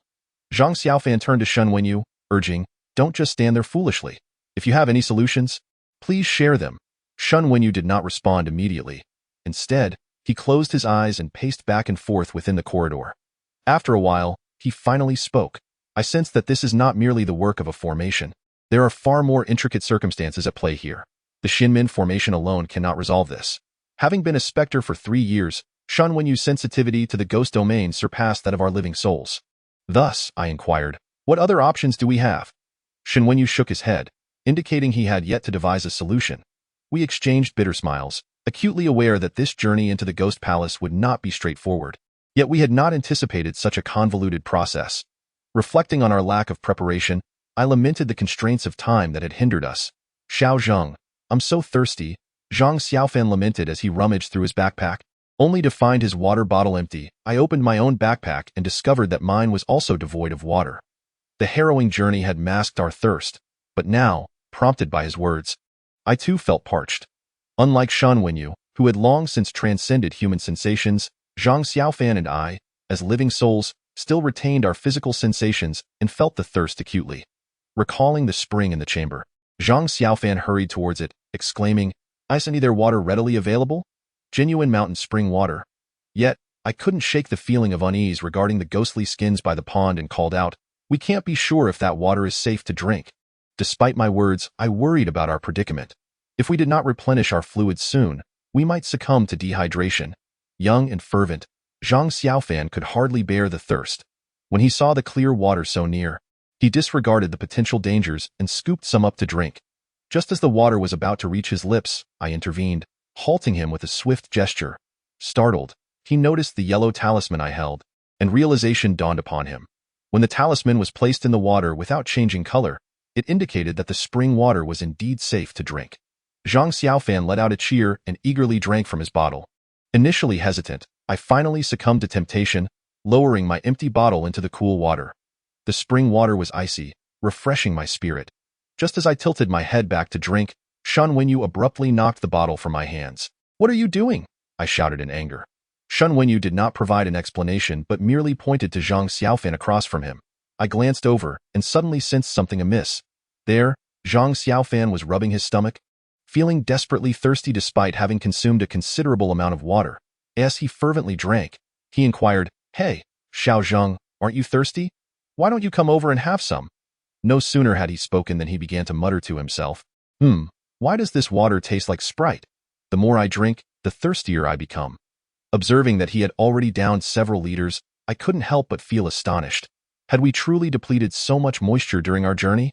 Upon reflection, I thought, no, such water cannot exist that makes one thirstier after drinking. Could there be something peculiar about the water? This thought brought to mind a strange incident I had experienced years ago. That was during a summer vacation many years ago when old Tang brought me to a Qin tomb in Guangzhou to seek the tomb spirit. It was well known that Guangzhou was mountainous and water scarce. Yet this Qin tomb was surrounded by water on 3 sides, shaded by lush trees, exuding a charm reminiscent of the Jiangnan region. The ancient tomb was situated in a deep valley, which, according to feng shui principles, was a location where the dragon emerged from the water. While it appeared tranquil on the surface, a tumultuous undercurrent lay hidden beneath, concealing its mysteries. For over 1,000 years, countless masters of the occult had met their demise here.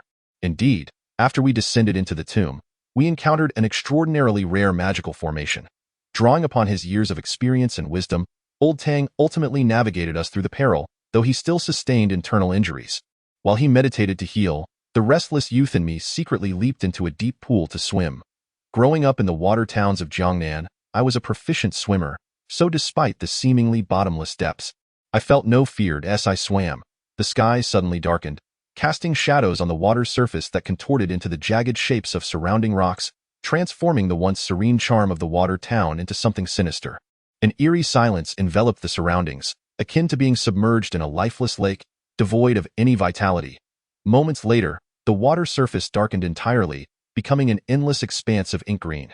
The pool resembled a monstrous mouth capable of devouring all living beings. Tranquil yet unfathomably deep, soft yet tinged with a hint of ferocity. Terrified, I hurriedly swam to the shore, resting for a while until the fear subsided.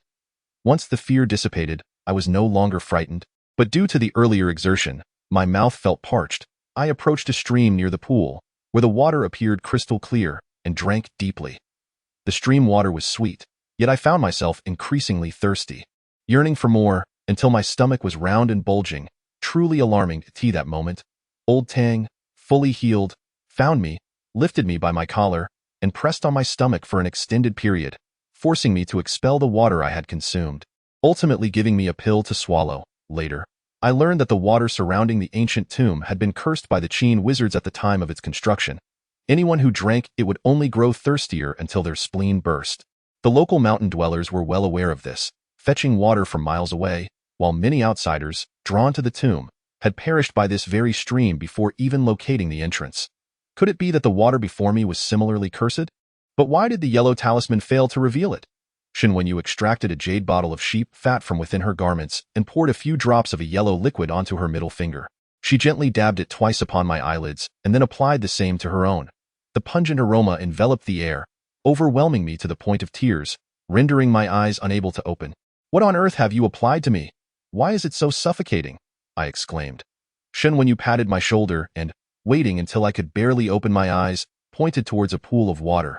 Upon glancing over, I beheld Zhang Xiaofan, his entire being exuding a green mist, his eyes bloodshot and swollen, his expression feral like that of a beast. I shouted to him, "Stop drinking. There is something amiss with that water."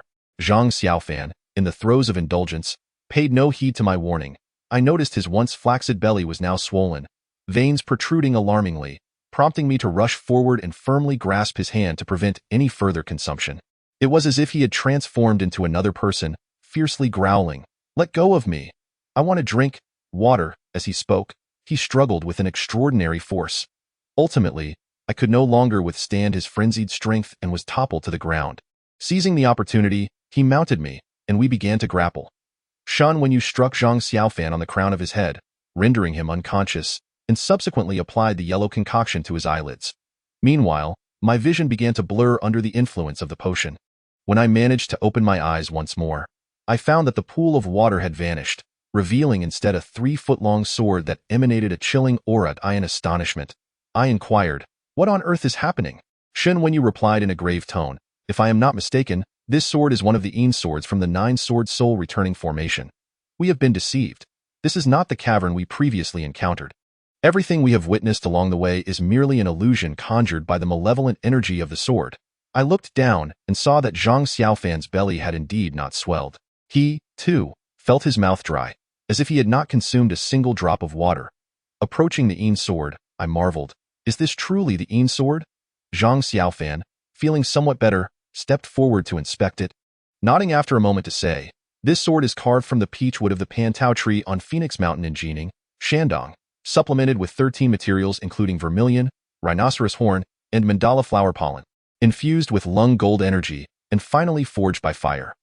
The stronger the lung gold energy of the swordsmith, the more potent the ghostly aura of the Yin sword. It seems the master of this ghostly realm is likely connected to my sword immortal sect." I gazed around in confusion, noting that we were still in a chamber filled with ghostly skins, and asked, "If that is the case, does it mean we did not retrace our steps, but rather moved forward continuously?" Shen Wenyu nodded in affirmation, saying, "I have only just made this discovery." Looking at the ghostly skins strewn about, I queried, "Then were these ghosts also ensnared by the Yin sword?" Zhang Xiaofan replied, puzzled, "The Yin sword does not devour souls. These ghosts must have been slain by another." Suddenly struck by a thought, I scrutinized Shen Wenyu with suspicion, asking, "Shen Wenyu, how is it that you possess the antidote to the Yin sword? Have you been here before?" The moment the words left my lips, her countenance changed. Zhang Xiaofan had already harbored suspicions towards Su Shen Wenyu. Now, with my subtle provocation, His gaze shot towards her like a bolt of lightning. Shen Wenyue countered with a pair of piercing stares. What are you looking at? I saved you. Do you intend to repay kindness with malice? I retorted. Then how do you explain this potion? Shen Wenyue, initially poised to erupt, sighed after a moment and said, in light of our shared predicament, I shall elucidate. This was entrusted to me by the master of the Ghost Palace, who mentioned that there are many forbidden areas within the palace, each possessing considerable significance. In a critical moment, applying this potion to one's eyelids could be life-saving. Unable to discern any flaws in her words, my expression softened as I replied, I apologize. We misjudged you. As soon as the words left my lips, a figure darted past the entrance. Who is it? I pursued the shadow, only to behold a familiar visage, none other than the long-missing Hu Yu. I could not suppress my exclamation, which startled Zhang Xiaofan on the other side. Where have you been, you little rascal? I thought you were done for. Zhang Xiaofan rushed forward, enveloping Hu Yu in an embrace, his face alight with emotion, nearly on the verge of tears. Even Shen Wenyue, usually as cold as ice, was slightly moved by this genuine display of camaraderie. However, to everyone's astonishment, Hu Yu merely responded with a detached hum, then inquired, What did you call me? Zhang Xiaofan was momentarily taken aback, furrowing his brow as he exclaimed, Stop pretending to be daft. By the way, how did you escape? The master of the Ghost Palace let you go so easily. Hu Yu offered no reply but instead gazed around in confusion. After a lengthy pause, he slowly murmured, You called me Hu Yu? Am I called Hu Yu? He mumbled to himself, cradling his head in anguish as he pondered. I was taken aback, wondering if he had lost his wits. Zhang Xiaofan, searching for answers, found no signs of any enchantment upon him. I too exerted my utmost efforts, yet to no avail. Zhang Xiaofan, seeing this, became anxious. Brother, please don't frighten me. Don't tell me you've truly lost your mind. Shen Wenyue, intending to jest, hesitated upon meeting Hu Yu's eyes, as if recalling something poignant, and remarked to Zhang Xiaofan, Do not rush. Give him time to think it through. I suspect he has been tormented by the master of the Ghost Palace. Zhang Xiaofan considered this and, in a childlike manner, reassured Hu Yu, Take your time, no need to hurry. Let us think this through slowly. Yes, let us walk and think. Nice and easy. Upon hearing this, Hu Yu's expression softened slightly as he vacantly asked, Walk? Where to? Zhang Xiaofan replied, Where else could we go? We must leave this cursed place and return to the realm of the living. Hu Yu fell into contemplation. Zhang Xiaofan chuckled, I thought we would have to confront the master of the Ghost Palace. But finding you so swiftly is truly a stroke of divine favor. Just as Shen Wenyue parted her lips to speak, a faint rustling echoed from the cave entrance. Suddenly, a vast wave of green surged from outside. Zhang Xiaofan stared at the eerie green tide creeping towards us, bewildered. What on earth is this? As I retreated, I shouted, Regardless of what it is, everyone, hurry and run. Upon hearing my words, the crowd hastily withdrew, and in a state of panic, Zhang Xiaofan hurled a short knife towards the crimson flow. However, as soon as the knife plunged into the emerald tide, it vanished without a trace, akin to a cow sinking into the sea, leaving no remnants behind. The green surge swiftly engulfed the very spots where the four of us had stood, and we realized that we had arrived at the end of the cavern. The heap of ghostly skins on the ground was completely submerged, and even the spectral sword could not evade its fate, reduced to mere scraps in an instant. With a mournful expression, Zhang Xiaofan slumped against the stone wall, exclaiming, Damn it, I truly suspect that these ghostly skins in this cave are remnants left behind by this thing. We are surely doomed here. I hurriedly inquired of Shen Wenyue, What is this thing? And what should we do? Shen Wenyue replied anxiously, I have never encountered this before. I don't know what to do. An atmosphere of dread permeated the air, as a chilling breeze swept past our bodies, dampened by cold sweat, leaving us shivering at a fleeting glance. I noticed that the green insects scattered to the sides upon encountering the spectral sword, seemingly intimidated by the light emanating from it. Suddenly, a spark of inspiration ignited in my mind, and I quickly produced 2 yellow talismans, handing them to the group. Zhang and Shen were perplexed, while Hu Yu looked at me in utter confusion. With the green tide rapidly approaching, I had no time to explain, so I seized one of the talismans and tossed it into the fray. The yellow talisman was made of thick paper, heavy and sturdy, and with a slight adjustment in my throwing angle, it struck the ground decisively. The emerald tide, upon contact with the flames, abruptly halted its advance and retreated slightly. This talisman burned exceptionally well, its flame still flickering brightly. Zhang Xiaofan exclaimed with excitement, It's phosphorescent paper. How fortunate that you brought this along. I raised my leg and gently kicked the still-burning talisman forward, causing the green tide to retreat once more. This talisman could traverse both the realms of yin and yang, and being easy to carry, it was far more effective than a torch, which is why I had secretly prepared extra, at this point. The two of them comprehended the situation entirely, and Hu also appeared enlightened. The green tide recoiled from the light, maintaining a safe distance from the source. Realizing I had not miscalculated, I let out a sigh of relief and declared, "Let us stand back to back and form a circle with the phosphorescent paper, then charge through." Where the light shone, the green tide hesitated and withdrew, but once the light faded, it surged forward again. Zhang Xiaofan remarked in astonishment, "How did you come up with such a brilliant idea? Surely, you didn't just guess." There was indeed an element of luck in it, I admitted, however. I surmised that most creatures dwelling in darkness fear the light. So I decided to take a bold chance, and to my surprise, it proved quite effective. Zhang Xiaofan gasped, "What? It's actually insects? Are there such creatures in the world? How eerie," I replied, having already encountered a water monster and an earth dragon. "Do we really need to fear such trifling insects? Let us stop with the chatter and focus on escaping." Just as we were nearing the cave entrance, I suddenly heard Zhang Xiaofan call out, "Hey, where has Hu gone?" Upon hearing this, I turned around only to discover that Hu, who should have been standing behind me, had vanished in a state of panic. My gaze darted around the chamber until, after a moment, I finally spotted him. I shouted urgently, "Hu, are you out of your mind? Come here at once." Hu, however, remained oblivious to my cries, fixated instead on the green tide beneath him, a peculiar smile creeping across his face. Just as Zhang Xiaofan and I were about to approach and pull him back, Shen Wenyu seized my arm and said, "Have you two not noticed that something is terribly amiss with him?" I scoffed, "What could possibly be wrong? We need to save him." Shen Wenyu replied in a grave tone, "Look closely. He is not holding the phosphorescent paper you gave him. How did he make it this far? Why are these creatures so amiable towards him alone?" I paused, taken aback by her words, and soon came to a realization. So I waved the paper to fend off the relentless green waves at my feet. I began to analyze. Ever since Hu reappeared, I sensed something was off, from his gaze to his demeanor. It was as if he had transformed into a different person altogether, I suspect. "Shen Wenyu interjected, "You suspect that the Hu before us is no longer the original Hu?" This notion seemed too far-fetched to comprehend. I shook my head. "I did not imply that, merely sigh. It's hard to articulate. Perhaps we should pause and observe the unfolding events." Zhang Xiaofan exclaimed in distress, "Shen Wenyu, Hu has always been devoted to you, never once wronging you. Yet you not only caused him harm but also stood by and did nothing. You are truly despicable. Let him go." I urged, "Xiaofan, don't be hasty. Look at Hu." Following he saw the green tide swirling around him, undulating layer upon layer, yet inflicting no harm whatsoever. Hu's face remained fixed in that uncanny smile, as if confiding in the green tide. Gradually, a shocking spectacle unfolded before us. The green tide surged upward, forming a towering wave that, under Hu's gaze, slowly morphed into the figure of an ancient woman. Her form was graceful and enchanting, yet instead of beauty, she evoked a sense of dread. In the midst of our collective astonishment, Hu stretched out his arms toward the woman, a smile gracing his face, reminiscent of a man who had long awaited the reunion with his beloved. Although Shen Wenyu had claimed to have severed ties with Hu, a wave of jealousy washed over her countenance at the sight.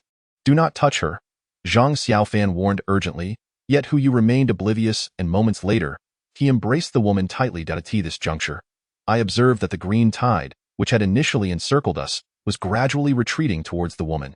After a brief interval, all the green waves flowed back to her like blood returning to the body, Hu, and she then approached hand in hand, like lovers reunited, heading toward the cavern's entrance. Everything felt so surreal.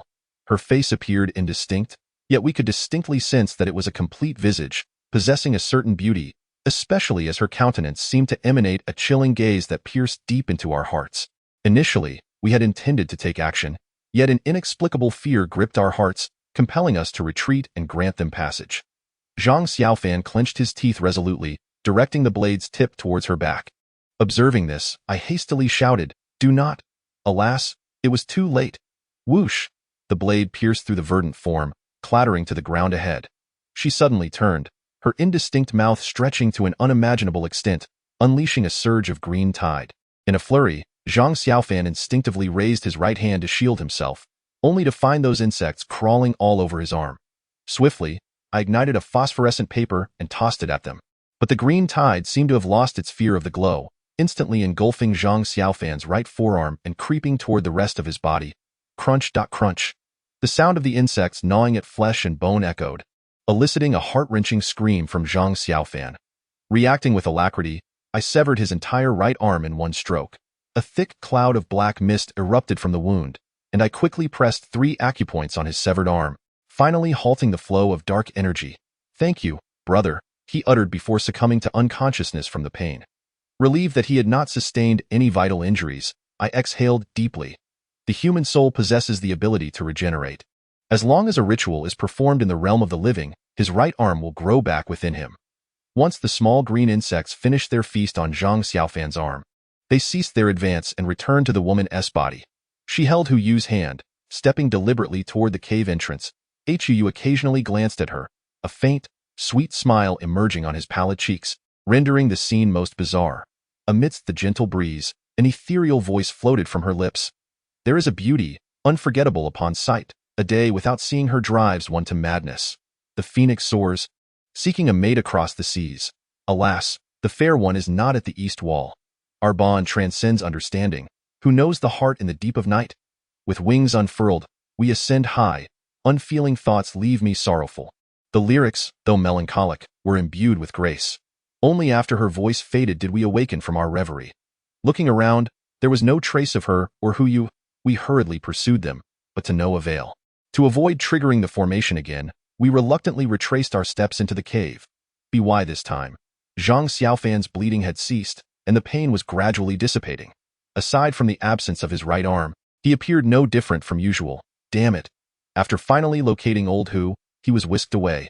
Zhang Xiaofan lamented, attempting to raise his right fist to strike the ground, only to discover it was empty. I remarked it was already peculiar for Hu Yu to appear here. He hardly resembles someone who has escaped. Moreover, the emergence of these insects is equally strange. Shen Wenyu, is that insect-formed woman the master of the Ghost Palace? Shen Wenyu furrowed her brows and replied, "I've mentioned it several times. I've only heard his voice, never seen his face. However, I don't believe she is the master of the Ghost Palace. She is likely one of the ghostly minions. Alas, I never expected even a mere minion to be so formidable. I wonder how powerful the master truly is." In my heart, I pondered, if the master of the ghostly palace is indeed so formidable, why did he not eliminate us sooner, allowing us to venture this far? Just as I was lost in thought, I heard Zhang Xiaofan struggle to swallow a mouthful of saliva, trembling as he spoke. "Xiao Zheng, did you hear that song just now? What exactly were the lyrics? They sent a chill through my very cord," and I replied. "I am unfamiliar with the melody, yet the lyrics strike a chord of familiarity. They were penned by Sima Xiangru, the great poet of the Western Han Dynasty, for his wife, Zhuo Wenjun. For centuries, they have been recited and even included in elementary school textbooks." Zhang Xiaofan sighed, "Indeed, the poet's romantic prowess is remarkable. A love poem for his wife has become a lesson for the masses." I chuckled. "Do not envy him. Sima Xiangru was not a paragon of virtue. In his days of poverty, he deceived the wealthy daughter Zhuo Wenjun with a song, eloping with her. Yet, after achieving modest success, he harbored thoughts of abandoning her for concubines, even composing a poem akin to a divorce letter, urging her to withdraw. His reputation has certainly suffered as a result." At that moment, Shen Wenyu interjected, "I knew it. There are hardly any good men among you. With your eyes on the pot while eating from the bowl, how many innocent girls have been ruined by such behavior?" Zhang Xiaofan retorted, "I, Feng Yi, am a genuine good man. Every time I seek love, I am either rejected by the girl or kicked aside. I have never harmed anyone." Shen Wenyu coldly replied, "Of course, who would wish to live with a pig?" Zhang Xiaofan, furious, exclaimed, "You foul woman, who are you referring to?" Shen Wenyu responded nonchalantly, "I would speak of whoever resembles a pig." Zhang Xiaofan, loathing being mocked for his girth, seized a short knife in his left hand. Ready to confront her, I quickly embraced him, saying to Shen Wenyu, "He has already lost an arm. Can you not let it be? We are all in the same boat. Do you not wish to escape?" Shen Wenyu asked, "Do you know why I quarreled with Hu Yu that day?" I was taken aback, inquiring, "Why?" With a face full of disdain, Shen Wenyu declared, "Because I discovered he was fooling around outside. His phone, aside from my number, contained many others, along with text messages that were utterly disgraceful. Zhang Xiaofan, you are Hu Yu's close friend. Do not pretend you were unaware. You two have conspired together to deceive me." Zhang Xiaofan, initially resolute, suddenly deflated, stammering. You already know. I did not mean to. I was astonished to learn of Hu Yu's true nature. Shun Wenyu scoffed. If one wishes to keep a secret, one must not act improperly. He is so ostentatious at school. How could anyone remain unaware of his deeds? Zhang Xiaofan sighed. What girl would not be drawn to a handsome and wealthy boy like Hu Yu? Can we truly blame him? My initial opposition to your relationship was not to side with Hu Yu, but out of concern for you, a decent girl, who might eventually suffer and regret it. Hu Yu has indeed been somewhat flirtatious in the past, yet he was never the one to pursue. However, one cannot deny that few in his position are not a little unfaithful. Since being with you, he has indeed moderated his behavior significantly. Often, it is those young ladies who take the initiative to approach. Section 064.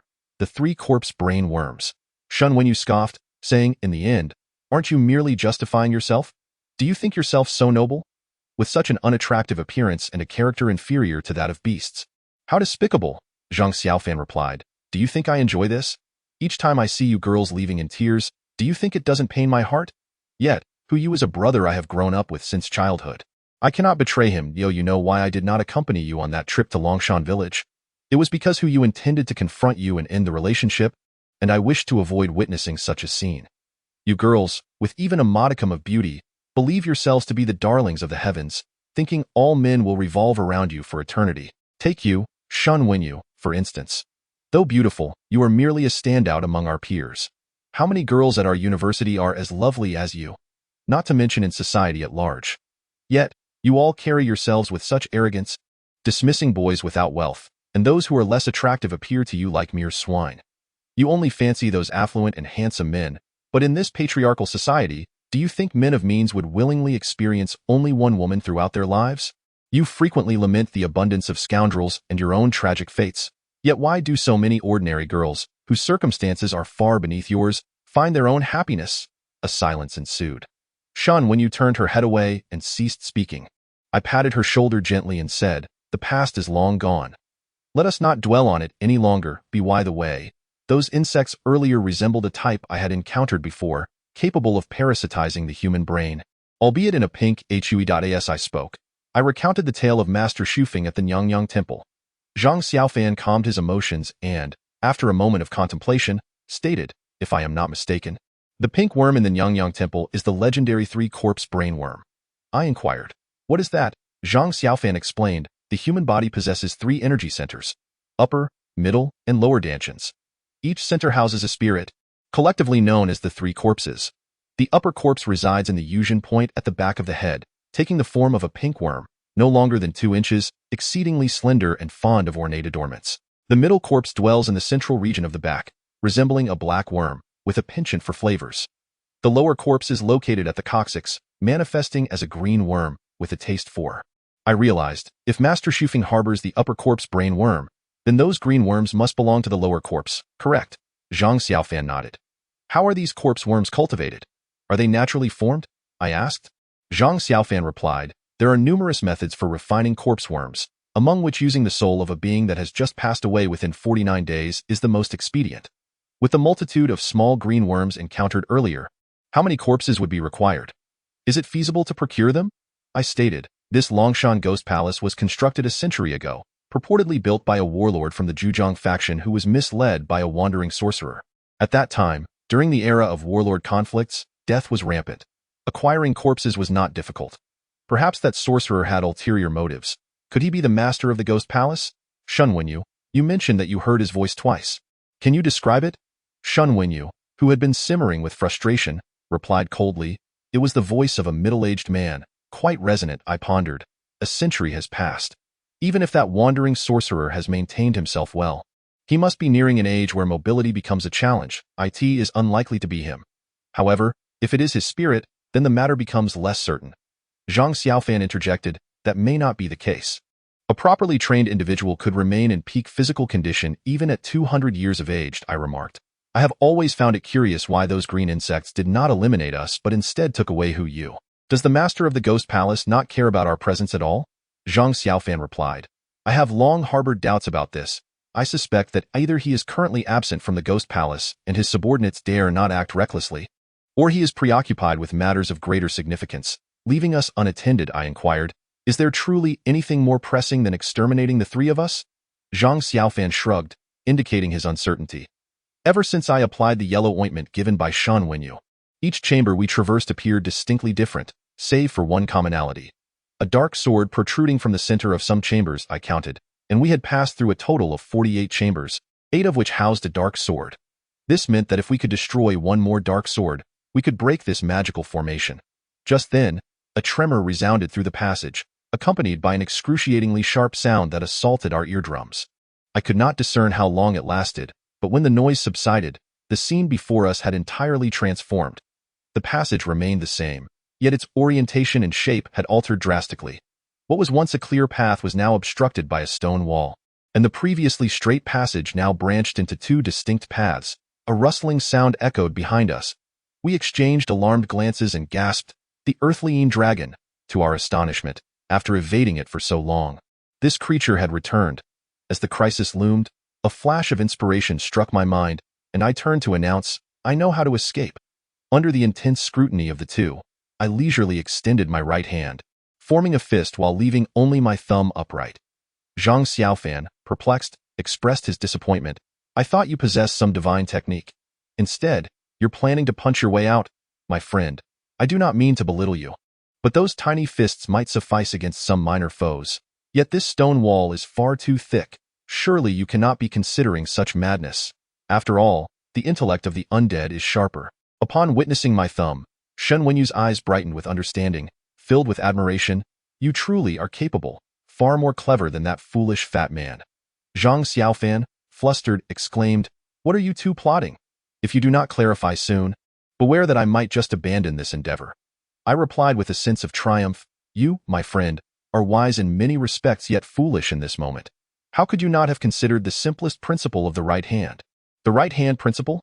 What on earth is that? I have never heard of such a thing." Upon observing Zhang Xiaofan's perplexed expression, I patiently elucidated. "The so-called right-hand rule dictates that when one finds oneself lost in a labyrinth, one should disregard all distractions and steadfastly follow the wall on the right side. Ultimately, 2 outcomes may arise. If the maze possesses a solution, we shall arrive at another exit. If it does not, we shall inevitably retrace our steps to the original entrance. Do you comprehend now?" Zhang Xiaofan, with a dawning realization, exclaimed. "After all this time, this is what the right-hand rule entails. Where did you come across this?" I chuckled and replied, "I lack the extravagant leisure of a privileged youth like you. During my winter and summer breaks, I would often remain ensconced at home, engrossed in single-player RPG games." Zhang Xiaofan furrowed his brow and inquired, "But what about the shadow sword?" I pondered. "That indeed poses a dilemma. That sword is akin to a mechanism within the maze, capable of manifesting unexpected occurrences at any moment. However, at this juncture, we possess no knowledge of the ghostly palace, and thus, we can only proceed step by step." Guided by the right-hand rule, we navigated through 12 turns, when suddenly, a familiar rustling reached our ears. We paused in unison, instinctively halting our advance. The sound of writhing insects grew increasingly pronounced, hauntingly reverberating in the silence and darkness. A shiver coursed through my body, and I suddenly shouted, "It's the 3 corpses brain worm!" "Run with that!" I raised my right hand as if clutching a bundle of explosives, and the 2 behind me sprinted desperately in pursuit. It was unclear how long we ran, but the once narrow passageway transformed into a spacious corridor. After approximately 100 meters, we darted into a right turn, where flashes of light suddenly flickered before us. Panting heavily, Zhang Xiaofan remarked, "There's light ahead. Could it be that we are nearing an exit?" I exclaimed with delight. It appears that the right-hand rule is indeed effective. As we passed through a grand doorway, we were greeted by a scene of dazzling illumination, revealing a hidden paradise. Before we could fully absorb the spectacle, a low rumble echoed from behind us. Turning, we beheld the 2 doors gradually closing. "Damn it, we've fallen into a trap again," Zhang Xiaofan bellowed, rushing forward to brace one of the doors with all his might. Without needing his urging, Su Shen Wenyu and I had already lunged to the doorway. Despite our collective efforts, we could not impede the inexorable advance of the doors. Through the narrowing gap, we could distinctly perceive her form, composed of those green insects, with what appeared to be eyes glimmering with an eerie light. The doors finally sealed shut. Zhang Xiaofan, despondent, lamented, "It's over. I never imagined that even a few small insects could possess such intelligence. We've truly become trapped like fish in a barrel," I retorted with irritation. You are the one resembling a turtle. As the saying goes, a blessing in disguise. Although we are ensnared, it is certainly preferable to being devoured into oblivion by those green insects. Perhaps the final shadow sword is concealed within this very place. This expansive chamber, measuring the size of 2 football fields, was meticulously arranged with various funerary objects, presenting the true semblance of a tomb. Bronze weapons, akin to halberds, are meticulously arranged in one section, while earthenware vessels, representative of daily necessities, are gathered in another. Additionally, war chariots, bronze utensils, and various other artifacts are present. These items are not mere illusions, nor are they projections of physical objects in the underworld. Rather, they are tangible relics. This ghostly palace is indeed peculiar, a realm where the domain of spirits intertwines with the mortal world, reinforcing my belief that the master of this place is a living being, or at the very least, someone who harbors a profound attachment to the world of the living. Zhang Xiaofan, having been nurtured in a family that valued antiquities, possesses a keen sensitivity towards such artifacts. He immediately crouches down, sifting through the items, exclaiming, "What marvelous treasures! After so many years of handling antiques, I finally feel as though my eyes have been truly opened today. Xiao Zheng, do you think it would be illegal for us to take a few pieces back?" As I meticulously observe the surroundings, hoping to identify an exit, I respond nonchalantly, "Let us discuss that once we have successfully escaped." Shen Wenyu seems to be experiencing this place for the first time as well, scrutinizing every nook and cranny. Zhang Xiaofan, thoroughly engrossed, suddenly pales, stammering, "There is someone? No, there is a ghost." We freeze, quickly regrouping, weapons in hand, casting wary glances around us and intently asking, "Who is there? Where are you?" Do not panic. I am merely referring to that lamp oil. Zhang Xiaofan points to a nearby bronze lamp, stating, "If there is no one here, then who lit this lamp? It must be either a human or a ghost." At the mention of ghosts, a chill wind sweeps past us. Although the surroundings are as bright as day, an indescribable, eerie atmosphere lingers in the air. I scold him. If there is no evidence, refrain from making baseless claims. With such a formidable enemy present, do you not understand the consequences of sowing discord? Zhang Xiaofan chuckles awkwardly. Then, what do you propose this lamp signifies? I casually reply. It is most likely a shadow lamp, crafted from souls, capable of burning for millennia without extinguishing. Zhang Xiaofan retorts. Am I not capable of discerning whether or not it's a shadow lamp? This lamp oil is evidently composed of some substance from the mortal realm. I step forward to examine it closely, and after a moment, I exclaim with delight. Listen closely, my friend. This lamp oil is derived from the oil of the merfolk of the Eastern Sea, capable of preserving ancient tombs for thousands of years. Judging by the depth of the oil, it must have been burning for over a millennium. Zhang Xiaofan questions, "Is there truly such a thing as merfolk in this world?" "Do not attempt to deceive me," I respond. "Your skepticism is unwarranted. Ancient texts have indeed chronicled. In the Eastern Sea, there exist merfolk capable of living for 1,000 years, their tears transforming into pearls of immense value. Their fat used for lamps, burning for 10,000 years without extinguishing. These merfolk are akin to sirens. Many locations have unearthed their skeletal remains, and the Soviet Navy even captured a live one. Are you not an aficionado of antiquities?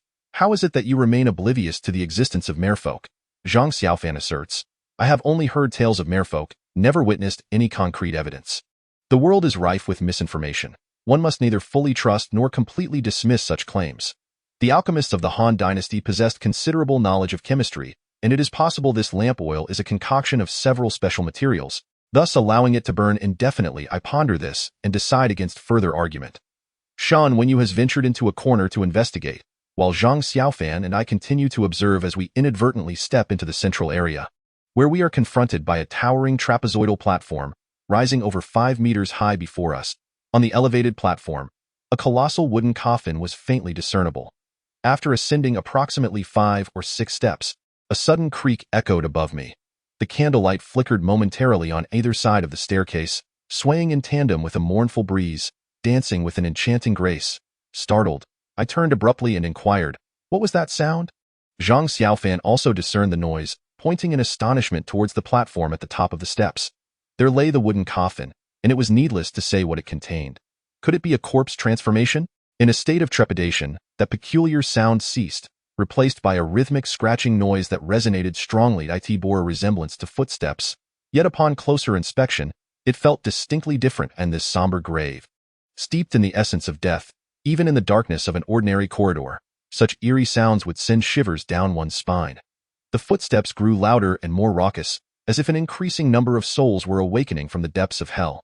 Yet, the platform barely had a few dozen steps, and despite our searching gazes, not a single ghostly shadow was in sight. My palms were clammy with sweat as I spoke in a low voice. Could it be the 3 corpse brainworms have arrived? Zhang Xiaofan gritted his teeth, exclaiming, "Damn it, we've come this far. What is there to fear? We'll fight if we must." I cast him a glance, suppressing the fear welling within me, and leapt onto the platform. Looking down, I was taken aback. The coffin lid exhibited no signs of having been disturbed, let alone the presence of the 3 corpse brainworms. Curiously, despite the apparent tranquility surrounding us, the sound of footsteps was unmistakably clear. I could even sense the presence of someone brushing past me. However, given the circumstances, hesitation was futile. While Zhang Xiaofan searched below the platform, I scrutinized the wooden coffin before me. Externally, it resembled a standard Han Dynasty wooden coffin, adorned with ordinary gilded bronze discs. Yet, the upper part of the disc's hole bore no inscription of the customary heavenly gate, but rather a grand painting. This was utterly perplexing. Ancient texts indicate that during the early to mid-Western Han Dynasty, political stability prevailed, the nation was unified, and society thrived, allowing people to relish the comforts and joys of life without the anxieties of survival. They ardently yearned for transcendence, aspiring to ascend to the celestial realm and continue experiencing such blissful ease. Thus, they held a devout reverence for religion, with the heavenly gates serving as the passage for the soul of the deceased to traverse between the mortal and divine realms. An essential element in every Han tomb's wooden coffin. Yet, this coffin lacked it. Did this indicate that the tomb's owner adhered to an alternative faith? Might this belief be linked to the Lord of the Ghostly Palace? Zhang Xiaofan retrieved 3 incense sticks from his pack, preparing to pay homage to the deities, when he suddenly felt a gentle tap on his shoulder from behind. "Xiao Zheng, if you have something to say, just say it." What s with the shoulder tapping? Haven't you heard that 3 flames on a person's shoulder will extinguish if touched? He grumbled as he turned around, only to be met with a blur. As though something had flitted past him, I was engrossed in examining the coffin's exterior patterns when I paused, replying, "Who has the time to tap you? Are you being haunted?" Zhang Xiaofan glanced back and, seeing me still by the coffin 10 paces away, was struck with astonishment. Could it be that I have truly encountered a malevolent force? At this thought, he suddenly shuddered and, with the swiftness of a thief silencing a bell, darted to my side, inquiring about various matters. My train of thought was interrupted, and I shot him an irritated glare, saying, "If you're scared, just admit it. Why put on such a brave front?" Zhang Xiaofan, mustering his courage, retorted, "Who is afraid? I've traversed countless blood-soaked paths. Why would I fear this trifling ghost? Ah, the pattern on this coffin looks so familiar. It resembles Longshan." I initially assumed Zhang Xiaofan was attempting to divert the topic and was about to mock him when I looked down and was taken aback. From this angle, it indeed appeared to be a topographical map of Longshan. However, it bore some differences from the Longshan terrain of the mortal realm, as the peaks depicted were intricately carved, yet surrounded by numerous wave-like lines. Among some of these waves, peculiar large fish leaped from the water's surface. Zhang Xiaofan scratched his head, saying, "Is this Longshan? Why does it look like it's submerged in water? Could it be that there was once a West Lake in the vicinity of Longshan?" I pointed to the oddly shaped large fish and remarked, "These fish are clearly from the sea." I surmised that during the Western Han Dynasty, the Longshan area was likely inundated by seawater. Our current position, in the context of the Western Han period, must be below sea level. Zhang Xiaofan exclaimed, "How could that be possible? Would the owner of this Han tomb be so foolish as to construct his burial chamber beneath the sea?" I pondered. The identity of this tomb's owner is highly suspicious. He possesses a unique religious belief, unlike that of an ordinary noble or official. The reason the ghostly lord chose this tomb as a base likely has significant ties to the identity of the Western Han tomb owner. Just as Zhang Xiaofan was about to speak, he suddenly jumped up, exclaiming, "Oh no, I told you not to tap me on the back." As his voice fell, he noticed my puzzled expression directed at him. Trembling, he stammered, "Did you see something behind me?" I glanced behind him, seeing nothing, and replied curtly, "Can't you just look for yourself? I'm busy and have no time for this." Zhang Xiaofan felt his legs weaken, losing even the courage to turn around. Seeing him in such a pitiable state, I suggested, "If you're so restless, why not help us open this coffin lid and see if there are any hidden mechanisms or secret passages for us to escape?" This time, Zhang Xiaofan appeared quite agreeable, saying, "All right, I'll assist you." The The coffin lid was made of an unknown material, considerably heavier than it appeared, and it took all our strength to pry it open just a crack. At that moment, a cacophony of wails suddenly erupted in our ears. The sound was exceedingly raucous, as if a multitude of spirits had flown from the depths of hell, surrounding us in a clamor. Though we could not discern their words, we vaguely sensed the fleeting presence of one apparition after another. The suffocating atmosphere, coupled with the ancient tomb surroundings, rendered us nearly mad with oppression. We collapsed onto the ground, hands tightly clasped over our ears, gazing at the empty void around us, beads of cold sweat cascading down our foreheads like raindrops. In his panic, Zhang Xiaofan failed to notice a pristine, crystalline hand quietly resting upon his shoulder from behind. "Dawei, go call Su Xin when you up here." I lifted my gaze and was instantly frozen in place. Zhang Xiaofan, noticing the expression on my face, awkwardly remarked, "Brother, what's wrong with you? You look rather unsettling." I placed my finger to my lips, signaling for silence, and then retrieved a compass from my bag, pointing it toward his back, the needle trembling violently. Zhang Xiaofan immediately grasped the situation, his hair standing on end in an instant. A chilling breeze surged into his collar, and his blood seemed to freeze in that moment. His mouth fell agape, his heart racing as if it might leap from his throat. At that moment, a pristine, translucent hand stealthily emerged from behind him. I signaled him with my eyes. Summoning his courage, Zhang Xiaofan nodded at me. There was only that hand behind him, devoid of any other body parts. I watched the hand with a grave expression, my right hand quietly reaching for the dagger at my waist. 1, 2. As I mentally counted to 3, I thrust the dagger forward. Simultaneously, Zhang Xiaofan lunged ahead. However, as I reached the spot where Zhang Xiaofan had originally stood, I was compelled to retract my blade. Miraculously, that hand had vanished, as if it had evaporated into thin air. Yet, when my gaze returned to Zhang Xiaofan, I was astonished to discover that the hand still clung to him like a wraith. I was utterly taken aback. Without needing to say more, Zhang Xiaofan understood the gravity of the situation. His blood surged from his feet to the crown of his head. Unable to bear it any longer, he shouted, "Let us not play dirty. If you have the guts, come out and face me. What kind of hero hides in the shadows?" I raised my left hand to form a spell and gripped the dagger in my right, waiting for that hand to reappear. Below, Shun Wenyu heard the shout and hurried over. She had barely taken a few steps when a thunderous roar erupted, followed by waves of noise crashing in from all directions. The sound grew increasingly distinct, and gradually, I could discern a few murmured phrases. Zhang Xiaofan exclaimed in horror, "What the hell? Didn't we agree on a one-on-one? Why are there so many? Trying to cheat? Are we?" Before he could finish, a sudden chill enveloped his head, followed by a hand descending upon him. Assuming it was that same hand causing trouble, he felt both alarmed and helpless, offering me a wry smile. "This hand is truly troublesome. Brother, could you take a swing at it for me?" I did not respond but stared at him in terror. Zhang Xiaofan, bewildered, turned back only to be struck with fear, collapsing to the ground. From the ground, countless pale hands reached out, desperately grasping for something above. These hands were disturbingly lifelike, each movement and expression vividly animated. Not just hands, but faces twisted in agony began to rise from the earth, the wails of the damned echoing from their mouths. Cold sweat dripped down. A small hand, delicate and pale as a tendril, slowly coiled around my calf. Climbing up my pant leg in the haze, a small face began to rise from the ground. Whether it was the light or some other reason, the features were obscured, entirely indistinct. My legs grew numb, and I dared not move an inch. A voice, imbued with youthful innocence, wafted softly from below. "Come back. Do not leave." Return. A shiver coursed through me, and my grip on the short dagger tightened. Yet I was acutely aware that in such moments, one must exercise utmost caution, for the repercussions could be dire. Especially since the compass utterly failed to detect their presence. A critical juncture. My hand inadvertently brushed against the coffin's lid, causing the ghostly hands and cacophony to vanish in an instant. Restoring tranquility to the surroundings, I hastily crouched to inspect the coffin and discovered that the spot I had touched bore a palm-sized relief character. With a gentle press, the ghostly hands and noises re-emerged. It became apparent that this character was a mechanism, and the specters and sounds were mere illusions conjured by it.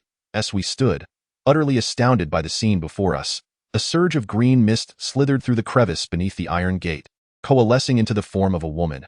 Zhang Xiaofan, touching his empty right arm, exclaimed in a mix of astonishment and fear, "Who exactly are you, demon? How audacious! You dare to be so disrespectful upon encountering this princess? The woman retorted with a playful reprimand. Sending a tremor through Zhang Xiaofan's plump frame, I inquired, "From which kingdom do you hail, O princess?" The woman, with an air of pride, declared, "My husband is the king of Dongyu." "You tell me, from which kingdom am I a princess? The king of Dongyu?" I recalled the historical texts I had perused and suddenly remembered a long-forgotten kingdom buried in the annals of history. In the early years of the Western Han Dynasty, there existed a kingdom known as Dongyu. Its monarch was a descendant of the king of Ou, conferred during the era of King Gojin of Yu. Belonging to the ancient Yu nobility, at the end of the Qin dynasty, the king of Dongyu joined forces with other lords to rebel against Qin, but was thwarted by Xiangyu's interference. Unable to reclaim his kingship until Liu Bang established the Han dynasty, allowing him to regain his former territories, including present-day Wenzhou, Taizhou, and Lishui. As my thoughts raced, I asked, "There are many kings of Dongyu. To which one are you wed?" The woman replied, "O Fujian S." I silently repeated this name. A fragment of historical intrigue surfaced in my mind, and I gasped, "You are indeed the wife of the ghost king of Dongyu." During the reign of Emperor Wu of Han, O Fujian, unwilling to follow the king of Huainan in rebellion, was besieged by the Mingyue king. Though the Mingyue king commanded a vast army, he lacked knowledge of sorcery. In the early stages of the conflict, O Fujian and her underlings summoned numerous spectral soldiers and beasts, driving the Mingyue king into retreat. Yet, at a critical moment, a mysterious sorcerer emerged from the Mingyue forces, unraveling the sorcery of the king of Dongyu, completely reversing the tide of battle. No one knew his origins or name. He was merely referred to as the Qin stranger from the ancient lands of the old Qin. After the defeat of Dongyu, O Fujian and her husband vanished mysteriously, and the O royal family was decimated, leaving only their eldest son, O Wang, who led 40,000 followers to migrate to the Central Plains, thus marking the kingdom's end. However, O Fujian herself was shrouded in enigma. According to unofficial histories, she could summon spectral soldiers, earning her the title of the Ghost Queen of Dongyu. Alas, this figure met an untimely demise one fateful night, and O Wang lacked the abilities of his father. Otherwise, history might have unfolded differently. Nevertheless, during the Western Han period, Hangzhou was known as Qintang County, part of Kuaiji Commandery, and was not under the dominion of Dongyu. How could the princess of Dongyu possibly appear in an ancient tomb at Longshan in Hangzhou, and in such a form? Could it be that the master of this ghostly palace is indeed O Fujian, the king of Dongyu from 2 millennia past? The woman seemed to smile, saying, "You are indeed aware of the illustrious name of the king of Dongyu." I collected my thoughts and replied, "Not only am I familiar with the affairs of the king of Dongyu, but I am also well acquainted with your circumstances." Upon hearing this, the woman expressed her interest. "Oh? Pray, elaborate." I responded. According to Henji Guangji, during the reign of O Fujian, a great number of sorcerers were summoned from all corners of the world, among whom the most formidable was a young and beautiful woman named Imoyu. She could summon the winds and rains, calling forth ghostly soldiers and beasts. Eventually, she became the consort of the king of Dongyu. "It must be you, my lady." The woman nodded, acknowledging my words. I smirked. "What if your powers surpass the heavens? In the end, you have merely become a minion of the Lord of the Ghost Palace." Instead of being angered, Imoyu regarded me with a leisurely demeanor. "The master of this ghost palace is the most formidable man I have ever encountered. To be his subordinate is an honor for us as a couple. I fear you lack even the qualification to serve him." I laughed heartily. I have never contemplated serving that cowardly specter who only knows how to hide and skulk. Had I been in your position, awakened after 2 millennia of slumber, I would have long since struck him. Imoyu sighed, when he employed a soul-calling technique to awaken me from my ancient tomb. I too entertained such thoughts. Alas, I soon dismissed them, for I realized that should I engage him, I would possess not even a fraction of a chance of victory. I was taken aback and inquired, "You all extol him to such heights. Who exactly is he? What purpose does he have in constructing this ghost palace?" Imoyu smiled enchantingly. "Would you like to know? You must first pass my test." "And me?" A voice echoed from nowhere. Imoyu stepped aside, and from behind, a young man clad in splendid garments emerged. To my astonishment, it was Hu Yu. Zhang Xiaofan, seeing his oddly garbed appearance, laughed in disbelief. "Hey, what part are you playing?" Hu Yu remained silent, fixing Zhang Xiaofan with a pair of exceedingly dark eyes, and after a moment, he slowly declared, "Impudence! You dare to stand before me without kneeling, and yet you speak such wild words. My beloved, teach him some manners, my lord. Please do not be angered." "I shall return shortly," Imoyu said with a slight bow, then floated toward the dais, We were taken aback, for the voice did not belong to Hu Yu. Thus, we demanded, "You are not Hu Yu. Who are you?" Hu Yu replied proudly, "I am the king of Dong Yu, O Fujian." Zhang Xiaofan scoffed, "You are the king of Dong Yu. I might as well be King Gojin of you." A glimmer of murderous intent flashed in Hu Yu's eyes as he said, "You insult my ancestor's name. You shall pay the price for this transgression." I raised my compass toward Hu Yu. Noticing the needle spinning wildly, and my heart raced, I turned to the approaching Mo Yu and asked, "Has Hu Yu been possessed by the ghost of the king of Dong Yu?" Chapter 068. Reincarnation and Soul Merging. Mo Yu gave me a peculiar smile. "He is the king of Dong Yu." "The king of Dong Yu is he?" At this moment, Shan Wenyu, who stood beside me, spoke up. "I too have observed, and found that Hu Yu has not been possessed." "Perhaps what she says is indeed true," I replied. "How can this be possible?" Mo Yu inquired. "Why is it impossible? Are you aware of the reason why the master of the Ghost Palace seeks to capture Hu Yu?" Zhang Xiaofan, with a quick tongue, replied, "Is it not simply because he is one of the foreign children?" Mo Yu expressed her surprise, saying, "You are surprisingly knowledgeable about the foreign children. It must be that this woman has informed you." Pausing, she pointed at Shan Wenyu and added, "Do you dare betray the master of the Ghost Palace, unafraid of his retribution?" Shan Wenyu, as if recalling some terrifying matter, trembled slightly, then coldly retorted, "You two are merely pawns in his game. Should you lose your value, you too shall meet your demise." Mo Yu smiled nonchalantly, saying, "I am quite aware of my worth, so there is no need for your concern. You should rather focus on your own predicament." Shan Wenyu fell silent with a muffled hum. A troubling thought crossed my mind, and I voiced it. The significance of the foreign children is trivial. The crucial matter is that Hu Yu is, in fact, the reincarnation of O Fujian. Mo Yu responded with an approving smile. "Indeed, you are astute for a yin-yang master. But why?" Mo Yu remarked, "Just moments ago, you were clever, and now you appear so dense. Our physical forms decayed 2 millennia ago. Upon awakening, we are but souls, as you know. Souls have a lifespan. We have lived for over 2,000 years and have reached the end of our earthly existence, necessitating a soul merging with fresher souls. The master of the Ghost Palace has tasked us with seeking reincarnated forms, for only one's own reincarnated body can better accommodate one's spirit." After a century, fortune smiled upon him, allowing him to find Hu Yu's soul, the reincarnation of my king. Ha ha ha, my heart sank. It turned out that Hu Yu's capture was not due to being one of the foreign children, but rather as Mo Yu had stated. However, the pursuit of a reincarnated body is no simple feat. With each passing life, the difficulty escalates exponentially. After 2,000 years, nearly 70 lives have transpired, which underscores the challenge. What extraordinary means did the master of the Ghost Palace employ to ascertain that Hu Yu is indeed the reincarnation of the Eastern O King? I articulated my doubts, yet Mo Yu dismissed them lightly, stating, "The Eastern O King is no ordinary being. He possesses his own methods. He ensures that his lineage experiences reincarnation through the generations, and no matter how powerful a sorcerer or witch may be, as long as they remain bound to the 3 realms and 5 elements, they cannot control their own reincarnation across the 6 paths. This is a rule that has endured for millennia. Ultimately, the Eastern O King is merely a sorcerer. How could he defy fate and manipulate his own cycle of reincarnation? How did the master of the Ghost Palace come to know that Hu Yu is the reincarnation of the Eastern O King? If it were anyone else, after such a long passage of 2,000 years, they would likely be unable to even ascertain whether Hu Yu is a descendant of the Eastern O King. My thoughts raced chaotically for a moment before I finally steadied myself and asked a question that had lingered in my heart for so long. If that is the case, then why does the master of the Ghost Palace command his subordinates to capture the foreign children? Mo Yu shook her head, saying, "I cannot disclose that. However, I can tell you this. Not only has my king found his reincarnated body, but this queen has also discovered hers. Though you think I brought you all the way here for no reason, it is to utilize this palace's environment to initiate the soul merging technique, to fuse with my own reincarnation and create a brand new spirit." I was momentarily taken aback, casting my gaze upon Shan Wenyu. Could it be that she is the reincarnation of the Eastern O Princess?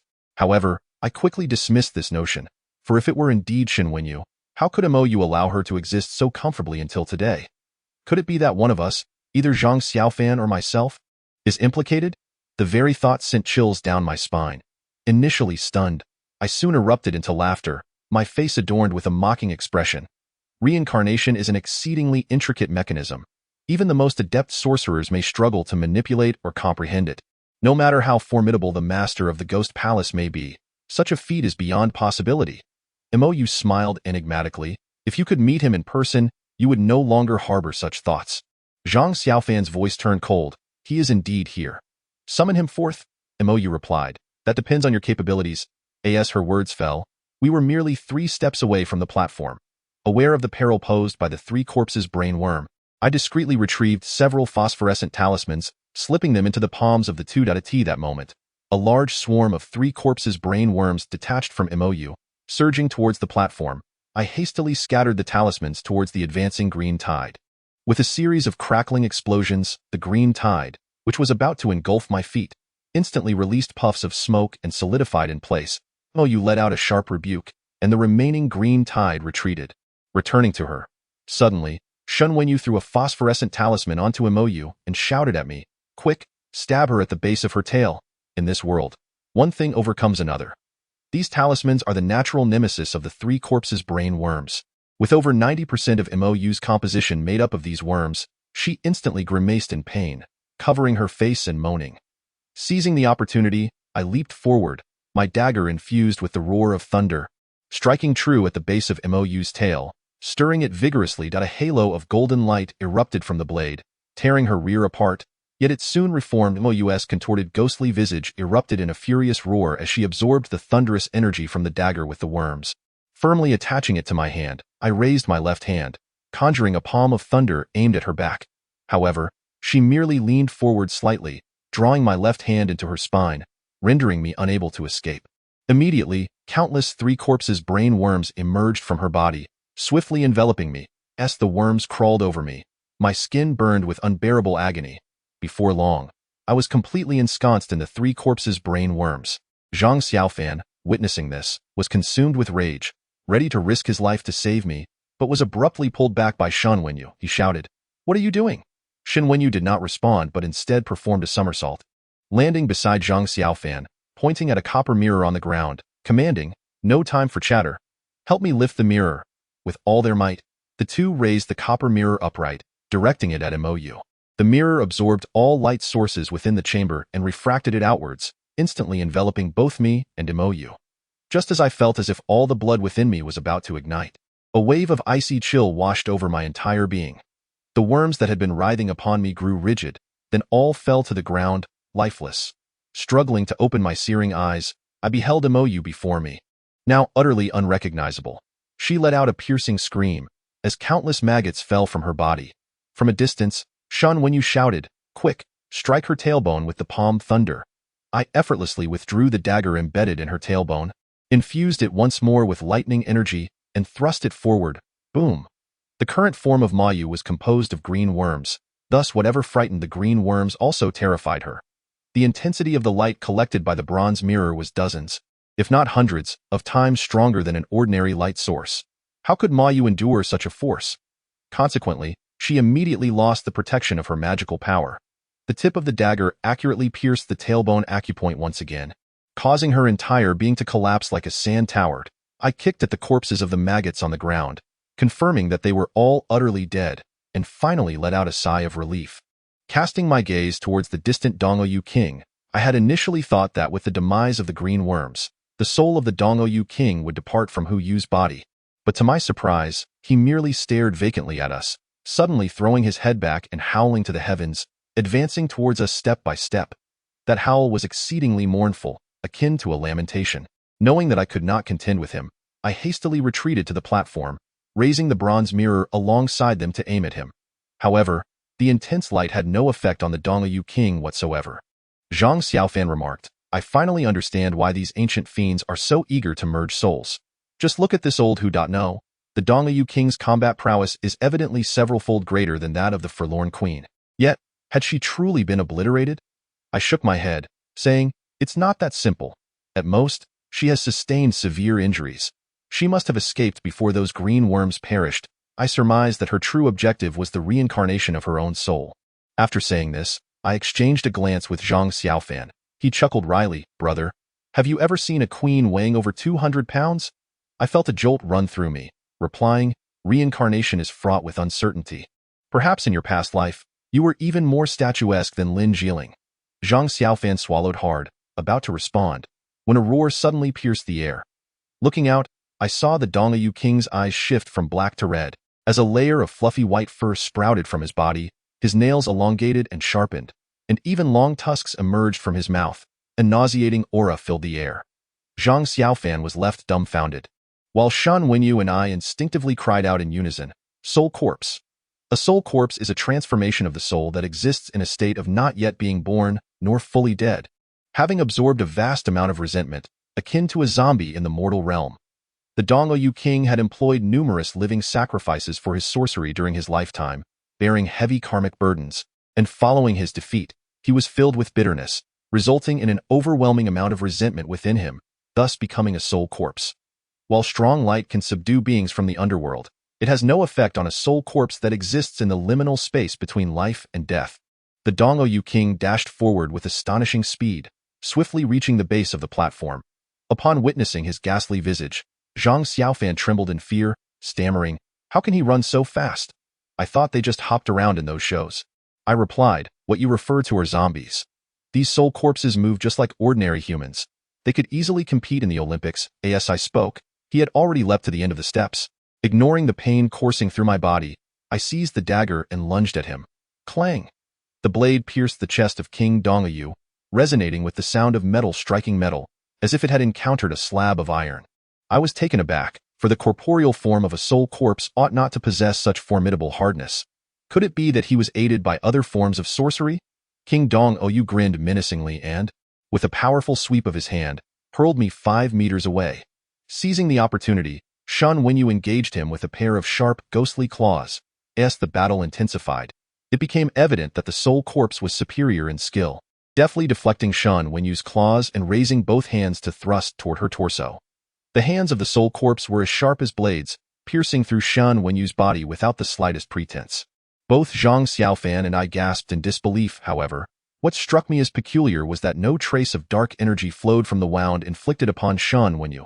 As if unaffected, she clutched the arms of the soul corpse tightly, preventing him from withdrawing, while commanding me, "Do you have the red thread? If so, bring it forth quickly." The red thread is a remarkably effective talisman against malevolence, its efficacy rivaling that of the yellow talismans, and every onmyoji carries it with them. I certainly had not forgotten to prepare several bundles of red thread beforehand. Upon hearing her words, clarity struck me, and I promptly retrieved a bundle of thick red thread from my backpack. Shun Wenyu urged, "Quickly bind us together with the red thread." I hesitated. She scolded, "What are you dawdling for? Hurry." Resolutely, I joined Zhang Xiaofan in tightly binding the two of us with the red thread. The soul corpse roared in fury, whether from pain or anger remained unclear. Shun Wenyu continued, "I see you have 5 varieties of beans in your bag.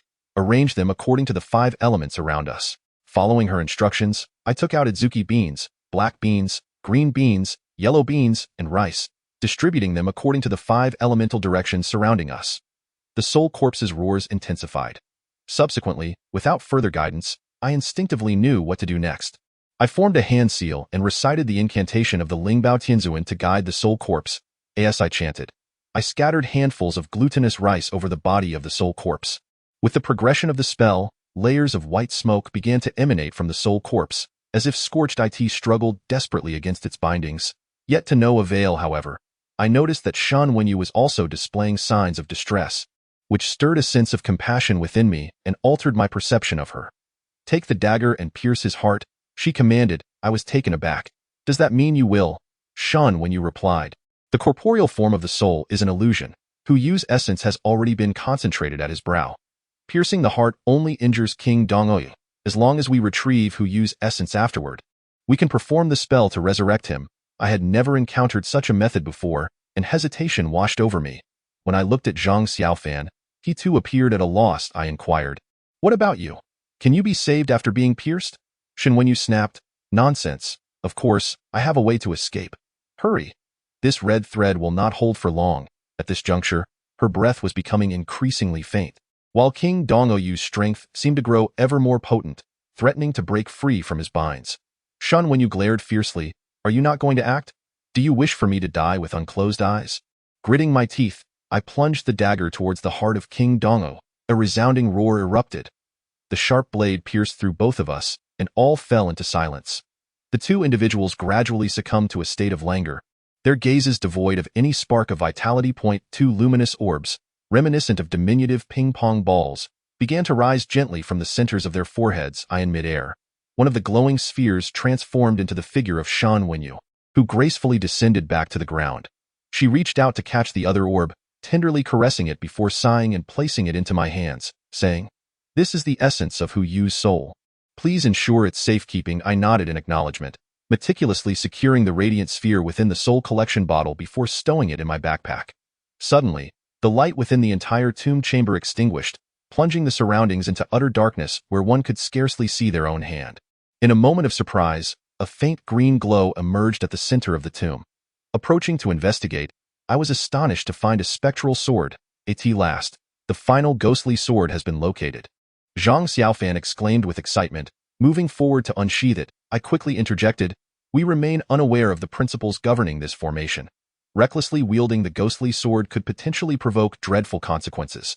Zhang Xiaofan, elated by Hu Yu's salvation, chuckled, "We have already dealt with the two ancient specters guarding the formation. What is there to fear?" However, Shan Wenyu surveyed the surroundings with a wary expression, stating, "At this juncture, why has the master of the Ghost Palace yet to reveal himself?" No sooner had she spoken than Zhang Xiaofan, disregarding my warning, seized the ghostly sword. A thunderous rumble echoed as the ground trembled violently, debris cascading from above. In a fit of anger, I grasped Zhang Xiaofan by the collar and admonished, "I told you not to act recklessly. Do you wish for us all to perish within this cavern?" Realizing his error, Zhang Xiaofan appeared panicked, stammering, "I had no idea it would turn out this way." With a sigh, I tugged him toward the cave's entrance, only to hear Shan Wenyu call out from behind, "That way leads to a dead end. Hurry over here." The situation had become exceedingly dire, leaving me no time to deliberate as I pulled Zhang Xiaofan toward Shan Wenyu.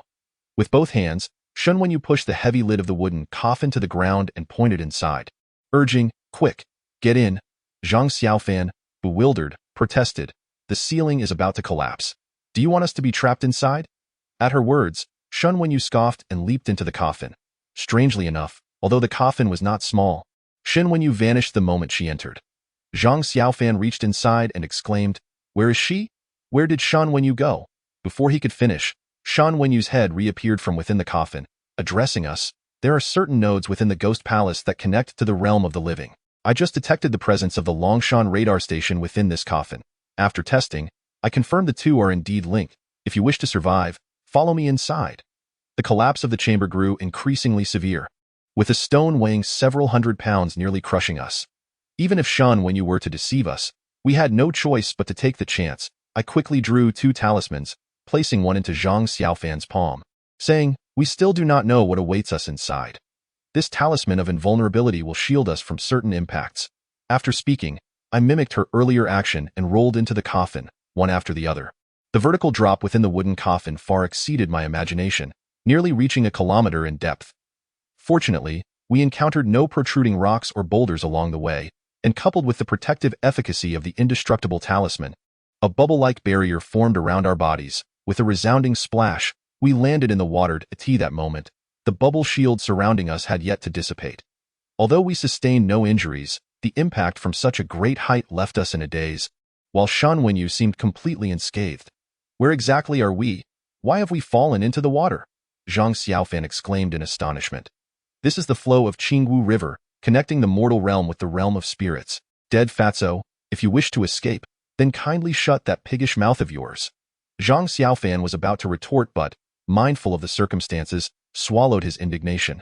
Shan Wenyu began to explore the river, seeking a way out, but the murky waters rendered visibility nearly impossible. In the hazy depths, a faint glimmer of light appeared some 10 meters below. A jolt of realization struck me. Anyone with knowledge of underwater phenomena would know that such light could not possibly emanate from any living creature or natural object. Indeed, Shan Wenyu led us towards that source. Strangely, the light seemed to be situated upstream, yet we swam effortlessly, as if a powerful suction emanated from the light itself, drawing us closer. The nearer we approached the source, the stronger the pull became. By the time we reached the cave's entrance, the force was nearly overwhelming. A dizzying sensation threatened to render me unconscious. When this peculiar force finally abated, the bubble created by the indestructible talisman also vanished. The tightness in my chest dissipated, replaced by an unprecedented sensation of freshness. I inhaled the surrounding air deeply, and once I felt somewhat restored, I began to survey my surroundings. This place was eerily familiar. It was indeed the ground-level hall of the radar station. Glancing at my watch, I noted the time was just past 5:30 in the afternoon. After such an extended ordeal in the realm of spirits, I had assumed at least 2 or 3 days had elapsed in the mortal world, only to discover that merely half a day had passed. It appeared that time flowed much more slowly there. The setting sun streamed through the shattered floor-to-ceiling windows, blinding me momentarily. Zhang Xiaofan and I were filled with a sense of relief, lying on the ground and reluctant to rise at that moment. A commotion erupted at the entrance. Upon closer inspection, it was a group of adventurers arriving to explore this location. Zhang Xiaofan and I, having not seen living souls in quite some time, rushed outside, excitedly calling out to them. To our surprise, they seemed completely oblivious to our presence, walking straight past us. Suddenly, they all passed through our bodies without a hint of obstruction. We exchanged knowing glances, each reflecting the same peculiar expression. If we were truly deceased, would our existence as spirits be similarly unnoticed? Observing this, Shan Wenyu coldly remarked from the hall, "Do not forget that you are still living souls. If you wish to be seen by them, you must wait until you return to your corporeal forms." The remnants of the setting sun faded, yet its intensity remained. Although we were living souls, unlike the dead and spirits who feared the sunlight, we dared not linger too long under its rays, for the innate energy of the sun would gradually evaporate the life force within our souls. Returning to the rather dimly lit hall, I inquired, "The ghost palace has collapsed, and you can no longer return. What are your plans?" Shen Wenyu replied, "Did you not promise to help me find a safe haven?" I responded with a bitter smile, "Very well, I shall assist you in your search. However, you cannot remain in the Dragon Mountain Ghost Realm, for there the master of the Ghost Palace may find you at any moment. I will seek out a place unknown to him." Despite my words, ever since I had witnessed the master's abilities, I understood that there was no realm of spirits he could not access. Shan Wenyu smiled, though her expression was tinged with bitterness. "All right, your assurance is sufficient." I was acutely aware that there was no escaping the master's gaze in any spirit realm, not even in the underworld. Wherever one went would be the same. I thought it might be better to stay in the Dragon Mountain Ghost Realm. I firmly stated, "No, that is far too perilous. It lies directly beneath the master's watchful eye." Unbeknownst to me, I had begun to regard her as a comrade in the same trench. Shen Wenyu remarked, "The Dragon Mountain Ghost Realm is far larger than you think. The Ghost Palace is merely a small corner. Surely, there must be a place to take refuge. Besides, we managed to bring down his Ghost Palace and are still alive. Are we not?" Zhang Xiaofan interjected, "Speaking of the master of the Ghost Palace, why has he not appeared at the critical moment? Could it be that the Dongou King and his wife are the true masters?" Shen Wenyu shook her head, "Absolutely not. The master's powers far exceed theirs. Perhaps he was not present in the Ghost Palace at that time. Otherwise, how could we have escaped so easily? A mask?" I suddenly gasped and asked, "What manner of mask?" Shen Wenyu replied, "I cannot say for certain, as I have never seen him in person. However, it is certain that he will not let me go so easily." Observing her pitiful demeanor, I felt an overwhelming urge to disclose the whereabouts of Hua Zhenjin and the Soul Requiem Cave. Yet upon reflection, I restrained myself. Hua Zhenjin's plight was already tragic enough, and the current situation in the Soul Requiem Cave was fraught with peril. I truly did not wish to draw her further into this vortex of danger. Shen Wenyu asked, "Where are your physical bodies? Do you not intend to return to life?" I responded, "Our bodies remain in Longshan Village, and with the sun shining bright, it would be exhausting to walk there. We shall wait until nightfall to proceed. And what of you? Will you return with us?" She smiled sadly. "My physical form has long since decayed. I am now merely a wandering soul, with nowhere to return." I queried, "Have you considered reincarnation, to become human anew?" Shen Wenyu replied, "I have committed so many wrongdoings, all recorded in the underworld's ledger. Even if I were to enter the cycle of reincarnation, I would likely begin in one of the 3 evil paths as for becoming human again. That may be a matter for millennia hence." I understood the truth in her words, yet I still sought to comfort her. "Do not be so pessimistic. Perhaps the outcome will be far better than you imagine." Shen Wenyu offered a faint smile, choosing not to say more. In truth, I am aware that for her, entering the cycle of reincarnation is the most effective means to escape the relentless pursuit of the master of the ghost realm. Alas, this path demands a significant sacrifice. She may have to endure countless eons as a hungry ghost or livestock. Ultimately, even if she were to be reborn as a human, she would be condemned to suffer for eternity as a penance for her present transgressions. Shen Wenyu is acutely aware of this. Thus, despite recognizing that this is the optimal solution, she remains unable to muster the resolve to proceed. After a brief silence, I recalled a pressing matter and inquired. You previously mentioned that the schemes of the Ghost Realm's master involve the survival of humanity. Could you elaborate on this? Moreover, how did you come to know that the Black Cat is indeed the Lady of Tiger Mountain? Shen Wenyu replied, allow me to address your second question first. Do you believe that the Black Cat is the legendary Lady of Tiger Mountain? You are mistaken. It is not her at all. The true Lady of Tiger Mountain has long since entered the cycle of reincarnation, while this Black Cat has lived at most a mere 100 years. How do you know she is not the Lady of Tiger Mountain? I overheard the master of the Ghost Realm speaking. The Black Cat frequently thwarts his plans. Then what is it? I do not know its true identity, only that it often appears by the banks of the Qingwu River in the Ghost Domain. How did you ascertain my connection with that Black Cat? It was also mentioned by the master of the Ghost Realm. He not only knows your name, but seems to possess an intimate understanding of your deeds. A cold sweat broke out on my forehead. Who is this master of the Ghost Realm, that he possesses such knowledge about someone as inconspicuous as myself? Perhaps only he knows the answer to that. Now, let me return to your first question. Shen Wenyu gathered her thoughts and continued. At that time, I was ordered to capture Hu Yu's soul and conceal it in a place known only to me. Subsequently, I received a summons to the Ghost Realm, where I inadvertently overheard a conversation between the master of the Ghost Realm and a ghostly envoy. Given that the master rarely reveals himself in public, the envoy had to concentrate entirely on communicating with him, thus failing to notice my presence. The content of that conversation was utterly shocking, and I could not help but make a slight noise. The master of the Ghost Realm detected me immediately, halted the discourse, and commanded the envoy to confront me. Initially, I feigned that I had merely passed by and had not overheard their exchange, and the master did not press me at that moment. However, the more I contemplated it, the more I sensed something amiss. With his abilities, how could he not discern whether I was lying? Indeed, after I handed Hu Yu's soul over to the envoy, the master of the Ghost Realm began to take action against me. Fortunately, I had already grown suspicious and managed to avoid disaster in time. I asked, what exactly did he and the envoy discuss? Just as Shen Wenyu was about to respond, a tempest suddenly erupted within the hall. From the darkness emerged a colossal vortex, from which a ghastly, withered hand reached forth. The unexpected occurrence transpired with such swiftness that we had no time to react. Shen Wenyu was swiftly dragged into the vortex by that immense hand. I lunged forward, attempting to pull her back, but a massive fist erupted from the vortex, sending me flying 10 meters away. Another colossal fist followed. Zhang Xiaofan made a sudden leap, positioning himself before me to absorb the impact of this blow. Although he promptly invoked his magical powers to shield his body, the malevolent aura of his opponent was overwhelmingly ferocious. A single punch sent forth a jet of dark energy from his mouth, clearly indicating he had sustained considerable injuries. Ha, ha, ha. The hall reverberated with an exceedingly terrifying laughter. The adventurers who had entered the building fled in all directions as if they had seen a ghost. Yet they were indiscriminately drawn into the swirling vortex. The whirlpool diminished in size, and Shen Wenyu's figure receded further away, as she repeatedly called out 5 words to us. Yiming Shursan Jia. Yiming Shursan Jie.as Zhang Xiaofan and I struggled to rise from the ground. Leaning on each other for support, the vortex had completely vanished, restoring an eerie calm. We each attempted to use our powers to reopen a path to the realm of the dead through the now absent whirlpool. But our efforts were in vain, and I anxiously inquired, is it the master of the Ghost Palace? Zhang Xiaofan's face mirrored my trepidation. I don't know.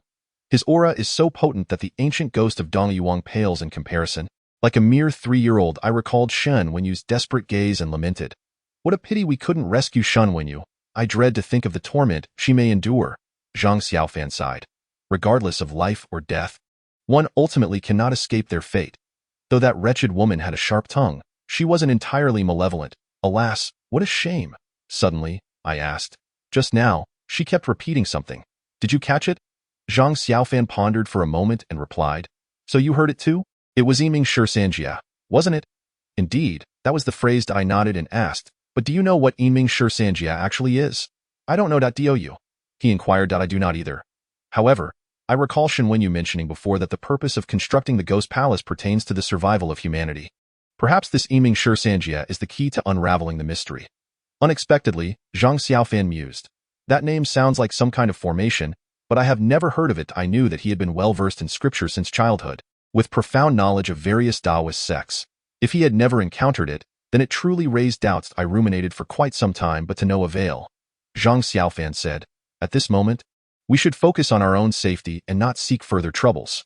Let us return to our bodies first, and I will call my master. Perhaps he knows something." I nodded in agreement, recalling old Tang, with whom I had lost contact for many years, wondering how he was faring now. The sky had completely darkened. Zhang Xiaofan and I trudged to the temple in Longshan village. There, we saw Bai Jiaming and Yu Xiaoxiang sitting before our bodies, holding daggers and military knives, vigilantly watching the entrance of the temple as if facing a formidable foe. Nearby lay discarded instant noodle wrappers and empty mineral water bottles, indicating they had not moved an inch for quite some time. Observing this, I felt a surge of emotion, reflecting on how Zhang Xiaofan, though often appearing lackadaisical, had indeed befriended some commendable individuals. I silently recited the resurrection incantation taught by Zhang Xiaofan and entered my corporeal form. Upon seeing us regain consciousness, Bai Jiaming and Yu Xiaoxiang exclaimed in surprise and joy. "How could you return so swiftly?" Zhang Xiaofan chuckled and said, "Is this what you call fast? We nearly didn't make it back. How about I take you two for a stroll in the realm of spirits?" The two were so frightened that they quickly fell silent. I interjected, "Do not frighten them further. Let us hasten our return." Upon reaching the ancient locust tree in the village, I recalled Shan Wenyu mentioning that it was the earthly manifestation of the master of the ghost palace, and I poured a bit of gasoline over the tree.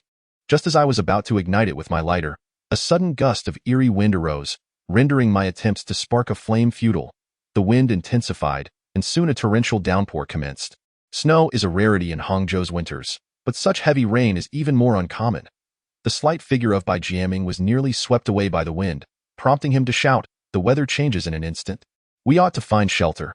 I suspected this was the master of the ghost palace conjuring mischief to thwart my efforts to destroy the ancient locust tree.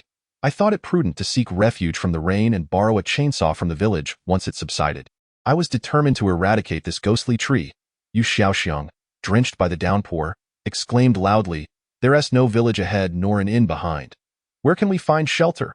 A benevolent face appeared in my mind, and I smiled, saying, "Simply follow me." By the time we arrived at Granny Chen's home, it was already past 9 in the evening. The elderly typically retire early, and I had no wish to disturb her. Yet in this strange village, she was the only one I could trust. Upon opening the door and seeing us, Granny Chen was momentarily taken aback, squinting at me for a while before saying, "Oh, it's you? You're soaked from the rain. Come in." Once inside, we each took a seat. Noticing that the other three were unfamiliar faces, Granny Chen addressed me directly. "Did you just arrive in the village, or did you go to Longshan?" I replied, "I just returned from the radar station at Longshan."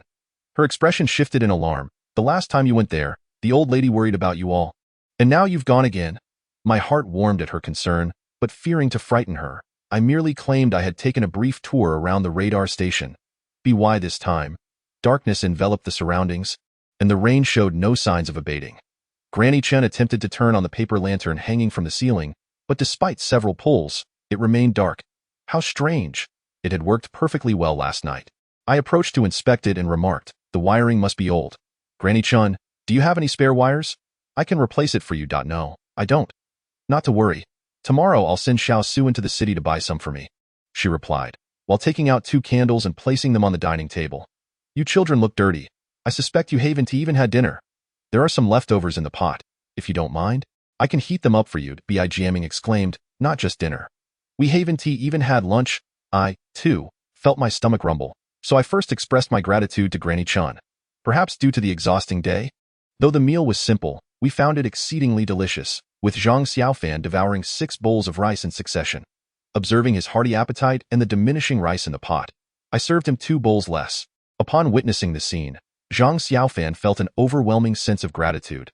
He hastily snatched 2 bowls of rice from the pot, his mouth full of grains as he exclaimed, "Brother, you truly possess great loyalty. Once we return to the city, allow me to treat you to a meal at the finest restaurant in Hangzhou." I chuckled, replying, "Let us forego the extravagant dining. Simply treat me to some Xilong Bao from Jiangninju." Suddenly, with a resounding bang, the door was thrust open by an unseen force, and a fierce gust of wind swept in, extinguishing the candles. The wind carried an ominous chill, suggesting something was amiss. I sprang to my feet, shouting, "Who is out there?" The other 3 swiftly armed themselves, ready for any eventuality. Casting my gaze around, I inquired, "Where's Granny Chen?" Zhang Xiaofan replied, I haven't seen her for quite some time. She is likely busy in the kitchen. A sense of foreboding washed over me as I urged Zhang Xiaofan, quickly, go check on Granny Chun. We must ensure her safety. Without hesitation, Zhang Xiaofan dashed towards the kitchen, but after only a few steps, he began to sway unsteadily. Have you been drinking? Why are you stumbling about like that? I remarked, but before I could finish my sentence, a wave of dizziness engulfed me. Drink? What nonsense. I haven't even had a sip of soup. Zhang Xiaofan collapsed to the ground, and I felt my head grow heavier, darkness closing in as I lost consciousness. When I awoke, I found myself bound to a tree, thick, coarse ropes knotted tightly around me. No amount of struggle could free me. The rain had ceased, and a full moon hung quietly in the sky, casting its light upon the gnarled branches that reached upward like ghostly hands. As I surveyed my surroundings, I noticed Zhang Xiaofan and the other two were similarly restrained to 3 other trees, their heads bowed as if still in slumber. The area was illuminated by flickering torches, and a dozen figures clad in black cloaks, their faces obscured by masks resembling those used in the Nua opera, stood at a distance. One particularly short figure stepped forward, approaching me with a raspy voice. I had presumed the Yin-Yang master to be formidable, yet it appears you are merely a name without substance. However, your escape from the East, O King and his consort, along with the collapse of the Ghost Palace, was indeed unexpected. Gazing into those eyes, I sighed deeply. I should have suspected it was you. Granny Chen. No, what should I call you? The figure emitted a harsh, grating laugh, removing the mask to reveal a familiar, gentle visage. I am a Nua shaman. You may call me Master Wu. Master Wu? The doubts that had long lingered in my mind were now clarified. I asked, the masked specter I saw that night was indeed you, wasn't he it? I never imagined the troop that arrived in Longshan village would consist of Nua shamans. Master Wu did not dispute this. Yet, I was perplexed by one detail. Wasn't he the entire Nua troop thought to be dead? How is it that you? With a nonchalant demeanor, Master Wu explained, that was merely an illusion. I hypnotized the villager who guarded me, making him believe I had truly taken my own life. Then, as he went to inform the village, I returned to life. This doesn't add up. What of the 17 corpses of the entire troop? I recall you stating that officials from the higher-ups were dispatched to investigate. It would have been impossible to deceive them. The sorcerer chuckled sinisterly. Are those experiences truly yours? No, they are all tales I have imparted to you. I was momentarily taken aback. She continued with a sense of pride. In truth, apart from myself, the other 16 have indeed perished long ago. However, our cult of sorcerers possesses a technique of soul possession. How could the villagers possibly be aware of such? For many years, we have disguised our identities and coexisted with them, all the while laboriously constructing the Ghost Palace. Had you not stumbled upon our secret, the world would remain oblivious. Were those 3 temples also instigated by you to be built by the villagers? I inquired. Indeed, the villagers here are rather gullible. I paid individuals to masquerade as wandering sorcerers, and with mere words, I convinced them. These 3 temples have greatly amplified the sinister energy of this place, proving immensely beneficial to our endeavors. No wonder the Dragon Mountain area is rife with hauntings. I presume you orchestrated that as well. Precisely, otherwise this location would have long been targeted for government development. Even if it were not developed, those villagers would remain here for generations, obstructing our plans. I surveyed the young villagers surrounding us and pondered. Logically, sorcerers of your caliber can possess a soul only once in the mortal realm before succumbing to the cycle of reincarnation. These young individuals were not yet born at that time. They could not have been possessed. However, since the construction of the 3 temples and the subsequent surge of Yin energy, your powers have undoubtedly been greatly enhanced. Apart from you, dear sorcerer, it seems the other 16 must have possessed souls more than once. You speak wisely and possess considerable insight, yet your reactions are somewhat sluggish. It has taken you this long to discern my true identity. I sighed and asked, then it follows that you must be the master of the Ghost Palace. Correct? A fleeting, inscrutable expression flickered in the sorcerer's eyes as she queried, what leads you to such a conclusion? I was momentarily stunned and replied, are you not the master of the Ghost Palace? The sorcerer gazed pensively at the dark night sky and mused, since the age of 5. I had my soul extracted by my parents and cast into the Ghost Palace to awaken my innate spiritual abilities. By the age of 10, I had mastered sorcery, and by 20, I had traversed the corners of the earth, witnessing various forms of magic. Yet, I have never encountered anyone as formidable as the master of the Ghost Palace. He transcends both ghost and god. No, he transcends all that lies beyond the known realms of existence. I remarked, Thus, he dispatched you to masquerade as the leader of a troop to Dragon Mountain Village for the construction of the Ghost Palace? Permit me to divulge, she continued, Dragon Mountain serves as a junction between the realms of Yin and Yang, a rare domain of ghostly presence within the world. Only the master of the Ghost Palace possesses such remarkable foresight.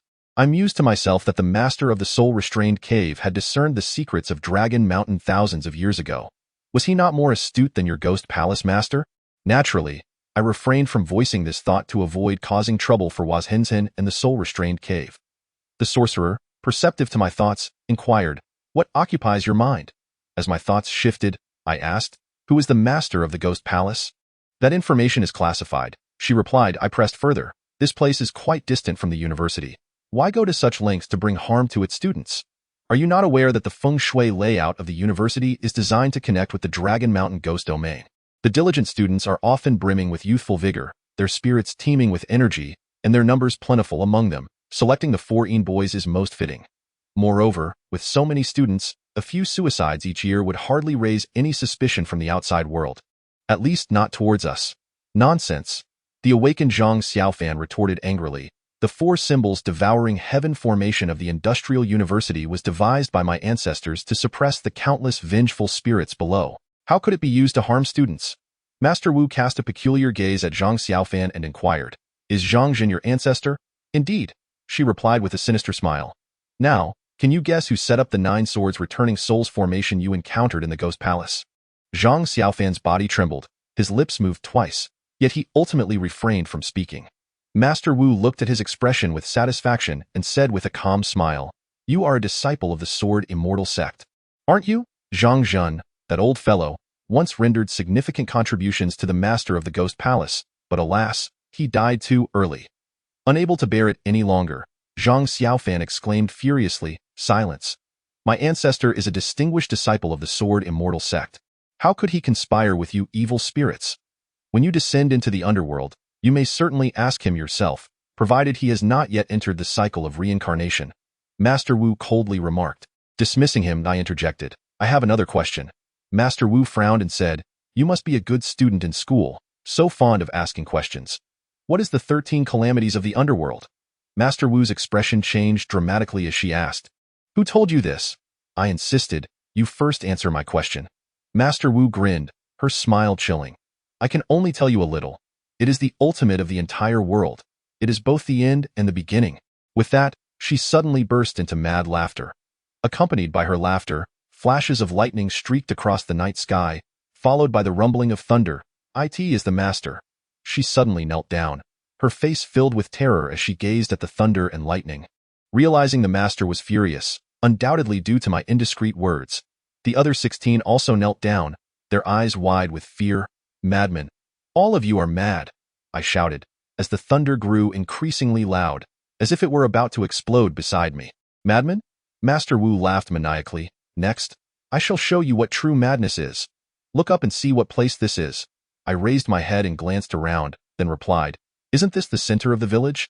Master Wu affirmed. "Indeed." I asked, "What do you intend to do?" She declared, "A human sacrifice." I was taken aback. "A human sacrifice?" Zhang Xiaofan interjected. "This is the gathering place of the 3 ancient temples, the area with the densest energy in the entire village. If she intends to spill human blood here, it must be to summon some kind of evil spirit." My thoughts raced, and suddenly I recalled a possibility. "Do you wish to summon the vengeful spirits from the Ghost Palace?" Master Wu's eyes gleamed with approval. "Clever, you grasped it instantly. However, you still do not know whom I intend to summon." I found myself utterly perplexed and thus inquired, "Who is it?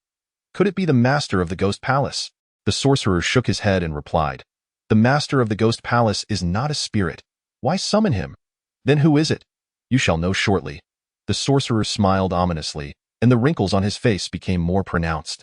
Just as I pondered whom this group of sorcerers intended to summon, she, wielding a short dagger crafted from bone, approached Yu Xiaoxiang and plunged it into his upper arm.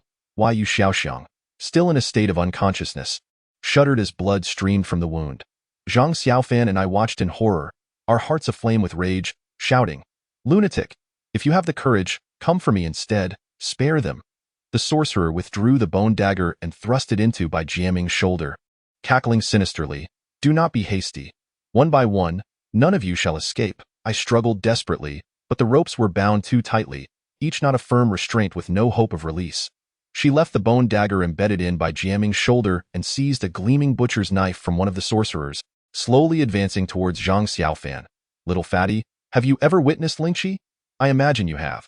The executioner will slowly glide the blade across your soft, plump flesh, each incision taking only a small portion of skin. You will scream in agony, yet until 999 cuts are made, my dear grandmother will not allow you to perish, hee. She moved with deliberate slowness, her speech languid and gentle. However, each word she uttered was imbued with a bone-chilling aura that penetrated deep into one's marrow. At that moment, mournful and somber singing arose around us. The melody was most peculiar, accompanied by the eerie, low voices of the sorcerers, as if it emanated from ancient specters, instilling a profound sense of dread. The blood of you, and by trickled down into the muddy ground from the edges of their garments. The earth, parched and long deprived, desperately absorbed the blood, emitting a wailing akin to ghostly lamentations. Several withered hands emerged from the soil, clawing frantically at their calves. Go away, you and Bai, awakening in agony, let out terrified cries, desperately stamping their feet. Yet, for every hand they crushed, 2 or 3 more reached out towards them. The hands laughed, a sound only the deceased could produce. Eventually, due to excessive blood loss, they succumbed to unconsciousness, allowing the hands to crawl up their calves, progressing towards their thighs and then their upper bodies.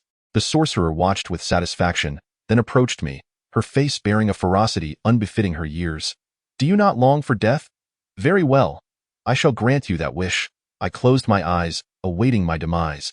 But to my astonishment, after a considerable time had passed, the blade had yet to pierce my flesh. Upon opening my eyes, I beheld the once stoic sorcerers scattering in disarray, as though a momentous event had transpired.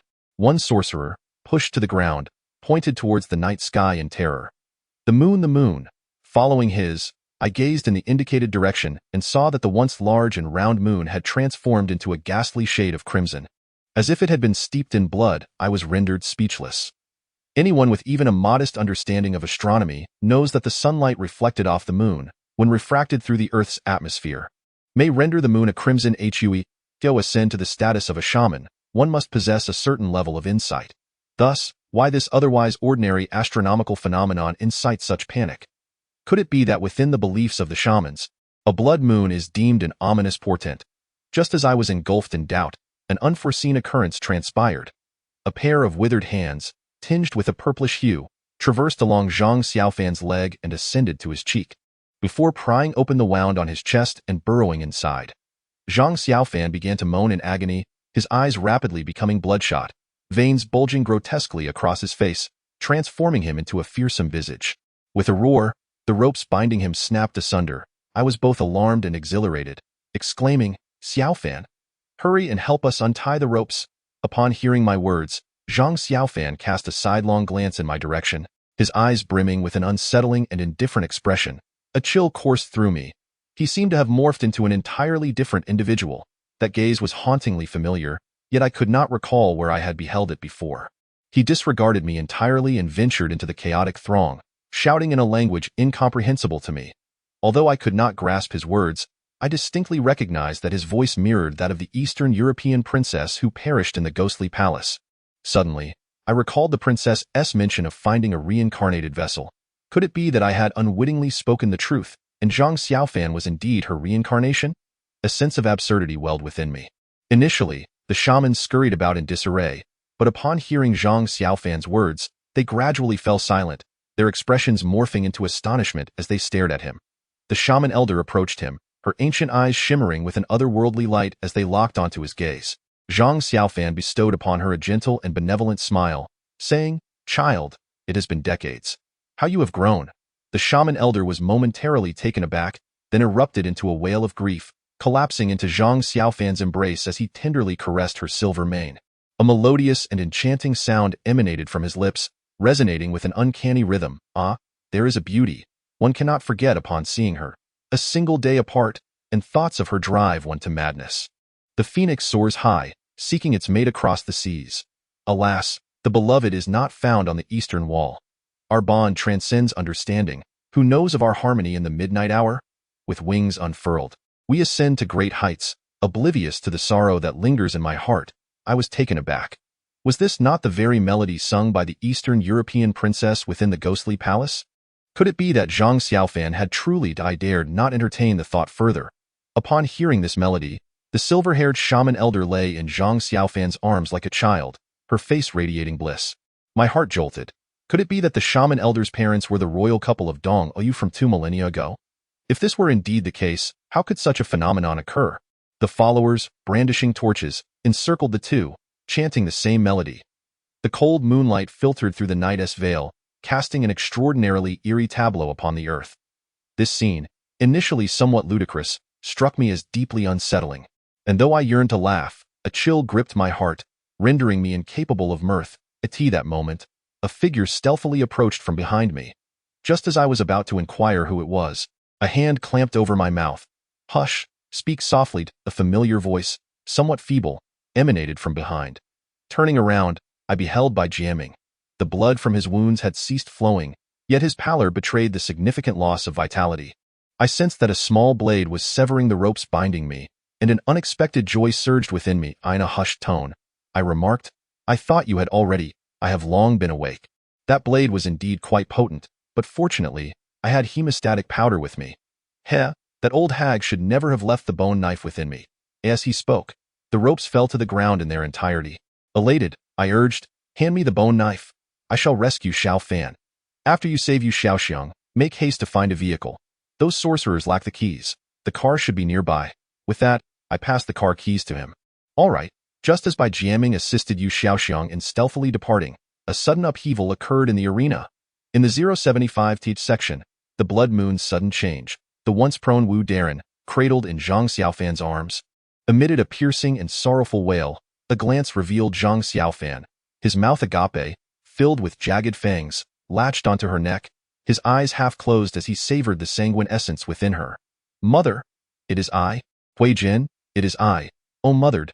Wu Darren struggled desperately, yet remained ensnared in the embrace of the Dong-O princess. Gradually, her voice waned, her struggles diminished, until, under the gaze of all, she transformed into a desiccated corpse. The sorcerers were rendered speechless by this unexpected scene. They ceased their incantations, wide-eyed, staring at the Dong-O princess and the lifeless body she held. After draining the blood, a faint bluish hue emanated from her skin, and her eyes grew increasingly crimson. Disposing of Wu Darren's corpse as if it were mere refuse, she exhibited no semblance of kinship. Wu Darren's murky old eyes gazed longingly at the night sky, failing to comprehend the unfolding events until her last breath. The princess wiped the blood from her lips and approached a young female sorcerer, whom I recognized as the wife of villager Xiao Su. "You appear quite youthful. Your essence must be exquisite," the princess remarked, a sinister smile revealing her sharp white teeth.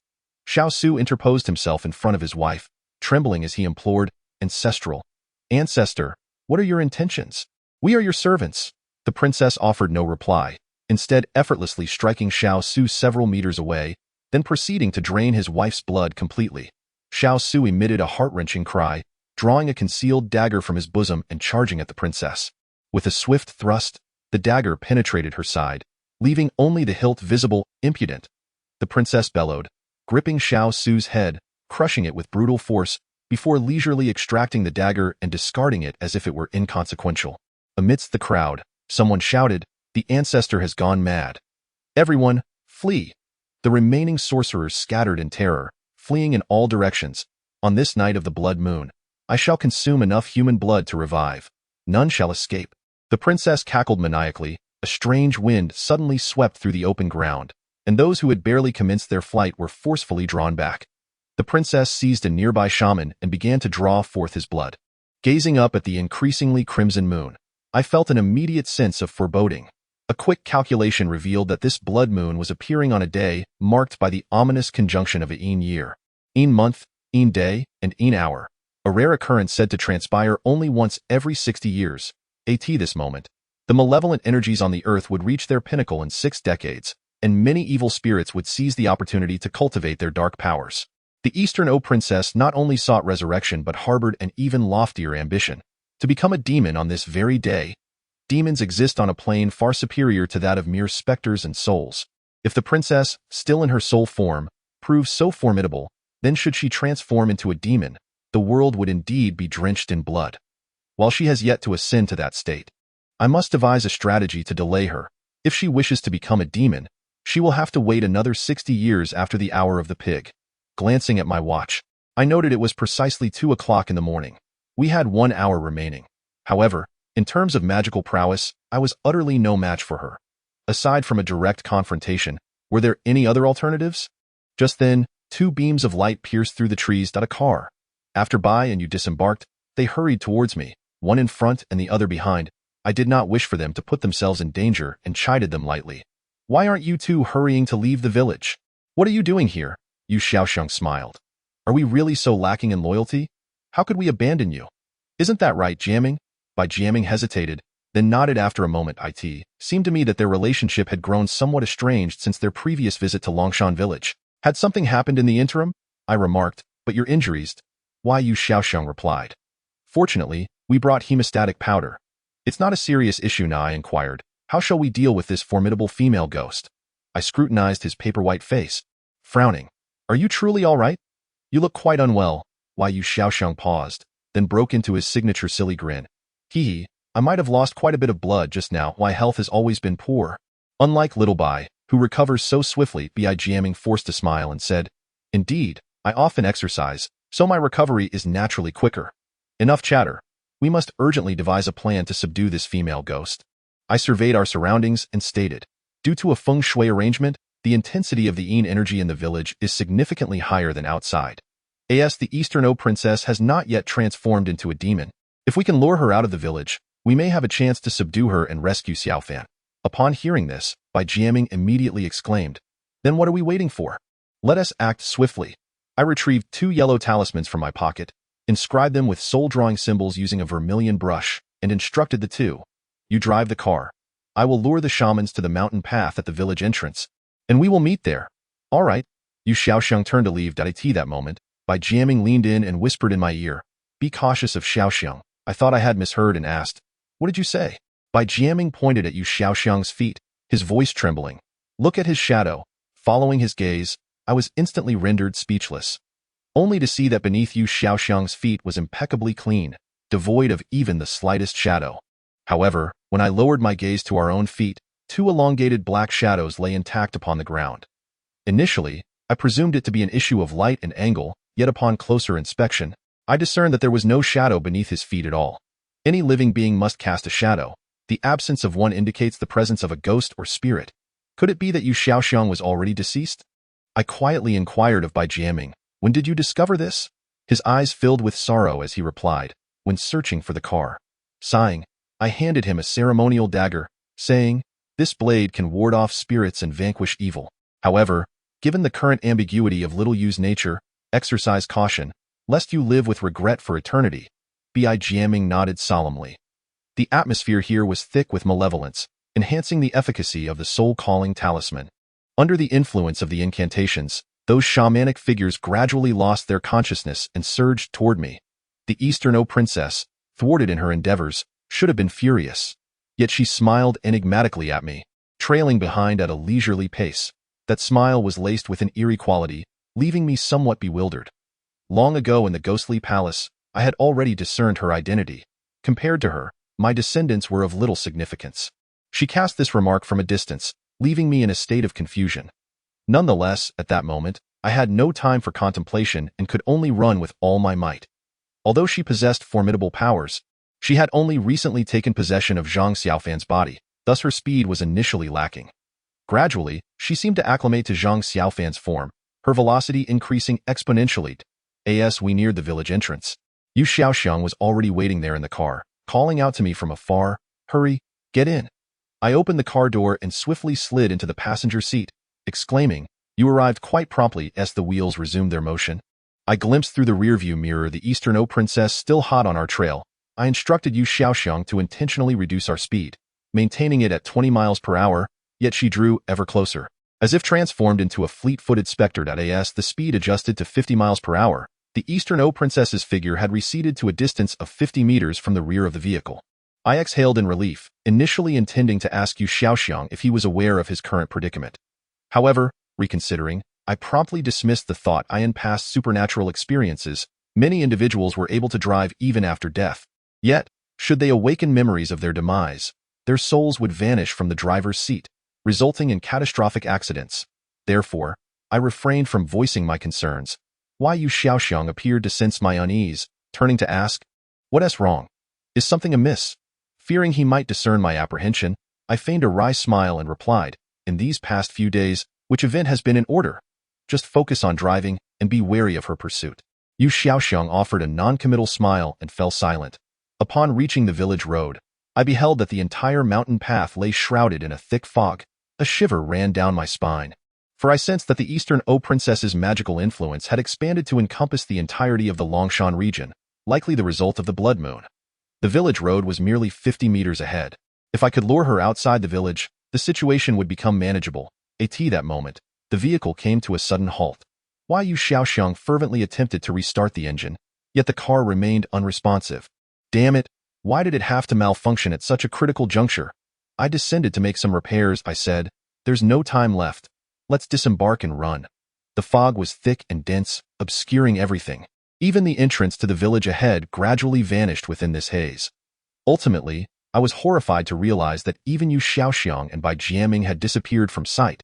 I shouted their names, but there was no response. It felt as though I were the only soul left in this vast expanse. I sprinted straight ahead. Yet even after covering 100 meters, the fog still enveloped me. How could this be? I wandered aimlessly, attempting to dispel the fog with incantations, but alas, I failed. My heart was filled with astonishment.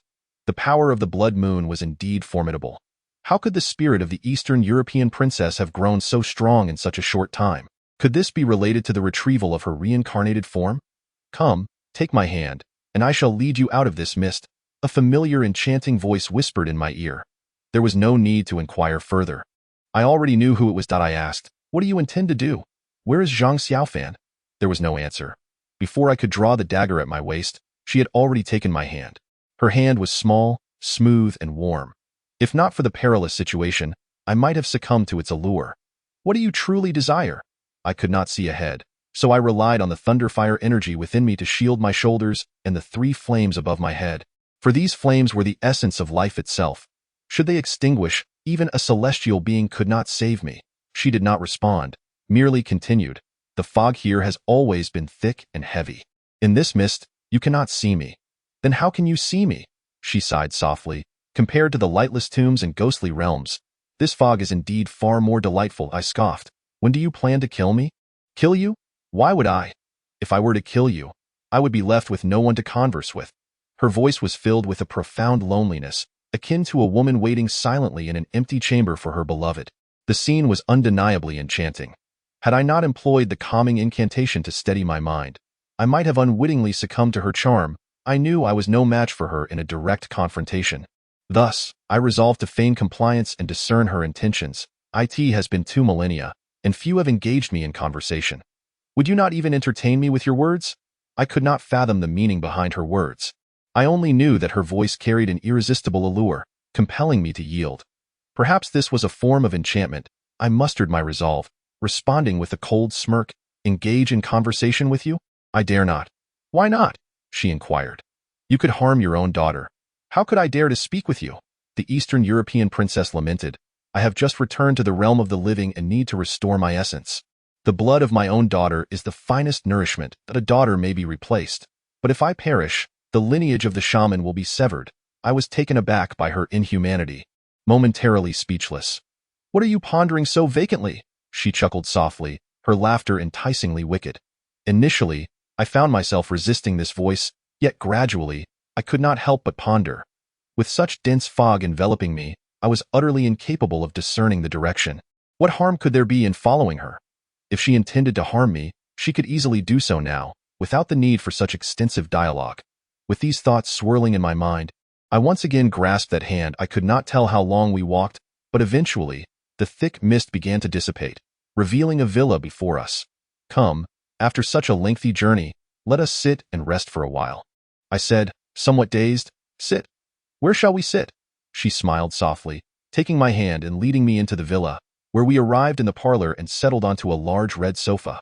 The house was painted a vivid red, with crimson walls, a scarlet floor, and ruby-hued furnishings. Even her attire was a blood-like red. an intensity that was almost suffocating. She took a seat beside me, loosening her hair, which cascaded down her back like a waterfall. Her skin was fair, and against the backdrop of her red garments, it radiated a unique, rosy glow characteristic of femininity. Her features were exquisite, her posture elegant, and even the manner in which she released her hair was breathtakingly enchanting. I finally comprehended why she had once stood out among so many sorceresses, becoming the beloved of the king of Dongou. "Where is this place?"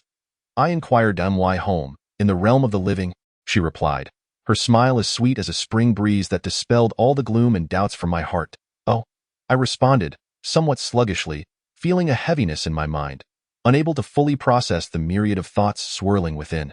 Enveloped in this embrace of color and fragrance, my heart seemed to lose its way, and a thought arose.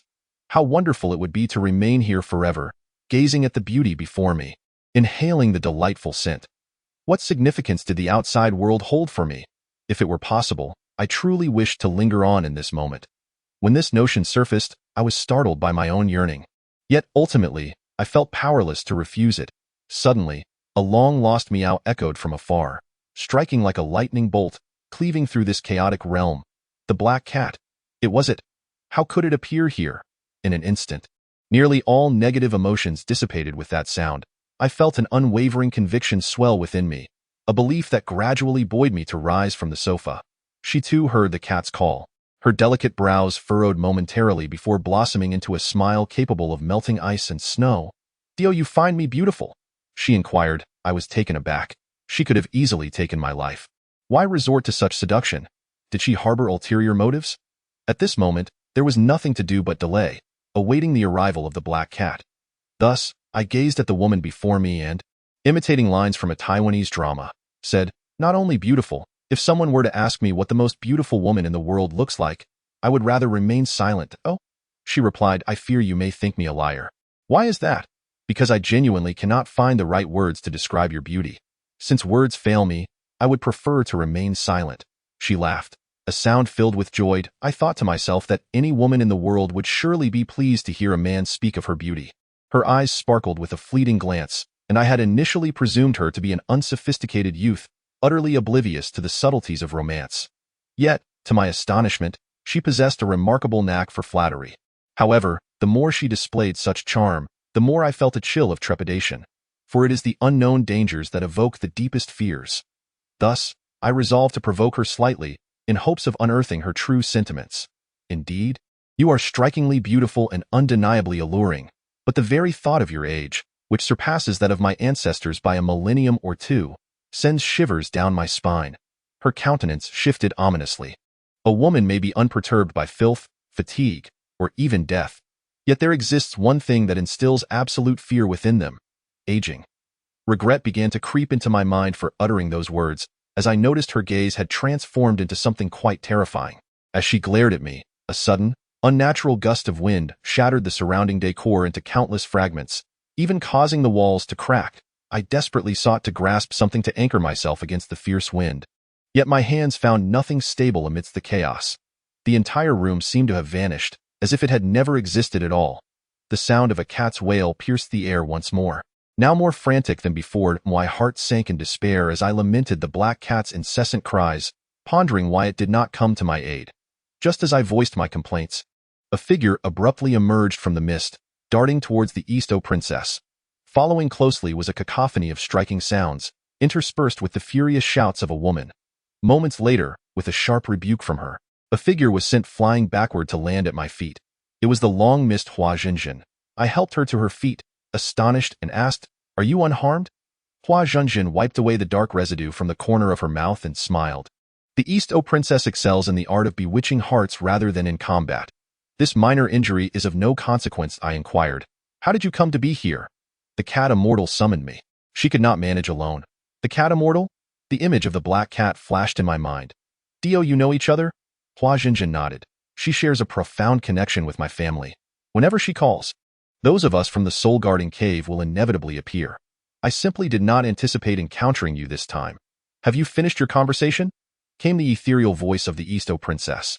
The bedroom adorned with red decorations vanished, replaced by a dilapidated abode cloaked in cobwebs.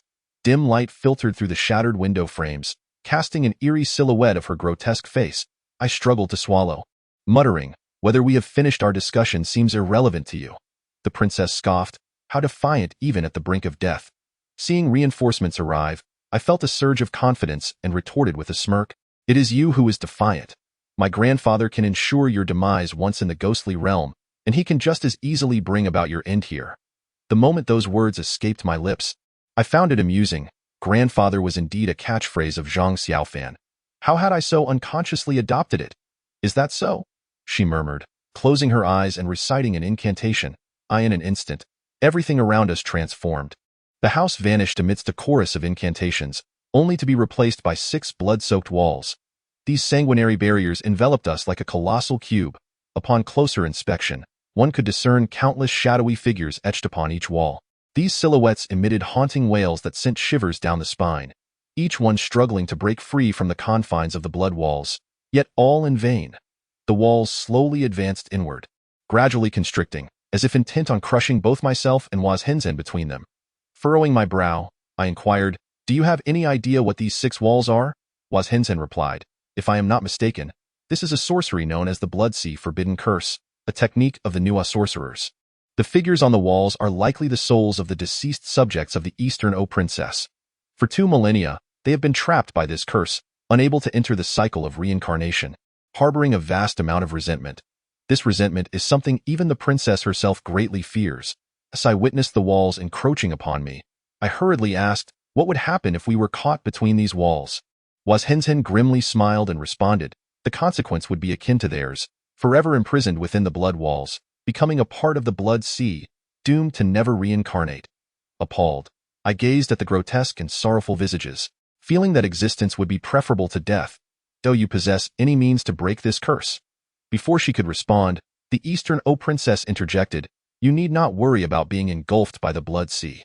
Your body and soul are far too precious, for I intend to use you to concoct elixirs. However, that female specter is not so fortunate." "Use me to concoct elixirs? Why? Is it merely because I am a foreign child?" "The foreign child is of little consequence. Do you still not realize your true identity?" The more I listened, the more perplexed I became. "True identity? What true identity do I possess?" The Eastern O Princess remarked. "It seems even you are unaware. However, I have just discovered it myself. Compared to my reincarnated flesh, your blood holds far greater value." Stunned, I was about to question further when I noticed the space around us dwindling, and the blood walls closing in. I swung my dagger at the blood wall, only to find that a powerful suction from within it swiftly drew my peachwood dagger inside. I hastily released it, narrowly avoiding being pulled in as well. Wazhenzen stated, "There is a way to break the blood shadow curse. We must kill her." I chuckled bitterly. That solution seems even more implausible. We don't even know where she is. "She is right here." A flicker of understanding dawned upon me. Was it true that if we vanquished these 6 walls, we would effectively eliminate her as well? Would the 6 walls then dissipate? Wazhenzen affirmed, "Your perception is quite keen." With a sigh, I lamented, "But how could we possibly destroy either of them?" A faint smile graced Wazhenzen's lips as she responded, "Have you forgotten about the cat immortal?" The blood walls continued their relentless advance, suffocating every inch of space and time, the mournful wails drawing ever closer. Just as we stood on the brink of despair, a sudden, powerful presence surged forth. Section 078. The concealed truth. A chorus of scornful exclamations erupted, followed by the sudden collapse of the 6 blood-red walls, as if they had lost their very foundation, vanishing into thin air. We found ourselves once more within that dilapidated abode, where a young woman clad in ancient blue attire was locked in combat with the Princess of Dong'o. Who could she be? The blue-clad figure struck a chord of familiarity within me, yet I could not recall her identity. Huazhen gazed deeply into my eyes and softly proclaimed, "She is the cat immortal." "What, then, is the origin of this cat immortal?" Huazhen continued, "When I was but a child, I often witnessed the cat immortal traversing the ghost realm and the soul-restraining cave. Why parents held her in great esteem, though they never revealed her origins. As we spoke, the cat immortal and the Princess of Dong'o had exchanged blows for several dozen rounds. Initially taken aback, the princess soon regained her composure, and the cat immortal, finding herself increasingly beleaguered, began to falter. Huazhen whispered, "What about the bell I gave you?" I retrieved it from my pocket and murmured, "What purpose does it serve?" Without a word, Huazhen took the bell from me. The surrounding mist began to dissipate, the red house vanished, and the scenery reverted to the semblance of a mountain path. The princess's stunning visage faded, replaced by that of Zhang Xiaofan. With a swift motion of her hands, a bundle of antiquated wires soared through the air, ensnaring the cat immortal tightly. As she extended her sharp claws towards the cat immortal's heart, Huazhen leaped into action, the bell transforming into a brilliant white light that struck fiercely. The princess let out a wretched cry as the white light carved a deep gash across her back. It was only her timely evasion that spared her from being cleaved in two. The soul-capturing bell. The princess gasped, her eyes wide with terror. How could you possess the soul-capturing bell? No, this cannot be with that. She unleashed a forceful strike that sent me sprawling. I had not anticipated the bell's remarkable agility. Without hesitation, I counterattacked, driving her into a corner, while the cat immortal and Huazhen seized the opportunity to strike. Alas, the princess's agility was too great, and the bell could not reach her. Swiftly, I retrieved 8 30-centimeter-long steel spikes from my backpack and charged back into the fray. This time, my intent was not to engage in a reckless brawl, but rather to plant the 8 spikes into the ground around her amidst the chaos. These spikes, known as the 8 gates of soul-locking spikes, were designed specifically to counter formidable spirits. By the time she realized the anomaly surrounding her, it was too late. Initially, the 8 spikes formed an invisible barrier, ensnaring her and preventing her from advancing an inch. However, I had underestimated the malevolent energy of the blood moon, as she relentlessly charged against the spikes, bending them with ease. You think these flimsy spikes can contain me? How laughable! I hurriedly produced a treasured gourd, biting my middle finger to let blood drip upon it, and aimed it towards the princess. That moment, a wandering shaman inadvertently stumbled into the formation. A beam of white light shot forth from the gourd, sending him crashing to the ground. Seizing the opportunity, the princess pounced upon the shaman, drawing the yin energy from his very being. Realizing the dire situation, I swiftly directed the gourd towards the princess. Yet, she was cunning. With a deft roll, she positioned the shaman in front of her as a shield. The sorceress was overwhelmed by an immense influx of negative energy from the princess, rendering her exceedingly weak. She could no longer withstand the onslaught of the precious gourd, which promptly exploded, scattering flesh and entrails across the ground. The princess then rose from the earth like a triumphant victor, releasing a series of sinister cackles. With a forceful stomp of her feet, she caused the 8 steel nails to tremble and dislodge from the floor. Clattering to the ground, with a flick of her wrist, a tempestuous wind surged forth, blinding us and making it impossible to keep our eyes open. Just as despair began to engulf me, Hua Zhenjin suddenly exclaimed, "There are still a quarter of an hour left until the hour of the pig. The Dongoyu princess has not yet fully transformed into a demon. We still have a chance." My spirits lifted, and just as I was about to inquire how we should proceed, a familiar figure burst through the door and rushed towards the Dongoyu princess, enveloping her from behind in a tight embrace. Upon closer inspection, it was Yu Xiaoxiang. While desperately holding onto the Dongoyu princess, he shouted to me, "She has not truly become a demon yet. Quickly, use your gourd to vanquish her, or it will be too late once the hour has passed."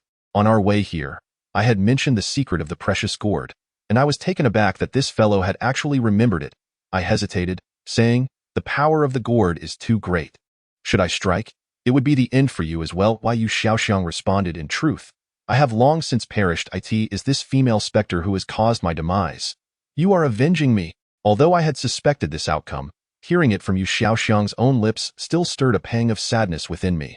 The Dongoyu princess, while struggling, let out a menacing laugh. "The body I inhabit is not yet dead. He is your friend. Can you bring yourself to strike?" I was filled with mixed emotions. Joy that Zhang Xiaofan had not perished, and alarm at the validity of the Dongoyu princess's words. How could I bring harm to a dear friend? In my moment of hesitation, Hua Zhenjin snatched the gourd from my hands and swung it towards the Dongoyu princess, declaring, "He is his friend, but has no connection to me." Perish! Zhang Xiaofan's pupils contracted, and suddenly, a green shadow detached itself from his body, drifting towards me. The gourd halted about half a foot in front of Zhang Xiaofan, and Hua Zhenjin urged me, "The Dongoyu princess has been forced out of Zhang Xiaofan. This is a rare opportunity." With that, she hurled the gourd towards me. I caught it and, without a moment's hesitation, unleashed a strike. The Dongoyu princess floated right before me, and before she could react, she was cleaved in two by the sharp white radiance. Seizing the moment, the cat immortal leapt forth, tearing open a rift in the air with both hands. The rift was filled with nothingness, pulling the Dongoyu princess, who sought to merge with Zhang Xiaofan, into its depths. "Do not revel in your triumph. I shall return. The voice echoed, gradually fading away as the rift sealed shut. The cat immortal descended gracefully to the ground, as if merely having accomplished a trivial task. Hua Zhengjin, filled with joy, rushed forward and called out, "Grandma!" The cat immortal smiled and gently stroked her head before turning to depart. "Wait!" I shouted. Hua Zhengjin turned back and said, "Li Zheng, I must return now. If you miss me, come to the Soul Garden Cave to find me." I nodded vigorously. "I will definitely come back to find you." Beyond the village path lay the realm devoid of barriers. Zhengjin's spirit could not venture there. "You should leave early," I advised. The cat immortal, without turning back, inquired, "Who exactly are you? Why have you transformed into a black cat to follow me? When the time is right, the truth shall naturally be revealed." "You should go check on your chubby friend," the cat immortal nonchalantly remarked before vanishing into the mountain path alongside Hua Zhengjin. I hurried after them, yet there was no trace of her to be found. Zhang Xiaofan swayed on the spot, closed his eyes, and collapsed. I rushed forward to support him, asking, "How are you? Are you all right?" With a bewildered expression, Zhang Xiaofan replied, "What just happened? Why am I here?" I patted his shoulder and smiled, saying, "It's nothing. Everything is in the past." Despite my words, my face still bore a look of concern. Although the princess of Dongou had been repelled, one could not guarantee she would not return. Moreover, there were still unsolved mysteries, such as the 13 tribulations of the Netherworld, the master of the Ghost Palace, and the true identity of the cat immortal. Also, who am I, really? Chapter 079. Old Tang's life-saving message. Upon returning to the city, my foremost task was to return Hu Yu's soul to his body, while Bai Jiaming escorted the still unconscious Zhang Xiaofan back to the dormitory. I examined his body and found that his fainting was not due to any internal or external injuries, but rather from having expended too much yang qi while being possessed by the princess of Dongou. A little rest would suffice for recovery. Hu was in a special single-care room, with only Mr. and Mrs. Hu present. After hanging a do not disturb sign at the door, I retrieved Hu Yu's soul from my backpack, set up a ritual altar, and guided him back into his own body. To my surprise, the Hu couple remained calm and silent beside the altar, their eyes resolute in guarding me. At the time, I felt a twinge of astonishment but thought little of it. It was only much later that I realized they were far from simple as they appeared, though that is a tale for another time. As time slipped away, after approximately 8 hours, the ritual concluded and darkness enveloped the sky. Thankfully, the Hu couple's vigilance prevented anyone from interrupting. Watching Hu Yu gradually awaken before the hospital bed brought me immense solace, while simultaneously evoking a sense of surreal nostalgia. 10 years ago, Master Old Tang had saved me in a similar manner, and now it was my turn to rescue someone else. Was this not a form of karmic cycle? However, although Hu Yu had awakened, he had suffered grave injuries in the Ghost Palace, resulting in memory loss and a dazed demeanor. The doctors speculated that he might never fully recover. Yet, I noticed no hint of disdain or sorrow in the eyes of Mr. and Mrs. Hu. Instead, only joy radiated from them. It was said that during Hu Yu's days in bed, not a single girl had come to visit him, nor had he received a single phone call. I recalled the soul of Shun when you still residing in my backpack and sighed inwardly. Perhaps this was the essence of karma, and no sooner had I left the ward than Zhang Xiaofan called. "Has Hu Yu awakened?" I nodded, replying, "He has awakened. But what? Hurry up and tell me." I recounted the specifics of the situation, and on the other end, he sighed, "This is all fate, brother. We've done our best. As long as he's okay, that's what matters." I inquired with concern, "How are you doing now? Do you feel any better?" "Greetings. Have you ever contemplated the experience of being possessed by a 1,000-year-old female ghost? Although the situation has improved considerably, I still feel a profound unease within." I understand the implication of his words and counseled him. A ghost is ultimately just a ghost. There is no need to take everything at face value. Even if it were true, perhaps your ancestors had their own unspeakable grievances. That is the only way I can rationalize it. No. Tomorrow I shall request a leave of absence from school to consult my master. I concurred. This matter is indeed significant. Shen you once mentioned that it pertains to the life and death of humanity. Furthermore, could you also inquire about what the 13 trials of the Netherworld entails? Until this enigma is unraveled, I cannot shake off this gnawing anxiety. Very well, you can count on me. By the way, have you reported it to the police? That has already been done. The authorities have discovered Xiao Xiang's body in Longshan village. There were wounds, and he succumbed to excessive blood loss. I suppressed the sorrow rising within me and inquired, "Have all the remaining villagers been apprehended?" The police found no villagers in the village, suggesting they have all fled. All right, I understand. It seems I shall need to venture into the ghost realm again another day. Do not worry about it, my friend. When I accompanied the police to the scene earlier, I discovered that the entrance to the Longshan ghost realm has been sealed and it is now indistinguishable from any other place. Let us leave it at that. You have exerted yourself, so please take a moment to rest. I shall contact you again another day. I was taken aback. The call had already ended. The next morning, I arrived at the store to find Mr. and his wife present. Thus, I tendered my resignation and returned the 30,000 yuan Mr. Who had previously given me without a single penny missing. This time, Mr. Who did not refuse, but instead retrieved a pre-filled check from his drawer and handed it to me. I have encountered money before. Yet upon seeing the amount written on the check, I could not help but be astonished. Please, do not refuse a father's gratitude, Mr. Who said earnestly, and this check is not solely for you. It is also for those 3 brave souls who risked their lives for Hu Yu. I am aware that one has already passed away, and all of this arose from Hu Yu's circumstances. Jianjia and I lack the face to confront his parents, so I must entrust this matter to you. I pondered for a moment and accepted the check. I was resolutely opposed to accepting this check. Unsurprisingly, Zhang Xiaofan adamantly refused to take the money. Firstly, his family is not in need of funds. Secondly, he believes that rescuing a brother is a matter of moral duty, and accepting money would tarnish that bond.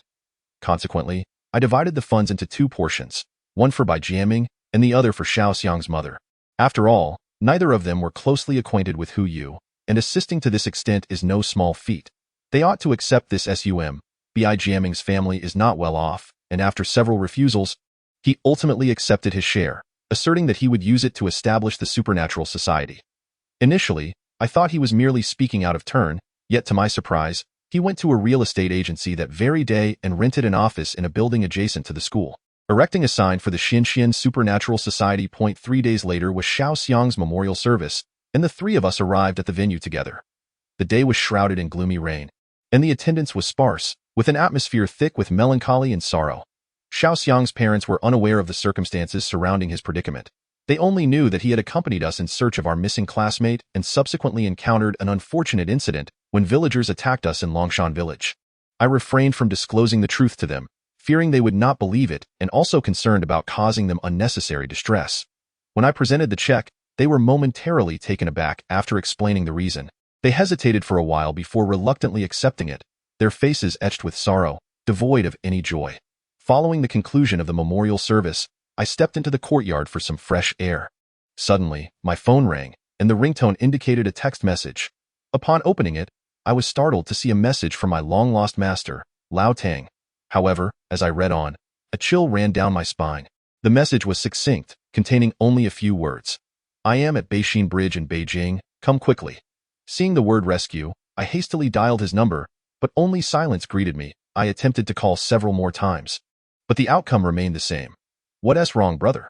You look pale, Zhang Xiaofan inquired. Having appeared behind me without my notice, I showed him the content of the message, and he pondered. Beixin Bridge? Why does that name sound so familiar? I replied urgently, what kind of place is that? Think quickly. I rummaged through my pocket for my phone and stated, in this day and age, why bother thinking? Just consult Baidu if you're unsure with that. I opened the Baidu app and began my search. Moments later, he exclaimed, now I understand why this place sounds so familiar. It's here. He then handed me his phone. As I examined the details, I discovered that Beixin Bridge is famed in Beijing as a site of supernatural occurrences, rumored to house a dragon sealed within a well, a feat accomplished by the renowned Ming Dynasty statesman Liu Bowen.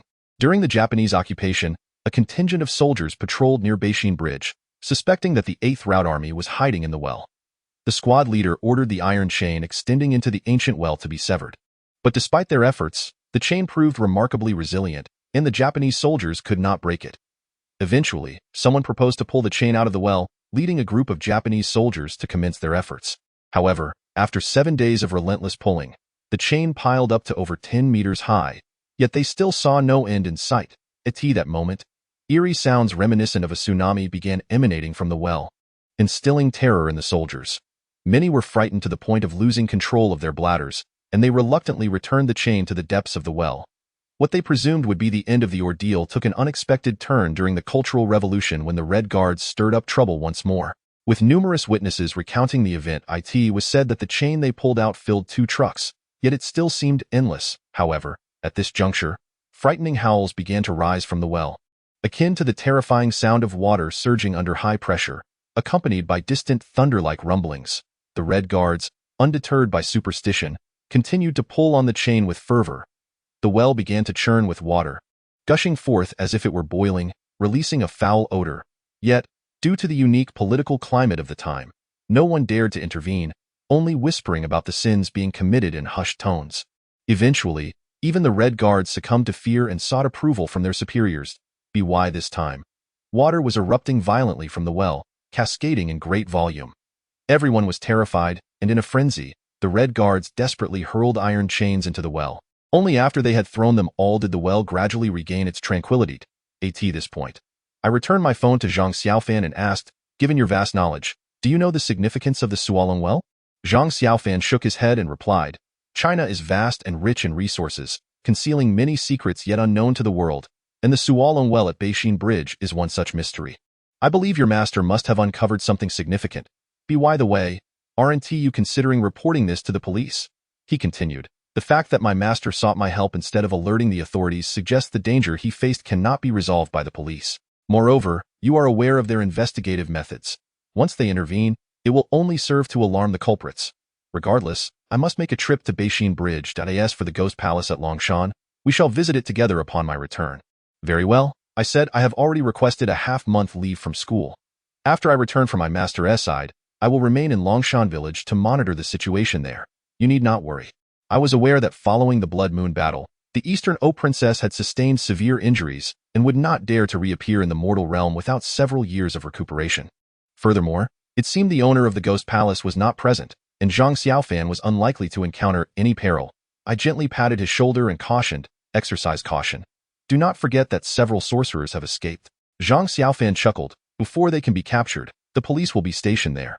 So I am not fighting alone. As for you, do take care. After dinner, I headed to the airport to book a flight. By the time I arrived at Beijing Airport, it was already past 1 in the morning. Stepping out of the airport, the streets were eerily quiet, as if enveloped in deathly silence, entirely devoid of the vibrant atmosphere of the capital during the day. Perhaps this was to be expected right after the new year. Wandering alone down the street, I had not seen a single vehicle pass by for quite some time. Typically, one would find a hotel to rest upon arriving from a flight, but I was eager to reach Beixin Bridge and had to hail a taxi as I walked. Unbeknownst to me, I found myself standing in front of an internet CAF, surrounded by darkness. With only the bright lights inside illuminating the night, a gentle breeze brushed past, causing me to involuntarily shiver, and I realized that my attire was rather insufficient. The winters in the north are indeed far colder than those in the south, numbing my senses. Just as I was contemplating entering the CAF for a warm drink, I heard the abrupt sound of tires screeching to a halt nearby. Need a ride? A male voice called from a taxi that had pulled over. Elated, I opened the door and climbed inside, immediately feeling a wave of warmth. Where to, young man? The driver inquired. To Beixin Bridge, I replied. The driver chuckled. You're heading there this late to take the subway? The subway? I was taken aback. Isn't that just a bridge? The driver looked momentarily puzzled and asked, aren't you referring to the subway station south of Yonghe Palace, within Dongzhimen, which is named Beixin Bridge? I pondered for a moment, recalling that old Tang had sent the message to me in the morning, when the subway station would have been most crowded. If something had gone awry, he should have sought help from those nearby rather than contacting me, who was miles away. Moreover, the bustling subway station in broad daylight was unlikely to harbor any danger. With these thoughts in mind, I shook my head and clarified, it's not the subway station. It's Beixin Bridge, the name of a bridge. After a moment of contemplation, the driver remarked, your accent suggests you are not a local. I discerned the underlying implication in his words and nodded in response. This is my first visit to Beijing. A friend is supposed to meet me at Beixianxia. By the way, I've heard there is a long lock well beneath that bridge. So that is the case. However, this is merely a legend. There indeed used to be a bridge there, albeit modest in scale, constructed during the Ming and Qing dynasties as a tribute to local folklore. It was dismantled during the subway construction in the 1990s. Hence there is no bridge at all now. Are you certain your friend is waiting for you beneath the bridge? I had not anticipated this revelation, and after a brief moment of reflection, I replied, perhaps I misheard. Then I added, could you please take me to that subway station? I shall search for it myself.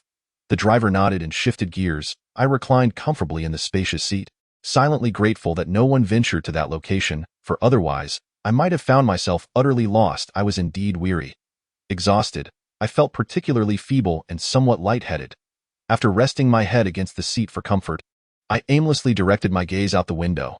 The streets lay desolate, devoid of any sign of pedestrians. The dim glow of the headlights cast faint halos against the inky night. The atmosphere felt rather peculiar. Although it was the festive season, and many travelers had returned to their hometowns, it should not be this eerily quiet. "What day is it today that the streets are so subdued?" I broke the silence. Attempting to engage the driver in conversation, the driver responded, his tone somewhat aloof. "Do you smoke, sir?" "Though I do not smoke myself, I carry a pack for social occasions." However, I realized in my haste, I had forgotten to purchase cigarettes. Just as I was feeling awkward, the driver's icy voice came from the front. "I do not smoke." My mood soured slightly, and I chose to remain silent. I had heard that taxi drivers in the capital were quite warm-hearted. Yet, this one seemed rather indifferent. The car moved solitary along the street, akin to a wandering soul adrift in the night, lonely and resigned. After a prolonged silence, I forced a smile and said, "Aren't you afraid driving this late?" Then, deliberately lowering my voice, I ominously added, "The roads are usually rather treacherous at night." "What can I do?" "I am on the night shift," the driver replied without turning his head. "Haha, then why don't you request a shift change?" Noticing his tone had softened, I seized the opportunity to chat further. "I am the only driver. Swapping with anyone would yield the same result. In truth, I would love to experience the sensation of driving during the day." His voice betrayed a hint of longing. I murmured in acknowledgement, eager to continue the conversation, but was suddenly taken aback. This driver claimed he had never driven during the day. How could that be possible? Was he not human? Upon this realization, I discreetly formed a gesture of inquiry. After a moment of relief, I confirmed he was indeed a living person. Nonetheless, I couldn't shake the feeling that this vehicle held an air of the uncanny. So I said, "Driver, please stop. I've arrived." "Aren't you headed to Bikesinkio?" "It's still early," he replied coldly, showing no intention of slowing down. "Don't look around. Just sit tight." The words of the driver seemed to possess an ineffable enchantment, rendering me utterly unable to resist. I craned my neck and glanced up at the rearview mirror. Cold sweat. 1 drop, 2 drops. Fortunately, the terrifying scenario I had envisioned did not materialize in the mirror. I patted my chest, offering myself a measure of comfort. However, an unsettling feeling began to creep in, the specifics of which eluded me. I scrutinized my surroundings with uncertainty. Everything appeared to be in order, yet the silence had grown unsettlingly profound. Suddenly, it felt as though something had struck my mind with a heavy blow. When I shifted my gaze back to the rearview mirror, I sat bolt upright. One thing was conspicuously absent. The shadowed I could not see the driver's shadowed. It is said that only spirits lack a reflection in the mirror. Yet, I had previously tested him, and he was undeniably a living being. Could it be that he had become possessed by some malevolent entity? The legendary Chumasian, known in the Northeast, was said to do just that, which explained why my earlier probing had yielded no results. I discreetly retrieved a talisman from my pocket, preparing to take action, when I heard the driver's voice from up ahead. I never imagined that after all these years of driving at night, I would end up transporting a Yin-Yang master. "I advise you not to make any rash moves. We are currently traveling at least 70 miles per hour. If I were to encounter an accident, you would undoubtedly suffer the consequences as well." "Are you a Chumasian?" I inquired. The term Chuma refers to certain animal spirits, such as foxes, snakes, and weasels, which, after hundreds of years of cultivation, attach themselves to humans. They descend to the mortal realm to accumulate merit in order to attain a place among the immortals and become true celestial beings. Given the complex nature of these practitioners, distinguishing between good and evil is often challenging. The driver turned his head coldly, and in the dim light of the night, I beheld a face devoid of features, resembling one obscured by a white cloth, faintly glowing with a ghastly pallor. As we exchanged glances, he suddenly laughed, prompting me to laugh as well. Just as my laughter faded, our hands, his right hand and my palms, collided with an almost indistinguishable force. The rush of energy was so intense that time seemed to come to a standstill. The vehicle continued to glide smoothly along the road. The driver's left hand remained nonchalantly gripping the steering wheel, while beads of sweat began to form on my forehead, the veins bulging ominously. "When did you realize my true identity?" I asked. "Just a moment ago. It seemed I had been too careless. You Chumasian are known for your discretion, usually maintaining a distance from human sorcerers. Why, then, are you targeting me this time?" A sense of foreboding surged within me as I paused. "You specifically came to pick me up outside that internet CAF.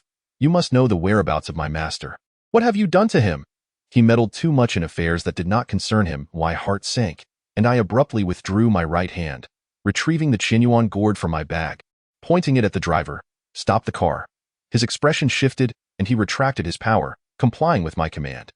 You should be aware of the power of this artifact. To be frank, I have no intention of causing you harm. Very well, he replied. Just as I was prepared to listen intently, he suddenly flung open the car door. His left foot already poised to step outside. I knew he would never yield, and thus I had no choice but to activate the gourd. In an instant, a blinding light illuminated the night sky within the CAR. As the radiance faded, a dark mist emerged from above the driver's head, vanishing into the night like a wraith through the car window. This was my first encounter with the Chumasian, and my unfamiliarity with their methods ultimately allowed him to escape. The true driver slumped in his seat, appearing as though he had fallen into a deep slumber. I reached out to check his breath, relieved to find no immediate danger to his life, and stepped out of the car with a sense of ease. It seemed that old Tang had offended someone of considerable influence, for they had summoned a rare Chumasian from the underworld.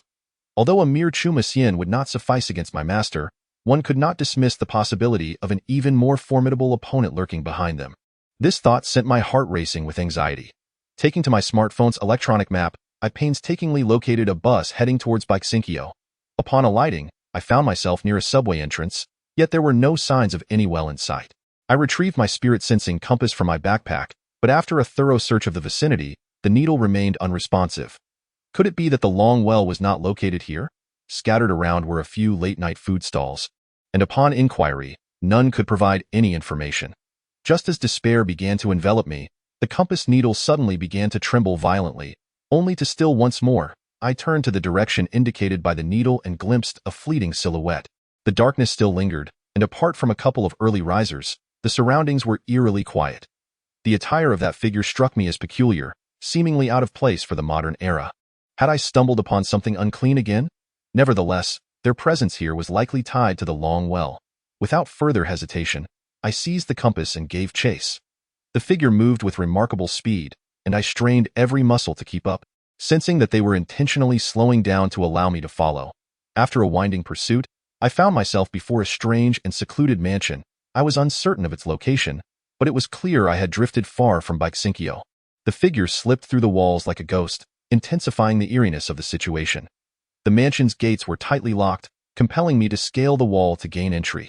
Yet, as soon as my feet landed, a chilling wind swept in from the side. I recited a spell, my hand gestures barely dispersing the ominous breeze, and demanded, "Who are you? What purpose do you have in bringing me here?" The Yin-Yang master. "Baixinkyo is not a place for you. Mind your own business and leave at once, and I may spare you," came a ghostly voice from all directions. Though no figure was in sight, a thought struck me, and I retorted, "You must be the accomplice of that Chumasian taxi driver. It is you who meddles in affairs that do not concern you. I do not understand what you are saying. Regardless, I implore you to return immediately and cease your inquiries into Baixinkyo. Then release my master first." Silence enveloped the air. Realizing I could not linger here, I attempted to climb back over the wall, only to be taken aback upon landing. The other side was not a street, but rather another courtyard. The arrangement of the courtyard was nearly identical to that on the other side of the wall, and it was evident that we had both fallen into each other's trap. I retrieved a pouch of glutinous rice from my backpack and scattered it around, accompanied by a specific incantation. Typically, a barrier or formation designed to confuse would reveal at least a hint of a flaw when faced with such tactics, yet here, it proved utterly ineffective. After wandering aimlessly for quite some time, I finally conceded that I was ensnared. "Your spells hold no sway over me. Unless you swear to refrain from meddling in the affairs of the Long Lock Well, you shall remain trapped here until the end of your days." Initially, I contemplated casually making a vow to deceive the other party, but soon reconsidered. Confronted by such a master of sorcery, a vow would feel akin to being afflicted by an inescapable curse. Thus, I coldly inquired, "What if I refuse? Why are you so intent on the Long Lock Well at Beijing Bridge?" "Because I have compelling reasons to go. Oh, is it solely for your master?" "Nonsense. In truth, even if you venture to Beijing Bridge, you may not locate your master. However, I can assure you that within 10 days at most, your master will safely reappear before you." A flicker of curiosity stirred within me, and I asked, "Who exactly are you? Why should I trust you?" The voice fell silent for a moment before responding. "It seems you are determined to persist until you reach the Yellow River. Very well, I have dismantled the formation. You may leave now." As I stepped forward, I indeed found myself back on the bustling street. A wave of confusion washed over me. Why had he done this? Did my master not face any peril? If that were the case, why had he sent me a message seeking help? As dawn broke, the eastern sky revealed a pale light. Breathing in the cold air of the capital, a sense of bewilderment arose within me. I found a hotel near the Beijing Bridge subway station. Sleepiness soon overtook me, and I did not awaken until afternoon. After hastily consuming lunch at a nearby fast food establishment, I intended to explore Beijing Bridge, only to find Aunt Lu, the hotel owner, seated at the counter engrossed in her television. She appeared to be in her 60s, her accent suggesting she hailed from old Beijing. Perhaps she possessed some knowledge worth knowing. Thus, I approached the counter and inquired, "Aunt Lu, may I ask you something?" The television was airing a Qing dynasty drama, and seemingly tired of it and lacking anyone to converse with, she turned off the set and smiled. "What is it, dear? Do you know where the Long Lock Well at Beijing Bridge is located?" Aunt Lu scrutinized me from head to toe and asked, "Why do you want to know?"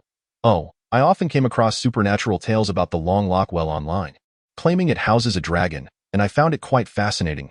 "What is so extraordinary about that?" "It's just a matter of fact, by the way.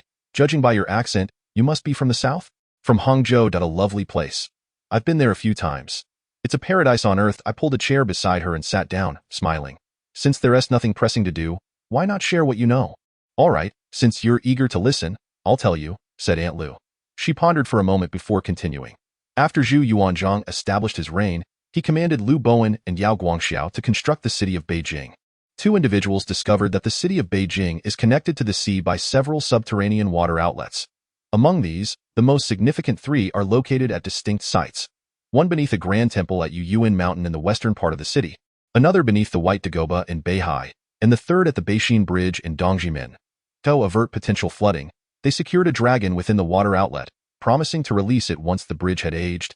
The bridge wings had been repaired, and the streetlights were directed downward instead of upward.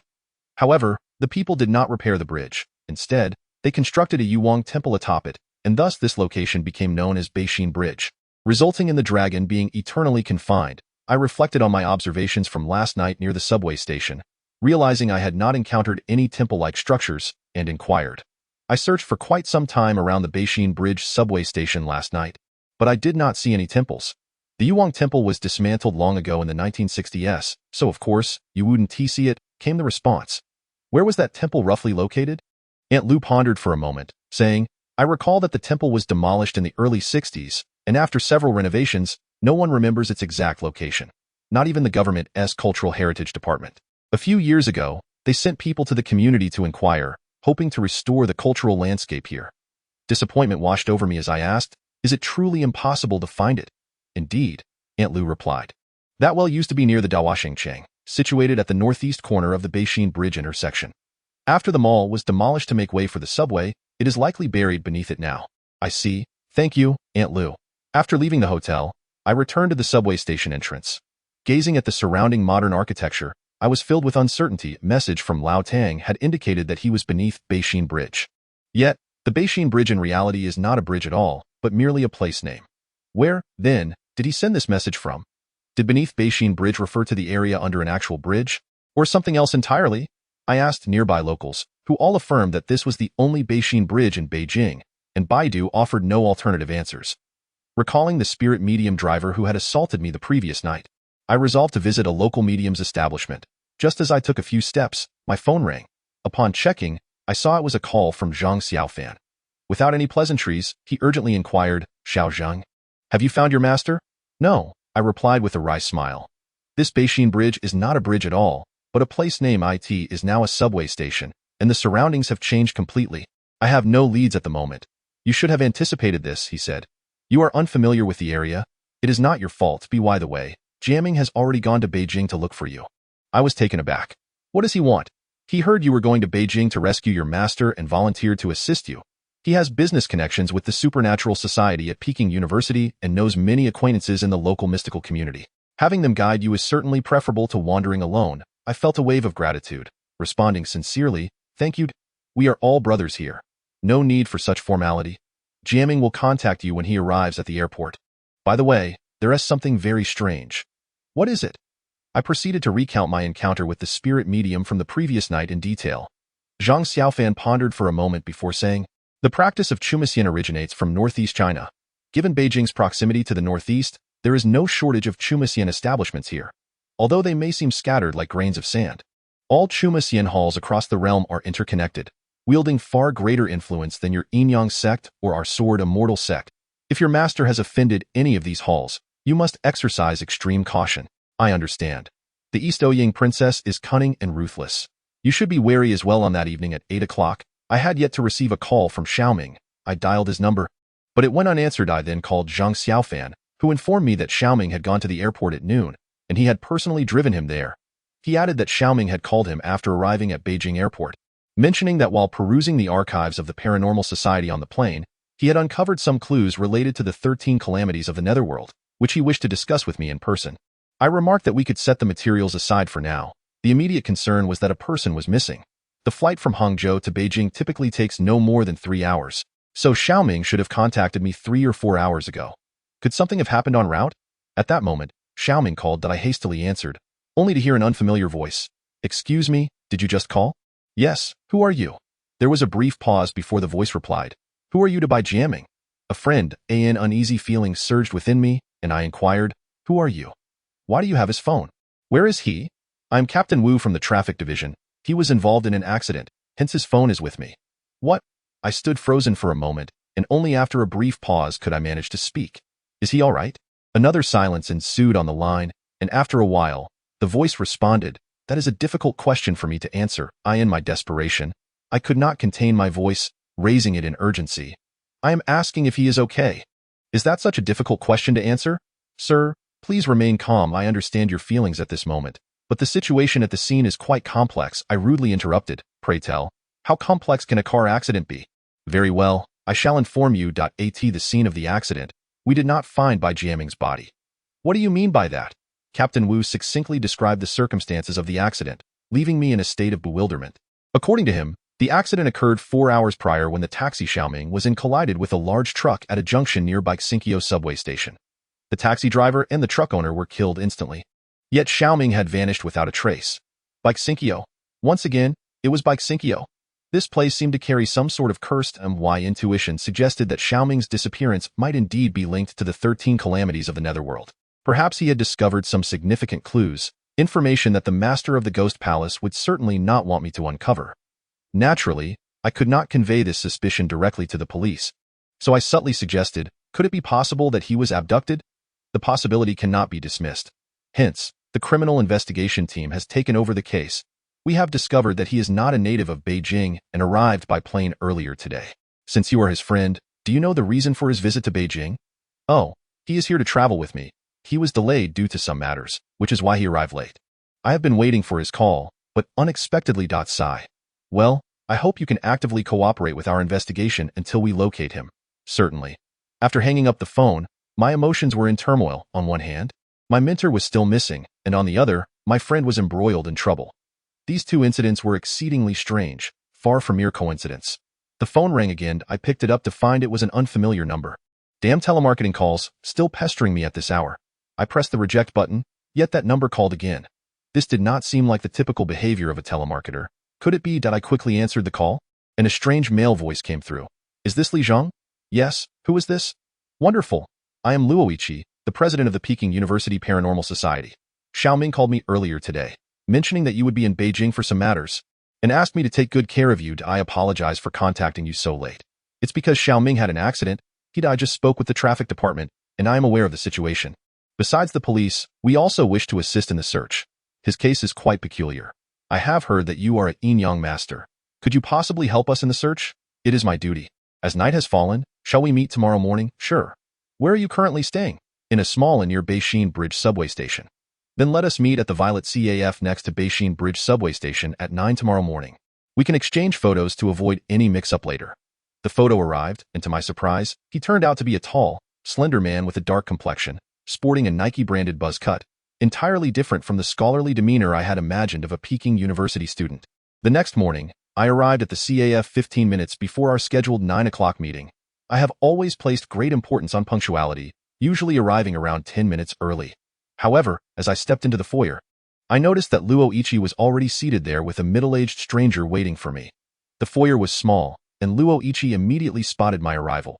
We exchanged greetings, and he, along with the unfamiliar man, stood up and approached me briskly. As I walked toward them, I discreetly observed the individual, He appeared to be in his mid-40s, of average height, with an unremarkable face that exuded an air of sincerity and integrity. His attire was exceedingly modest, a stark contrast to the brand-name ensemble worn by Luoichi. Could this man possibly be Luoichi's mentor? Just as I was lost in thought, Luoichi extended his hand toward me. "Hello? I am Luoichi." I shook his hand. Li Zhengdai then inquired, "May I know your esteemed surname, sir?" As Xiaoqi was about to introduce himself, he heard the man let out a chuckle and say, "I am Xiaoqi's second uncle. I've heard you are a practitioner of yin-yang arts. Quite impressive for such a young man." Xiaoqi, with a serious expression, replied, "My second uncle runs a temple." I was taken aback, my right hand instinctively forming a palm thunder. Xiaoqi's second uncle furrowed his brow, pressing his hands firmly on his thighs, chest out and head held high, exuding an air of formidable authority. A chill emanated from his body, and I could see beads of sweat forming on his forehead, his body trembling visibly, portraying a scene of immense suffering. A stir of concern welled up within me, prompting me to release the palm thunder. Unmoved, his body twisted and slid as if devoid of bones, narrowly evading the strike, just as it was about to reach his chest, as I prepared to unleash a second palm thunder. His icy right hand coiled around my right wrist like a tendril. I realized that if the thunder energy coalesced in my palm, his hand would sever my meridians. A true expert reveals their prowess with a single move. I dissipated the thunder energy, and his hand simultaneously retreated, his complexion returning to normal. I silently admired him, recognizing that this second uncle was indeed a genuine disciple of the spirit medium, a master capable of commanding respect within the temple. Today, there are no fewer than 100,000 spirit medium temples across the land of Huaxia, yet true masters are as rare as phoenix feathers or qilin horns, with most being either unrefined practitioners or charlatans. However, the path of the spirit medium is not an easy one. Some have trained for 30 years without achieving mastery. Oh my surprise, this second uncle, seemingly unremarkable in appearance, could summon the Python immortal with ease. Such skill would rank him among the elite, not just in Grandpa Mengxian's temple but throughout the entirety of Beijing. I set aside my previous underestimation and respectfully clasped my fists in greeting, acknowledging, "So, you uphold the teachings of Grandpa Python Immortal." "I beg your pardon." He returned the gesture and smiled, saying, "Indeed, as expected of a disciple of the yin-yang school. You possess a certain finesse." Xiaoqi, observing the scene, broke into a cold sweat, and upon realizing we were merely testing our skills, he breathed a sigh of relief, exclaiming, "You both nearly gave me a heart attack. I thought there was a serious grudge between you." I spoke sincerely. I apologized for my earlier offense towards my second uncle. It was uncalled for. However, I had my reasons. I then recounted my encounter with the spirit medium driver. As soon as I finished, my second uncle slapped his thigh and declared, "That person is a disciple of the Huang family." I inquired, "Second uncle, why do you say that?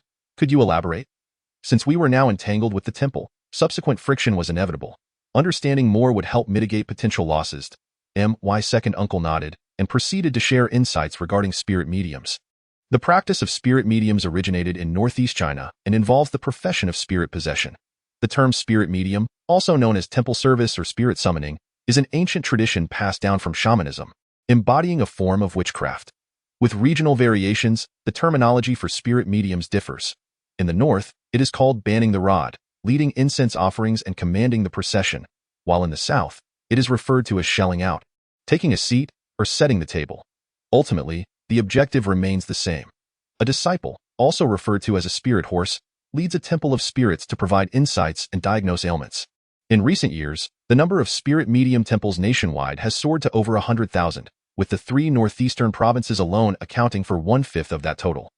The capital city, being in close proximity to the northeast and a hub of population convergence, has attracted numerous factions eager to establish their reputations. Among them, the families of Hu, Huang, Meng, and Chong are the most prevalent, with the disciples of these families possessing the highest levels of mastery, earning them the title of the 4 great families.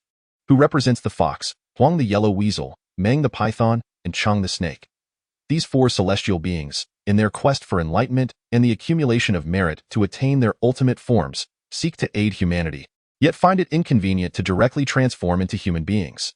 Instead, they attach themselves to the disciples of the Ma family to assist in various matters and resolve issues. The disciples of the Huang family, upon being possessed, can be categorized into 3 distinct states based on their levels of cultivation. The first manifests the face of a yellow weasel when they take action, signifying the lowest level of mastery and an inability to conceal their true nature. The The second possesses a greater degree of magical power, allowing them to obscure their original visage, yet lacking the ability to fully assume a human appearance. The third, having reached a certain level of attainment, can appear entirely human when possessed by the Huang celestial being, the yellow weasel spirit, while their power remains undiminished, akin to the second uncle of Shao-Chi. When celestial beings leave their corporeal forms, they typically transform into a wisp of smoke that ascends from the crown of the head. Based on their color attributes, they can be generally categorized as Hu Qing, blue, Wang He, black, Meng Hong, red, and Changbai, white. From this, it can be deduced that the taxi driver who assaulted me last night was undoubtedly a disciple of the Huang family. The second uncle mused. The cultivation of animal celestial beings is indeed arduous, more so than that of humans, requiring a considerably longer period. In their pursuit of ascension, they typically engage in virtuous deeds and seldom attack humans without cause. I am unaware of which faction the Huang disciple who assaulted you belongs to, but his actions can only be attributed to one reason. In his eyes, something holds greater importance than attaining a celestial rank. Having been tempered by my experiences at the Goddess Temple in Longshan Village, I no longer trust anyone easily. Although I held a favorable impression of the second uncle, it was our first encounter, and lacking deeper knowledge of him, I refrained from mentioning the matter of old Tang. Nonetheless, I pondered what significant discovery old Tang had made that prompted these celestial beings to recklessly engage in conflict. Shao-Chi inquired, Li Zheng, have you offended someone in Beijing? I replied with a bitter smile, this is my first visit to Beijing. How could I have offended anyone? The second uncle interjected, Yin-Yang masters and Ma disciples typically maintain a respectful distance from one another. As this is your first time in Beijing, it is unlikely that you have incurred the ire of any local factions. Could it be due to another issue? Or perhaps you offended someone in Hangzhou, and they learned of your intended visit to Beijing, subsequently hiring a local faction to deal with you? Xiao Zheng, it is not that I am meddling. If I cannot comprehend the full truth of the situation, I will be unable to assist you. As he spoke, his gaze bore into me, as if seeking to penetrate the depths of my soul. I reflected that indeed, experience brings wisdom. Weighing the pros and cons in my mind, I ultimately decided to disclose the matter of old Tang. Upon hearing my account, the second uncle contemplated. It can be concluded that the Beixin Bridge referenced by your master is indeed the fabled site where Liu Bowen subdued the malevolent dragon. However, for centuries, the true nature of the events has remained shrouded in mystery. Within the city of Beijing, there exist 365 factions of Ma disciples, nearly all of whom have sought to uncover the truth of that location. Yet regrettably, none have succeeded in even identifying the bridge or the weld. I inquired, second uncle, have you explored that place? I have explored it, yet the outcome bears no distinction from theirs.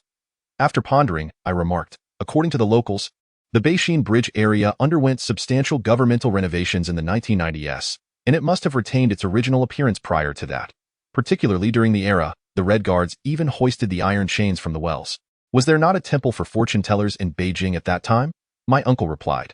Before liberation, there were no fewer than 1,000 such temples in Beijing, gathering masters and disciples from across the vast expanse of the land. Later, due to well-known political reasons, many were compelled to leave the capital, and those who remained mostly transitioned to other professions.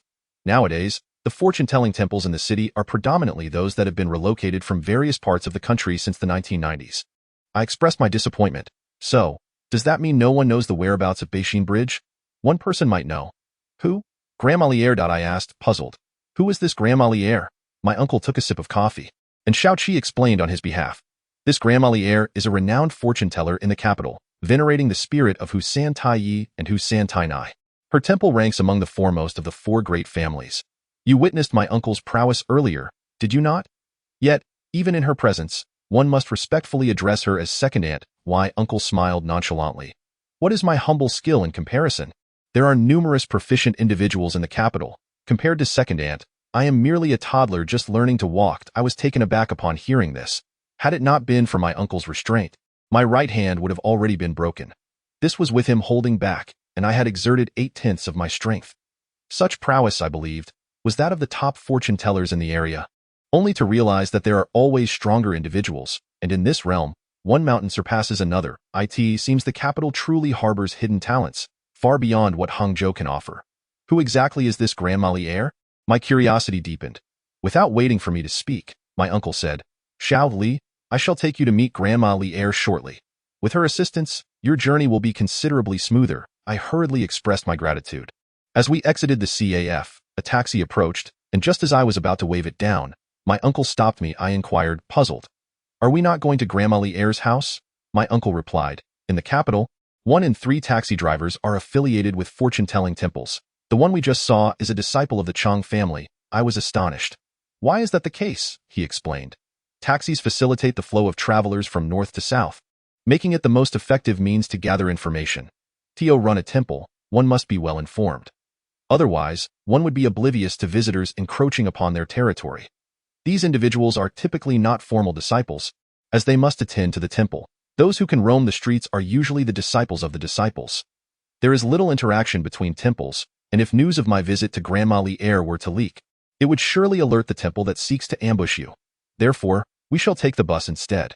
Contrary to my previous impressions of Beijing's buses, this one was rather empty. Surveying the surroundings, aside from the driver and the 3 of us, there were only 2 other passengers. Upon noticing the astonishment in my gaze, my second uncle quietly remarked, "This bus is the 155 route. It's quite normal for it to have fewer passengers." I quickly inquired why.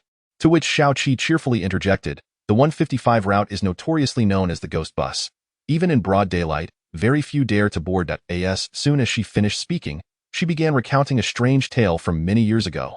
It was a late night in the 1980s when a young man, having worked late, boarded a bus heading from the city center to the suburbs, specifically the 155 route. At that time, the city had not yet introduced night buses, and he happened to be on the last one. The bus was sparsely populated, with only about 5 or 6 passengers, and silence enveloped the atmosphere. After a brief while, the young man suddenly noticed that one passenger was clad in attire reminiscent of the Qing dynasty. Considering that the bus's final destination was a well-known film studio in the capital, he speculated that this peculiar-looking individual might be an actor from a production, perhaps too convenient to change out of their costume. Just as he intended to lean back and rest, a middle-aged woman seated in the front abruptly rose, spun around, and seized the young man's collar, accusing him of stealing her wallet. Given that the young man's income was quite substantial, placing him within the urban white-collar class, he could hardly be a thief. He protested vehemently, yet the woman refused to relent. Strangely enough, despite the commotion, no one on the bus intervened to mediate in a bid to prove his innocence. The young man reluctantly exited the bus with the woman. To his astonishment, upon disembarking, the woman declared that he had indeed not stolen her wallet. Infuriated, the young man retorted, "Are you toying with me?" The woman replied, "Foolish boy, I was saving you. That bus is a ghost bus, and the passengers have no feet. If you had remained aboard, you would have surely perished." Though skeptical, the young man, a well-educated individual, refrained from arguing further with the middle-aged woman. He opted to hail a taxi from the roadside, eventually returning home. The peculiarity of the situation unfolded the next day when, while perusing the newspaper, he discovered that the woman's claims were indeed true. The wreckage of that bus had been found 10 miles away, and the gender and number of the deceased passengers matched nearly perfectly, save for the individual clad in Qing attire. This tale inexplicably spread, and thereafter, very few dared to ride the 155 bus again. Upon hearing this, I smiled faintly, realizing the story's context. I recalled having seen similar rumors online. Xiao-Qi remarked, "The supernatural incident associated with the 155 bus in the capital is quite famous on the internet. I was just surprised you hadn't heard of it." And my second uncle added, "While the events are indeed factual, the details have become somewhat exaggerated. The individuals aboard were actually heads of prominent families, attending a meeting at a small temple in the suburbs. As you know, it was inconvenient for our group to be seen by outsiders, and at that time, taxis were not commonly used. To avoid drawing attention, members of our group typically chose to take the last bus. In the 1980s, it was rare for office workers to extend their hours. They usually returned home by evening, yet that night proved to be an exception. One of the disciples of the Hu family, specifically the elder sister from the story, employed her sorcery to blind the young man's eyes, leading him to genuinely believe he had encountered a ghost, which ultimately frightened him into alighting from the vehicle midway. I inquired, "Is the conclusion of the tale also authentic?" My uncle nodded, sighing. "The elites of the previous generation from various prestigious families perished in that tragic incident, and to this day, the cause of the accident remains undisclosed." I pondered, "Surely, one person must have survived." My uncle regarded me intently and remarked, "Your reasoning is remarkably astute. You have discerned the flaw within." "Indeed, one person did survive." The elder sister. I asked, "What is the nature of the relationships among the various families?" He replied, "Superficially cordial, yet fundamentally discordant. As you mentioned, the elites of the previous generation were all aboard that ill-fated vehicle. With their demise, who ultimately reaped the benefits? My uncle interjected. I comprehend your implication, but it certainly was not her. Why not? I pressed. Because that individual is Grandma Lee. I was taken aback and exclaimed, is she the very Grandma Lee we are about to visit? My uncle affirmed. Although the factions in the capital operate independently, there is, in name, a leading authority. Whether in this generation or the last, the prominent families are spearheaded by the four great families, with the Hu family holding the highest esteem. Since taking over the faction at the age of 15, Grandma Lee has devoted herself to fostering harmonious coexistence among the various families, resolving countless conflicts over the decades. The territory of the Shinmen in the capital is predominantly occupied by the Ma family, largely thanks to the efforts of Aunt Lee. Thus, she would never engage in such treachery. I understood now. I apologize. I should not have spoken ill of Grandma. My uncle smiled warmly. It is quite all right. You were merely unaware of the circumstances. The vehicle came to an abrupt halt, and the driver turned back, calling out from a distance, Uncle, we have arrived at Grandma Lee's faction. All right, thank you. Shout My uncle flashed a smile at him and led us out of the vehicle. I glanced back and noticed the driver appeared to be around 25 or 26 years of age, bearing an uncharacteristic maturity for his age. A thought crossed my mind, and I formed a hand gesture to signal him. Instantly, an aura of dark green energy enveloped the driver, and his expression twisted into a menacing snarl. So, he is a disciple of the Python family. My heart settled, and I retracted my gesture, bowing in respect.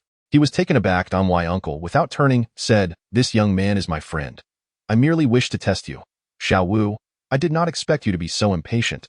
You revealed yourself with just one attempt. Xiao Wu's face flushed, and he first bowed to me before saying, Uncle, your lesson is duly noted. After the vehicle departed, I chuckled. I was wondering why no one boarded midway. It seems this vehicle is entirely monopolized by the Python family. My uncle merely smiled faintly. After walking 100 or so meters, we approached an alley. My uncle stated, At the end of this alley resides Grandma Lee. Upon reaching the end of the alley, my uncle stepped forward to knock on the door. With a creak, the door swung open, revealing a middle-aged woman in her 40s, possessing a certain charm. Ah, is that you, Brother Luo Air? She exclaimed. What brings you here on such a windy day? Come in, it's warm inside. Without hesitation, Uncle Air led us inside. It's quite cold outside. Aunt Air must be resting at home, he inquired with a smile. The woman replied, Not at all, the elder is quite robust. She rises before 5 o'clock and is currently attending to clients. Clearly familiar with her, Uncle Air teased, Oh, how unfortunate. I shall have to visit again another day. The woman playfully scolded, At your age, calling yourself a young man. You're not an outsider. Just take the children to the Xiantang and wait. I'll prepare tea for you. Uncle Air gave her a respectful nod. Exuding nonchalance, I quickly interjected, There's no need for formalities. Dear sister, we want tea be having tea. We'll leave once we've addressed our matters. The woman regarded me, her previously jovial expression transforming into one of utmost decorum. A warm breeze wafted in, accompanied by an alluring fragrance that made one feel almost ethereal. As I reveled in this sensation, the faint sound of a bell on my left wrist rang out, awakening a sense of foreboding within me. I swiftly performed the Qingxin technique to suppress this unusual feeling. As the cold wind swept in and the fragrance dissipated, my thoughts began to crystallize. The woman returned her smile and asked Uncle Air, This young brother possesses remarkable skills. Might he be a disciple of the Yin-Yang sect? I wonder from which school? I was taken aback to discover that she too was a disciple of the Hu family, and a formidable one at that. I promptly clasped my hands in greeting and stated, I am Li Zheng, a disciple of the Bai Long Min from the Yin-Yang sect. Your cultivation is truly commendable. Sister, I am in awe. The woman smiled modestly, saying, What cultivation? I merely serve tea and water. You may enter the Xiantang. I shall return shortly. Once she departed, Uncle Air remarked, Her name is Sister Sun Air. On the surface, she is the nanny of Grandma Lee, but in reality, she is her closed-door disciple, ranking among the top 10 in cultivation among the Hu family's disciples. Just now, when she manifested her fox spirit, it was indeed remarkable that you remained unaffected. I felt a wave of shame wash over me. Had it not been for the bell gifted to me by Hua Zhenjin, I might have truly fallen under her spell. Arriving at a modest house, I sensed a mysterious aura emanating from behind the thick door curtain. After my experiences in the Longshan ghost domain, I had grown acutely sensitive to otherworldly spaces, and it felt as if another dimension lay beyond that door. Uncle Air knocked, and immediately someone lifted the curtain, allowing us entry. A warm current enveloped us. There stood 2 female disciples, both around 40. Their features graceful and dignified.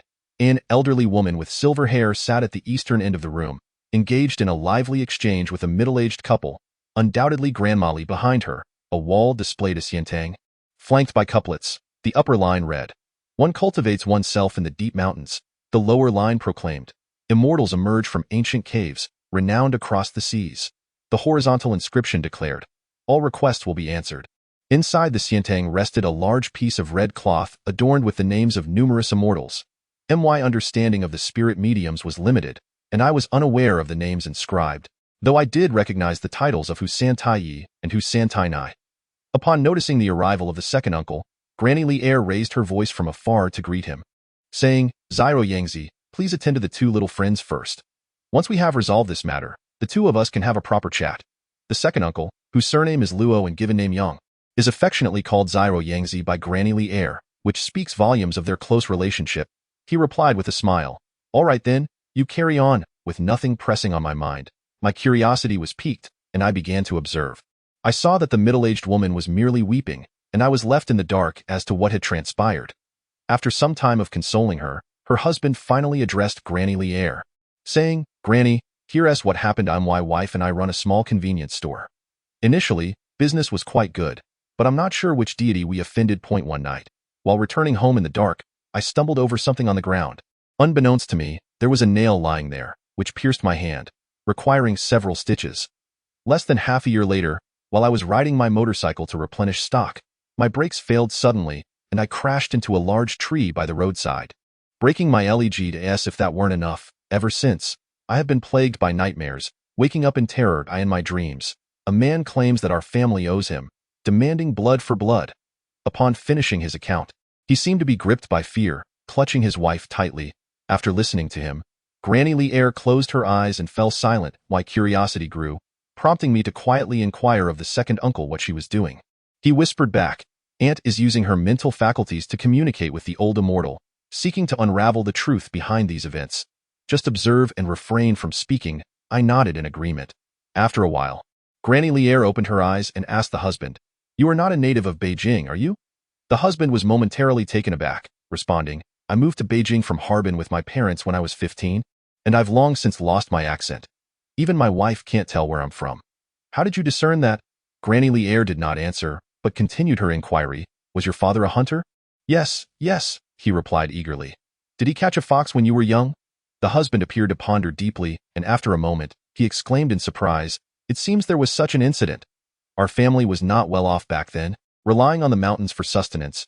My father would often set traps in the hills to bring back game to improve our meals. On one occasion, he did catch a fox." "Indeed," she continued.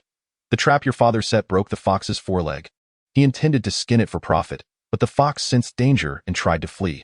Unfortunately, your father managed to break its two hind legs with a shovel, causing it great agony. Yet your father did not relent, ultimately bludgeoning it to death. The spirit of that fox, wronged and restless, has since dedicated itself to seeking vengeance." Upon hearing this, the husband collapsed to his knees, pleading, "Granny, what you say is absolutely true. After my father skinned it, he sold the pelt and bought us many delicious things." Granny Li Er quickly helped him to his feet, saying, "This is the consequence of your father's actions, yet he passed away early, which is why it has turned its attention to you. I shall have a word with it, hoping to transform this enmity into a bond of goodwill." With that, she closed her eyes once more. I sighed inwardly. The masses remain blissfully ignorant, unaware of the cyclical nature of cause and effect, daring to commit the most heinous of acts. Every creature possesses a spirit, and the fox, in particular, is imbued with profound spirituality. It repays even the smallest kindness and avenges the slightest grievance. To strip off its skin is to court one's own demise, is it not? Granny Li once more opened her eyes and remarked, "This may indeed pose a bit of a dilemma. I cannot forcibly intervene, especially since your father took its life. Very well, it has arrived now. Speak with it yourself and strive to gain its forgiveness. If all else fails, I shall not stand idly by while it claims your life." With that said, she closed her eyes once more. When she reopened them, her irises had transformed in hue, and her voice took on a masculine timbre. "I have neither consumed a single chicken from your household nor partaken of your wine. Your father broke my 3 legs and flayed me alive. How could I not seethe with rage? After hundreds of years of arduous cultivation, I was on the cusp of achieving my goals, only to fall victim to such a vile treachery. Alas, your father met his end too soon. Had he lived longer, he would have faced the same fate. Do not plead with me. This time, blood must be repaid with blood. The celestial hall was typically a dimly lit chamber, its windows and doors shrouded by heavy curtains that nearly obliterated the sunlight and moonlight. Only a few candles flickered within. The voice echoed with both resentment and venom, and as it spoke, a chilling wind swept through, extinguishing more than half of the candles. Before entering, my uncle had cautioned me not to recklessly perform any spells in front of Granny Lee, especially during the summoning. However, the strange scene within compelled me to shut my eyes, my right hand forming the gesture of the Lingbao Tianzuan spirit sensing technique, utilizing the third eye, known as the heavenly eye, to peer into the hall's happenings. Speaking of the third eye, it is not shrouded in mystery. Every individual possesses it, or at least once did. It resides at the point between the eyebrows, known as the Intanged Eye in childhood. The third eye exhibits some degree of functionality, which is why tales of children witnessing apparitions abound more than those of adults. As one reaches sexual maturity, hormones inhibit the growth of the third eye, leading it to gradually degenerate into the pineal gland. Old Tang once mentioned that, long ago, humans possessed 3 eyes upon their foreheads.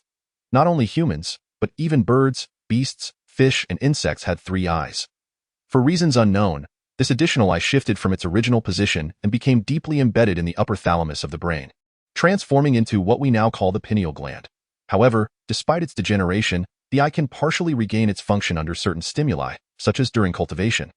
The pineal gland is highly responsive to sunlight. When exposed to strong sunlight, it secretes less pineal hormone and struggles to function, whereas the opposite occurs on overcast days or in dim environments. Now, within this darkened chamber, the pineal gland's capabilities, in conjunction with the Lingbao Tianzuan spirit sensing technique, were brought to their zenith. I clearly discerned an elderly man clad in white linen, with crippled limbs, seated in Granny Lee's place. Surely the tormented fox spirit, while Granny Lee herself stood to the side. This resembled the soul-switching technique of the Yin-Yang sect, albeit with the peculiar rules of the spirit summoners. Upon hearing this, the husband immediately knelt down, prostrating himself fervently. "Oh, venerable spirit, please do not take offense. My father acted in a moment of folly, and it was an egregious mistake to endanger your life. However, I was but a child at the time, and this matter bears no relation to me. I am an honest man, who has never wronged anyone nor caused harm. I implore you to spare my entire family. I shall be eternally grateful for your boundless kindness." The fox spirit gritted its teeth and replied, "Such deep-seated enmity, how can I let it go?" Lady Lee, standing nearby, offered gentle counsel. Yet the fox spirit merely shook its head. In desperation, she reverted to her corporeal form and addressed the husband. "Your father has committed grievous sins, and he ultimately refuses to relent. Here is a compromise I propose." Upon hearing there was a solution, the husband's previously despairing gaze instantly brightened with hope, and he urged, "Please, dear lady, speak freely. I would sacrifice everything, even my family's fortune, if it means securing our safety." Lady Lee continued, "I shall persuade it to become your family's guardian spirit, ensuring peace and safety for your household. However, your family must honor and venerate it through generations. Once its resentment fades, it will naturally depart." "How does that sound?" The husband readily agreed, though a flicker of concern crossed his face. "Lady, I will heed your counsel, yet, will the venerable spirit acquiesce? Leave that to me. I shall speak with it," Lady Lee replied, and after uttering those words, she turned to the fox spirit and whispered. Their voices were low, and since they existed in different realms, I could not discern their conversation. Initially, the fox spirit's expression was one of great displeasure, but it dared not oppose Lady Lee's wishes. Ultimately, its demeanor softened, and it nodded repeatedly. I silently admired her prowess. Although it is considerably more challenging for animal souls to cultivate than human souls, this spirit possessed centuries of experience. It was unlikely to be inferior to the century-old ghost. Qiu Mingyue. I recalled how Zhang Xiaofan and I had exhausted all our efforts to subdue her, while Lady Li could effortlessly command the fox spirit with mere words. Her cultivation truly inspired awe. Minutes later, Lady Li opened her eyes and said to the husband, "I have reached an agreement with it, and it has consented. You must remember to serve it diligently without negligence. Otherwise, I cannot assist you with that." She instructed her disciple to bring forth a sheet of yellow paper and a wooden tablet, and began inscribing symbols upon the yellow paper with a vermilion brush, before affixing it to the wooden tablet. The couple received the tablet with profound gratitude, pulling out a thick stack of 100 yuan bills, wrapped in bright red paper, which they respectfully presented to Lady Li. She accepted the red envelope, extracted 2 bills, and return the remainder to the husband. Smiling gently, there is no need for such an extravagant amount. Remember to honor the spirit well once you return home. The couple was taken aback, then knelt before Lady Li, bowing deeply 3 times, before carefully departing with the wooden tablet in hand.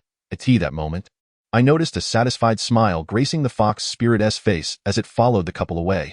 Upon witnessing the resolution of this matter, I found genuine joy for their sake. Just as I was about to close my celestial eyes, a pure white fox, colossal in size and comparable to a Tibetan mastiff, suddenly emerged from the figure of Granny Li Eard. It bared its teeth at me, emitting a deep, resonant male voice. Dare to spy on my divine practices? Where do you think you're going? With that, it began to approach me slowly. Before it arrived, an overwhelming aura of menace enveloped me. Startled, I instinctively formed a hand seal and unleashed a palm thunder at it. Uncle Tu shouted, "No!" But alas, it was too late. Oh, my astonishment! The thunderbolt dissipated into nothingness before it could even reach the FOX. As it drew near, Uncle Tu implored, considering his youthful ignorance, "Please show mercy, third master." Almost as soon as he finished speaking, he lunged towards the white fox like a serpent. At that moment, Granny Li Air, for reasons unknown, flickered and instantly appeared before the fox. Her speed belied her age of over 70. She split her palms apart and deftly maneuvered to divert Uncle Tu aside, reproaching him gently, "Have you eaten the heart of a bear and the gall of a leopard to dare strike at the third master?" Uncle Tu hastily retorted, "How could I dare? It's just that he is someone I brought.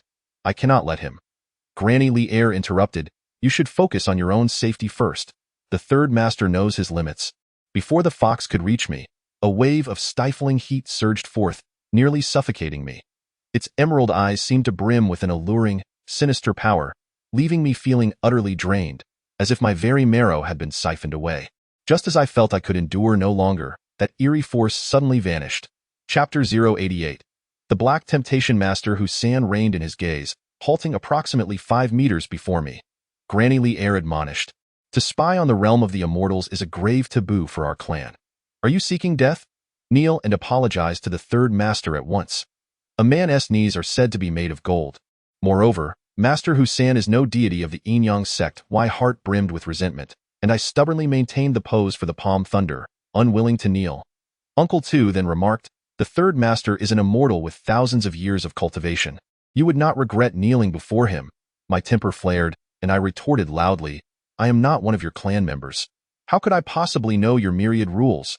You want me to worship him? Not a chance." Uncle Tu's complexion changed dramatically. Master Hussan stepped forward, an overwhelming aura radiating from him, making it difficult for me to breathe. After a prolonged struggle, I could no longer withstand the onslaught of his energy. My strength felt utterly drained, and my legs buckled beneath me as I knelt.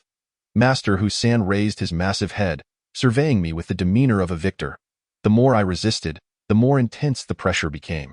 In a moment of dire urgency, I conjured a palm thunder in each hand and unleashed them fiercely upwards. Boom! The barrier Master Hussan had cast around me was breached, and I seized the opportunity to escape. "Uncle, Shao-Chi, run!" I shouted as I dashed away. There was no response. Turning back, I saw Uncle Tu had been subdued by Granny Li Air, while Shao-Chi lay unconscious on a chair. With Master Hussan in pursuit, I had no choice but to flee alone. Upon reaching the alley's entrance, I glanced back, only to see a dozen agile disciples from the clan rapidly closing in on me. These individuals are all disciples of Li Air Nai, each possessing a cultivation level that surpasses my own. How could I possibly dare to linger in battle? I can only hastily flee towards the more populated areas. In the capital, many taxis serve as eyes for the Outmatang. Thus, I dare not hail one, and the bus, too, cannot make stops at will when my only recourse is to rely on my own 2 legs, dashing through the streets and alleys. Stumbling along, I cannot ascertain how long I have been running until I find myself in a narrow lane. The shouts of my pursuers behind me grow fainter, receding into the distance, yet my body aches with fatigue, rendering me unable to continue. Just then, I spot a sign marking the back entrance of a bar. Although the interior appears dim from the outside, the door stands wide open, seemingly welcoming my arrival. Without a moment's hesitation, I dart inside and shut the door behind me. Outside, the voices of the Outma disciples call out, "Where is he? We clearly saw him enter this lane. How can he have vanished in the blink of an eye? He must have gone to the other end. Hurry and pursue." Their footsteps fade away. I breathe a sigh of relief and begin to survey my surroundings. This bar is modest in size, with only 7 tables and a few swivel chairs at the bar, thus accommodating only a limited number of patrons. The lights are on, albeit somewhat dim. Only the bar area is relatively bright. It seems to be in operation. Are there bars that operate during the day? Despite my curiosity, there is none of the usual clamor and agitation typical of entertainment venues here. Instead, a soothing melody wafts through the air.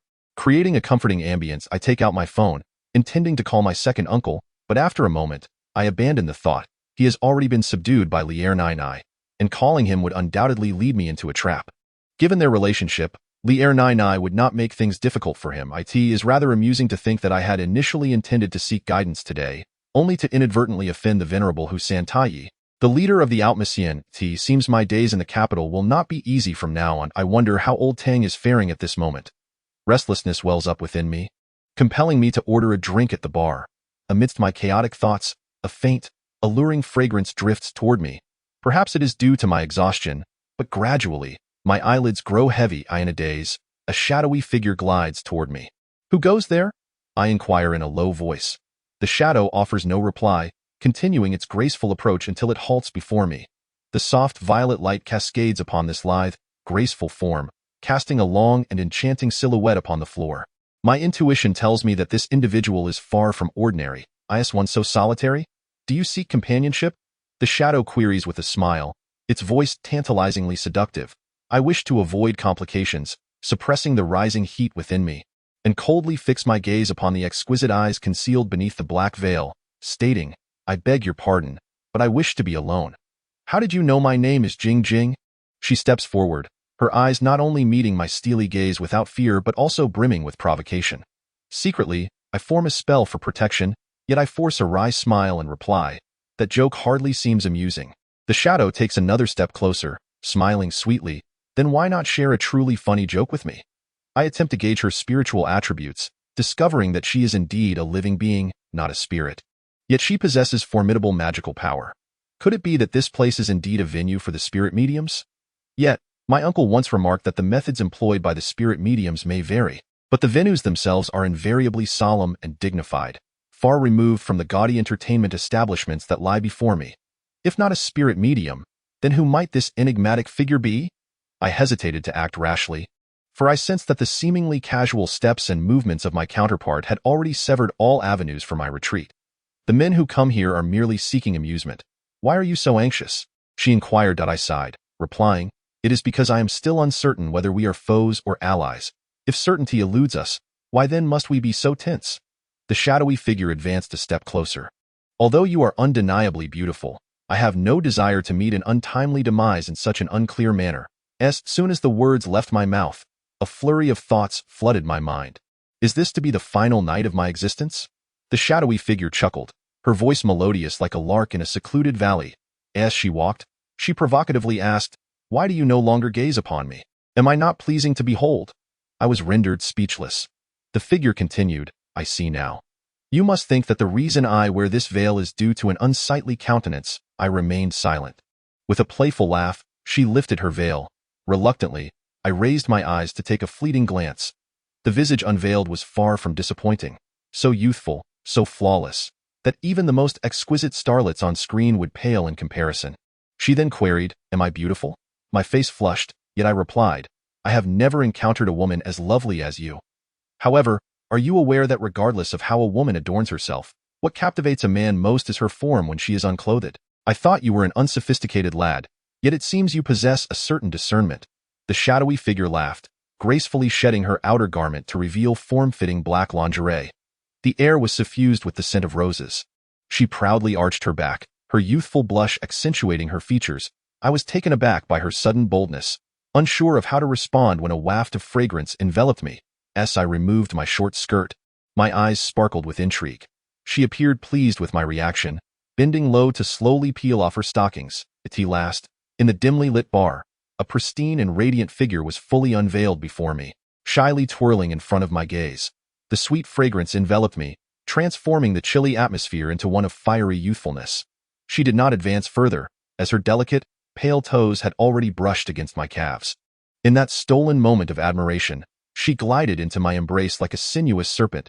I wished to resist, yet my arms felt leaden, Surrendering to her slender limbs that encircled my neck, I managed a wry smile, saying, I just ran a considerable distance through the alley, and I'm drenched in sweat. You. She nestled her delicate head against my chest, smiling sweetly, and said, Smelly man, smelly man. What kind of man isn't smelly, by the way? Judging by your appearance, you haven't yet encountered a woman, have you? My face burned with embarrassment, while internally, I lamented my plight. She brought her delicate lips close to my cheek and, with a gentle flick of her tongue, said, Although I do not know your name, you may call me Xiang. I thought to myself that perhaps a more unpleasant name would suit her better. She slightly lifted her chin, resembling a bashful young girl, and bit her lip playfully, asking, Do you think I am too forward, too reckless? As I surveyed my surroundings for a possible escape, I replied nonchalantly, I fear that the men who come here would rather you be even more forward. Alas, you seem to possess no sense of cherishing beauty. Xiang appeared somewhat chilled, inadvertently twisting her sinuous waist, her every inch of skin brushing against me.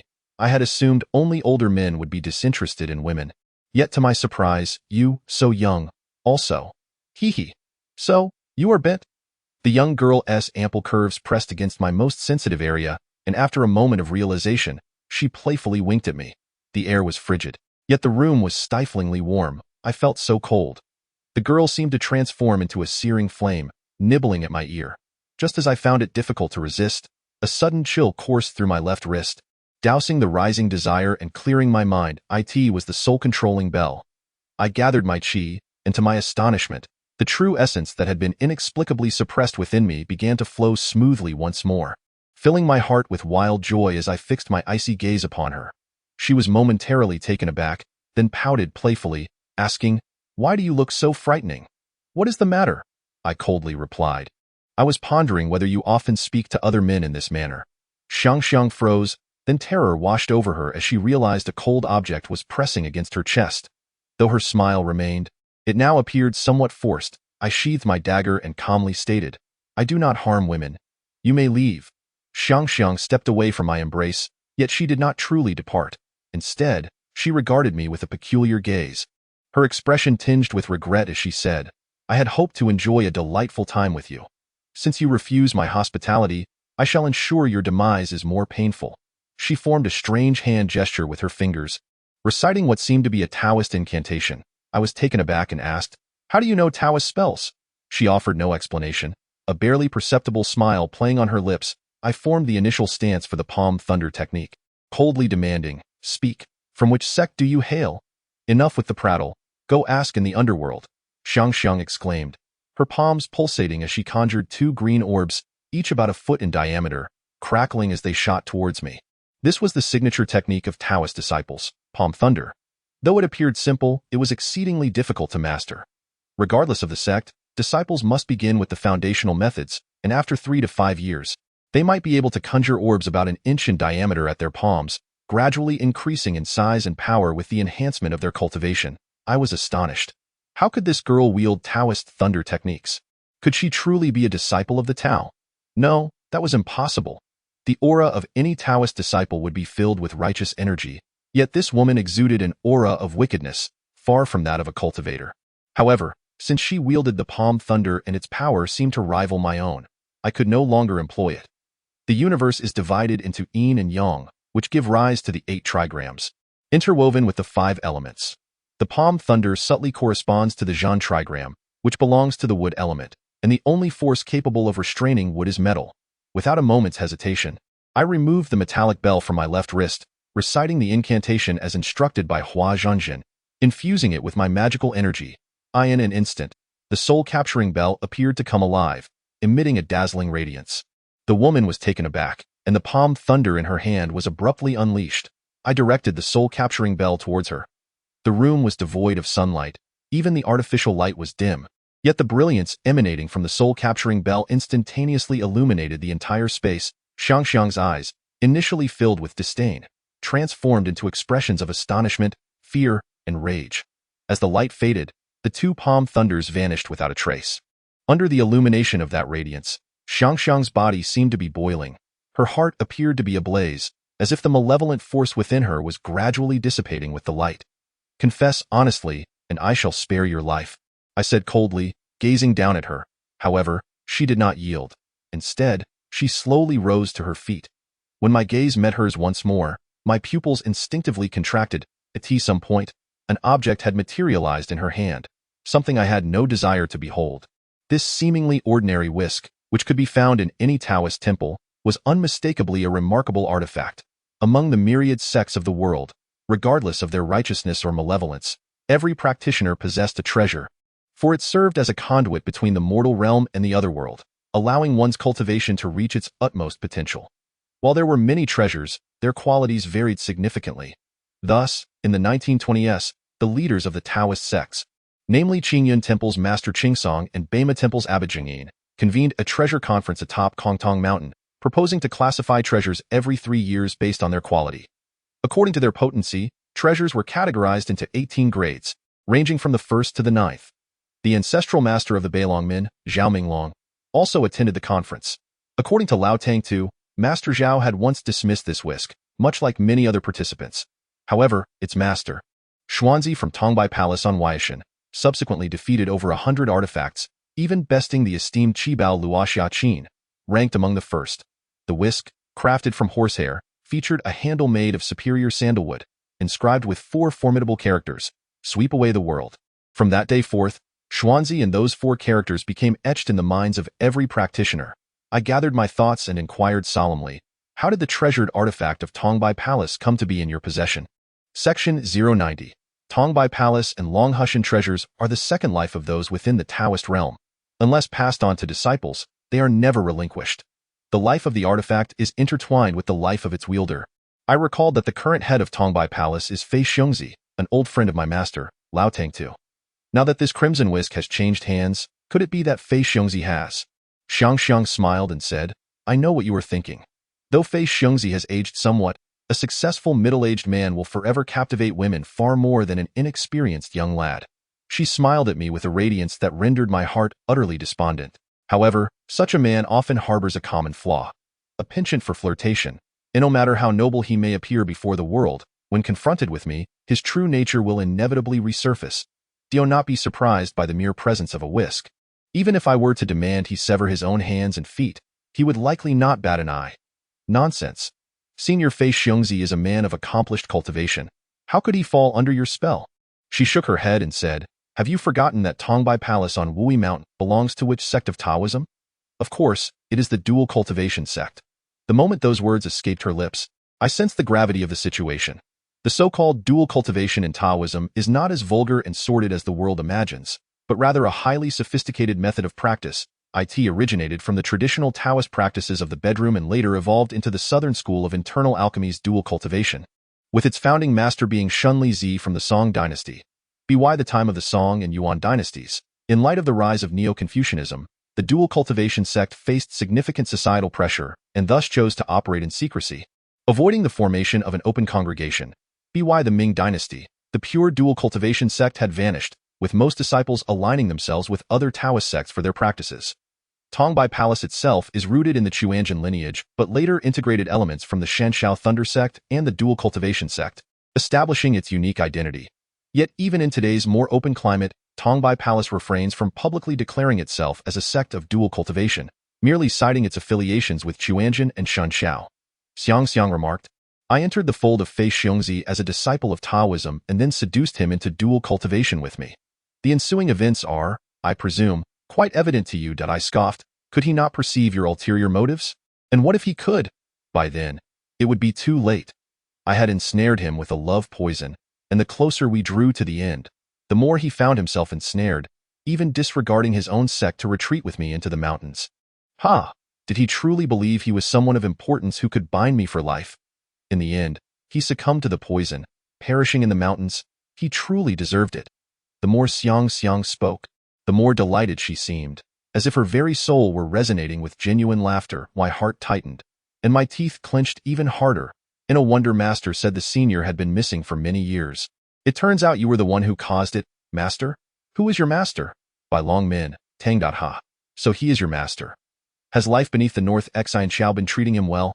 Ha. What? You know about my master's affairs? Speak quickly, where is he now?" I was taken aback that she was aware of old Tang's disappearance and pressed her for answers. "Want to know? When the whisk for me first, I fell silent, my right hand slowly lifting the soul-capturing bell. Xiang's expression shifted to one of seriousness, her whisk waving lightly in her hand as the air around us grew increasingly heated. Although the 5 elements interact in cycles, with fire overcoming metal, the fiery nature of the red whisk is precisely the nemesis of the golden essence of the soul-capturing bell. Yet, as long as the owner of the magical treasures possesses sufficient spiritual power, metal can indeed counteract fire. In the introductory text of Taoism, the 5 Elements Chronicle, it is stated that fire can conquer metal, and an abundance of metal extinguishes fire, which encapsulates this very principle. The air surged with an intense heat, nearly igniting. The soul-capturing bell had absorbed a sufficient amount of yang energy, and the formerly brass-colored mirror now shimmered with a dazzling brilliance, as if a tremendous force were poised to erupt instantaneously. The eyes of both individuals were devoid of any trace of emotion. Their entire beings had become utterly entwined with the magical artifact in their grasp. With a delicate reprimand and a fierce shout, 2 streams of energy shot forth from the artifact, followed closely by an overwhelming blaze that illuminated the darkened space, rendering it starkly white. The ground trembled, the surrounding scenery faded away, and even sound vanished, leaving only a nearly void expanse as the light receded. The surroundings transformed into a sea of flames. Xiang gasped for breath, the usual calm and composure on her face completely absent, and I found myself in scarcely a better state. I chuckled softly. I can still gather energy one more time. Can you?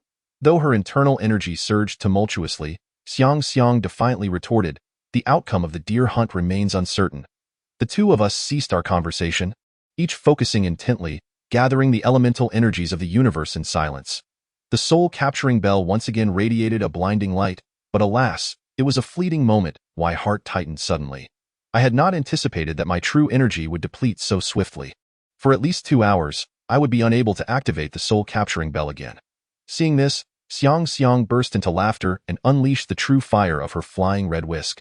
Just as despair threatened to engulf me, a clear sound of something piercing the air rang out. A miracle occurred. Bang! The true fire collided with a beam of white light that shot in from the side, bursting into a brilliant explosion.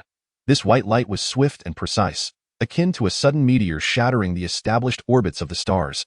Dust was swept up, swirling wildly in a mesmerizing dance. Xiang's expression shifted to one of profound fear. This was a formidable energy that transcended the 5 elements, simple yet direct. Yet, in the recesses of my memory, it seemed there was no artifact in the world capable of breaking free from the constraints of the 5 elements, unless it stemmed from a secret Taoist technique. Such a technique required no artifact, for it was itself a treasure, embodied by the most spiritually attuned individual of the realm. In an instant, the inferno within the room vanished, and Xiang had also disappeared. As the dust settled, standing in the place she once occupied was a tall, young man clad in a black trench coat. He stood approximately 1.90 meters tall, his physique reminiscent of a bodybuilder, with a rectangular face adorned with thick, curling whiskers that exuded an air of authority as he surveyed his surroundings. I dragged my weary body forward to express my gratitude. He merely cast a glance in my direction and coldly inquired, "Which sect are you a disciple of?" I clasped my hands in respect and replied, "I am Li Zheng, a disciple of the Yin-Yang sect, from the White Dragon Gate." He scrutinized me from head to toe, frowning as he remarked, "A cultivator should maintain personal integrity. Refrain from frequenting such places in the future. I must pursue that demoness." "Do as you wished." As I attempted to explain, he had already darted towards the door. "Excuse me, may I ask your esteemed name? I have yet to express my gratitude for your life-saving aid." "No need," he called back, his voice fading. "I am Zhang Zhongjian, the 66th disciple of Lunghu Mountain." As his voice diminished and he vanished from sight, I collapsed into an unburned chair, my heart swirling with a myriad of emotions. To my astonishment, it appears that besides the practitioners from the Chumen Hall in the capital, there are indeed other disciples of the mystical sect, Tongbai Palace, Longhushan. This has truly become quite a lively affair.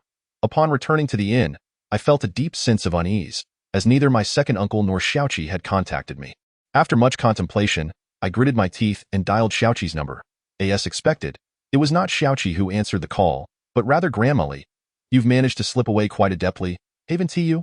Finally remembered to call a friend?" she remarked. "How are the 2 of them faring now? Each faction has its own rules.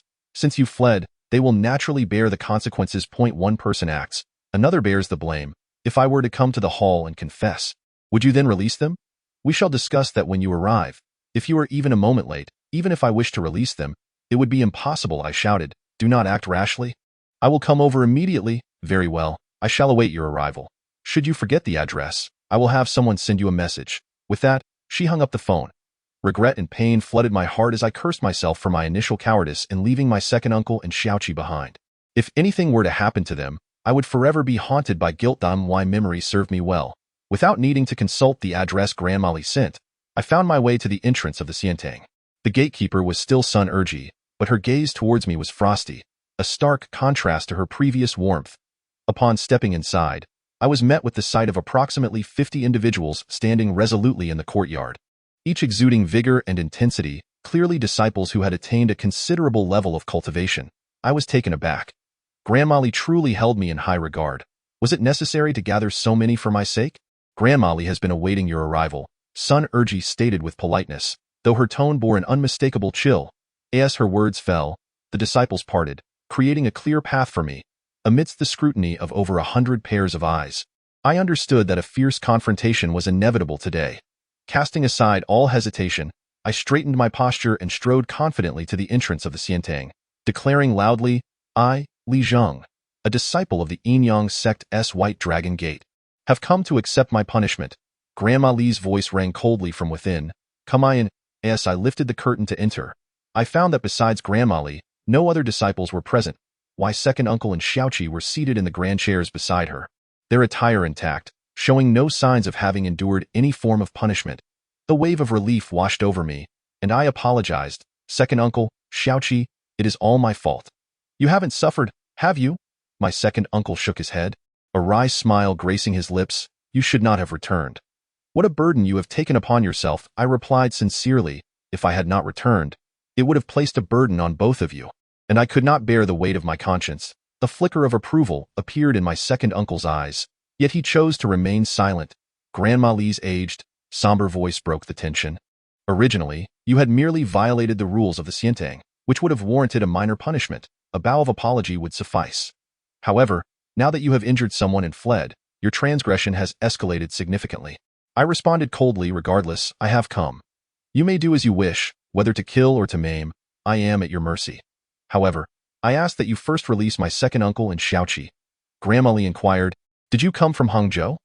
Indeed, it is commonly said that Southerners are unreliable, yet unexpectedly, you exhibit a commendable sense of loyalty. Without further ado, Lady Li, how do you intend to punish me? Lady Li, with a sinister tone, remarked, You have spied upon the realm of Master Husan. According to the rules, when I must be extracted, I was taken aback and exclaimed, Merely peeking at the realm was an inadvertent mistake. Is it truly necessary to resort to such a severe punishment? My uncle interjected, Dear aunt, considering his youth and first transgression, might we grant him a reprieve? Lady Li turned sharply to him and commanded, This does not concern you. Silence yourself. My uncle, seemingly intimidated by her, fell silent, though his expression betrayed his anxiety. I scoffed. What if I refuse to comply? Lady Li replied coolly, Then I shall gouge out both of their eyes. She formed her right hand into a claw and moved it threateningly toward Xiaoqi's eyes. Xiaoqi trembled in fear yet did not utter a plea for mercy. That moment, a commotion erupted outside, followed by a male voice calling, Lady Li, we have grave news. Lady Li, we have grave news. As the voice drew near, a young man, seemingly in his late 20s, burst through the door. Panting heavily before Lady Li, she lowered her claw, furrowed her brows, and asked gravely, Has the wolf spirit made its appearance? The young man nodded vigorously, sweat pouring down his face despite the cold winter of the capital. She inquired, How many? At least 7, judging by the tracks. Where are they? 200 kilometers north, at the foot of the Great Wall, in a place called Wanshalan. Wanshalan? Lady Li murmured to herself, then abruptly slammed her hand on the table and declared, Summon all disciples from the major Hu family sects.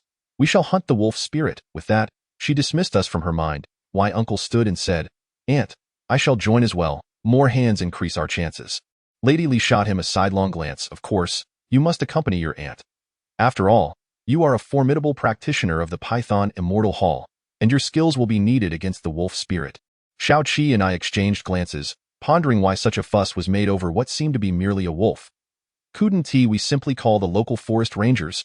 Lady Li turned to me and said, There are pressing matters at hand. I have no time to entertain you two children.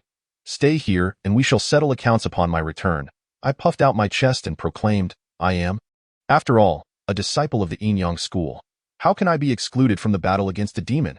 Suit yourself, Lady Li replied with irritation, but do not dare flee midway.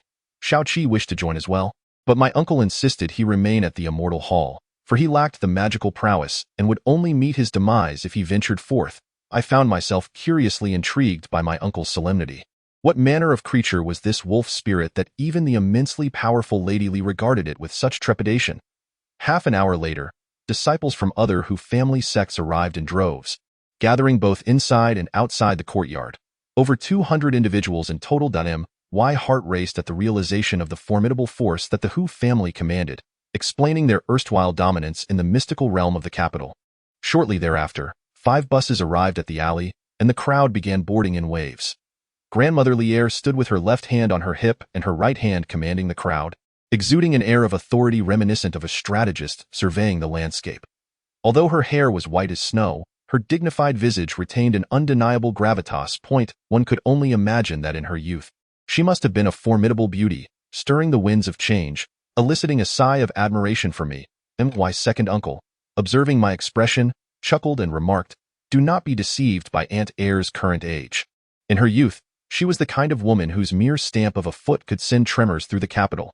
Her beauty was renowned, captivating countless distinguished young gentlemen, including several sons of prominent officials who once thrived in the political arena 2 or 3 decades ago.